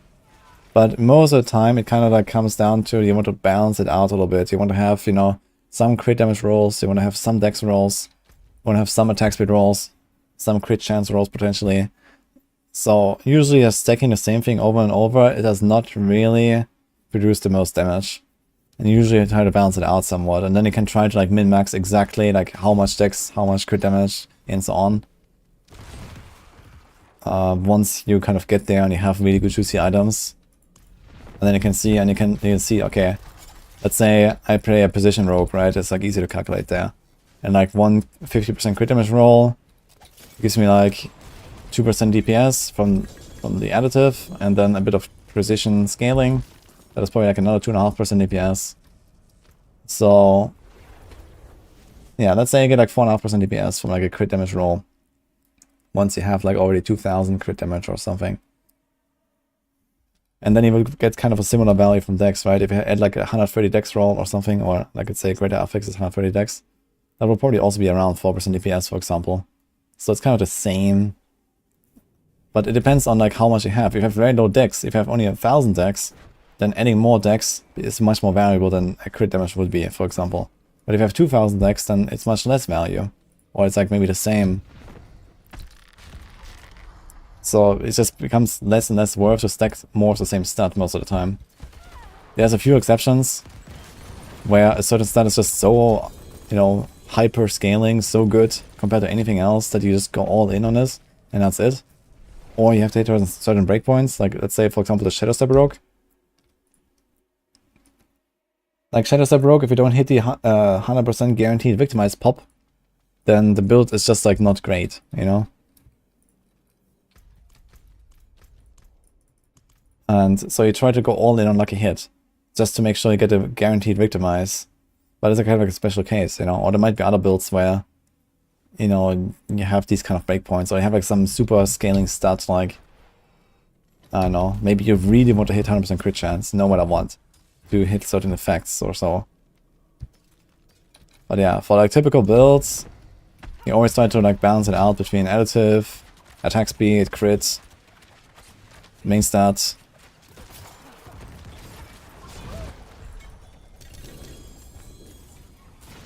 Because they're all basically different multiplier categories. And the more you stack of the same, the less worth stacking that thing becomes.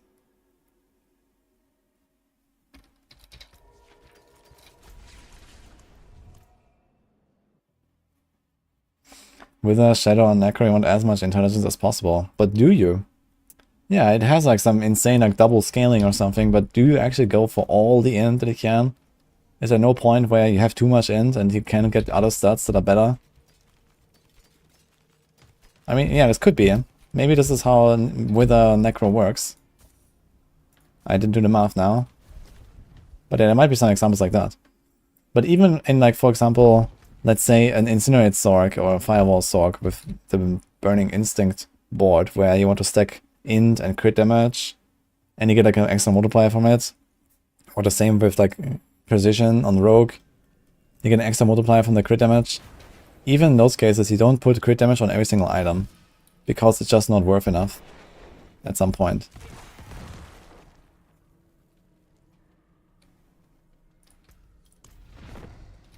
Strongest class in Season 4. Well, as it turns out, it has returned to the Barb again. Looks like it. The crown stays on the Barb, after all.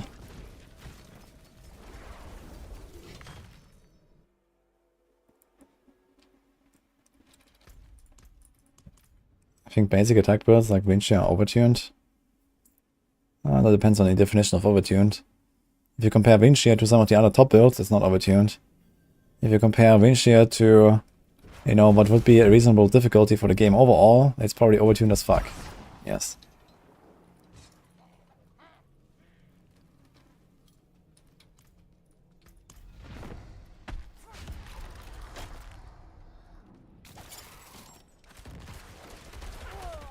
Rogue is stronger than Barb.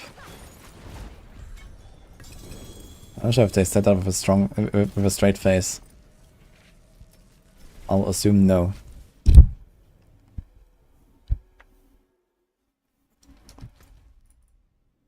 How do you make enemies vulnerable in this build? With Exploit Glyph and a Curse Touch aspect. Yeah, those two things, exactly, Conrad.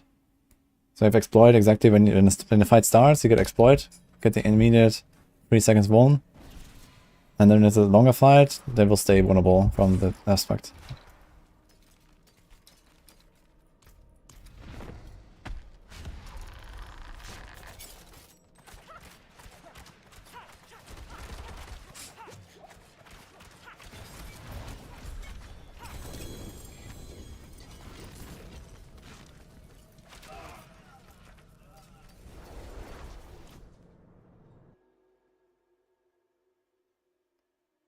You say Barb's better than Necro?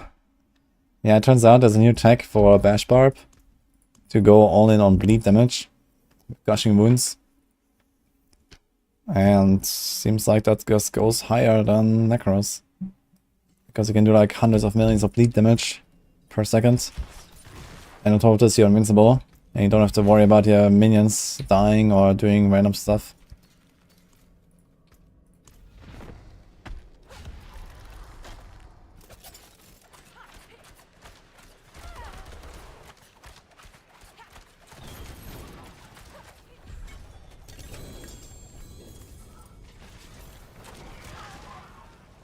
This is the Heartseeker build. Mr. Sue. Dash Barb. Yeah,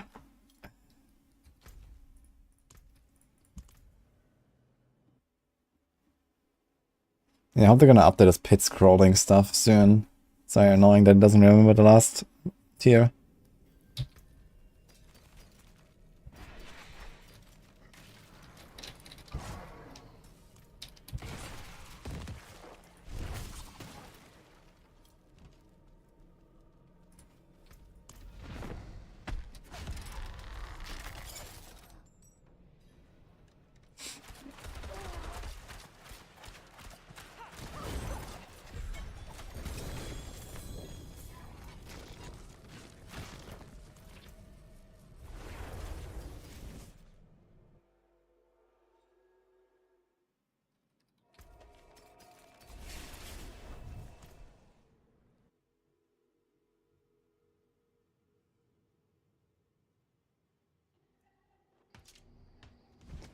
There's also another funny thing with pit levels. So apparently if you push the pit to like whatever level, 30, and then you join a party and go to 50, and you clear it, then you will unlock 51, but you will not unlock 31 to 50. That's kind of funny.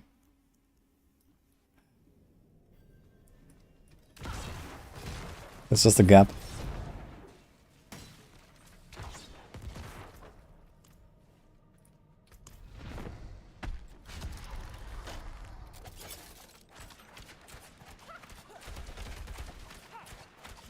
How's my merit crystals looking actually? 2.5k, okay. Not terrible.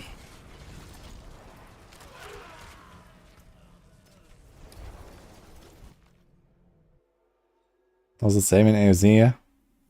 Oh man. Yeah, in D3 you unlock all the tiers. If someone carries you for 150, you will have all the tiers unlocked.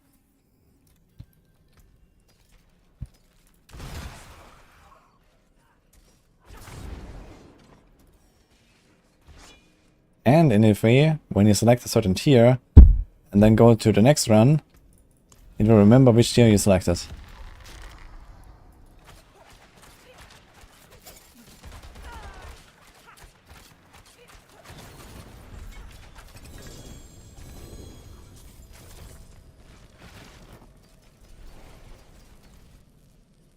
Technology.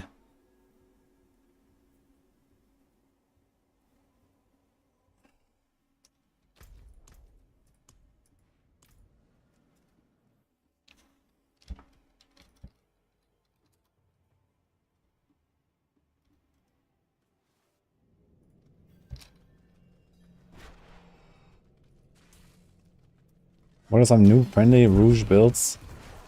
I'm not sure if I can help with that. I think you should probably just look up some makeup tutorial on YouTube or something.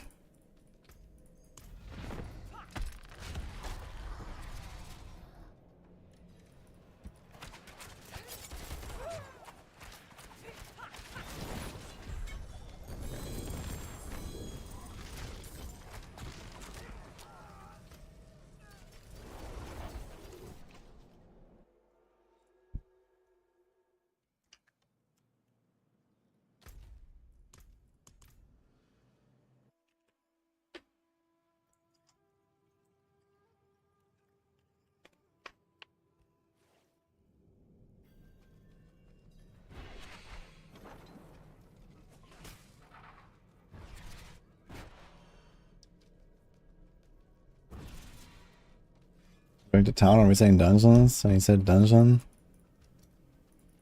You get the ones I unlocked. What?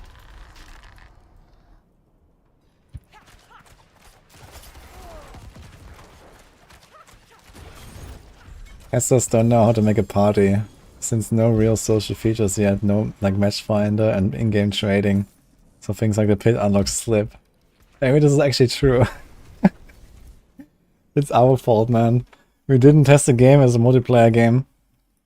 So we don't have matchmaking, we don't have clan features. We don't have like a proper friend list or communities. We don't have trading. Yeah, it makes sense now, man. I think that's actually the reason.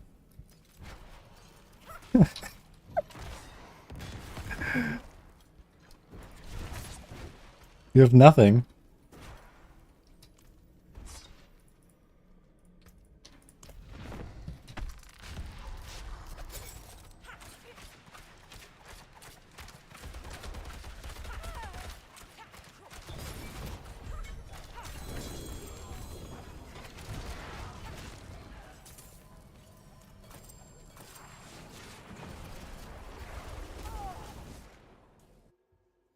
I think it's good for the bosses, yeah. And also about this question about a new friendly build. This is a new friendly build. You can level together, be bigger.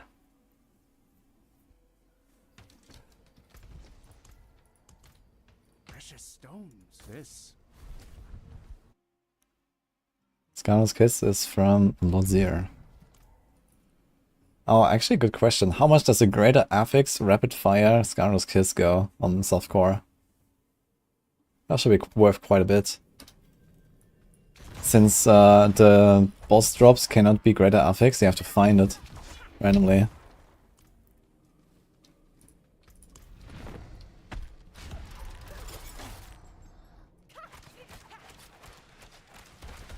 Hello to Brazil.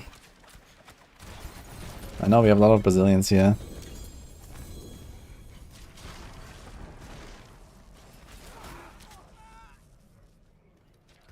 How many more? 3.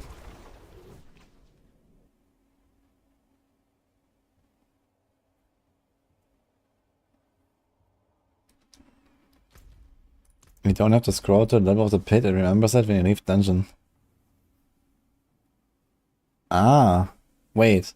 So you press leave dungeon instead of town portal. And then you can start a new run. And then remember... Oh, I'm gonna try this actually. Let me try this after this. Wow.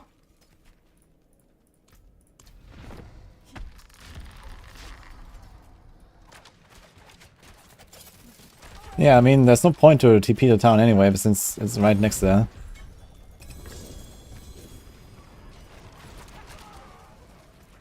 Some huge quality of life. Here's another sword. Now, usually I do town portal when I finish the pit.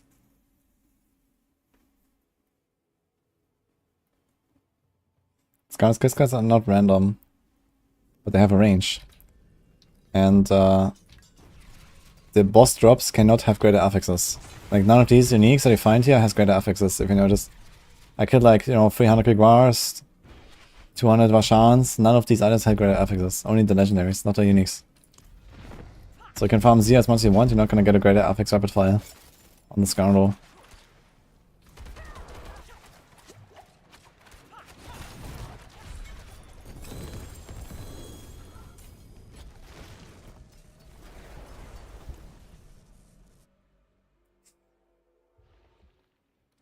There's no use for Darius Visage, unfortunately.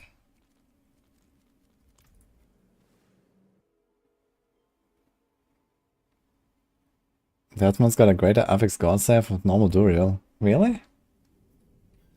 Yeah, Shaco, the Uber uniques have greater affix chance. I got actually all 3.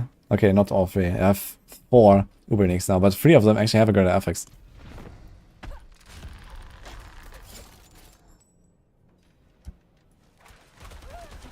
HP, greater affix, he was freaking out on a Godslayer. Which build actually runs Godslayer? Maybe some Sorc builds.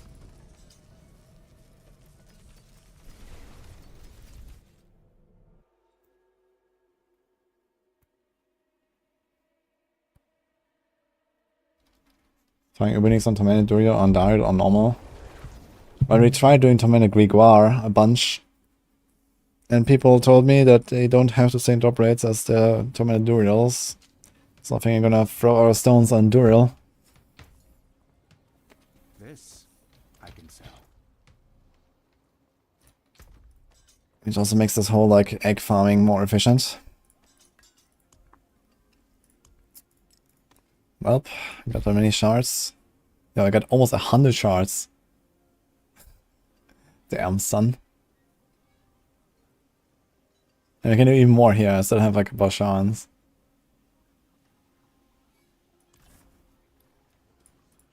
Okay, let's try this real quick. I have to leave dungeon.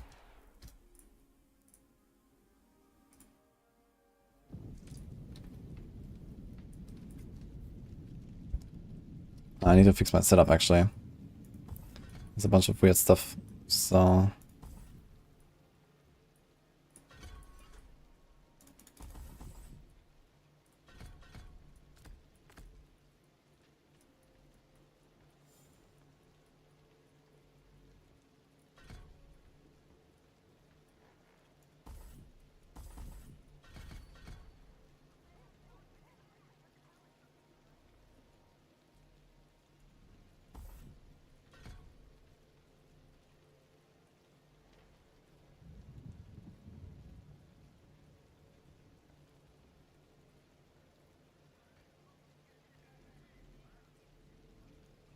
Maybe I don't do the enhanced poison trap, to be honest.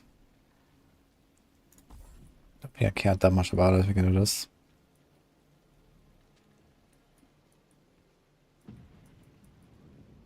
Anything else we need to change?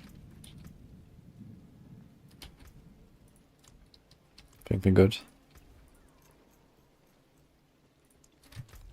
Robo's coming in 42 minutes, by the way.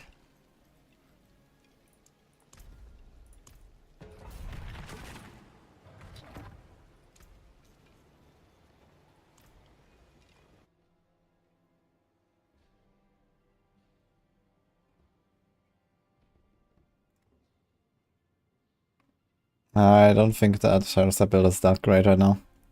Wouldn't recommend it, but you can play it, especially if you have like the will to farm GG gear.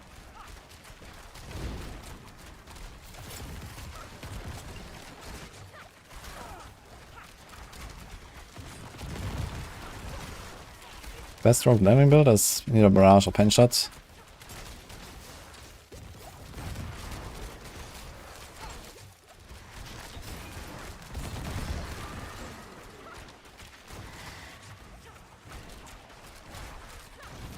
Straight damage effects is usually not good. There are some exceptions though, especially poison builds.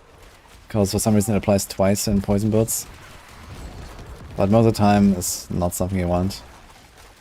You either want like a specific one to scale, like a multiplier, like vulnerable damage for victimize or crit damage for precision or similar things. Or you just want like, you know, life or whatever.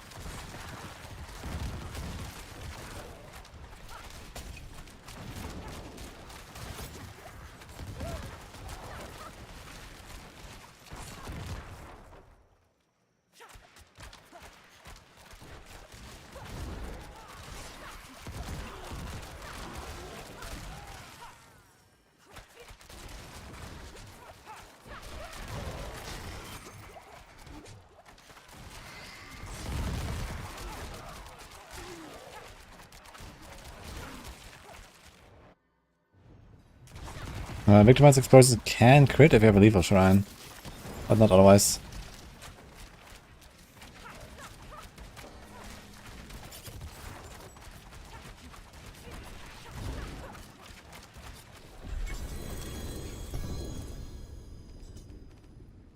Okay, I'm doing Leap Dungeon now. Yeah.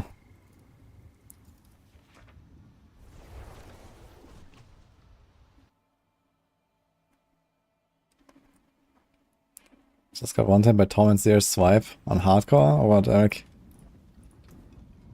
No, it does not remember. Look, it says 101. Bamboozled!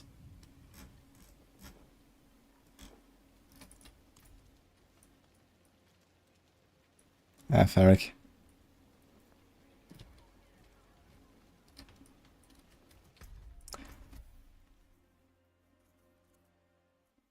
Starting with Uberlift with Barrage. Yeah. Uberlift is gonna be tough. It's doable with Barrage. Ban that guy.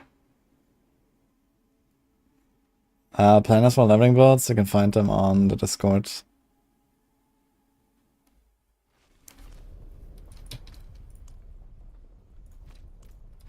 So you have a nice Helltide here with Whispers, let's do it.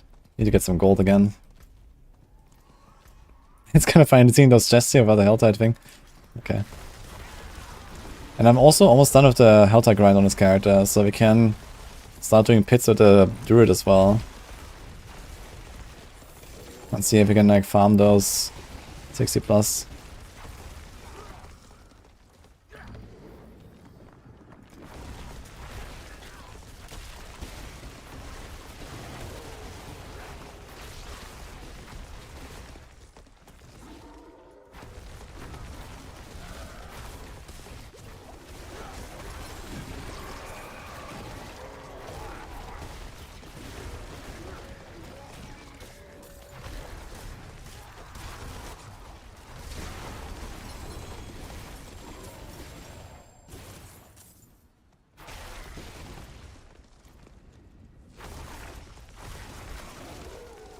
We demand blood.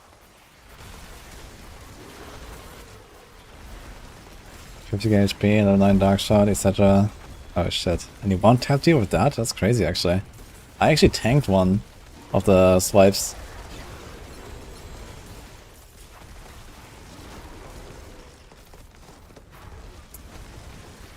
Ah, nice try, I guess. He's very fast, man. He can really surprise you at Tormented Z. I gotta be careful of that. If you don't have like insane toughness, you can one-shot you with the swipe before you get any stacks.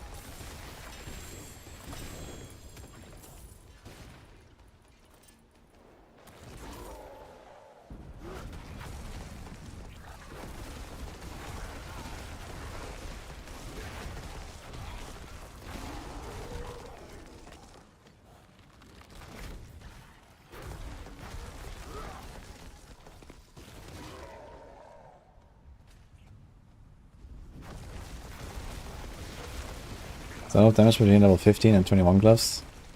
Most of the time not very much.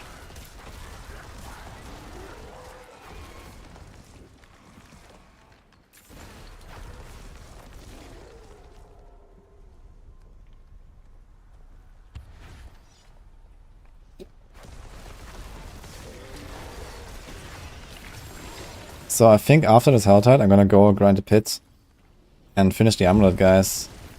We have his masterwork to 8 and I don't have Neve Iron. Actually, how much do I got? 47, yeah. So we have to do like 20 runs or so, like an hour of pit. And we can do the masterworking to 12.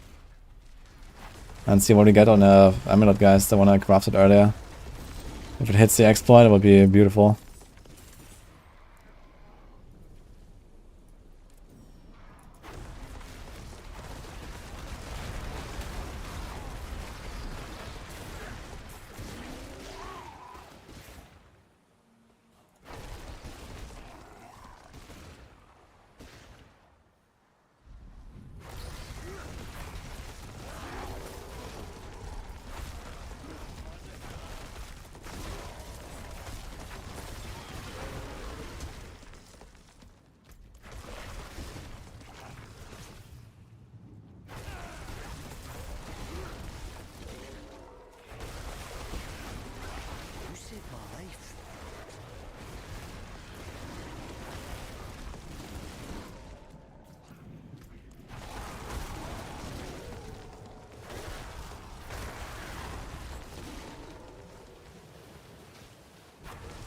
I got double frigid finesse so far on the neck.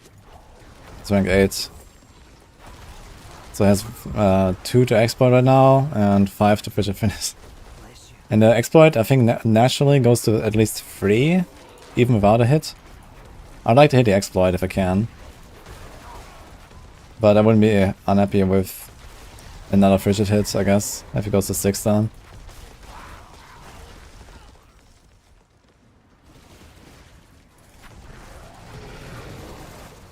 This Sorc is called Boom Boom Pew.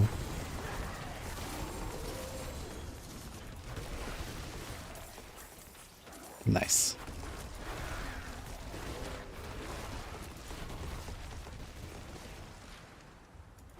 Wait, is it free actually? Wait. Is it already a free? Oh wait, it goes to 4 without a hit, right? I remember. That's what I have on my... No. No, it goes to 4 when it has at least 1 hit. Is it really at 3 right now? It's kinda wild. I don't remember right now, I thought it was 2 still.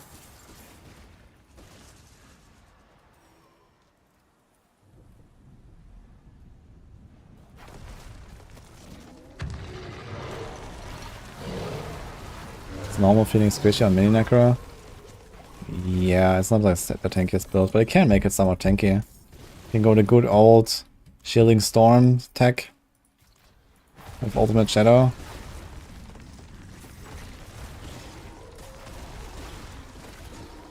It's probably what I will do. For like a hardcore push on Necro. Go Ultimate Shadow.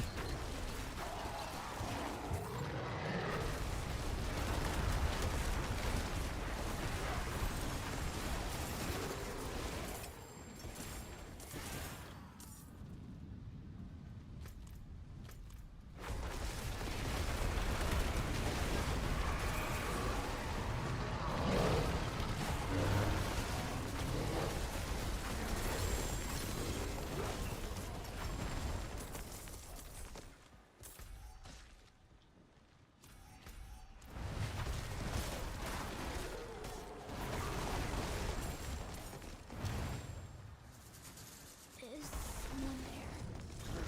So dark and cold. Can we stay? This is to the event while waiting for the Hellbourne to spawn. Supposed to walk me home.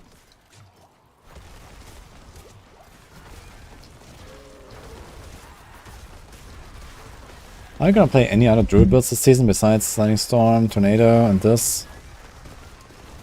I don't really have other plans, to be honest. On the Druid.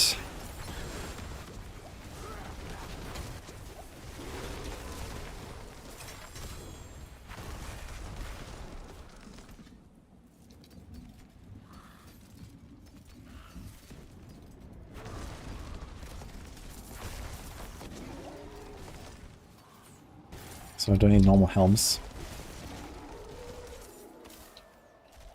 Although, this is actually not Druid helm. Life armor. You could use this on a rogue if you wanted.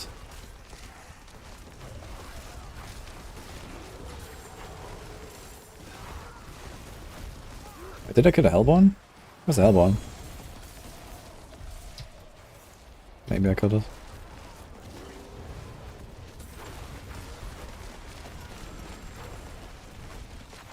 Sorc's really weak this season? Not really.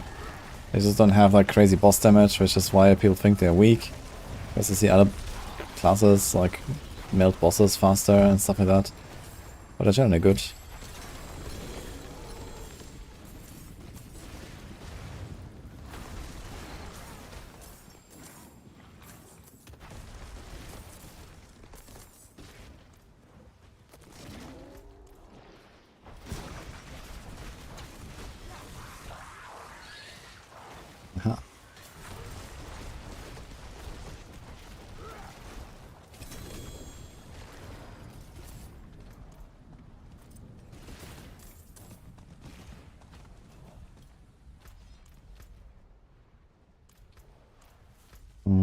I kind of like to finish this and turn in.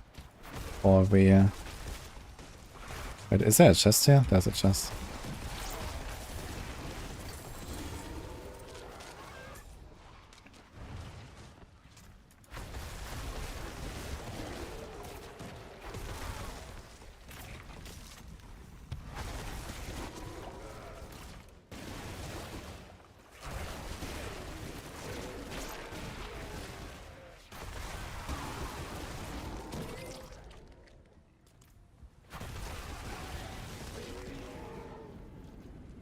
SK, hello. Sorry, the lights are broken. Nice to see you. How are you doing? Have you been playing some season 4?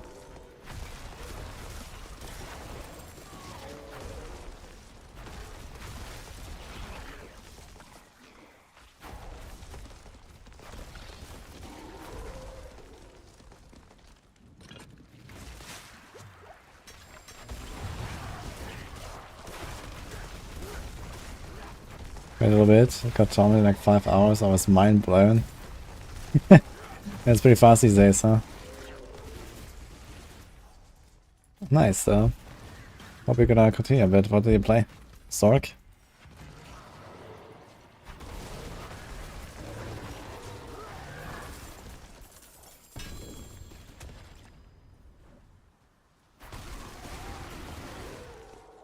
I know Isaacs. I knew it would be Sorc. Your own weird build. What are you doing? I'm not surprised it's a weird build.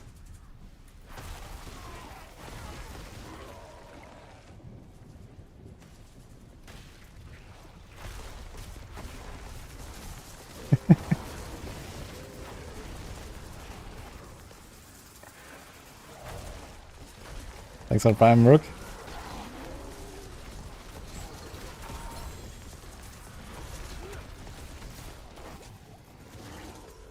Okay, let's get out of here. I need to clean my inventory.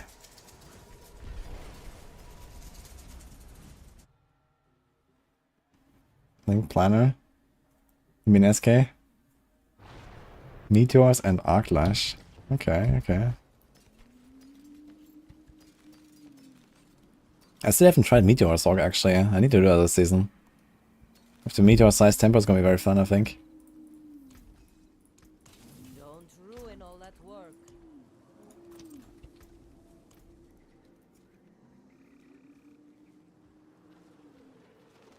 You need to wait for the helm. There's a helm for Meteor, a unique one. I'm not sure if you know about that one. You can get it from Beast in the Ice. You can have like a meteor shower.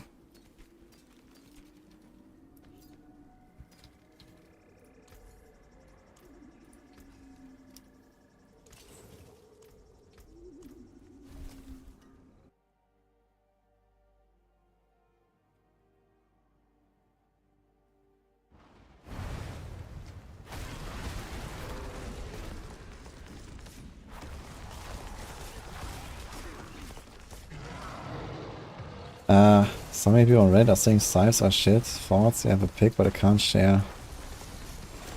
With 925, 200 scythe with max int, life and bone. Okay, I'm not sure about the bone. Is that what you want on Minion Necro? I guess you can make stuff vulnerable. So as long as you do the bone all the time, that sounds like a really great weapon you got there. Scythe or not. Wait, aren't scythes actually the preferred choice? Should we just... I wanted to go in there and now we proc the thing.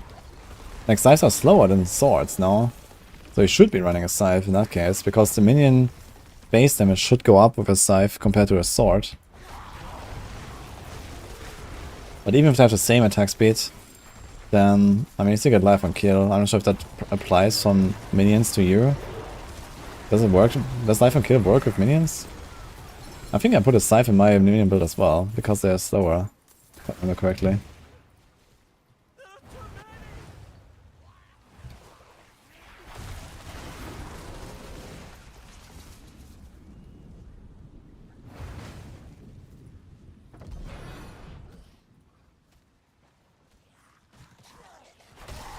And where's my dude?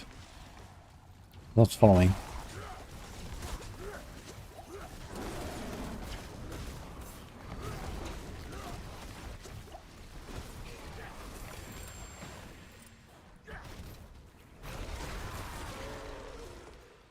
Like, you don't need a somewhat... How much crit damage is that? They can get on like a 200 sword.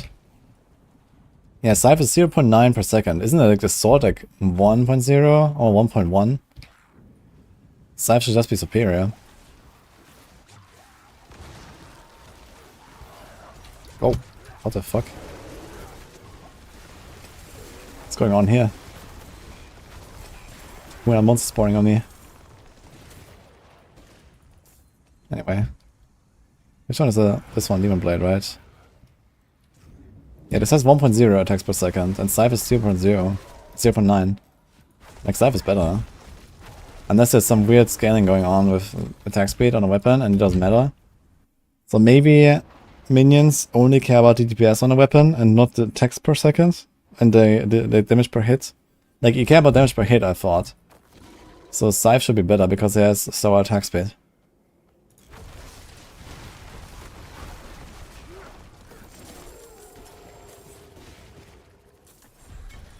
I mean, how much crit damage does this thing have? It has 35 crit damage, man. That's nothing. Like, your minion's gonna have, like, I don't know what, 2,000 fucking additive damage. And then how often do they crit? Let's say, optimistically, half the time. So, this 35 crit damage is, like, less than 1% DPS. So, it really doesn't matter. And if the life per kill actually applies from the minions to you, I would definitely prefer, like, 200 life per kill.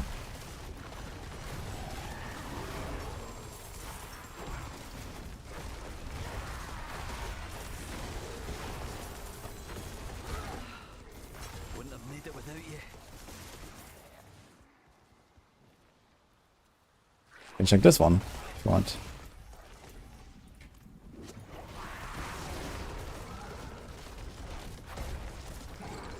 Hello, Rockstar, by the way.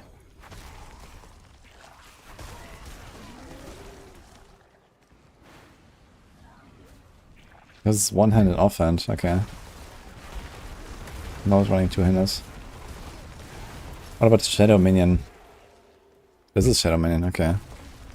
What about the other guy? Let's see that one.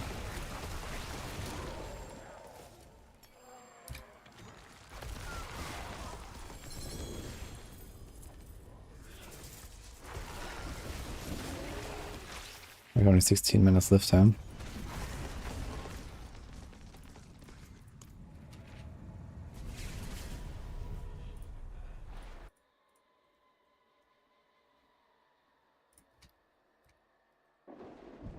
This one's also a sword. Yeah, Chronics might notice. For sure. Or does anyone else notice for sure? If like damage per hit or just TPS matters for minions. I'd assume damage per hit matters.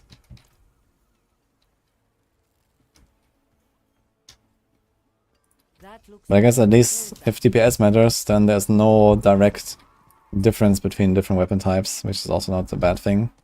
For balance reasons. I'm gonna have +4 dark shot and 8 at 6 chests.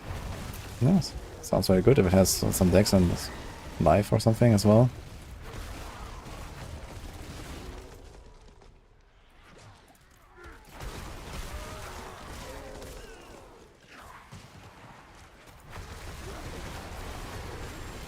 And it would have been a pretty sad rip there when I just got stuck in the monsters that spawned on me.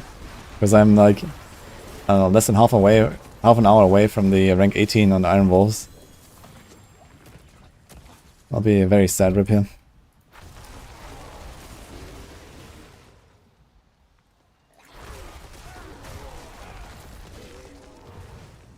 Don't they inherit attacks from a weapon type? Maybe. But I would be kind of surprised about that. I would imagine that minions just have like a base attack speed. And then you scale it with like, you know, minion attack speed or your own attack speed, and that's it. But maybe they actually scale with the base of the weapon as well.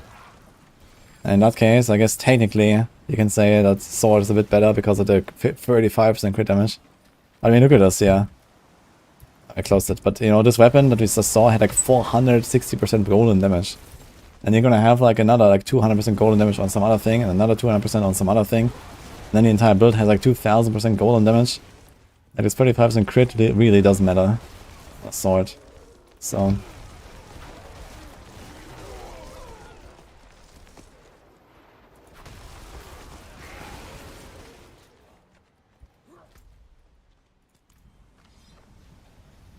We have 5700 golden damage.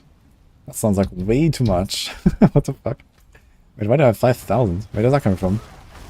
I mean, the two-handed weapon gives you like 460 masterwork as well.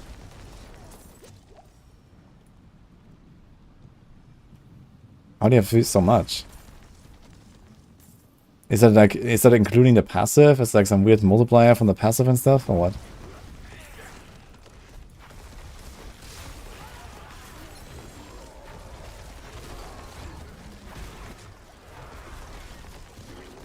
Is the updated tier list?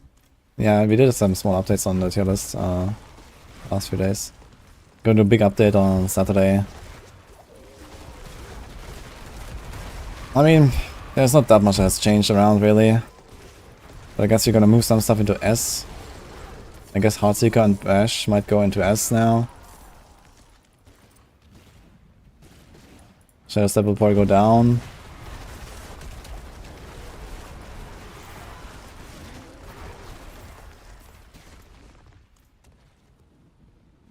Tornado really sucks.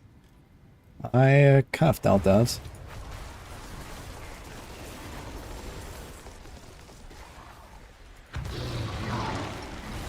You have plus 6 armor. Okay, so you have like 3000% golden damage on the, I guess, in the shield, right? And this probably includes like the passive. Yeah, you can't include the passive in that calculation. That's not how it works. It's just a game lying to you with tooltips again.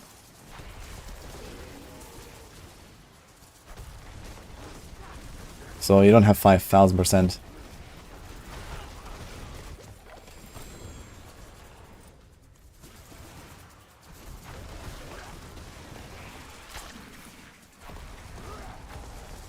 I might move Rapid into S tier as well, but on the other hand,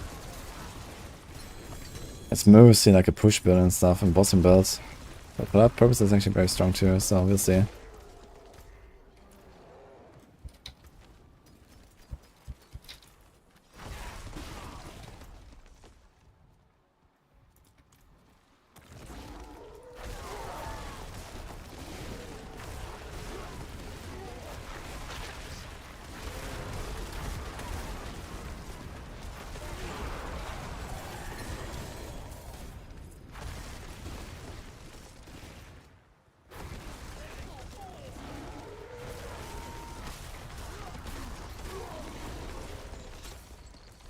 I can clear 100 plus, but it's difficult to get feeling good.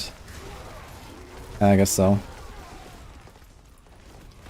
I'm kind of scared of playing Tornado with Shepherds on hardcore. Not sure what we'll do there.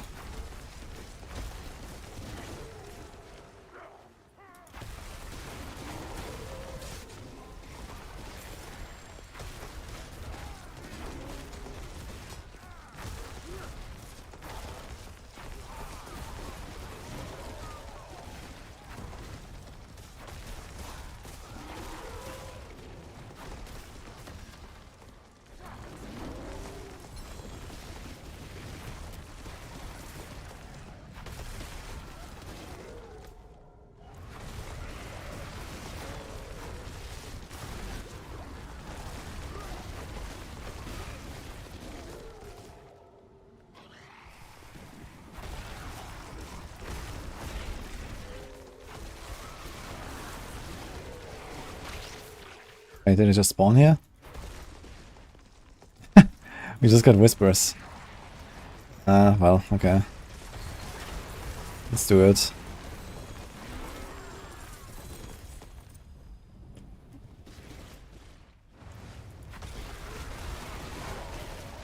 we got Harlequin, Arturius, or Minion Necro.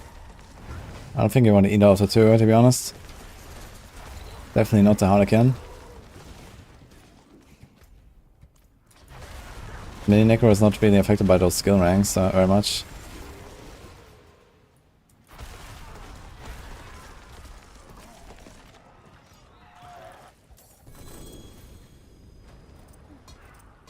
We're now gonna make an uber unique shield, guys.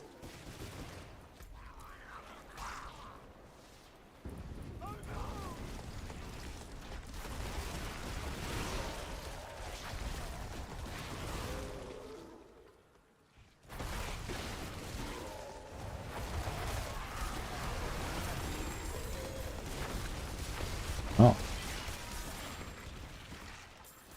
Really bad Wild Heart Hunger.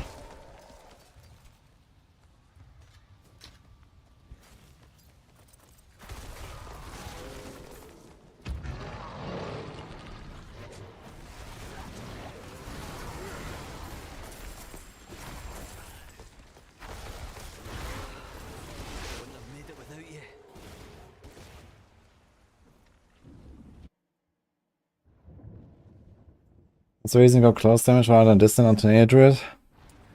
It's just played more at close range basically than distant. You kind of like run into the pack, press the building and roar, and then start spamming tornadoes. Before tornadoes fly off to nowhere, you actually deal damage to them. It's just kind of how it's played. I'm sure maybe it might be different on higher end, where you have to play more safely on the bosses. Maybe it's gonna like throw tornadoes from a distance. I think even then you probably wanna be close. Try to keep the fight shorter.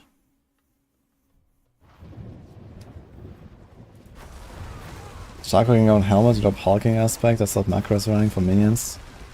Interesting. Yeah, maybe you can run a Shaco anyway. I guess you do get a bit of value from like the damage reduction, the extra life. The cooldown might not be bad. If there's no other good defensive aspect, for example. I mean, hulking is not a defensive one, for example. So it may actually be like a defensive choice there.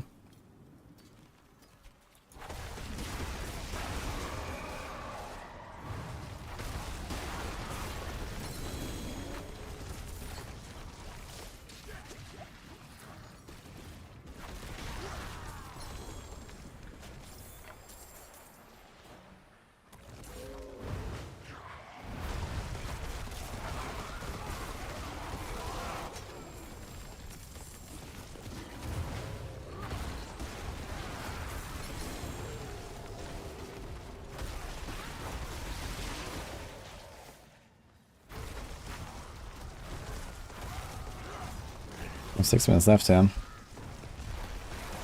We'll go down there for the harvest.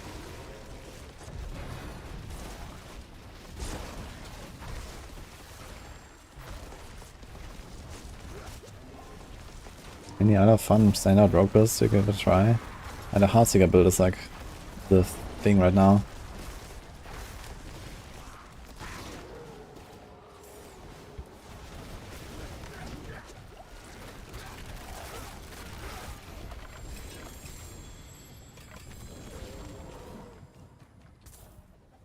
Oh, Ring of a Greater. That's the wrong ring. Oof.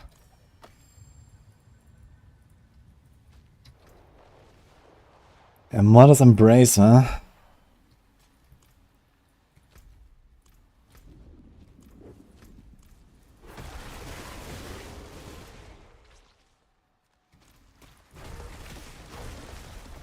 Red Boss in 11, yep.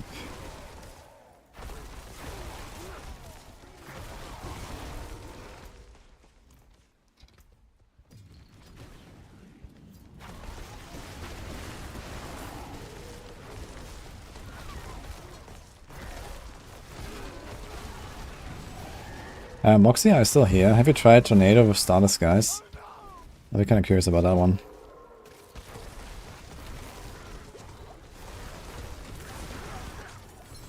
I'm actually thinking about doing that.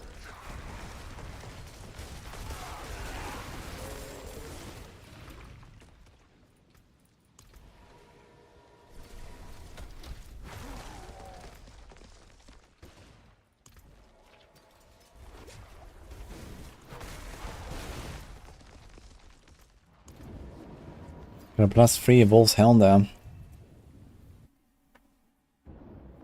That's good, you're running it now.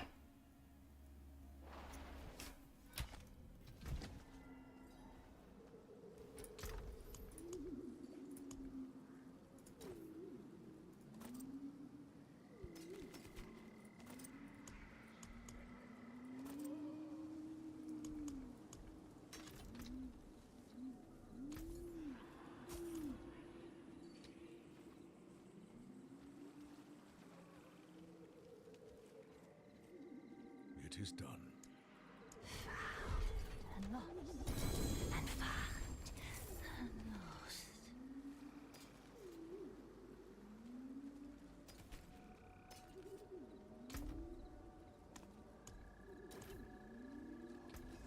You can still use the forge is always hot. Was that where you drop in a build with Shaco? You drop Assimilation and Heartseeker.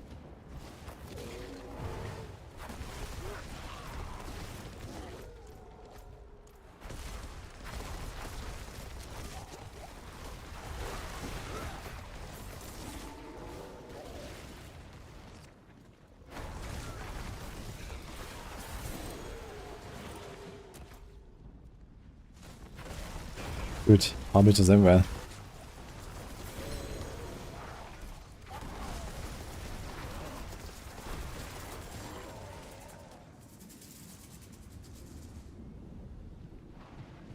Posted the pictures of what exactly?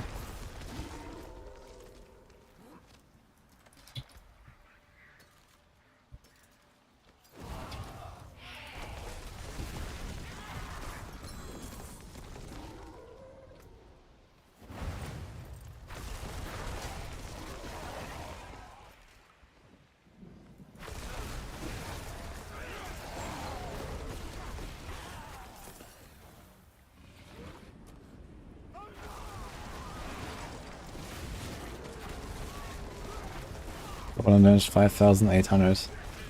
Ah. Yeah, I mean, I believe you that this is what it says. But I mean, this is not accurate. It's just a wrong tooltip. The game has many such wrong tooltips. It's the same with crit damage on any character or vulnerable damage, like they're all wrong. You don't actually have that number.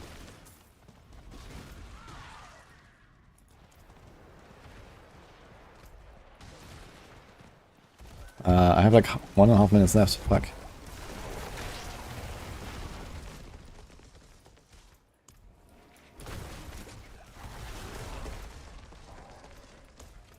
Let's go.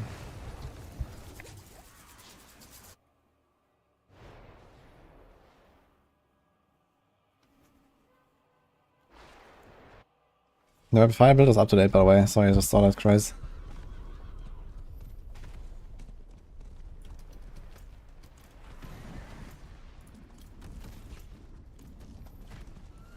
One minute left.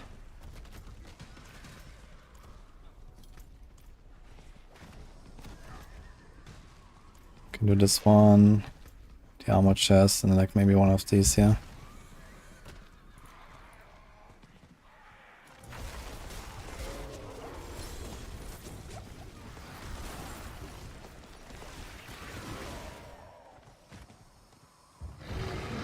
Great. It's a worm.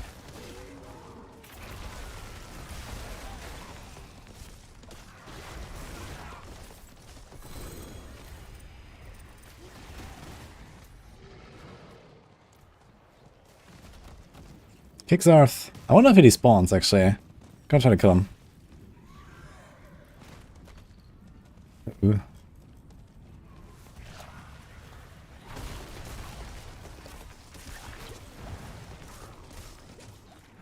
Ooh, we opened it.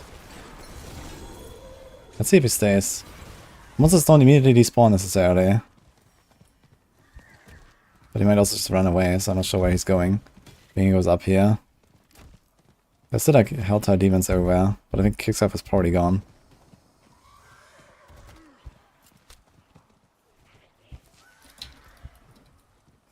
Nice. Keep getting a spirit on kill, man.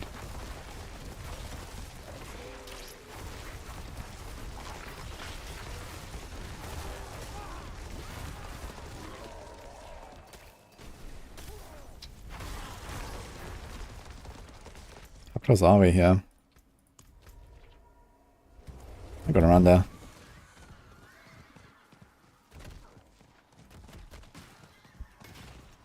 And Antonia, I cannot understand that, unfortunately.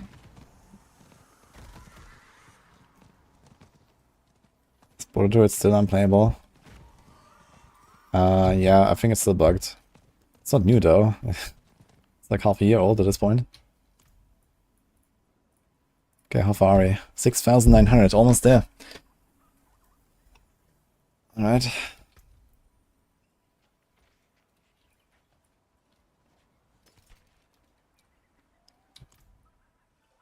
He's a staffing and trying to temper.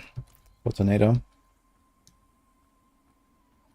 The forge is ready for whatever you need. Tornado cast twice. 160 close. Try to make it better. More tornado.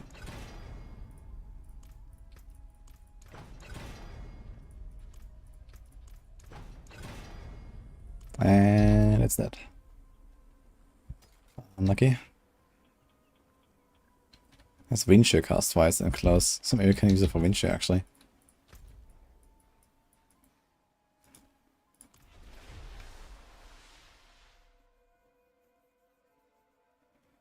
How good is Doomringer for Barrage Rogue? Not as great as for some other rock builds because you lose the chance to cast twice. Bush.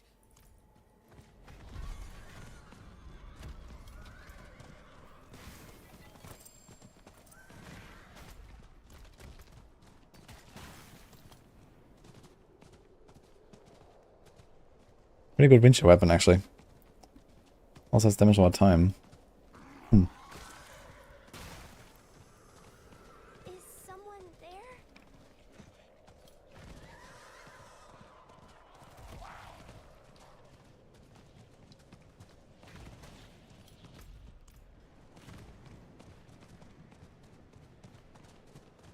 I don't think they ruined overpower for other clans except druids. You don't stack willpower to overpower. This is like a very inefficient way of trying to increase your overpower damage. It's just that overpower based builds are just not really that strong currently. In general. Has nothing to do with druids. It's more like build specific.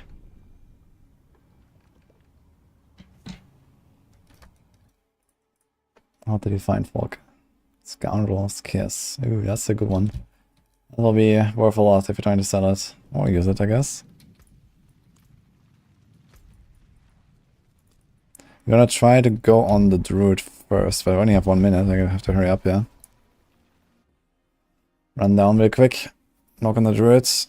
Kill it for the bounty, and then re-knock on the Rogue and see if it works.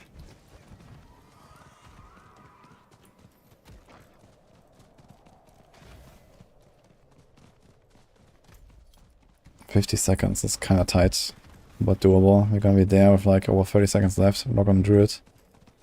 Should be fine.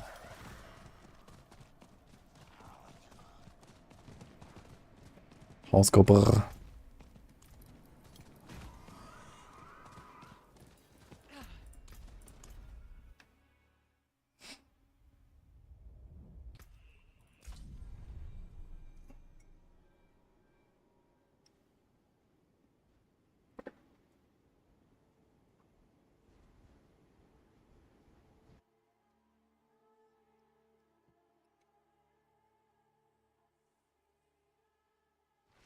Second character should be on World Tier 3. Yeah, but on World Tier 3 I doubt you're gonna get a Stygian Stone from the boss now.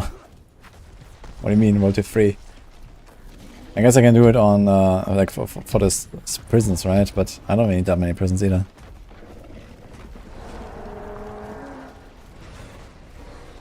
Big bonk.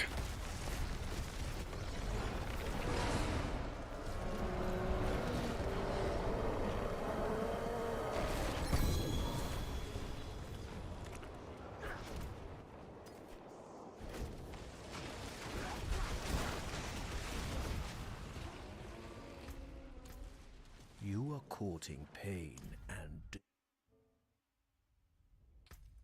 Let's see.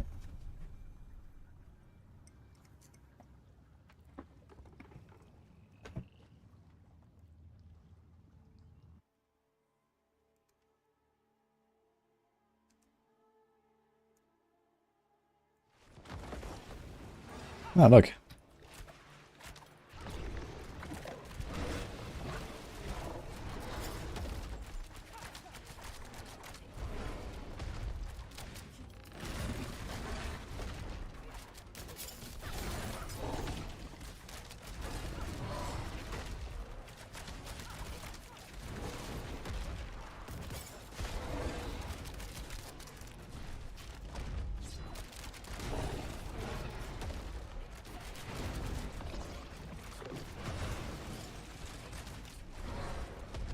Oh, something out of the counters.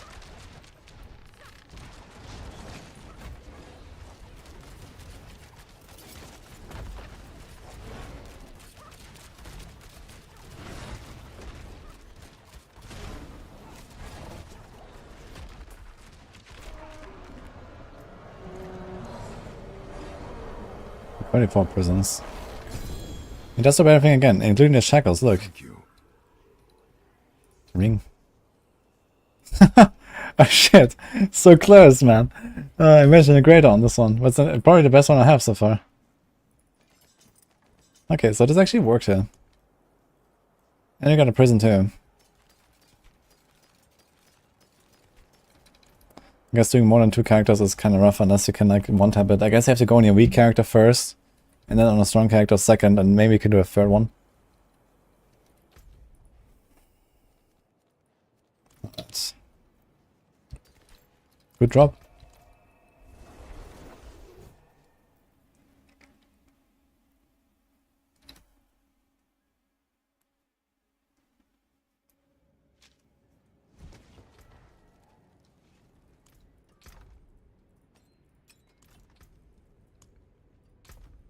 Oh, shackle is a shackle.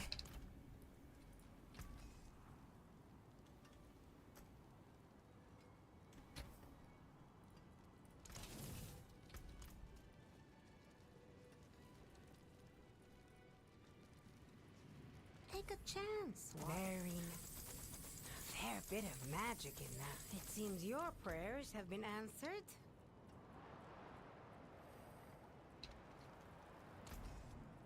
That's good salvage.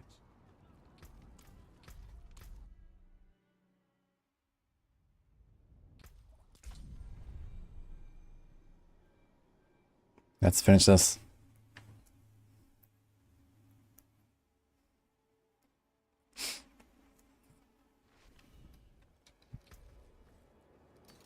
So rule of thumb, I can have too much of an additive stats. Well, it depends on like how efficiently you can get additive damage, I guess. Like, you know, for some stuff like we talked about earlier with the golden damage, you can temper like 400% golden damage on a 200 weapon, 200 on the other slots. You get a lot of golden damage, for example, on this kind of stuff. So additive damage is just kind of generally worthless outside of that temper. Same with all power builds. Like all power builds, you don't go for any additive damage anywhere really. It's all worthless because you have like a billion of all power damage from just having life.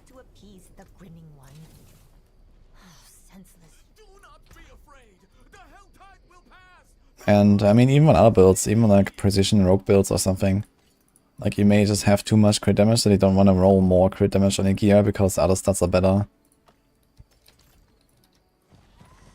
So yeah, that can happen.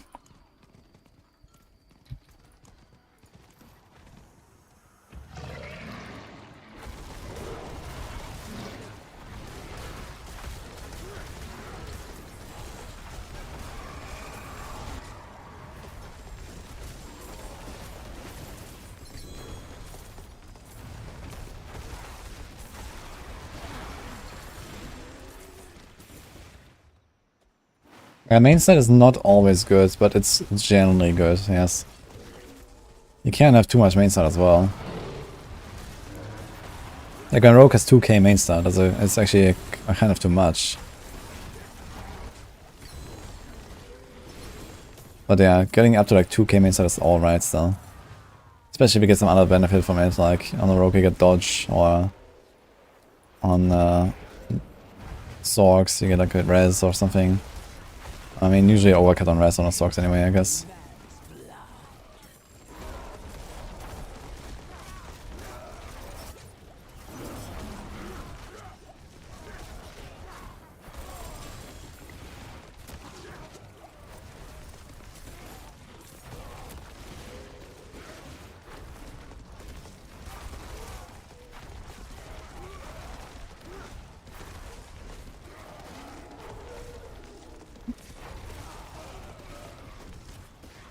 A Mad Wolf.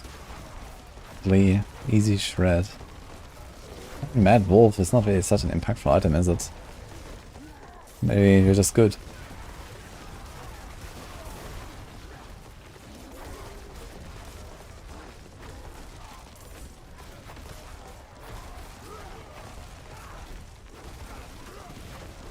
What happened to the set items?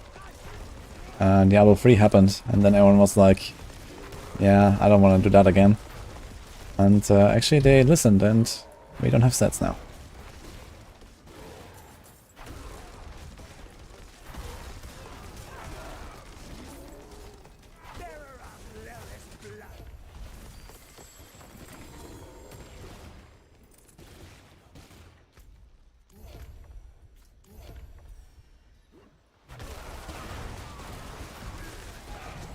I mean, it's not unlikely they will add sets. I think it was a pretty good move that they started Diablo 4 without sets. Just to like shake off that negative stigma. First of all. Also just like let the game mature in other ways first.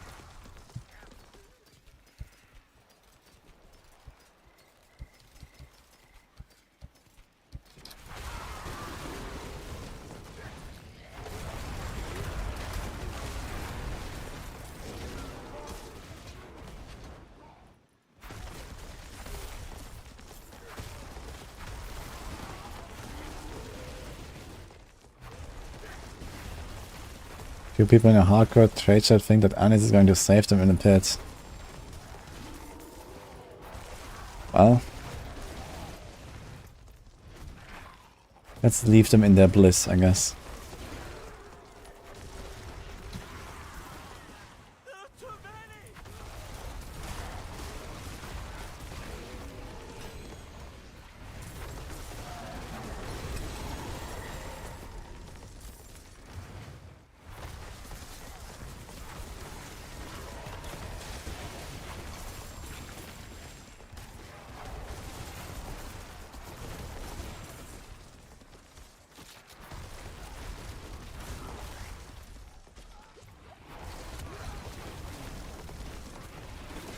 Oh no, sets will work with coding of power?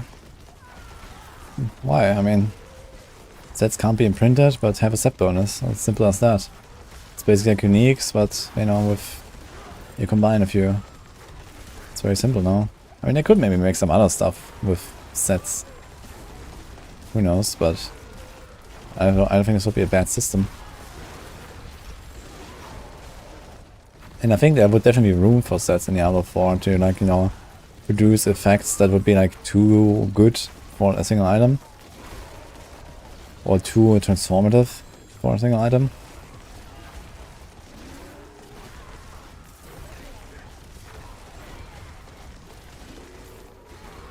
You know, I guess one excellent example of a good set design is Marauders in Diablo 3.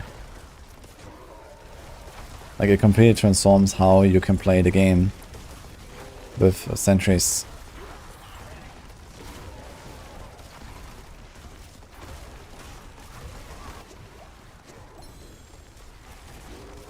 And you couldn't really make an item like that unless you... I mean, you could, right?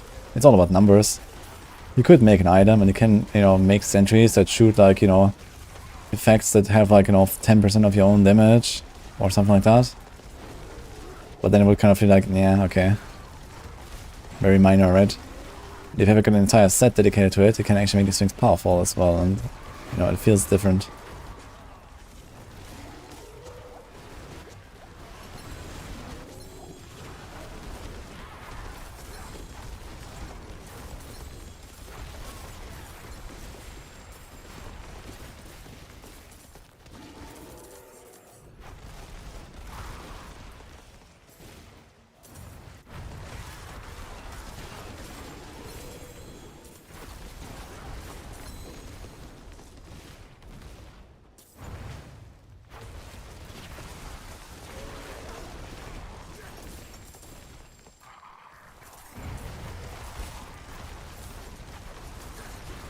The problem is that they're either so good that they're mandatory or bad that they're garbage. I mean, that's just shitty balancing. This has nothing to do with sets being a problem per se.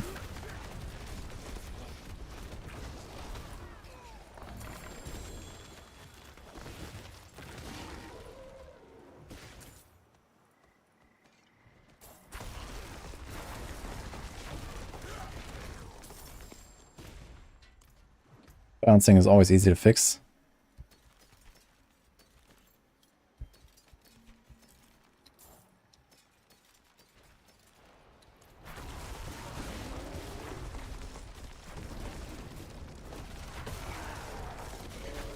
Need quivers. Yeah, more weapon slots for rogues. I wonder what other classes would say about that. I mean, you had quivers in Diablo 3 for even melee demon hunters, and that felt kind of weird. But now it will feel even more weird when melee rogues are actually half the class.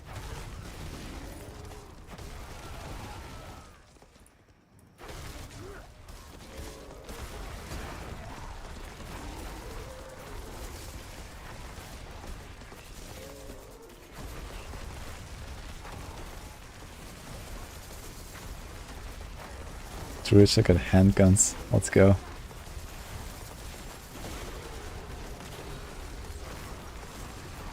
Sacrifice a melee spot for the quiver. Nah. That sounds like bullshit to me. Like, the cool thing about Rogue is that he, like, you know, so fluidly switch between melee and range combat. And I think that should be preserved.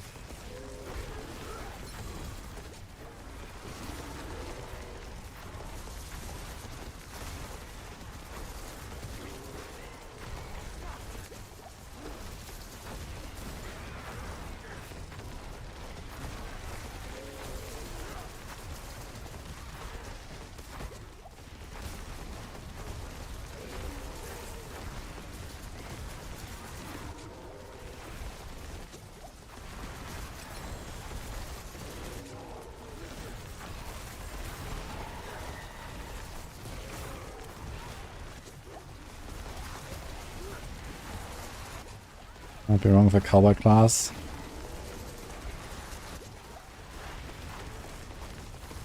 I mean, it doesn't really fit like this whole medieval fantasy archetype of Diablo, no.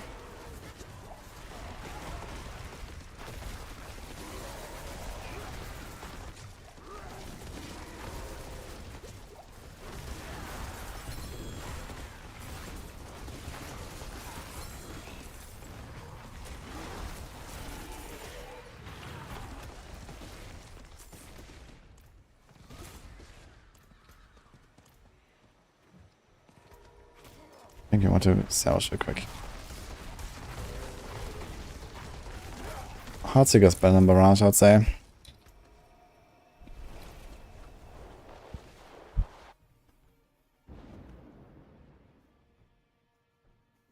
Has the horses for the cowboy.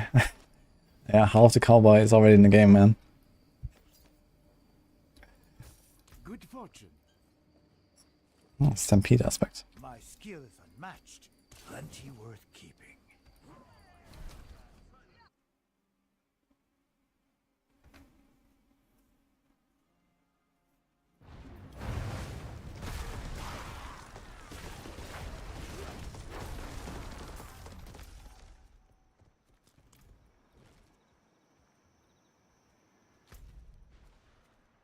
Oh.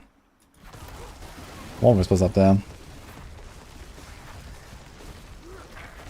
Let's do it, I guess. No, no, no!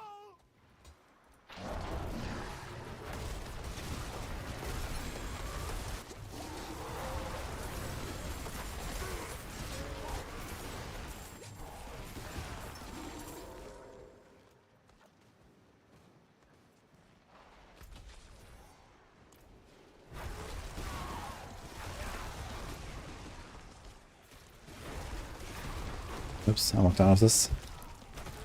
Was by accident.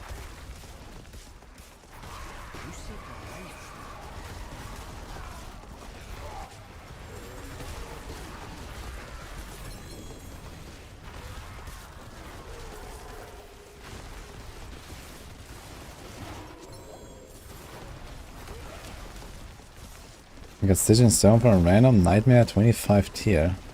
I think they have a chance to drop randomly, like, you know, the Nude Pinata athletes or the goblins. I think they can also just drop. That's like Omega Rare.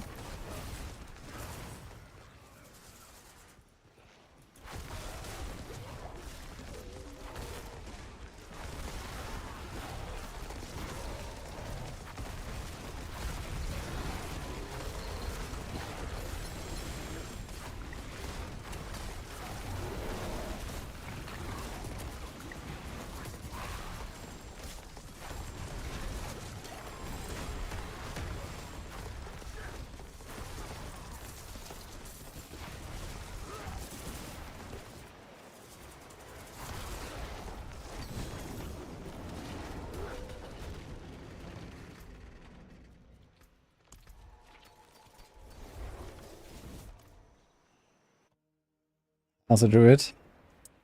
Alive and kicking.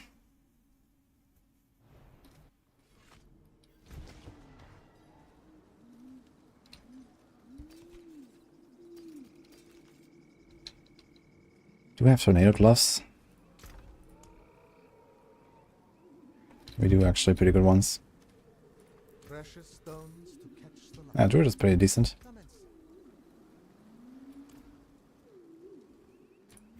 Was super fast to level with.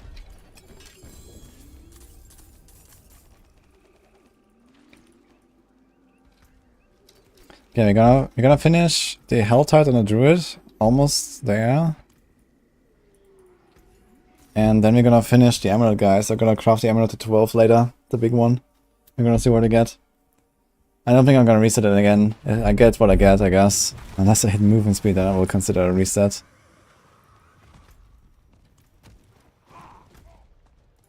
I hope I had the exploit. It's 1 and 5.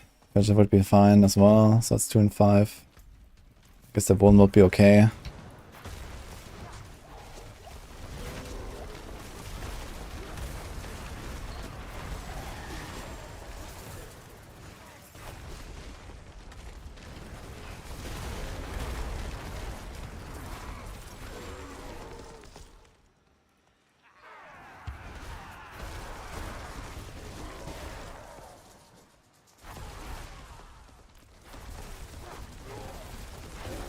Would use Harlequin on Heartseeker.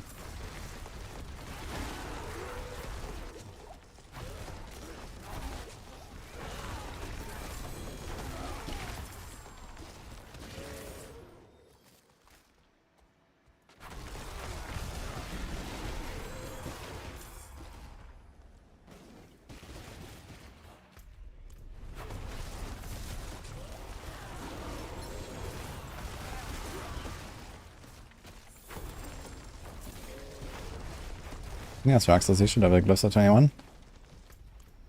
There's no reason not to do it, it's just free power.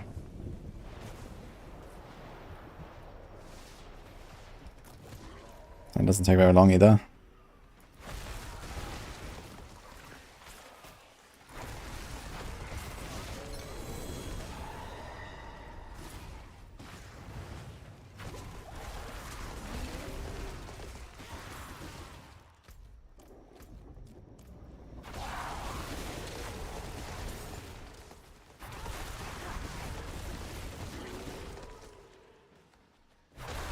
I did not make 200 pit, and neither will anyone else.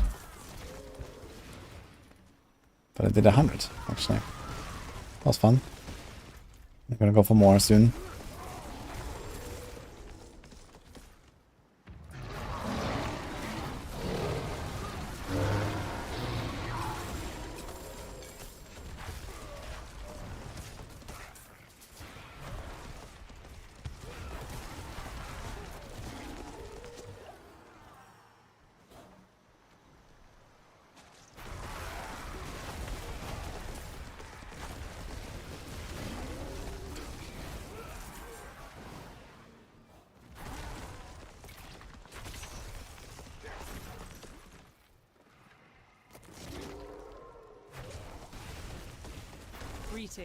That's a cool looking horse there.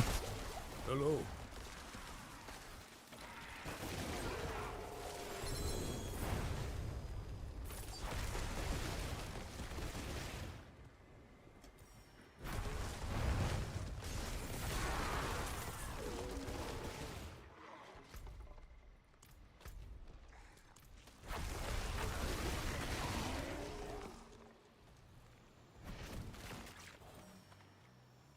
Pulverize these in the season. I mean, it's really nice for farming and leveling. I'm using it a lot right now. It was super fast to level up with this.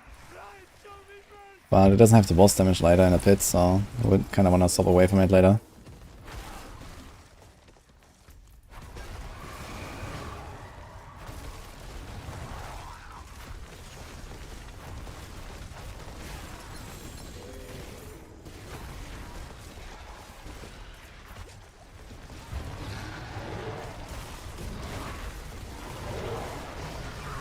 I'm farming the Iron Wolf reputation right now. I'm almost done with it. And here and there, just do the whispers for gold and stuff. We spent like 500 million gold today on an amulet. That was a bit bitter.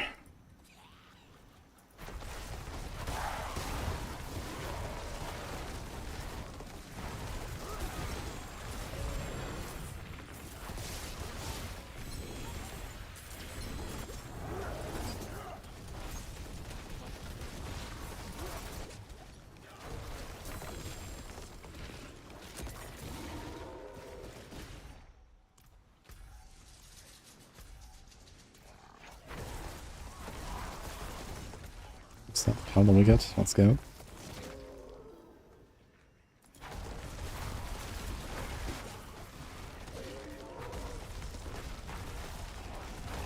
So ring for 400 mil, the greater affix. Rapid fire. 400 mil is a good price, I think.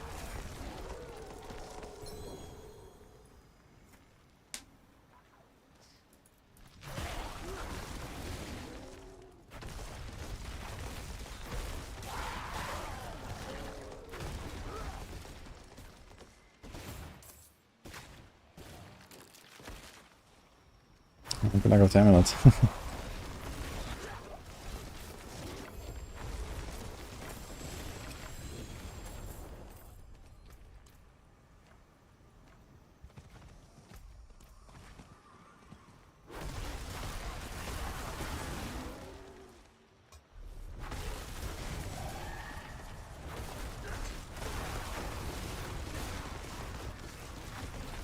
Should be done any moment here with our chests.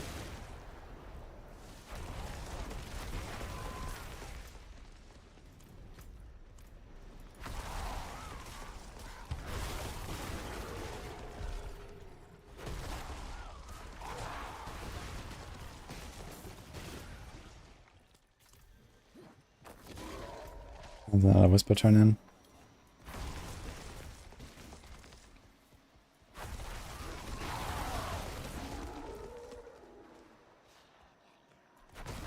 Roll for specific passing on amulet is never a good idea. I can confirm that. And just earlier today I released a video about that. And then I went ahead and rolled a specific amulet, a specific passive on my amulet for 500 million gold. That's the irony of life, guys.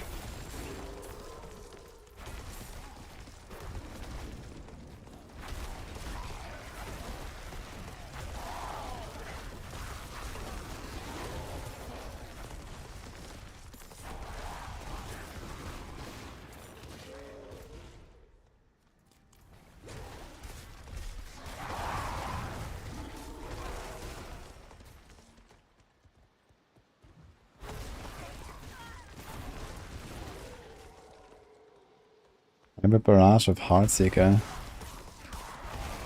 I mean, victimize barrage doesn't make much sense. And precision Heartseeker doesn't work. So not a good idea. If you want to do a hybrid, should try victimize penshot with Heartseeker maybe.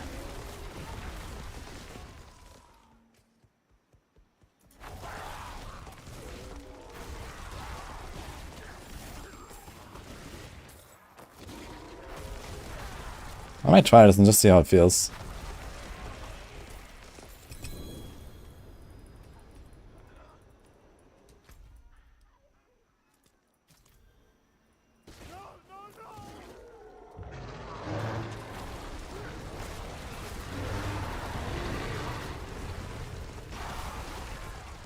It'll turn in again. Alright.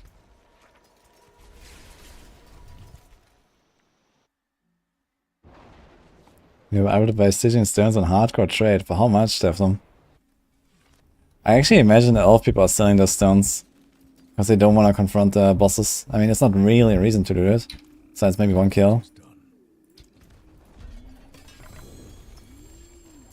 On hardcore, I guess most people don't want to risk it. Outside of the challenge.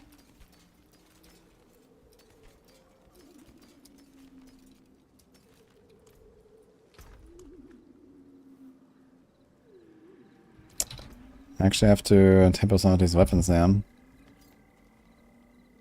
I just didn't even get anything.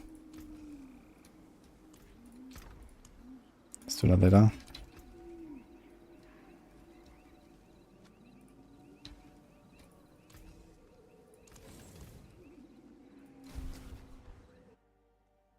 $80 mil for 4 stones.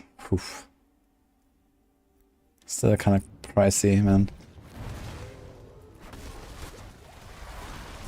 It's like 1.5 hours. Oh, I think we got the Wolf's Honor. We got it. We're done. Let's open some chests. Rank 18, guys. Freedom.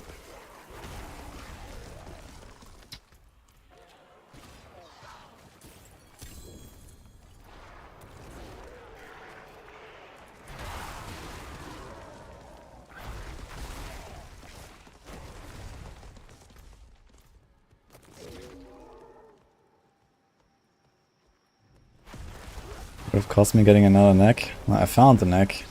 Didn't cost me anything. Well, I found the neck and it cost me 500 mil actually. That I would not have spent otherwise. I would have just kept going with the neck I had, I guess.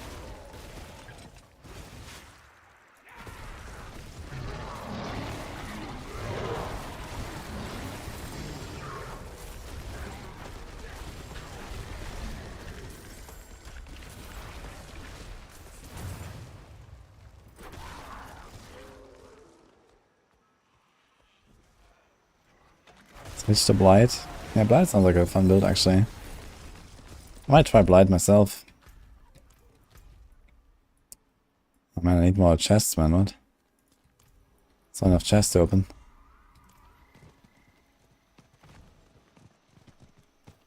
Oh.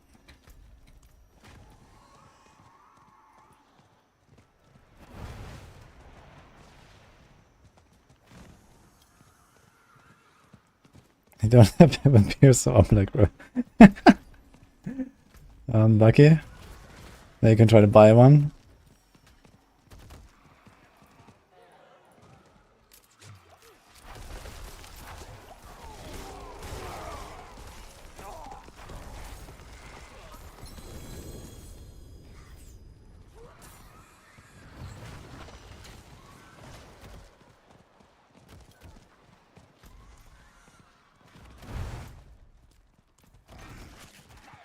Paradox.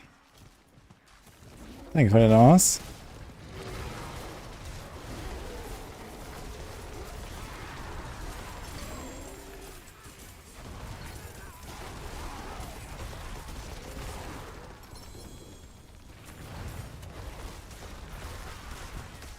Okay, I guess tomorrow it's time for the Druid to show what he's got. His Vinci here.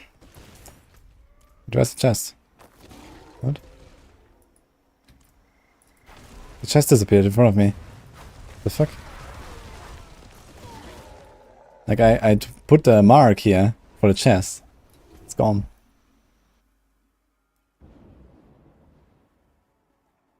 Archblade has a bow with attack speed on it. Ah yeah, that's not updated, I guess. They removed attack speed when the patch launched on the weapons. Put like knife or whatever. Knife or crit damage, I guess.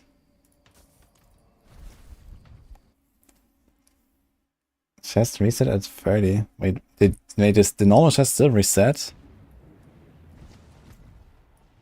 But these are still opened here. Nothing reset there. Look. What do you mean they reset?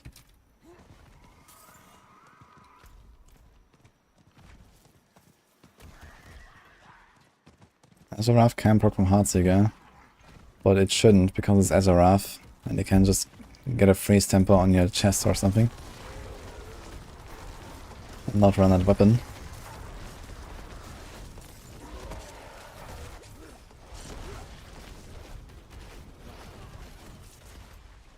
So they actually still have that system with the chest spawning, I didn't realize.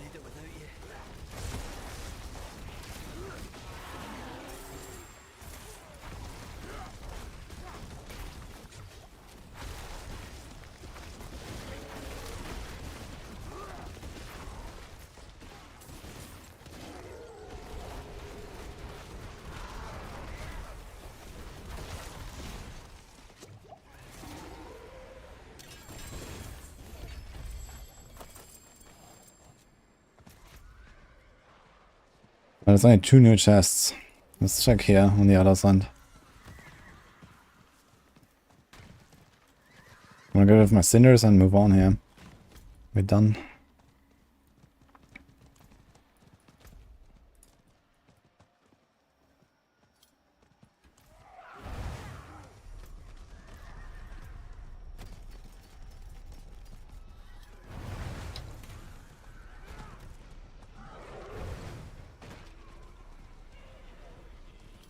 There's an up and chest every time you TP back and forth.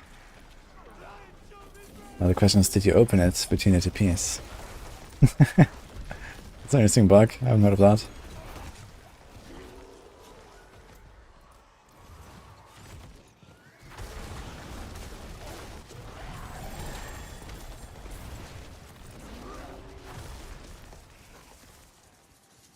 I wouldn't recommend running with arrows.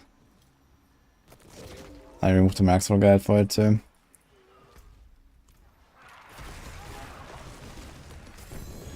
Maybe you're gonna get some real random arrows viability at some point. It was already kinda, yeah, okay, in Season 2. When we had Metamorphosis and it was fresh and we didn't have like OP stuff for other builds these days. But right now we don't really recommend random arrows. Oh, hello.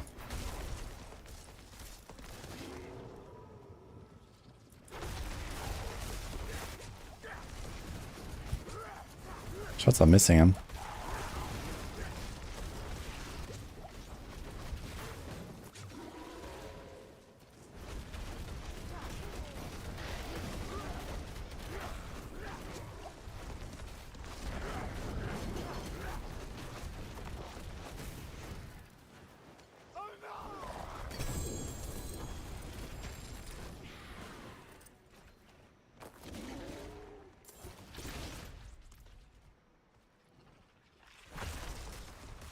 Man, you get so many so many synergies these days that running to the chest is actually a significant time investment.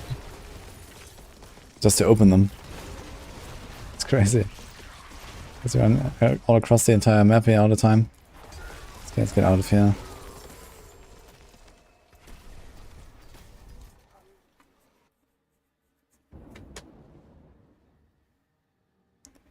So the free greater affix life 4 and CDR helm for 1 billion. Not bad. Do you need CDR that much though? I guess it's nice to have. Might be good for like challenging shout and iron skin and stuff.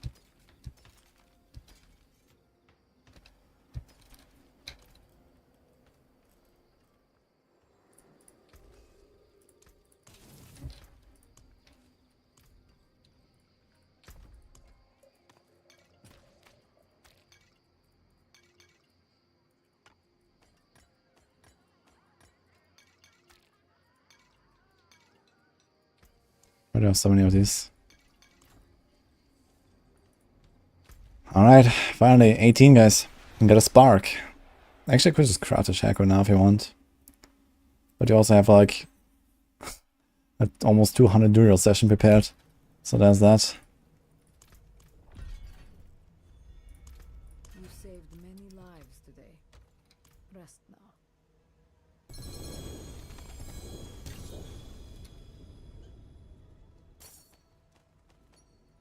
And 4 stones. Huh. That could be actually really helpful for tornado druids.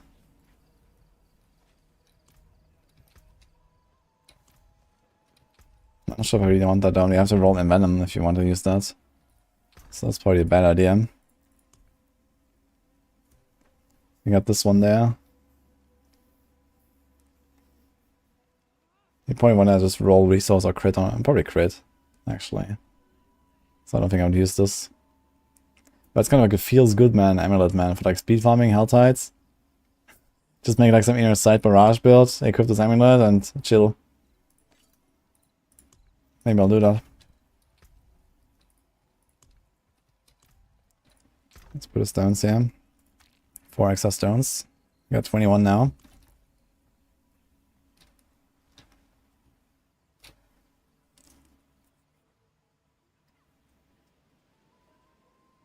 Have you looked into Hurricane Druid? I have, yeah.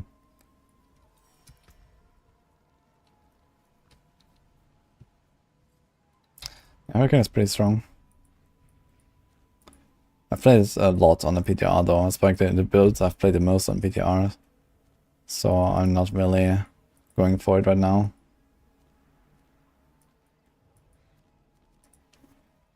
Welp. Druid grind is done here on Helltides. I could check if I can start tempering some gear. While we're at it. A bunch of items collected.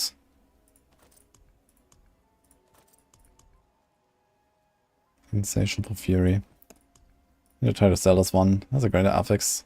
Decent rolls. Sellable.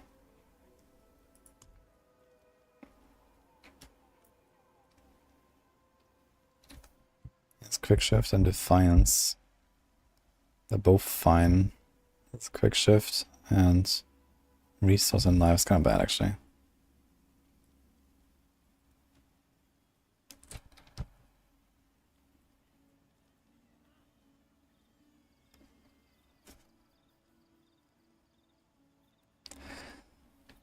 So this is my lightning storm gear here in the third row. This is my tornado gear and this is my wind shear gear.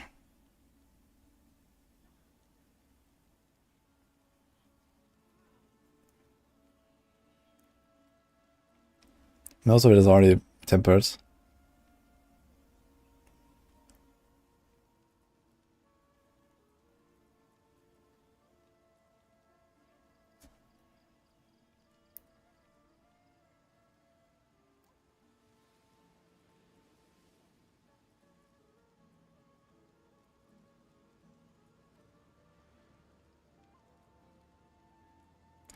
But we're gonna worry about the rest later.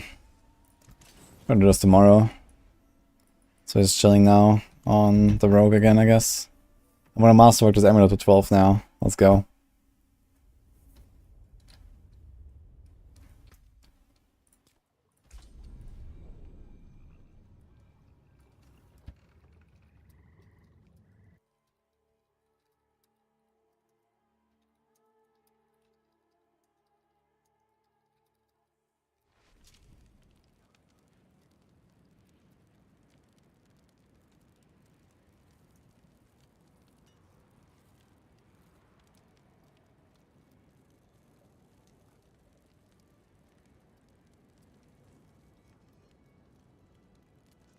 Let's make a command for it. Where is it?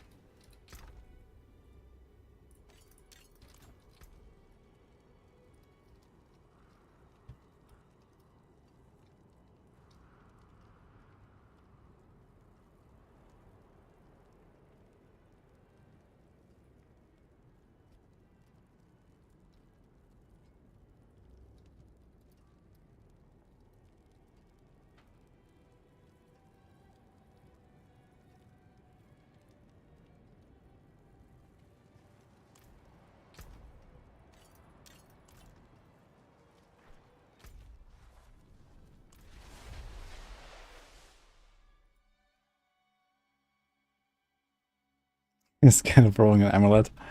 Yeah, you should be. If you try to roll a passive, I do not recommend, unless you know what you're doing and you're rich as fuck.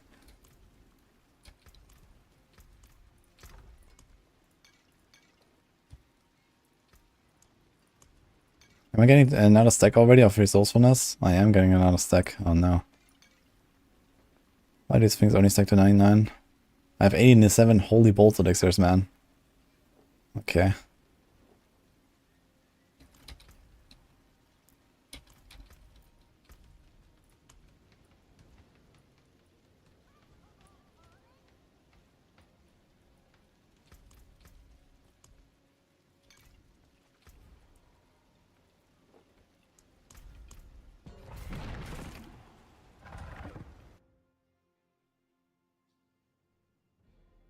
You have +8 Heartseeker in your dreams, man. I got +5 actually.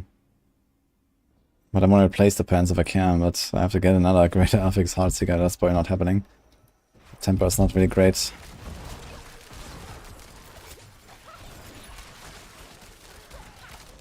I mean, it masterworked only to 8 right now, so you can masterwork them again.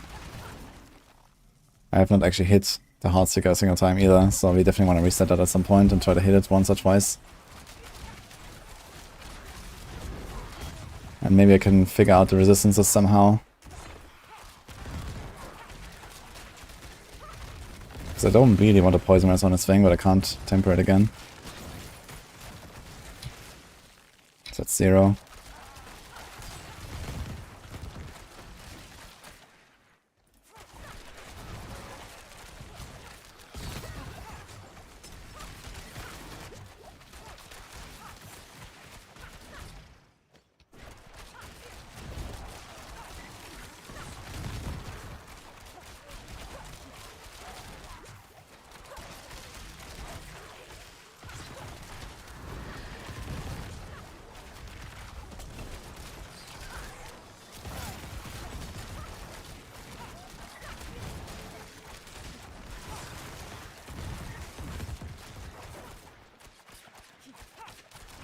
Got Shaker and Doombringer back to back. You can play both in this build, yeah. I'll probably not go for both, just Shaker, but you can.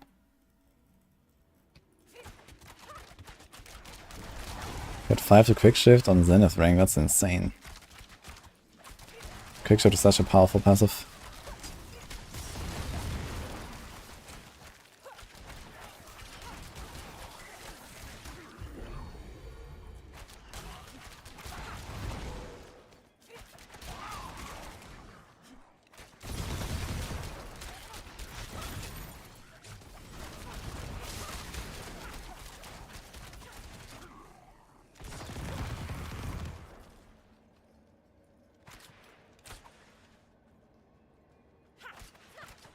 Lightning Storm not just really bad because you can't boss with it.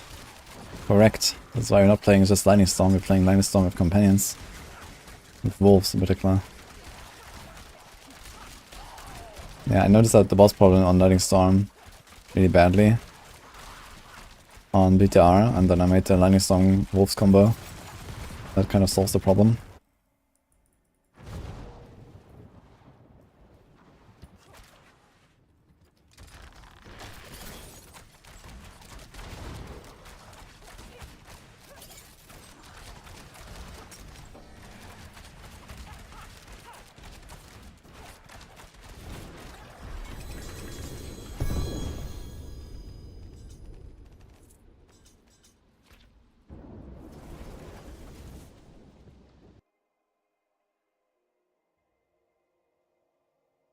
Yeah, we know that the Maxwell plan is off from the ranks. The thing is, we don't know what's the system. They changed it from PDR to live, and on PDR we had like ample opportunity to try it. But now we have like a few data points of how masterwork ranks increase skill ranks. But we don't know for sure yet, we're still trying to figure out the math.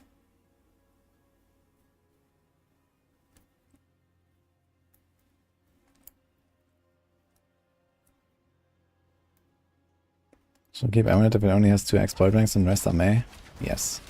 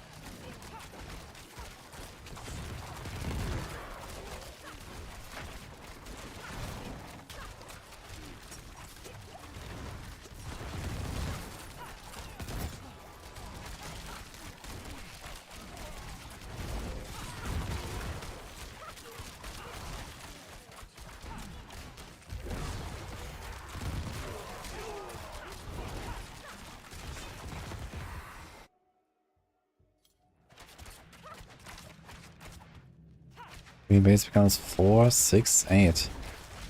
Are you talking about greater affix and triple masterwork crit though? Not just triple masterwork.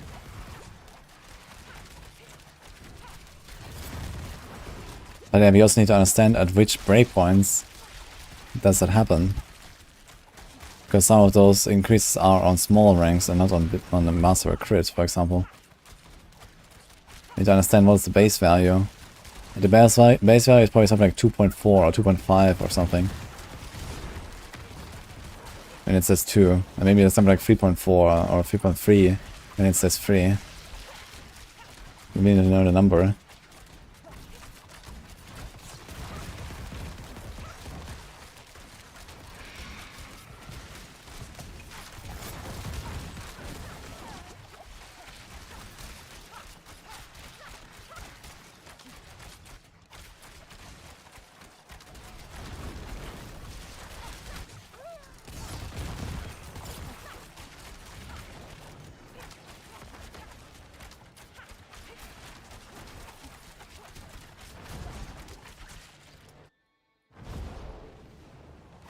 I think health second should be affected by healing received, yeah. I don't see why not.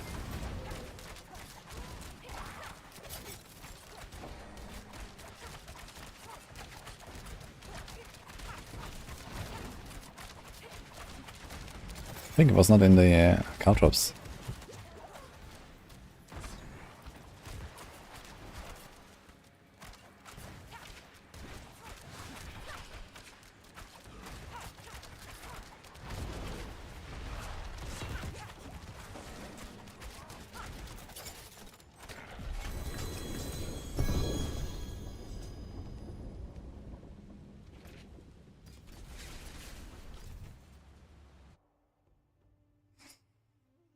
I don't think it would be a super tanker if Harlow Static, that's correct.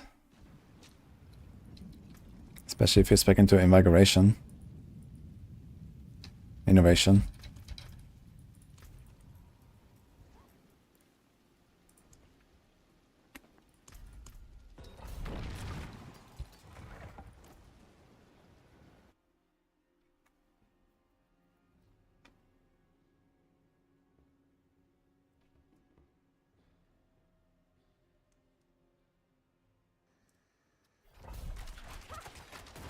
So I did that way for pole arm.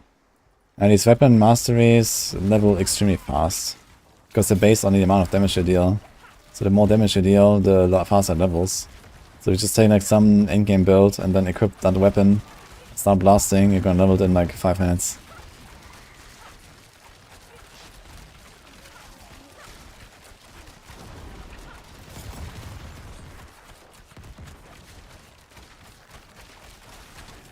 Or 1 minute, even.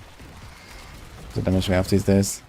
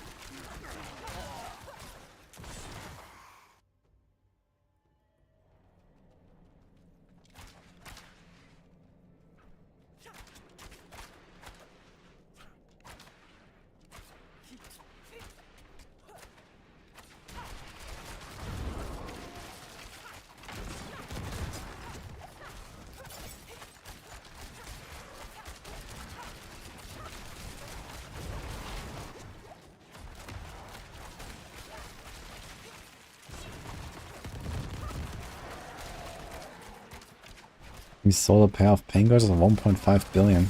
Wait, what? What did they have? 1.5 billion for pain gorgers. I mean, okay, bash barb and all, but that must have been big pain gorges. Is there even any stat on them that's big? Wait a minute. What do you even have? I think they have basic attack speed, right? Or something like that. Maybe that's why that's greater. I use the advantage elixir.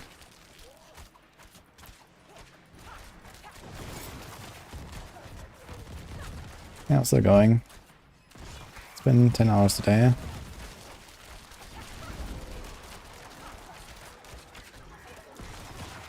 Oh, dead end. Huge dead end, man. Look at that dead end. What? All maxwell, 1 great affix on crits. Okay, that's a pretty big item. For like, you know, the meta build of the season, I guess, besides mini Necro, so...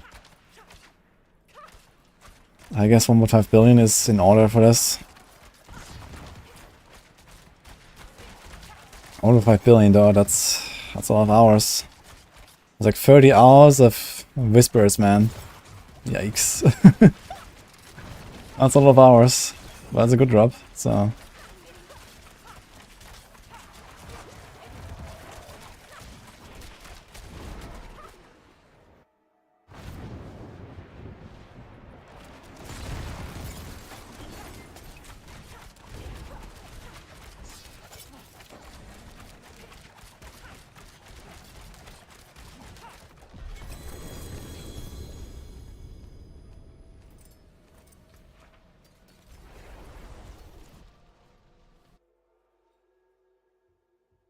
I shift click to cast Heartseeker and rarely use WSD. Did you see that? Wait.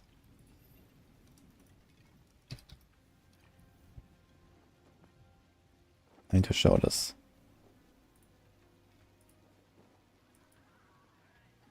I think I just saw something funny. So when you TP out, yeah, you can see it, right? Look, watch. Here. The obelisk. What? It looks so weird. What's going on? It's shrinking.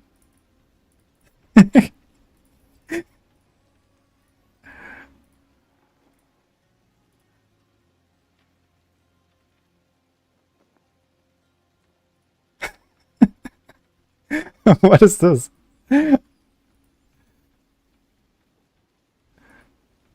I mean, in general, it kind of looks a bit out of place. You see how it's just like...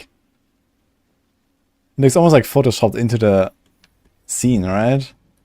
Because it's like so shiny and it's just kind of like in the middle of the mud here in Serigar. Like, it's kind of a weird place in general, to be honest.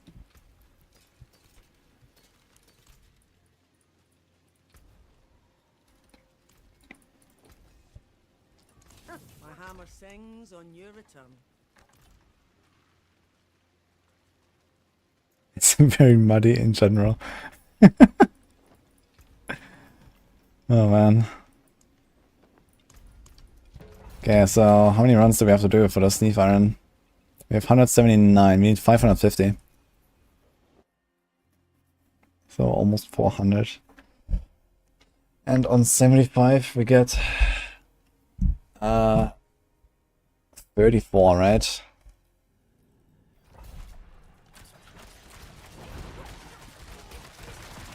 It's not too bad actually. It's like 15 runs. A bit less actually.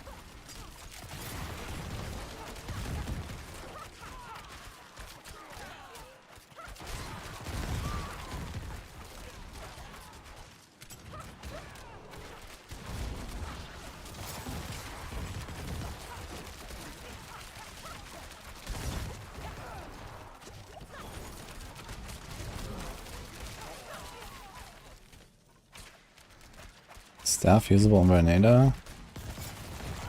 Yeah, staff or axe is usually what he wants. It's like a kind of minor thing though. Which weapon you use exactly. As long as it's two-handed, you have resource on it.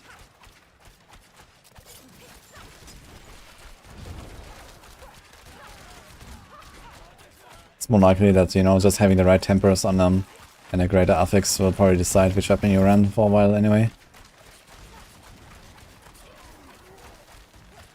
Like I'm just like tempering all of my two-handed weapons on Druid right now because I still don't have a tornado weapon actually.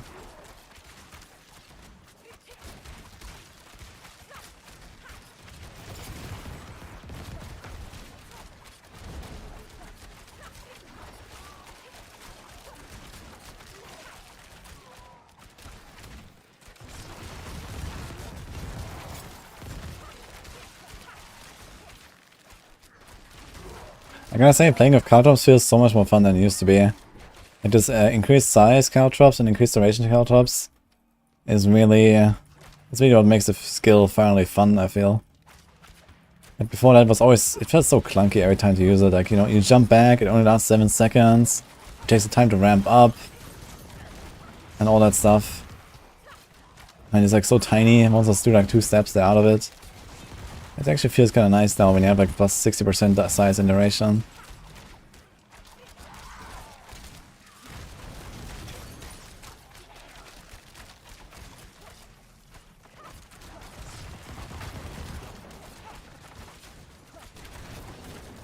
I mean, cut off temper. Yeah, it's not like that required, I feel. I guess the duration one is more important than the size. For bosses at least. And the size is nice for packs and the duration is good for the bosses, I feel.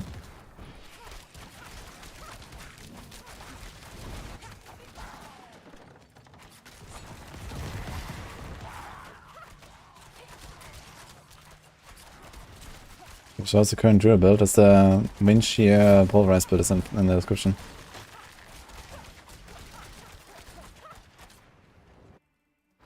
What's that? You're hoping for a perfect tornado weapon? You want greater resource cost reduction and then willpower and life.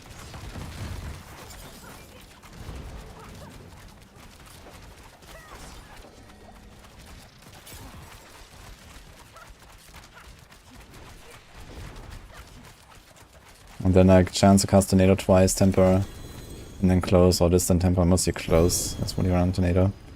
Oh, stone. We got one. Nice.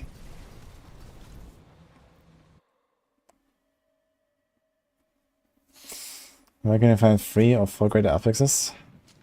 Yeah, just get lucky.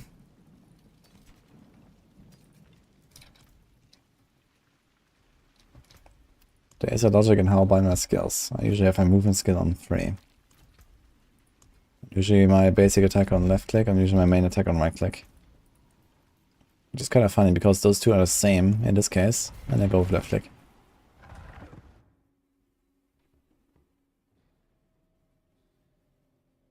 Barb or Rogue? Barb if you want easy mode, Rogue if you want to have fun. Hello again, Alexandra. Good morning, say. Wait, I thought you're in the same time zone. What do you mean with morning? Did you just take a long nap? You can bug?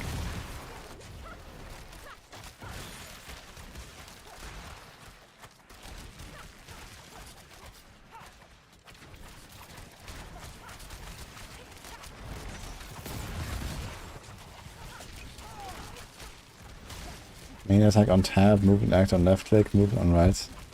Main attack on tab, man, that's cursed as fuck.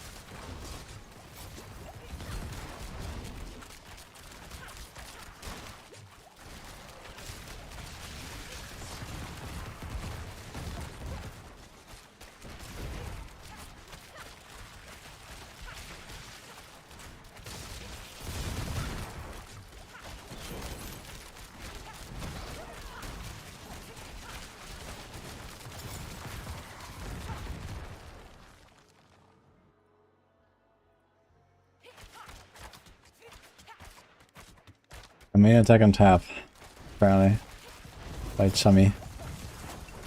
Not sure what I expected though from Chummy.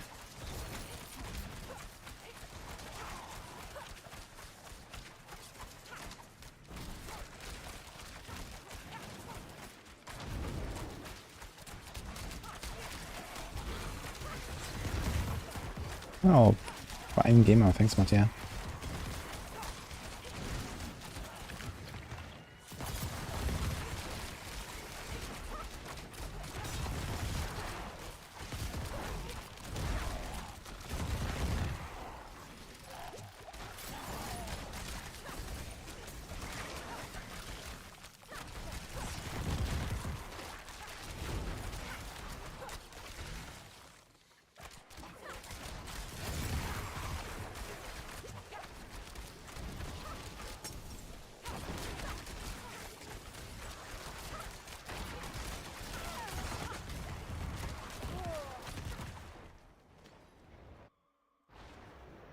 Main attack on computer power button, let's go. You have to hit it with your toe.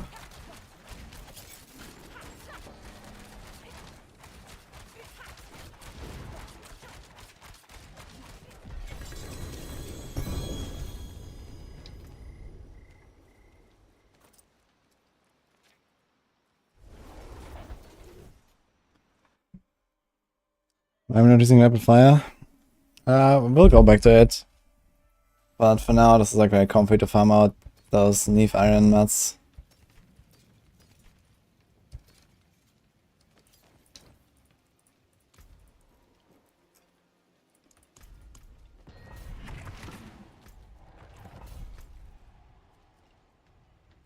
We can do that. Where's the Blood Maiden here? I think somewhere up the right. Actually, if I TP out and come back, I guess the pit will be close. Let's do it after this. Shaco is very rough on Heartseeker. You kind of have to have one to equip it.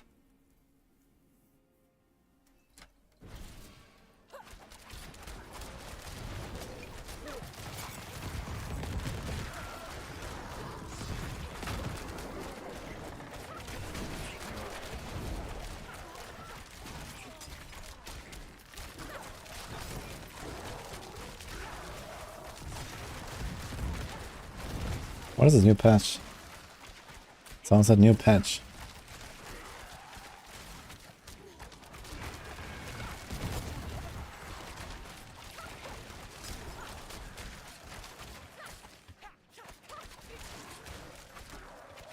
Stygian Stone Raid buffed.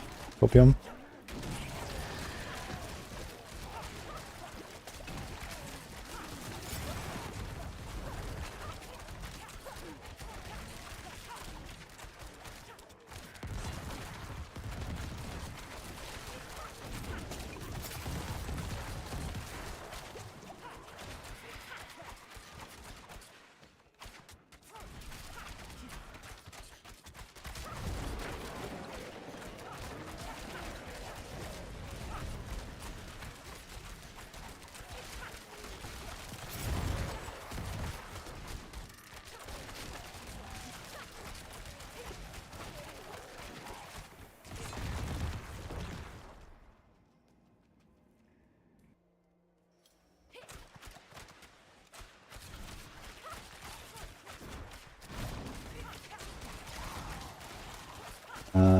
I'm not sure what you mean if like the crits do less damage than vulnerable.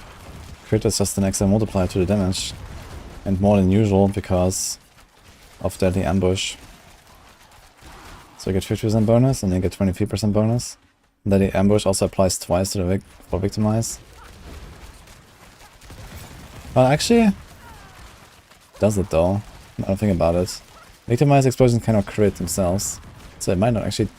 I'm not sure how the double dip works exactly. I need to ask Ava.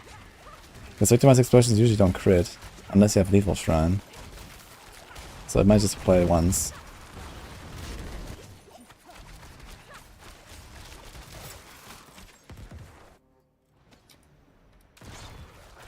Well, if anyone finds out what is the patch, let me know.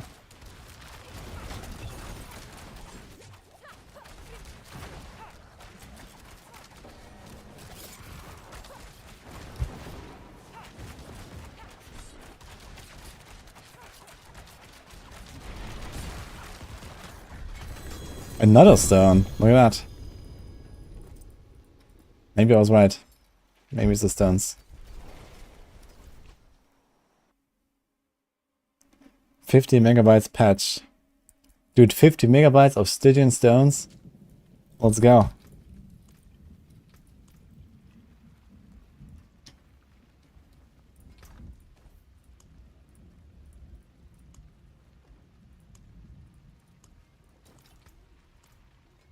I forge more than horseshoes and nails. What do you need?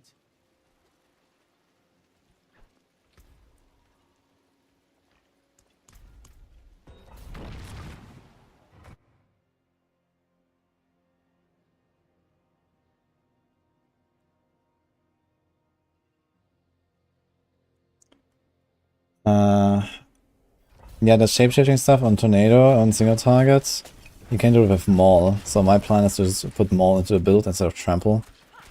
If you run Trample, you can replace it with Maul for like higher end hits. So you can like transform to bear every few seconds. And potentially even get resources if you have to. Although that's kind of like a bad solution to get resources. Can give you like an extra safety net though. But I'm planning to just put Maul into my build and no Trample.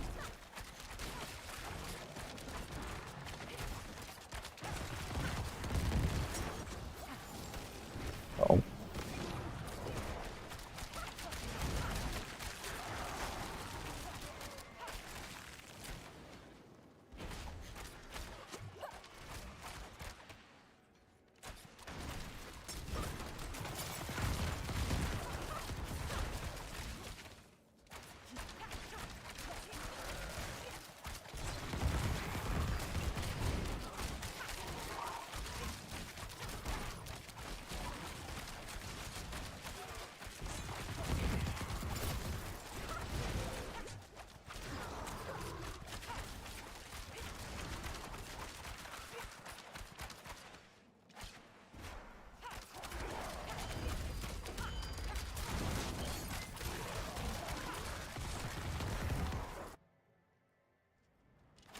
Yes, nightmares. This bit is sick.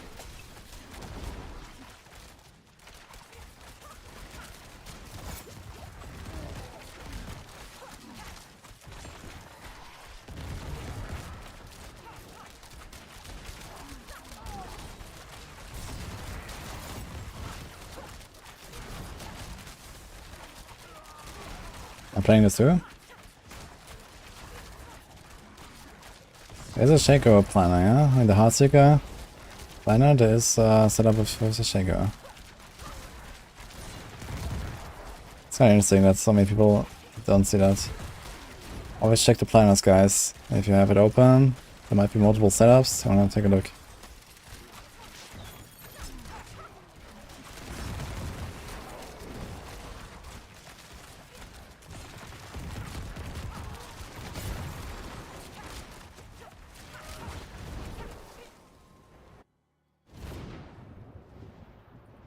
Wish Hunter Living was a bit more difficult.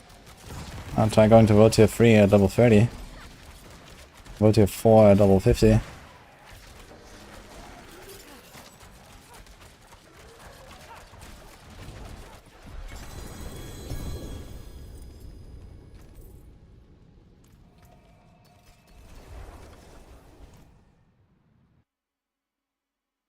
Kata Classic. Are you enjoying it?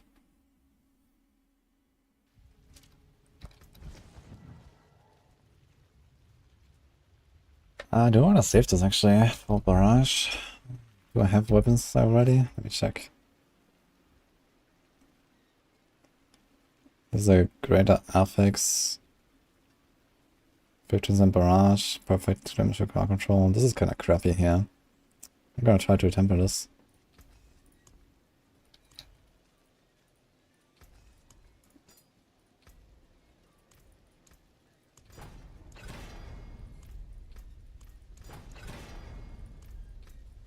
The game knows I haven't rolled barrage in like 20 attempts, so now it's gonna give me a perfect barrage roll, watch out.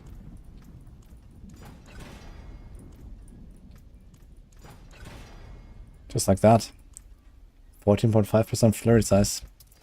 Okay.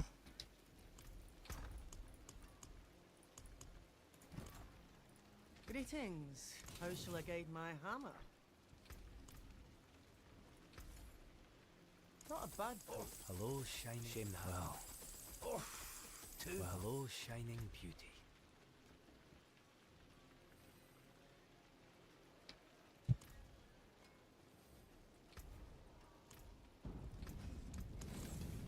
That's the spirit. Not a bad ship. I'll keep my forge hot. Return soon. 2 stones, man, back to back. Yesterday I also got 2 stones back to back and nothing else the entire day. It's kind of strange sometimes.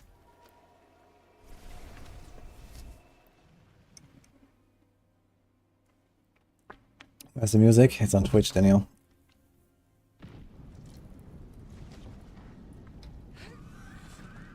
It's okay. It's nice amulet, huh? Yeah, it dropped from Varshan. It's not even 925, this amulet. I got it from Varshan. It's kind of funny.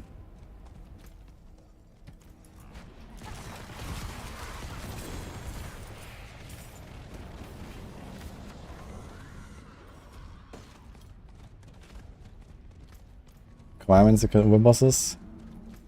3 times the amount, 2 stones. A little bit of get good.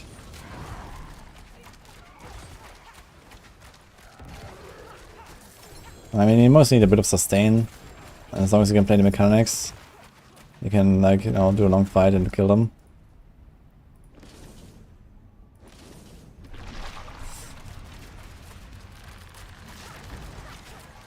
I'd say if you can do like 5 to 10 million DPS, it's relatively comfortable. As long as you have like this ability to outlive their normal attacks.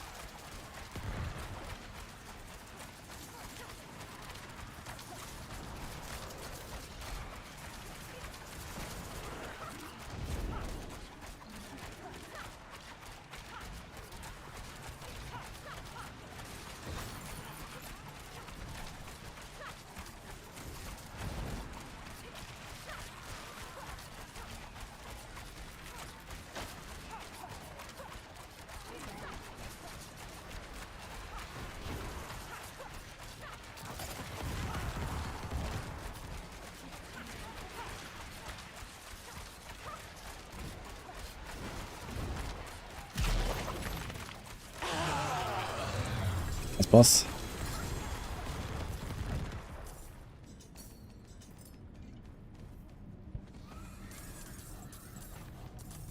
Look at all the sinners around me.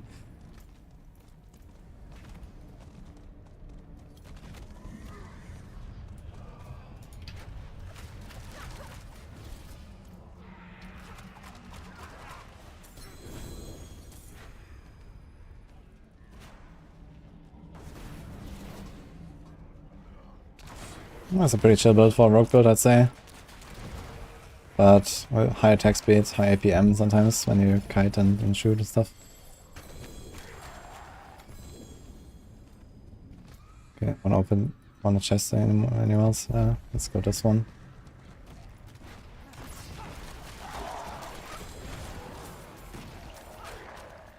Should goblins always drop a mat actually?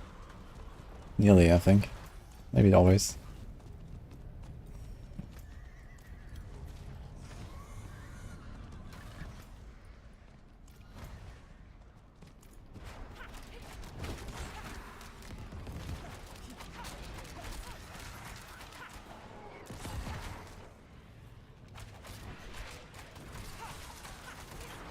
I get Kaltos Temperus because it's OP.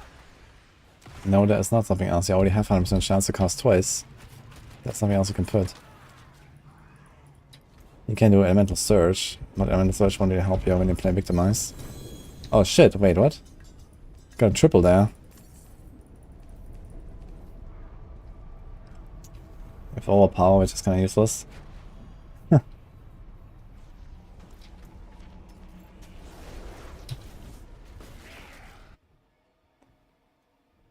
How did I click so fast? With scroll. The auto attacks is just the attack speed of the build.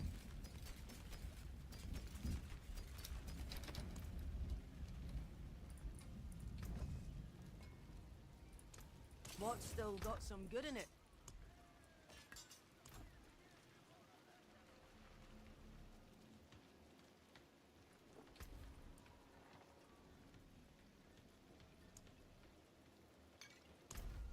Okay. This elixir is gonna be like another 8 to 10 runs or so. Yeah, we're gonna have enough Neve Iron then. 315. It's 235. So that's like 7-8 runs. So in half an hour we should be ready to masterwork. Why no Heartseeker double cast on swords? Because on the bow you get 100% already. You don't need more.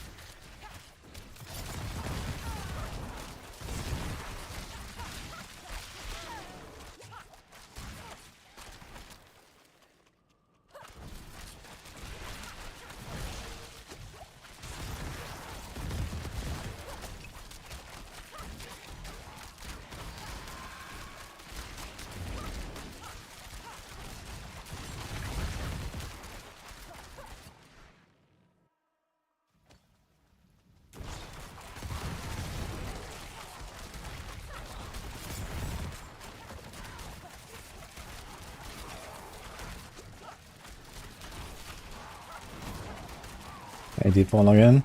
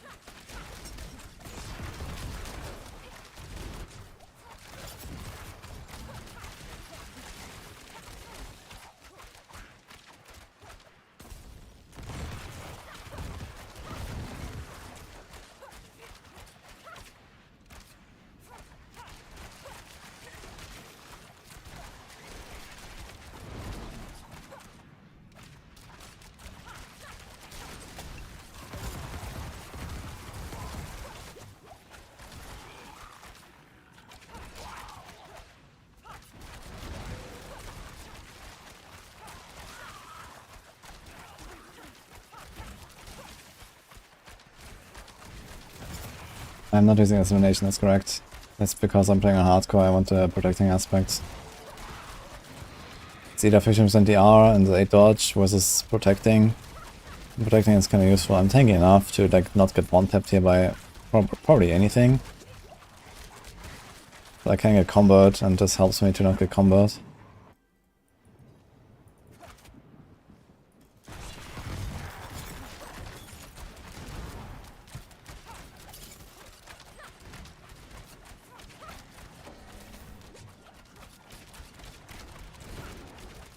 Fix an issue where you could enter Gauntlet from the pit and encounter various issues.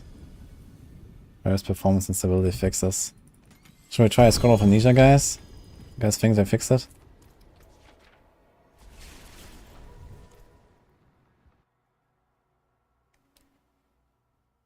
Yeah, the yellow number is double crit on the passive.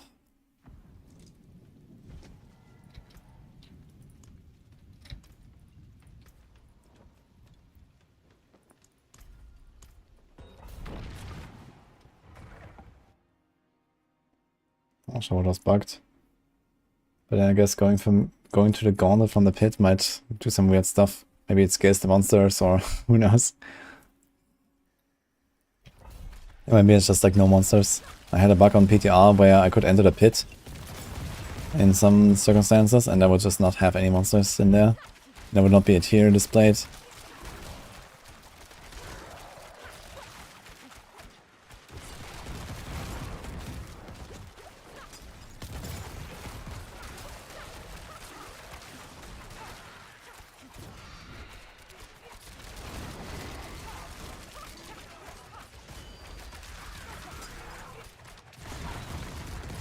There's a nice pop on his lead pack.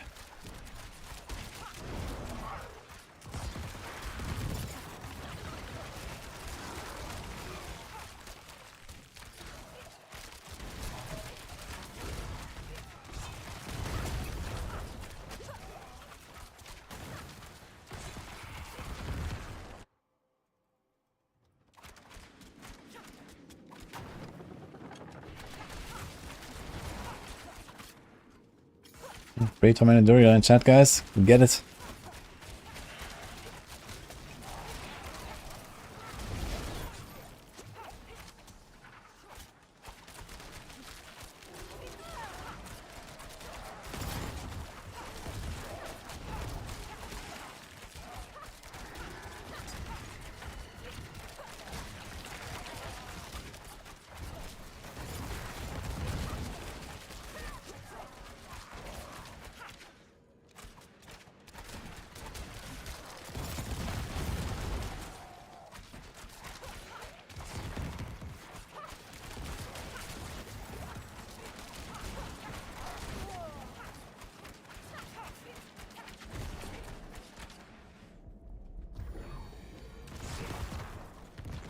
Musty. Peanut. Let's build here on swords. Not very close to enemies most of the time. Although, there might be an argument to run daggers as well. For pushing, since I can play it more close range. Let's see, tanky enough. Monsters are tanky enough.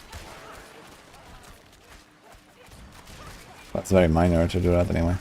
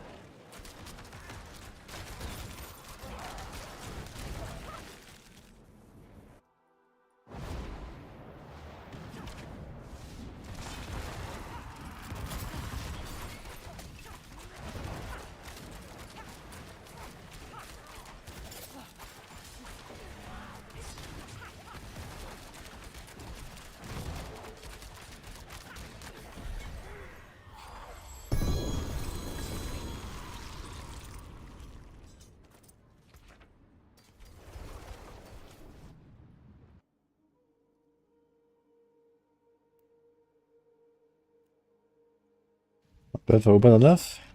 Yeah, that's very good for Uberlith. Not gonna have any trouble as long as you dodge some of the waves and stuff.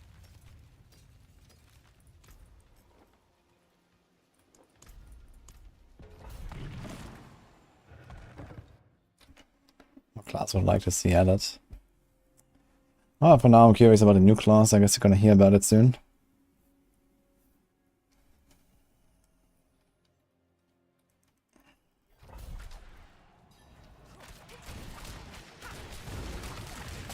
I wouldn't mind a monk.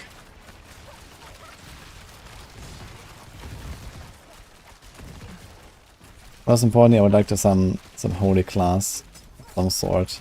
Could be paladin, could be monk. I think something that would be kind of cool would be like a cleric or a priest or something. A holy caster.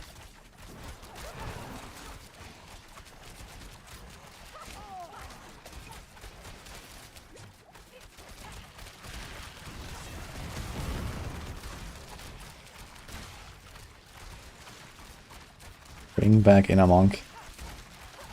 Basically all you have to do for that is add infinite dash to Necro right now, no?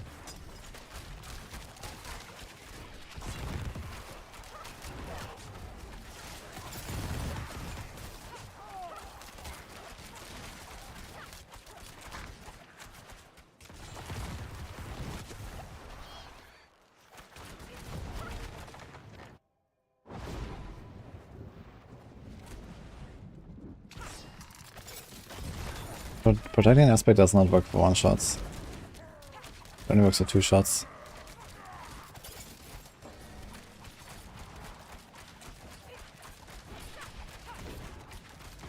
I think it's not in the trap-tops.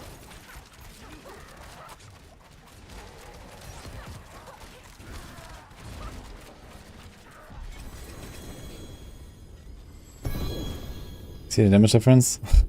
Survives the stagger with 40% HP left. He wasn't in the caltrops. Usually I kill him like a few seconds before stagger runs out. My honest take on D2 was D3 versus D4. Bigger number, better game.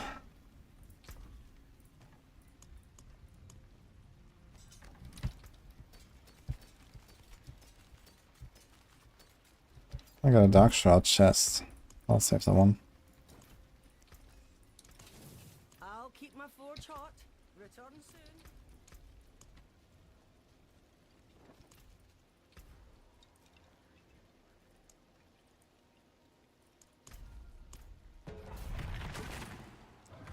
It's a hot take on a Diablo 4 stream. Okay.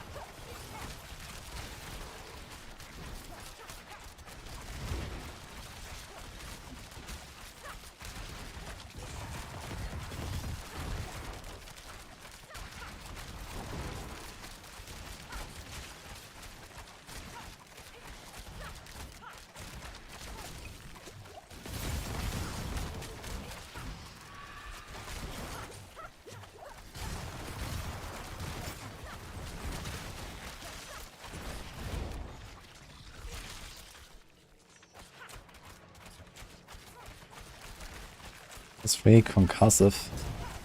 I can fit in some rogue builds. It's not the greatest passive to have because it doesn't help you at all in the boss.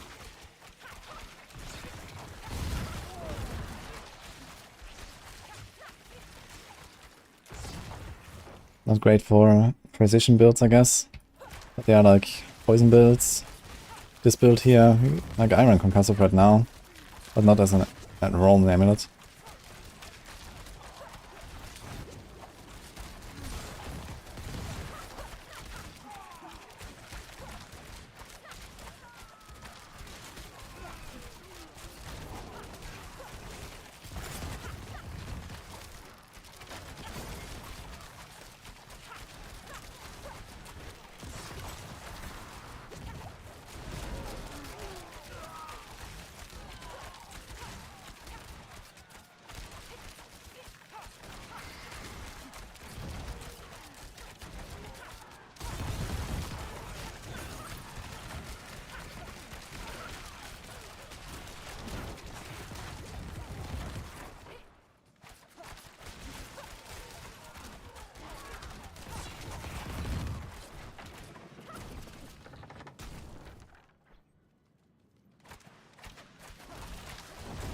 Hold shift right now. I scroll to move, and then I hold left click when I start a step forward. Or I just like tap scroll and tap left click. If I want to start a step to the side. Like now, for example, I tap scroll and left click. Now I just hold left click. I tap again. Now I just like scroll all the time and hold left click. Going forward.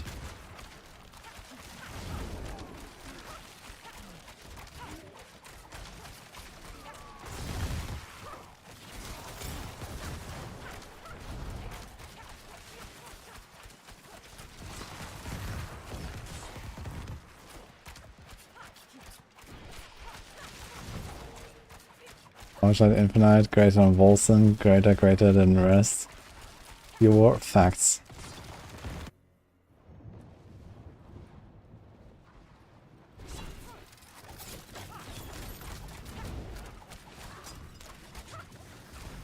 Whoa.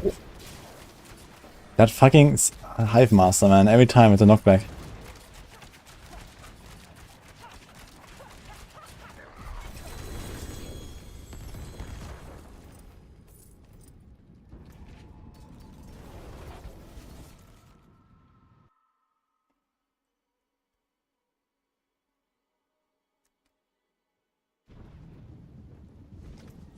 I'm not sure if the sucker was one-shot me. I wonder if she actually does multiple hits, or if it's just like one big hit with 5 lines as the animation. If it's 5 individual hits, I probably wouldn't die from it in any way from protecting. And even if it's one big hit, I might survive it. Yeah, there's a new patch, but a very minor thing, just some bug fix.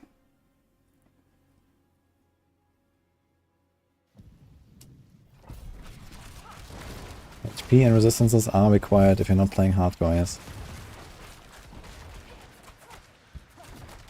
Great start to this run here.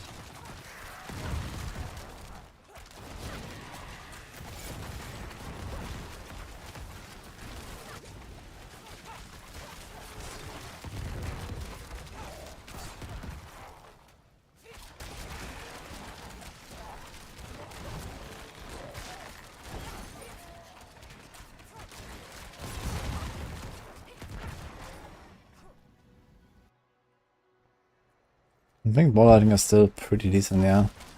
Problem is just that in order to do good boss damage, you have to stand on top of it all the time. Which is kind of hard to do in pit. Even with flame shield ready sometimes.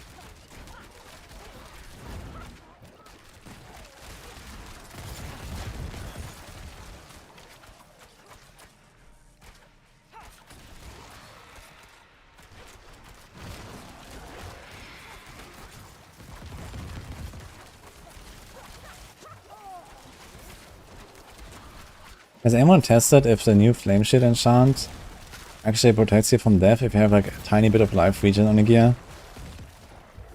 And not get 1 taps but 2 taps, for example? Like flame shield triggers after you lose 100% of your life. But let's say you take like 1 hit that is like 80% of your life and another hit that is 80% of your life. But you heal like 1% in between. Will it trigger?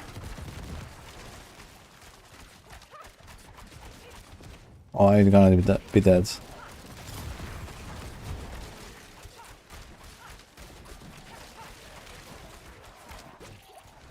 I guess I can heal with warmth, for example.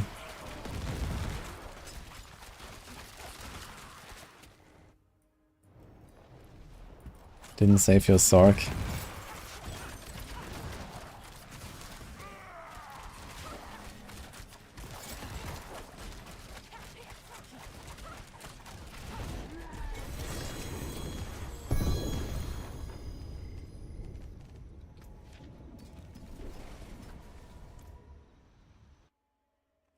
You need 515 ETH iron for masterworking 8 to 12. Which is like 15 runs for me at this tier.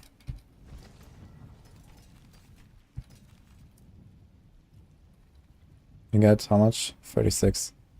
34. 16 runs.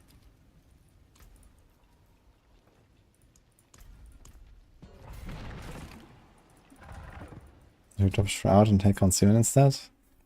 Like, you don't simply drop Shroud in Season 4. You get it from Umbrus.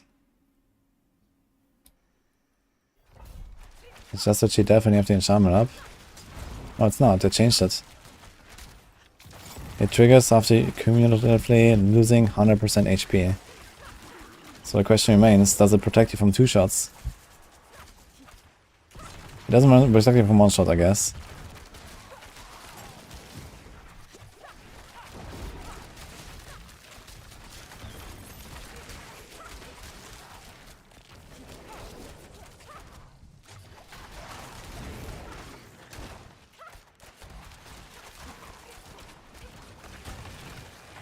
Twisting Blade's fine for a casual player. Yeah, Twisting Blades isn't okay, but still. I spent a lot of time updating the Maxwell guide for it this season again. And I'll be playing it later as well. When I make my next rogue, I'll be leveling as Twisting Blades. It's not like as strong as the range builds right now, but it's fine.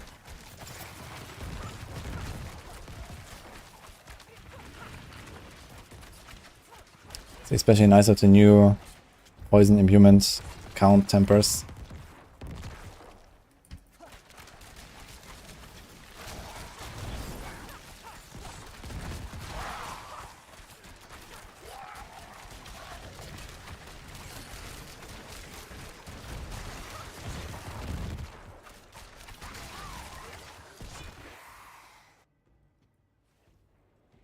Clip of finding the amulets. It goes on YouTube soon, I guess. Should anyone clip that?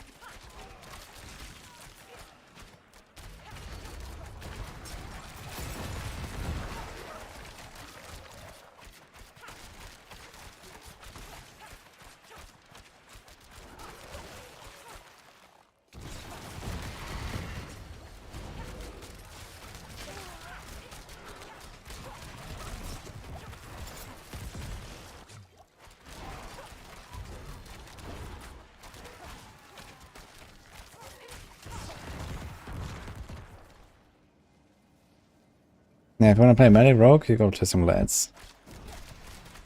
Flurry is not very good enough. You can also try Grenade. I guess Grenade is technically a melee build.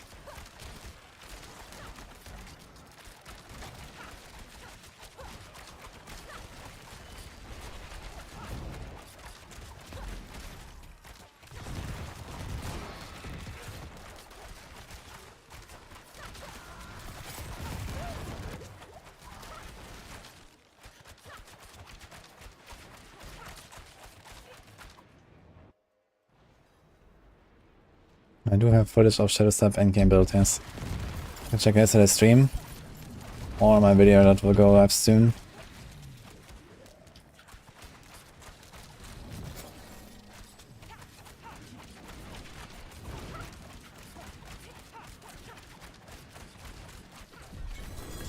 Another stone. What? Got 3 now in this session. Nuts. Which element did I get? I realized you don't have a link for that.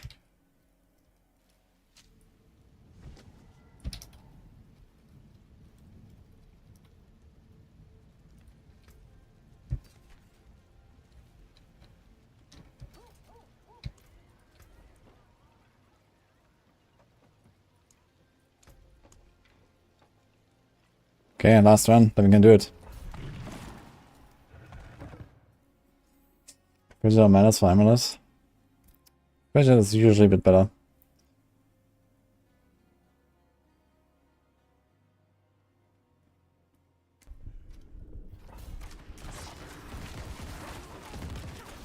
The music genre is synthwave or retro wave.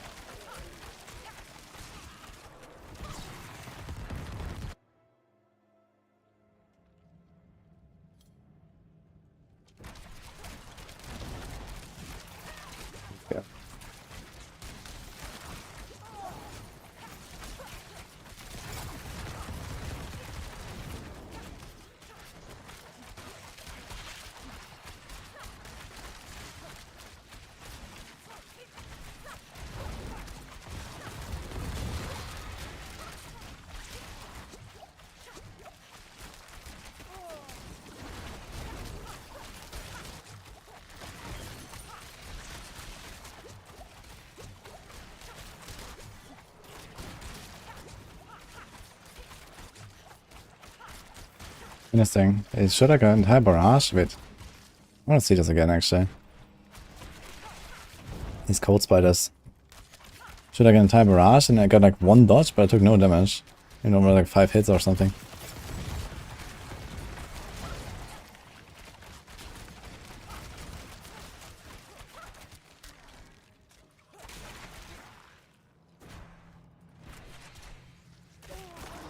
Okay, so that's 2 multiple hits.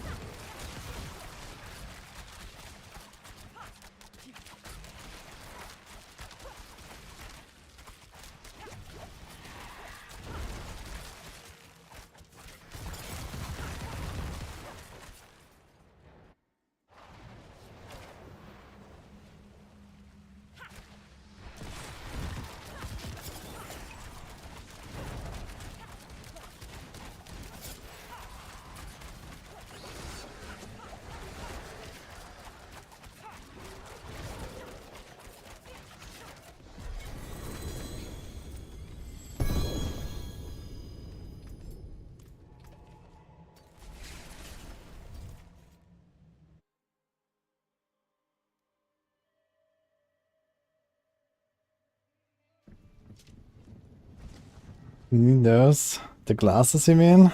Banaro? Banarord? You should look up GMG performance gaming glasses. This is what they are. Sponsor me in the past. I have the glasses here and I use them actually here and there. They're kind of nice.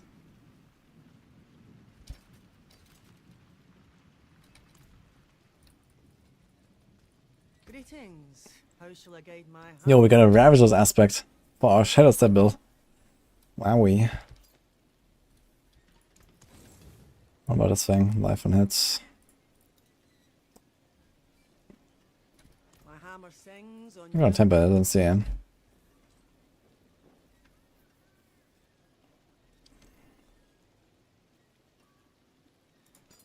If you hit like a really nice barrage combo with damage to crowd, I might actually use that one. Still looking for a better dagger for that build. 70% barrage.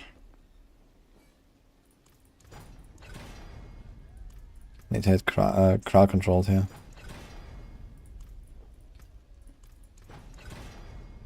Nope. I'll keep my forge hot. Return soon.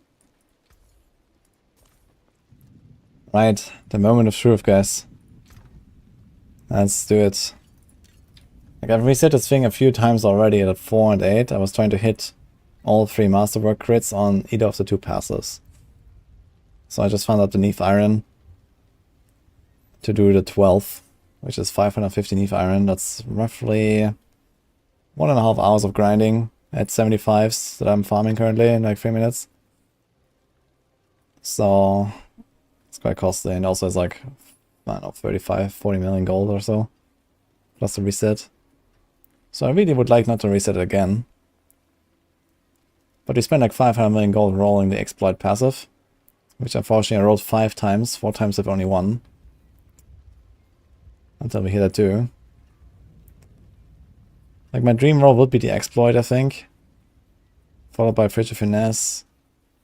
Followed by probably lucky hit. I think I might just keep it no matter what.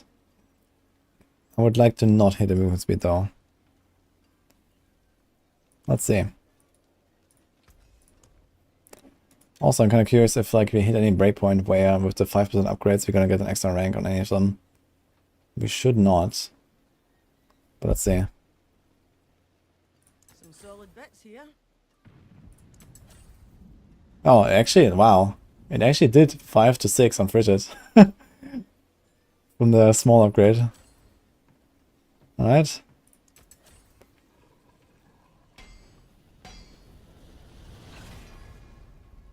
And we hit Vuln. Oh well. I could eventually do it again. But for now, I have a lot of other gears still to masterwork, and the pit leaderboard will end in 1.5 weeks. There's a lot of grinding I have to do until then. So this will have to do for now.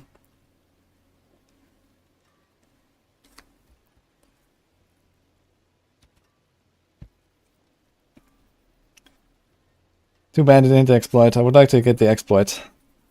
Because then it would be actually a straight upgrade over this, basically. But it is already like a massive upgrade. Like 6 ranks of Frigid Finesse is ridiculous.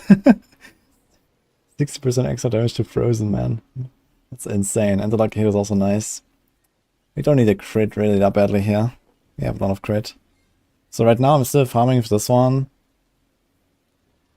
I wonder how many tiers I could go higher though with this. Even without the movement speed. I should just equip it and try, honestly. Maybe I want to do it anyway without the movement speed. Because it's so much damage. It's going to be very noticeable. We have 1 freeze. Only 1 freeze roll, which is a bit unfortunate. But it could get another one at some point. So we have slow down. I also need to like re-roll this one. But yeah, Use it well. maybe we should try it. Let's go. Magic is neither good Too bad I invested so much into this amulet. It's like, you know, 600 million gold now with all the masterworking and stuff. And next Sunday we're gonna rip it. A lot of people will cry. Many tears will be shed. But it has to happen. Impeccable. We do the push until death on the last day of the leaderboard event.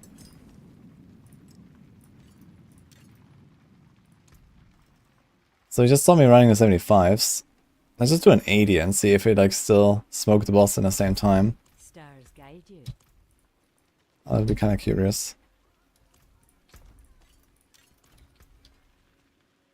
Funny enough, this thing is 908 item power. It dropped from Varshan. I was fighting Varshan.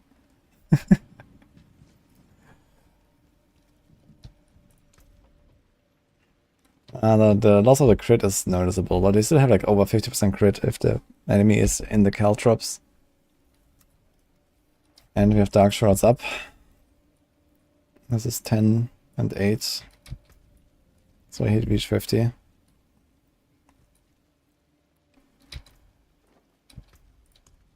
Okay, I'm gonna pop a pot just for that.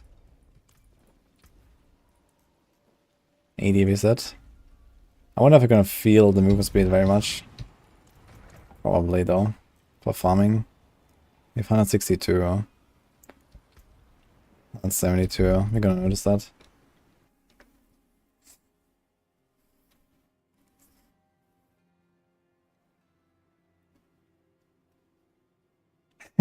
You said knowing. I mean, there's a chance that we will not rip. We're gonna do the final push until the end, and then we run out of time to continue. Maybe I will not rip then. Unless we do a push to death anyway. So I might just do push until death no matter what. Which means you should not start it too late. We're collecting scrolls. We should probably start it at the latest on Saturday next week.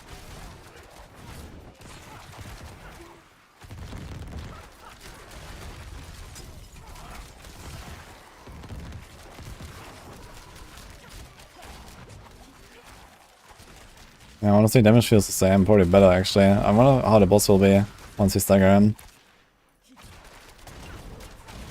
Like going up 5 tiers is definitely worth the loss of the movement speed, that's for sure.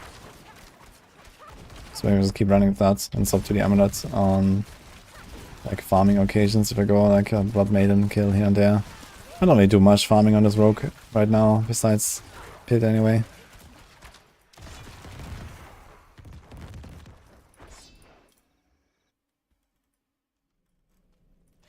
Even before I rip in a few minutes. That could happen. And pit 80 is no joke. We saw that wall at the start.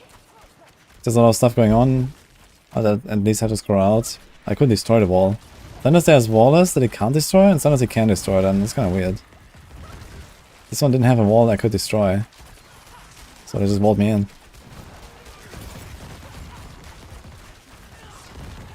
Or maybe there was one and I didn't see it.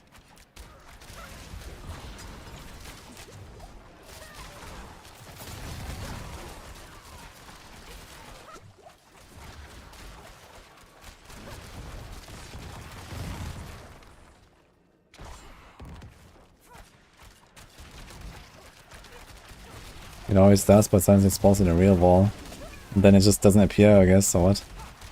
So this might be it, okay.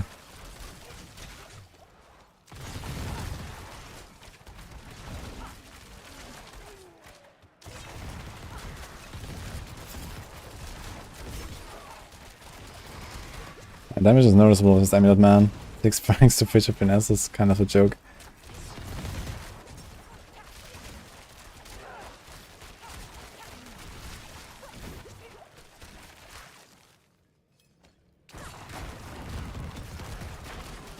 Let's see, if I can still like easily stagger kill the bosses in one go. I'll probably keep farming 80s now.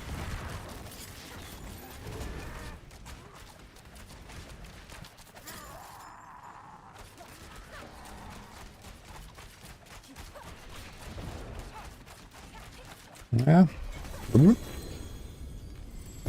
Seems good. That's plus 5 ENIF iron per run. Which is plus 7%. No, wait. Plus 13% or so. It's actually a lot of extra ENIF iron actually, if I farm this now. So let's do 80s for a bit and see.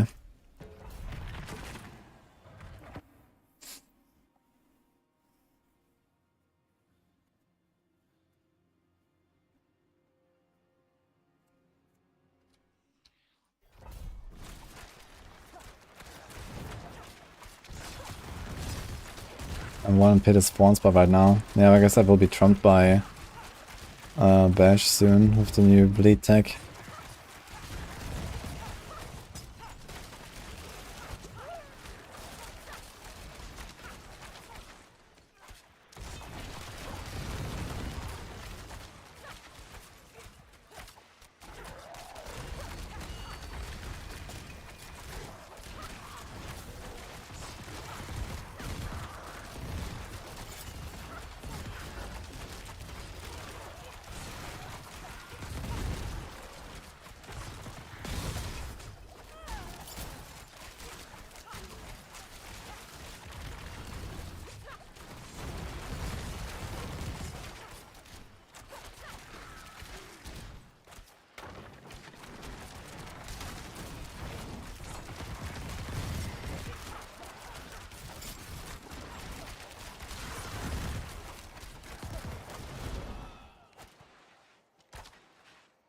Barb is just a crazy oversight again.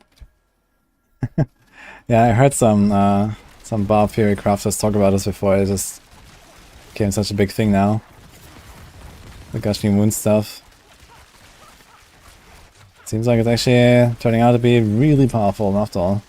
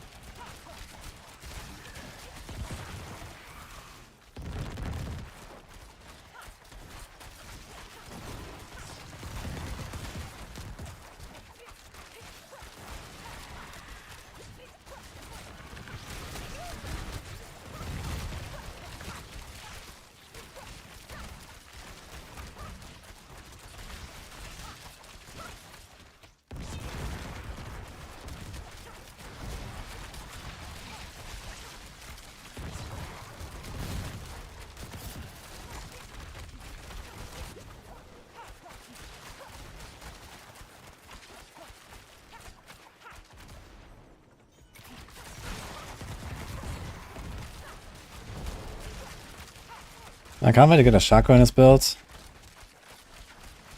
Plus some Darkshot ranks. We're gonna be real tanky, I think.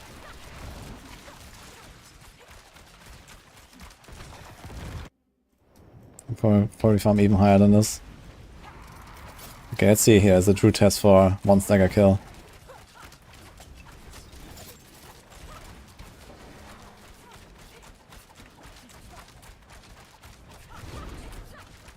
Yeah, still pretty comfy actually.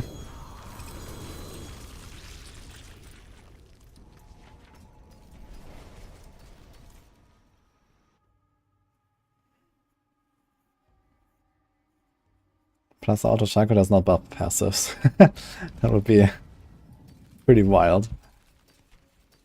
I think even +1 to all passives would be a pretty broken item. Sorry, 81.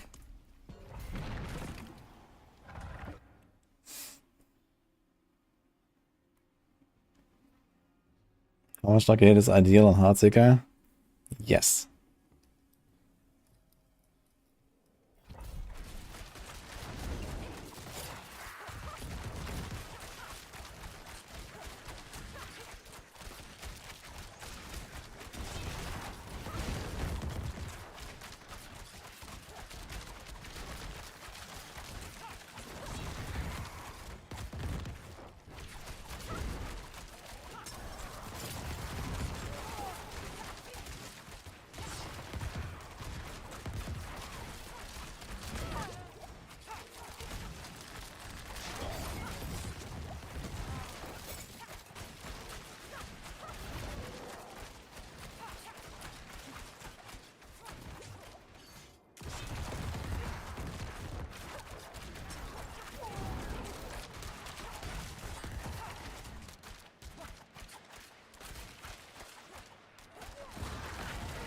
I'd say 50% bonus is probably like kind of the minimum of like a somewhat decent character.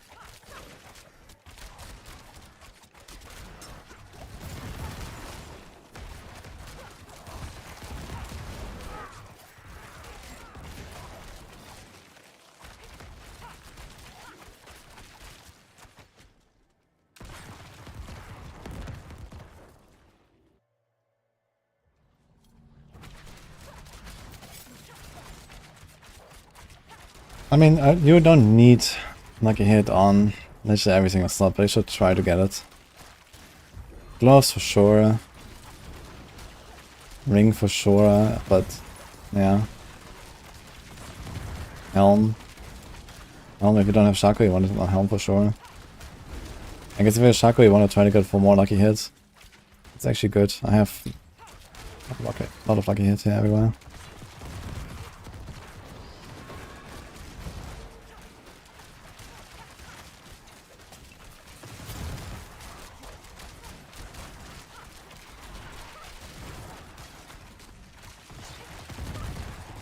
I think I should gamble chests again.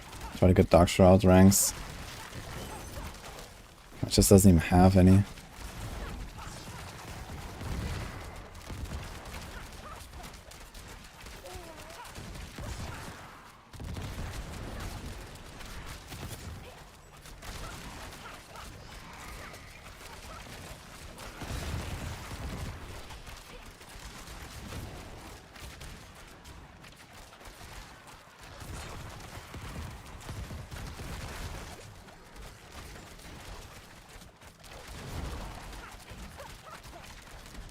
I saw a run here right now. What's going on?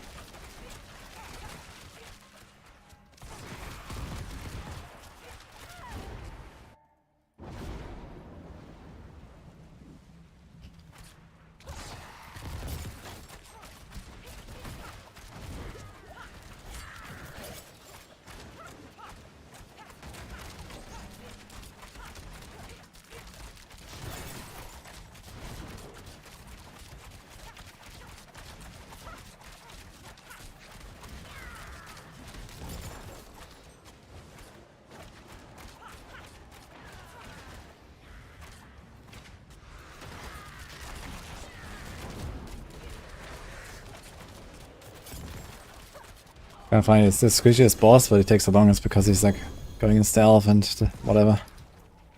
Very annoying.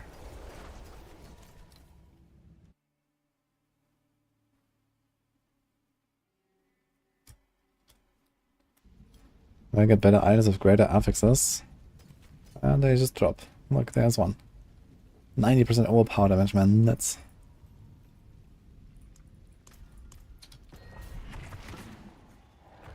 I guess you also get more obols here. Right, in 80.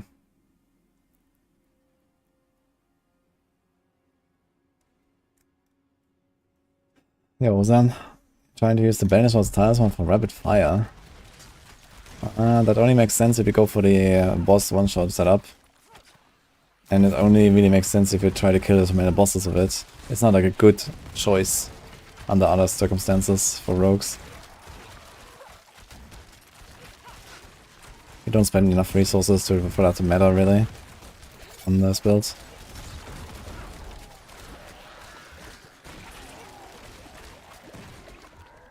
All my mana will help you a lot more. I can put an aspect there. You can have better stats.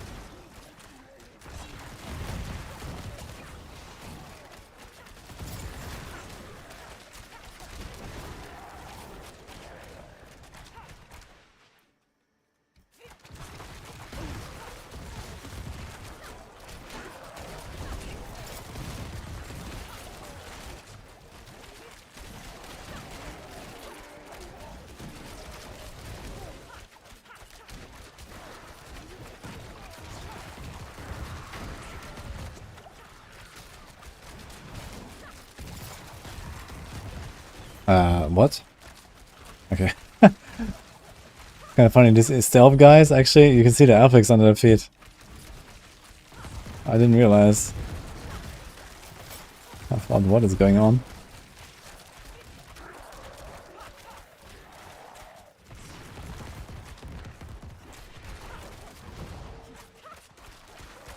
I have...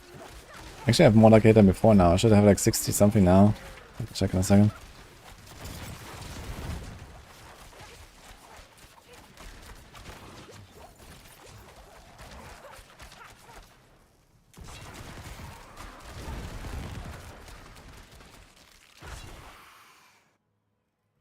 Riker. Have to raid. Hello. Thanks, alright. How's it going?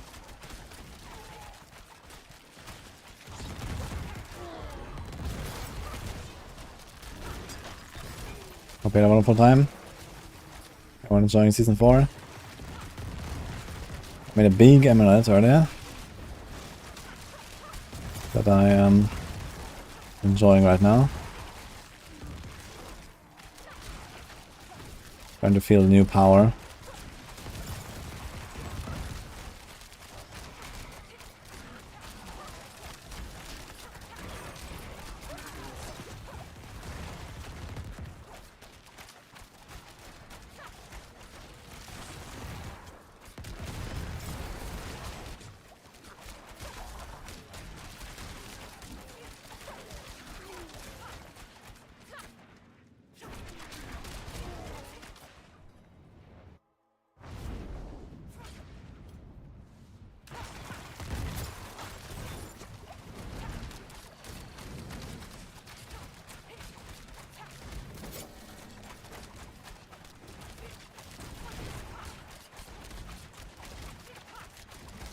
Oh, that's barely. Let's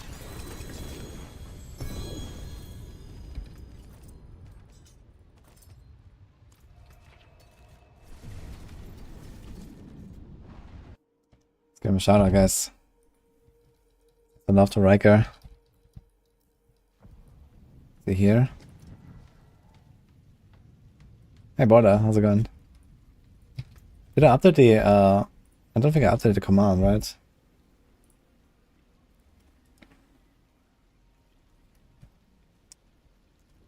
The amulets.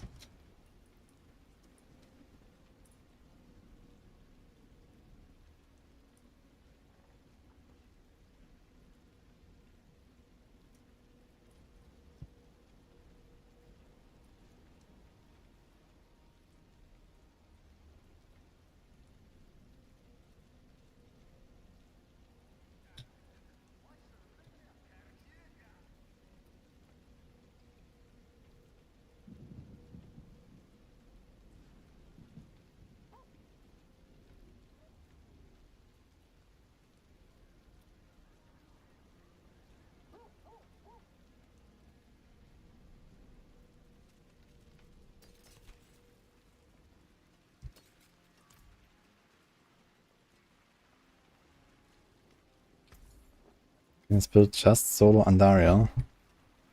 Not just solo, you can also do in groups. And not just Andariel, you can also do other bosses. I need to sort out my stash a little bit soon. I think tomorrow is a bit of stash cleaning time. Crafting some more stuff.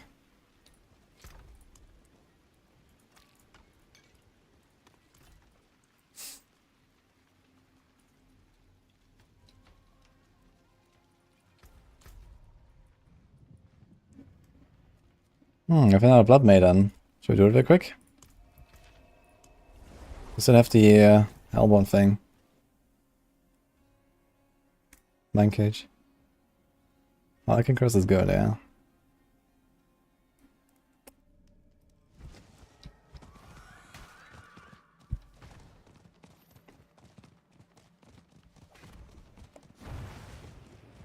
She's here on the left now. Is she not here?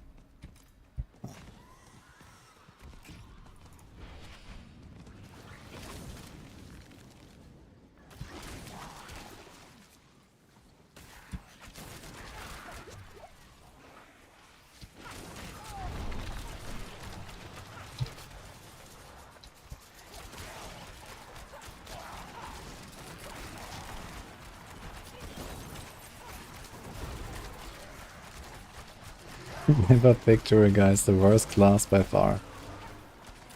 Okay.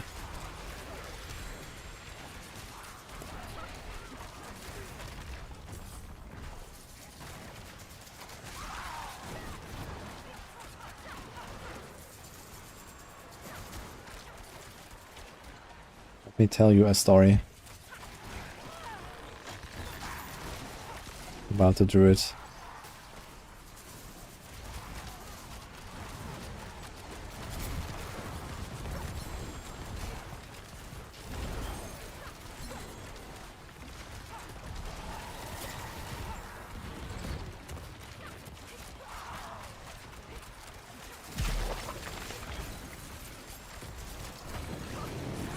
Oh, she lives. Because it's 2-player HP. Apparently she scales with players.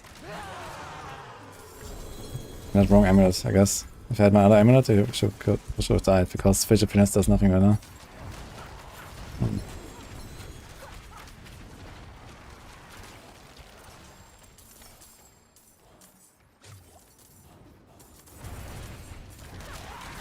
God, man, I just wanna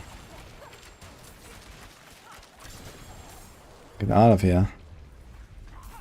Do we turn in the chest? It's not like we steal. Yeah, Druid. Worst class by far. Turns out. Bullshit class, man. That was fun.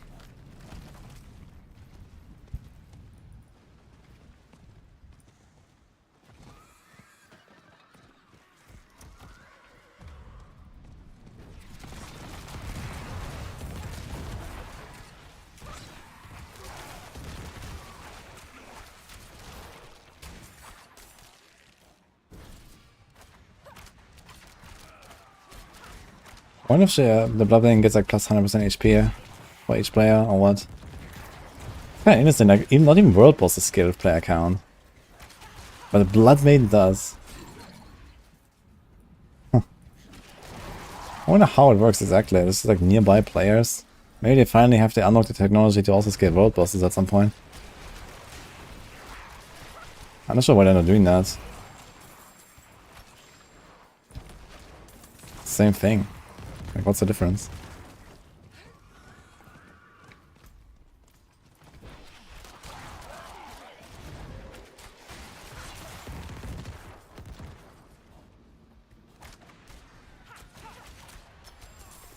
Incinerate Sorc greater than Rogue? Uh-oh.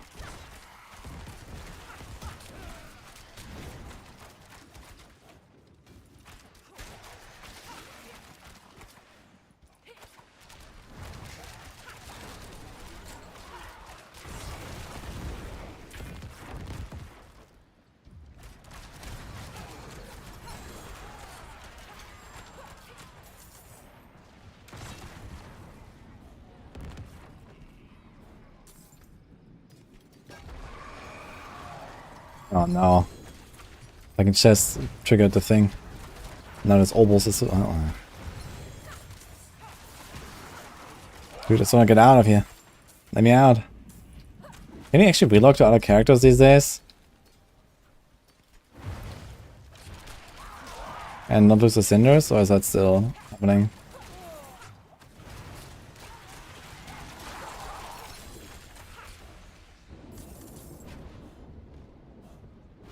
Do I farm viewers like Rob? No.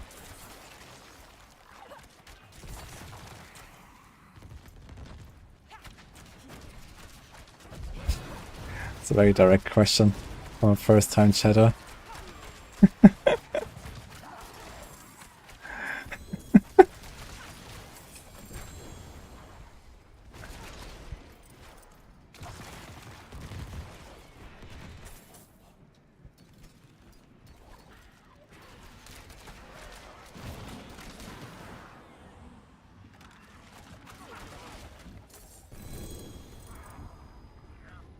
More obels.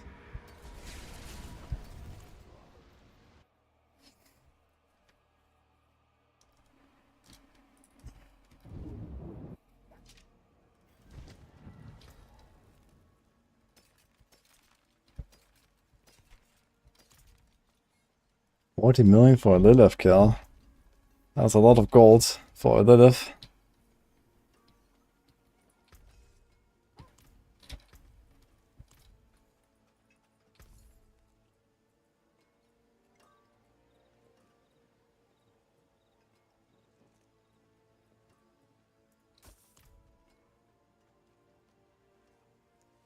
Okay, combo time. You've got the magic touch. There's a lucky find, eh?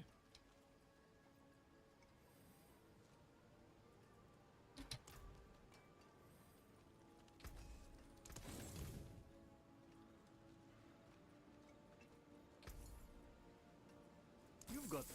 Not bad. You've got the magic... There's a lucky find, eh? Whoa. Okay.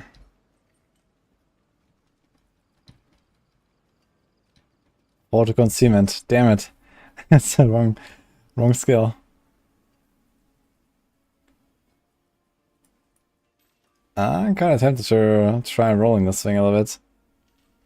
Let's see if we get Dark Shroud.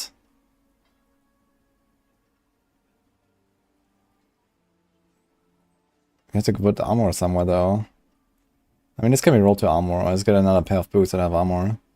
So that's fine, actually. Like, I need to replace these at some point.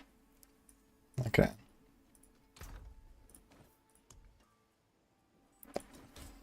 Kind of big chest.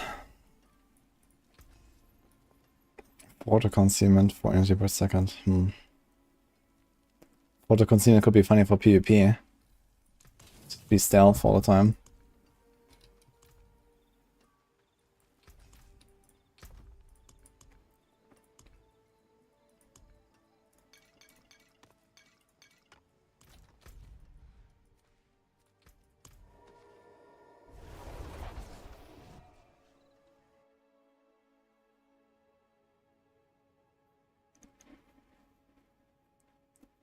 How much I can hit sensors need to feel good? Not much, really. Just get what he can. It is done.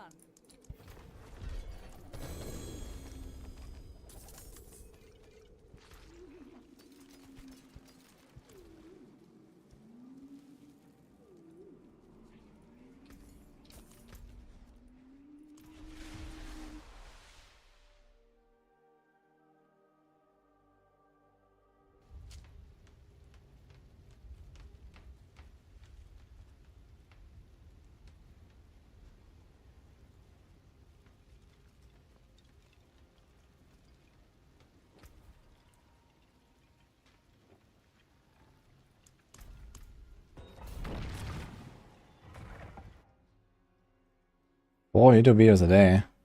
And Rob is pumping out more stuff than me, even. Holy shit. I know he does a lot of, like, this thing and that thing, and, you know, this build and that guy did this clear kind of videos that I skip. Because I feel I don't add too much value most of the time.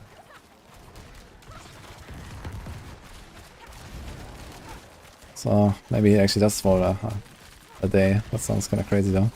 So many people that put out more than me. I guess big advantage is that everything is recorded on stream, right?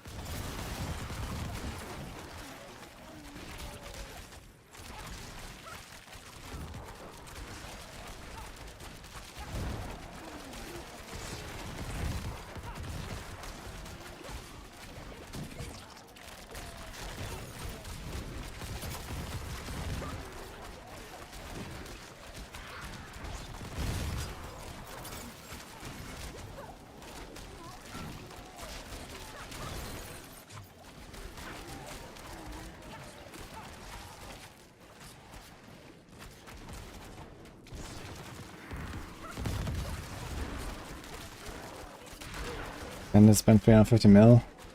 Yeah, I wrote like 500 or so on the amulet. But at least that's over, so I can go back to buying more gold.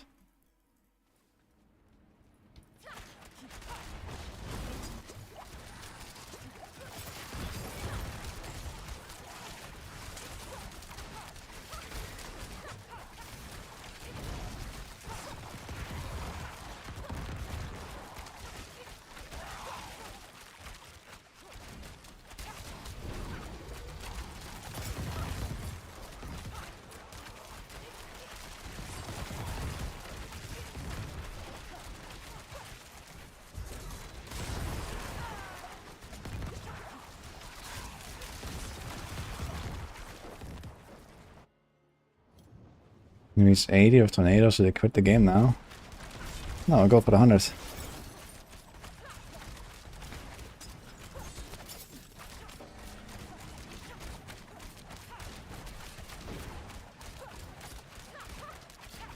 Dude, what?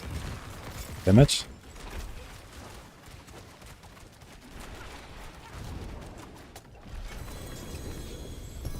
Where was the damage?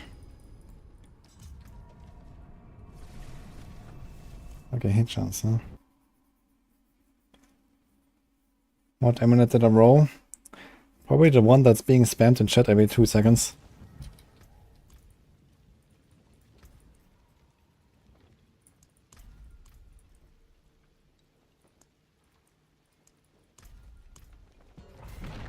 Thank you, Shiro. Wasn't a costly one, but I'm quite glad.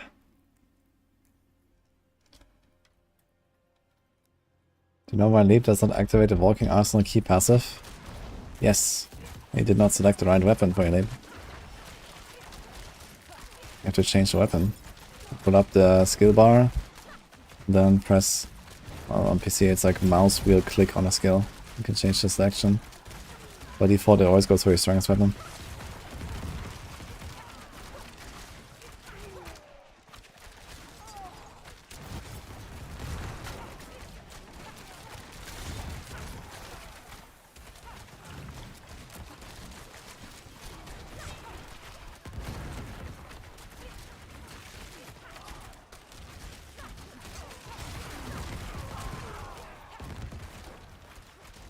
I mean, I wonder how much I could have sold that amulet for on softcore, man. How much would that be, guys? $1 billion? 2 billion? At least, I think.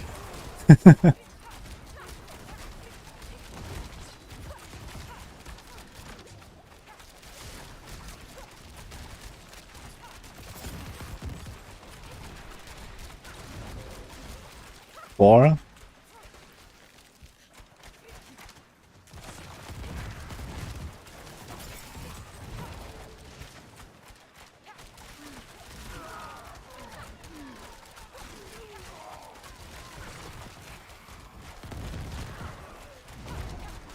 No one plays Rogue. Ah, someone wants to get that rank 1 on the leaderboard. We'll probably be done with this build, so...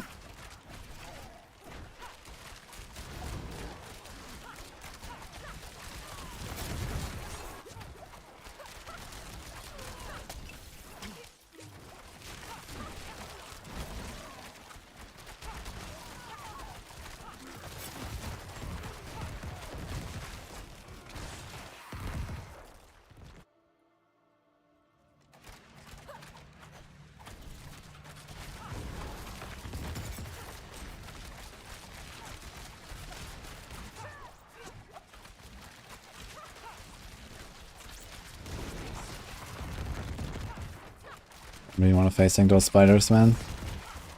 Kinda chunking.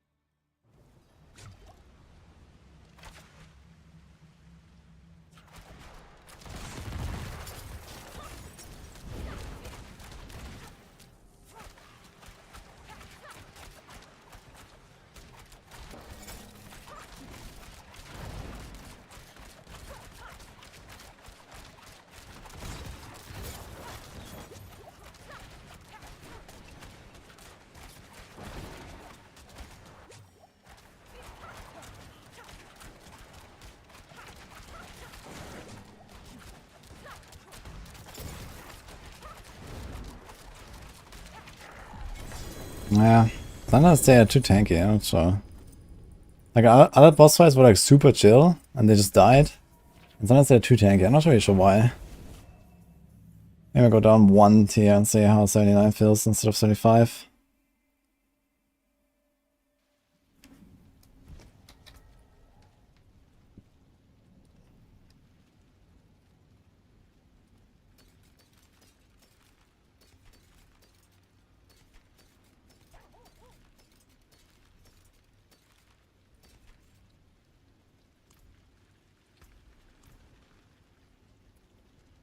Rax. Yo. Big raid, holy shit. Thank you, man. How's it going, guys? You wanna see something nice?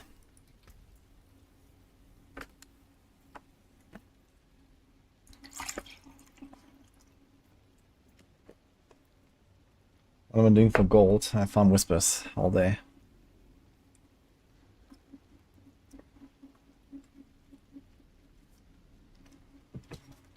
Oh, what has Rax been up to, actually? I was leveling a lot of characters.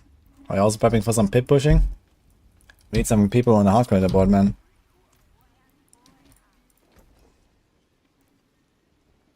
What? I'll keep my forge hot.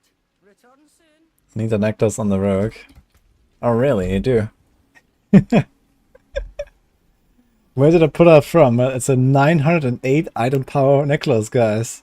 You really want to run that? Instead of a 925? I got it from Varshan, man. It dropped from Varshan. At level 75 enemy. Vendor. Not 925. Oh, I think I didn't have pot. This is why the boss was so tanky. Damn, I could actually really notice that. I think the pot ran out. Testing rates still viable at high levels? Yeah, testing rates is alright. It's not like same as the range builds, but it's quite playable. I spent some hours updating the Maxroll guide before the season. That's a nice setup this season. I'm really excited to play Twisting Blades later, actually. No more Bursting Venoms. Just poison with the imbuement count. It's gonna feel really good.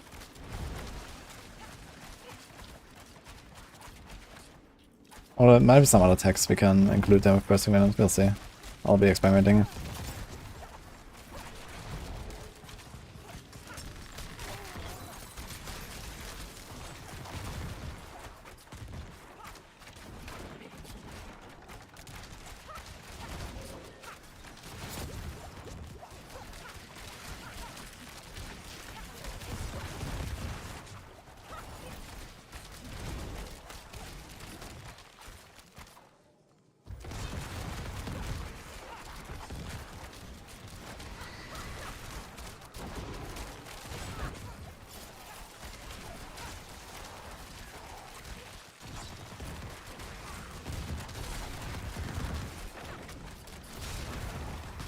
Need to catch up on chat after this, actually. Trying a little bit. Is that gate that important? That gate is very good for this build, yes. It's effectively direct multiplier to your DPS. Plus, you know, all the other effects of lucky hits that you get. Get some pots. You need this in my life? Yeah, you need this. It's a good build. Artsica Rogue. It's fun.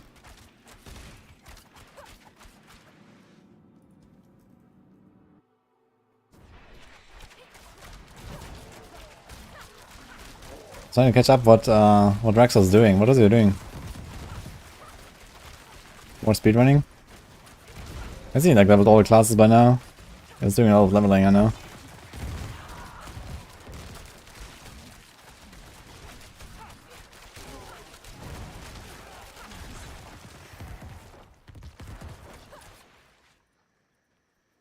So I'm getting ready to have another Barb for Bash. Another Barb, okay. I hope he's gonna push a bit. Not many people are trying hard on hardcore. Maybe people are trying, but many people are dying.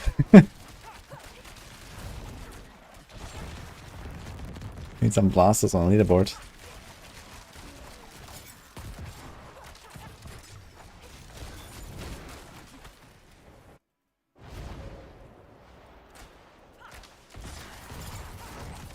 Actually, like since Rax is playing hardcore anyway, we need to do some boss rotations with him as well. Need some uniques.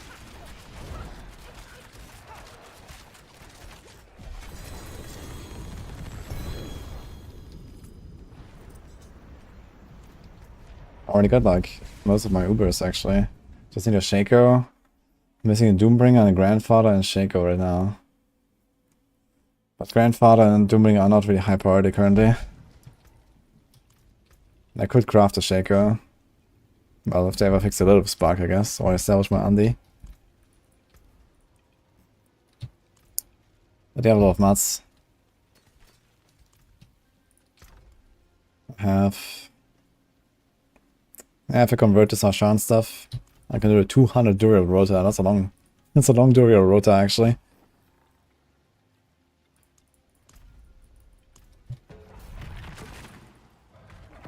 Thanks for bits. Rearen.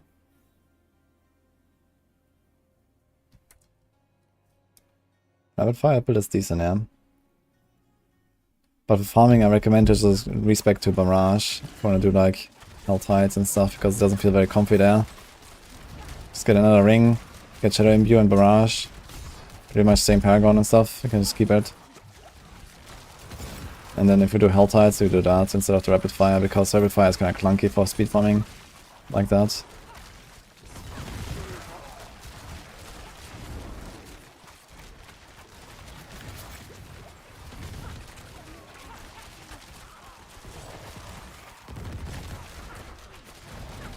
Seeker or Barrage. Now someone was asking about Rapid Fire. It's a very good build, but not so all-round like this one. This is a really good all-rounder here. Rapid Fire is more like a push and bossing build.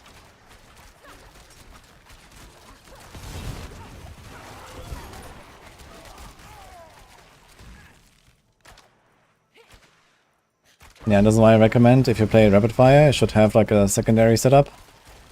When you go like Helltide sessions and stuff. And just switch to Barrage. Like you swap your weapons with Barrage Tempers. You go to Shadow Imbue, spec Rapid Fire to Barrage. Change the ring. And then you can play a really nice farming build. With like a few swaps.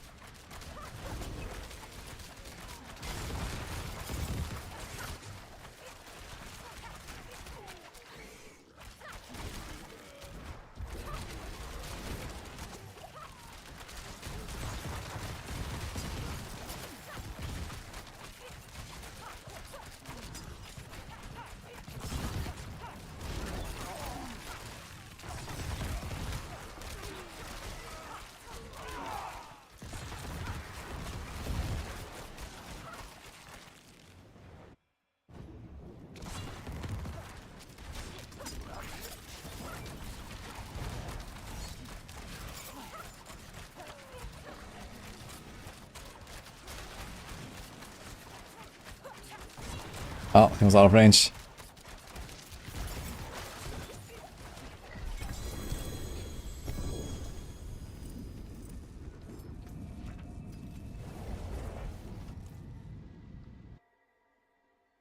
That's a bit compared to pen shots.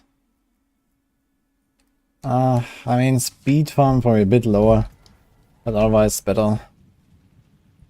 I was actually thinking about trying to do like a combo between this and pen shots. I might try a little bit, we don't have to do much. I guess we would change the Caltrop size and Caltrop's duration tempers. Go pen shot cast twice. I think I've deleted these items already, but maybe I still have them lying around somewhere. Or else we can just make that some new ones. We have a bunch of these weapons lying here. Can do that. Let me get like a cursed touch. Not a cursed touch, a trick shot aspect somewhere. Power in return soon. Change a few points. We could actually play like a combo. Why is my character running down all the time? Okay. I didn't press any button, my character was just running. What?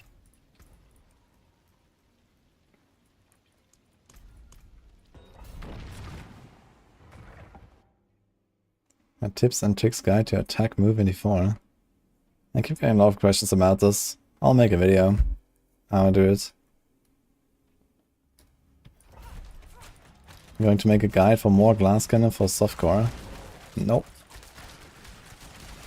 I mean, the thing is that, you know, if you actually want to be successful, you can't make a character a glass cannon, really. Yeah, sure, you can be more glass cannon if you don't care about doing anything difficult in the game. But if you're talking about, like, you know, a pit push, you can't do it as a glass cannon anyway, really.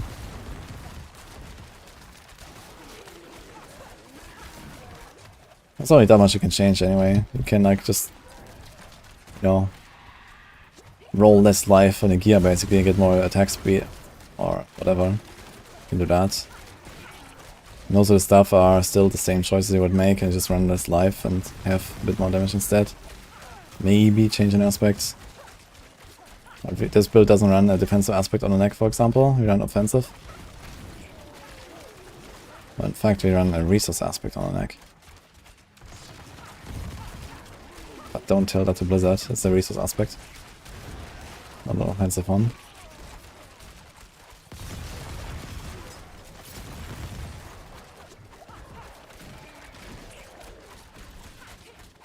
What's going on with my arrows? What? They're just disappearing.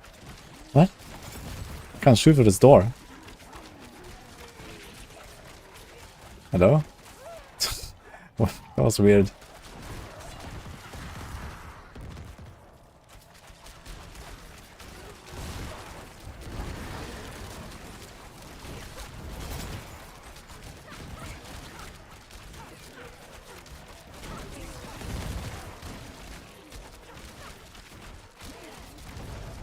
Gate of Pandora.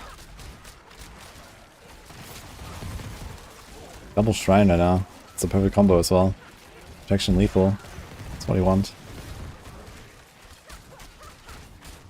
Like here, for example, if you play 2 glass cannon, you have like 2 of these lightning enchanted elites in a pack. Like you're just gonna die if you do just 2 glassy. And you can barely dodge this because there's so much stuff. Wait! Did I just finish in first floor? I finished in first floor. I've not seen that. That's crazy.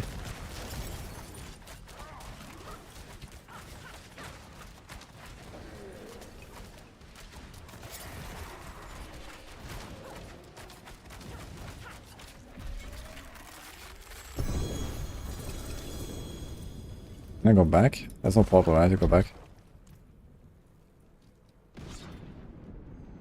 That was the first floor finished. I finished right before the portal.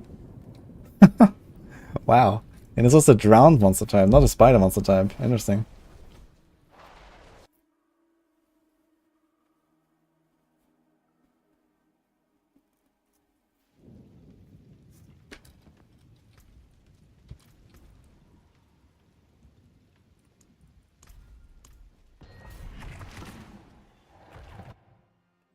Hey Steven, this is Heartseeker. You can find the link in the description.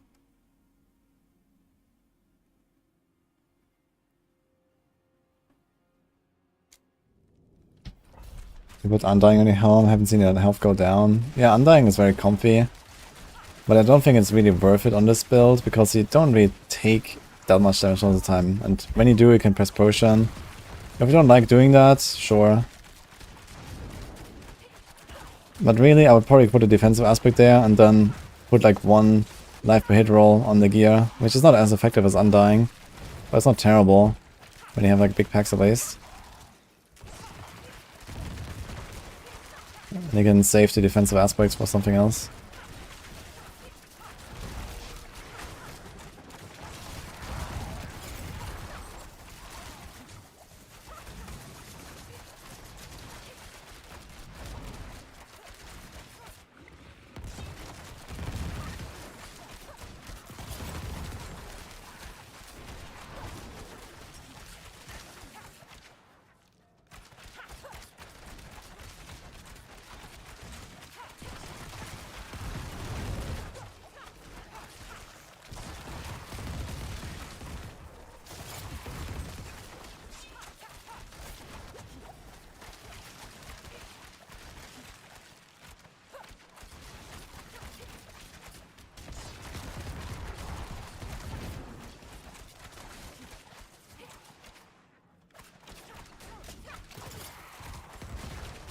Yeah, those champion packs sometimes, depending on how they are positioned. Kind of. Oh, this protection. Okay.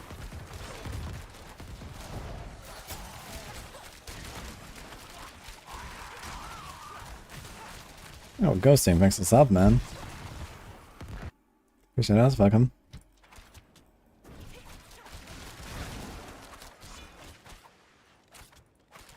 You sell items or salvage? Yeah, I've been selling a lot of items, in fact too many. The other day I ran out of very crystals, so I'm trying to roll my stuff. Well, I was in the middle of like a big crafting session, that was kind of unfortunate. Because now I'm completely off track and forgot what I had to do and stuff with all the items.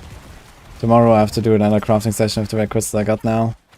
Make sure I can clean my stash a little bit. There's too much stuff there.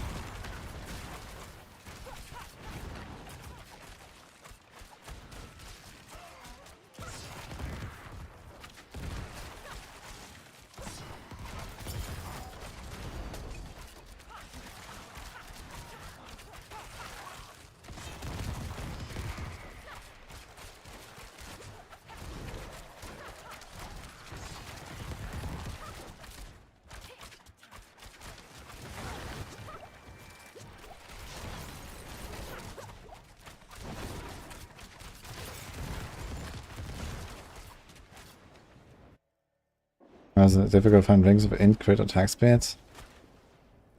I don't think these are really low weight stats, honestly. But there's a lot of stats that can roll in rings.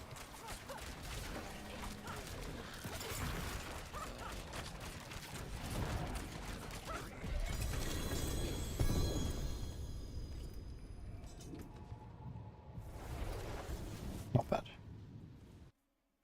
Scanter is not good for this. Or for any other build, really. That was a thing last season, but it's not great now.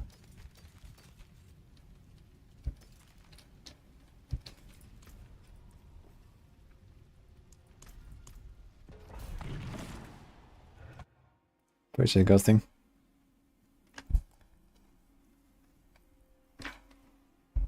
Made it to 100. Yo, congrats, Skunky.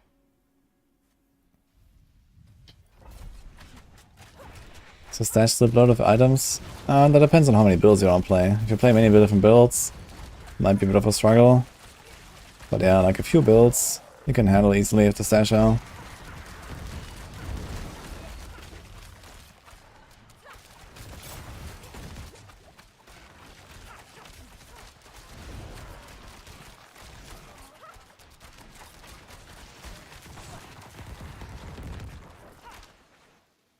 What stats do you want? A lot of attack speed, a lot of lucky hit. Mostly lucky hit, actually. Lucky hit, Heartseeker ranks, then some mix of like main stat, dex, attack speed, crit, life, wound damage. You need wound damage actually from Temperers. But yeah, you want to temper that on all of the offensive slots. And a chance to cast twice on the bow. Maybe very early on before you masterwork a gear. You can actually have like another sword or something. And just temper a chance to cast twice Heartseeker as well. Because without masterworking your bow, you will not get to 100%. So you can just have another melee weapon. And put it there. Until you masterwork a gear later. And then replace the sword.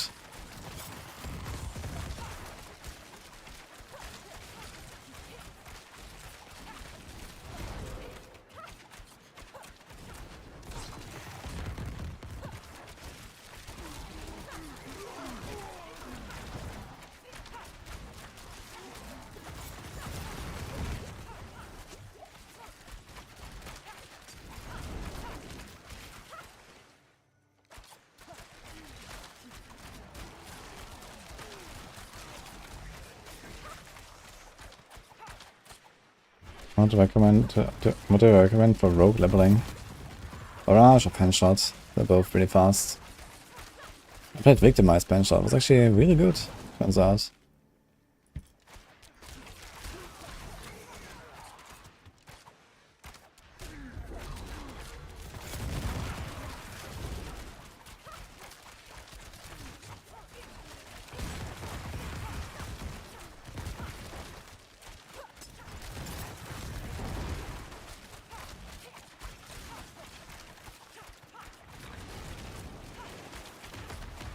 What is that green stuff? Some fog.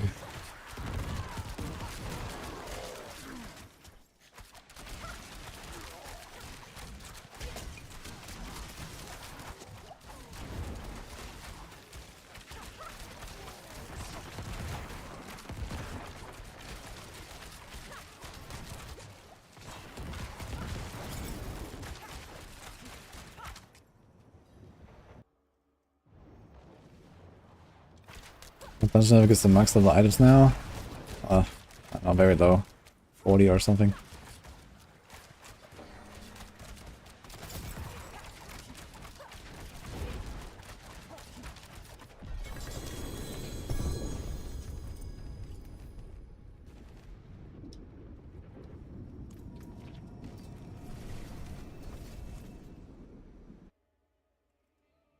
Yeah, I finished the Helltide grind on the Druid. And now it would be time to respec to a full Windshear and then try the Windshear stuff. But I couldn't be bothered today, so I'm gonna do it tomorrow. Gonna do some crafting, stash cleaning, getting some stuff ready also for the Rogue. And then we have like lots of nice stash space, I think, too. Like, yeah, I have so many rings saved up right now, I need to get rid of those. Lots of chest pieces and pants, I need to finish that. There's a dagger. Crit damage, I don't really want that, I think. These are free poison imbuement helm. I have not found one of those, I think. Hello. Something greater. Greetings.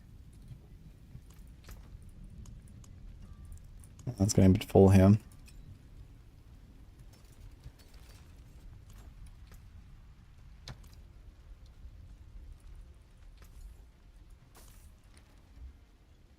I will not start TB tomorrow. TB is when I level my next rogue. I'll level this TB. It's been a long time since I actually leveled the TB. I've played some like every season, but I haven't actually leveled TB every season. Definitely not last season, actually. Did I level? I think I tried a little bit while leveling, but I wasn't really sticking to it for the entire time.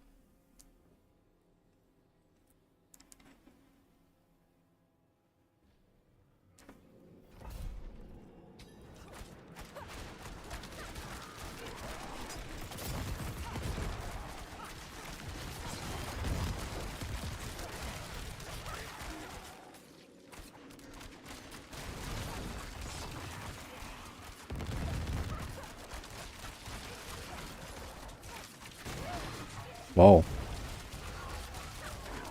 Swinging short doggers, man, they do so much damage, that's crazy. Probably gonna die to one of them at some point when I do the push. Wouldn't be surprised if this is actually what kills me. It's just a random short dogger coming out of stealth, one-tapping me.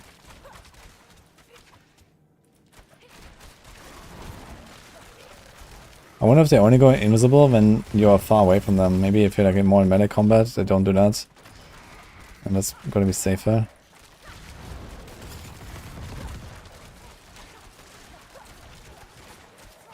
Whoa.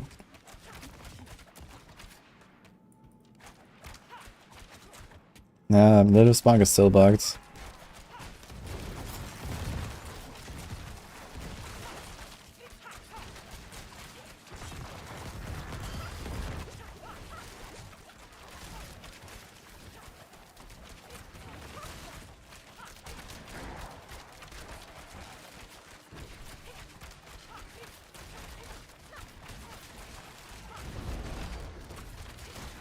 Thinking about leveling a second rogue to respect B. Yeah, I mean, it's not such a bad idea these days. Like, leveling is relatively fast. If you really like a build, just make a second character. Play that build there. And then you can also, like, benefit from that. You can have, like, you know, more characters for whispers. You can do more characters for world bosses, even. You know, these kind of things. So you can actually get something out of it.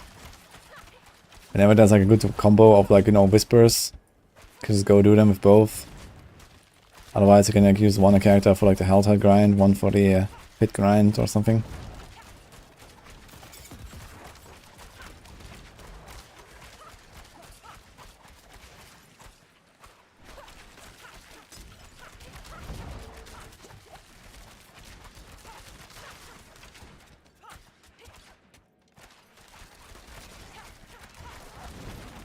You absolutely need resistance cap for each one?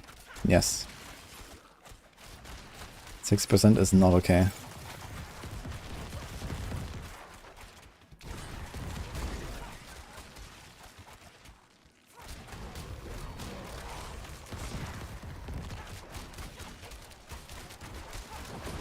There's nothing that comes even close in terms of value defensively as resistances.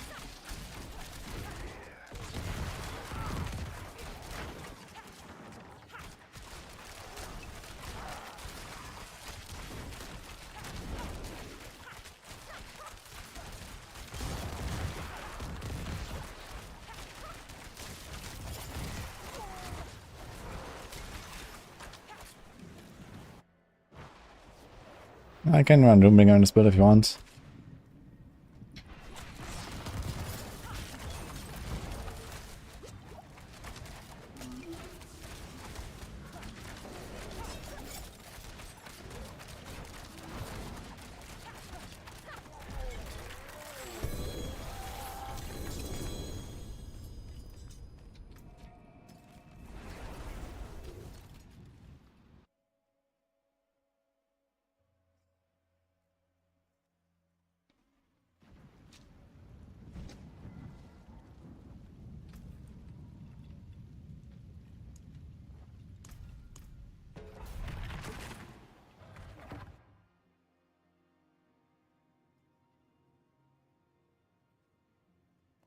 I think Heartsiger Rogue can give Bashbar a run for its money for overall gameplay satisfaction.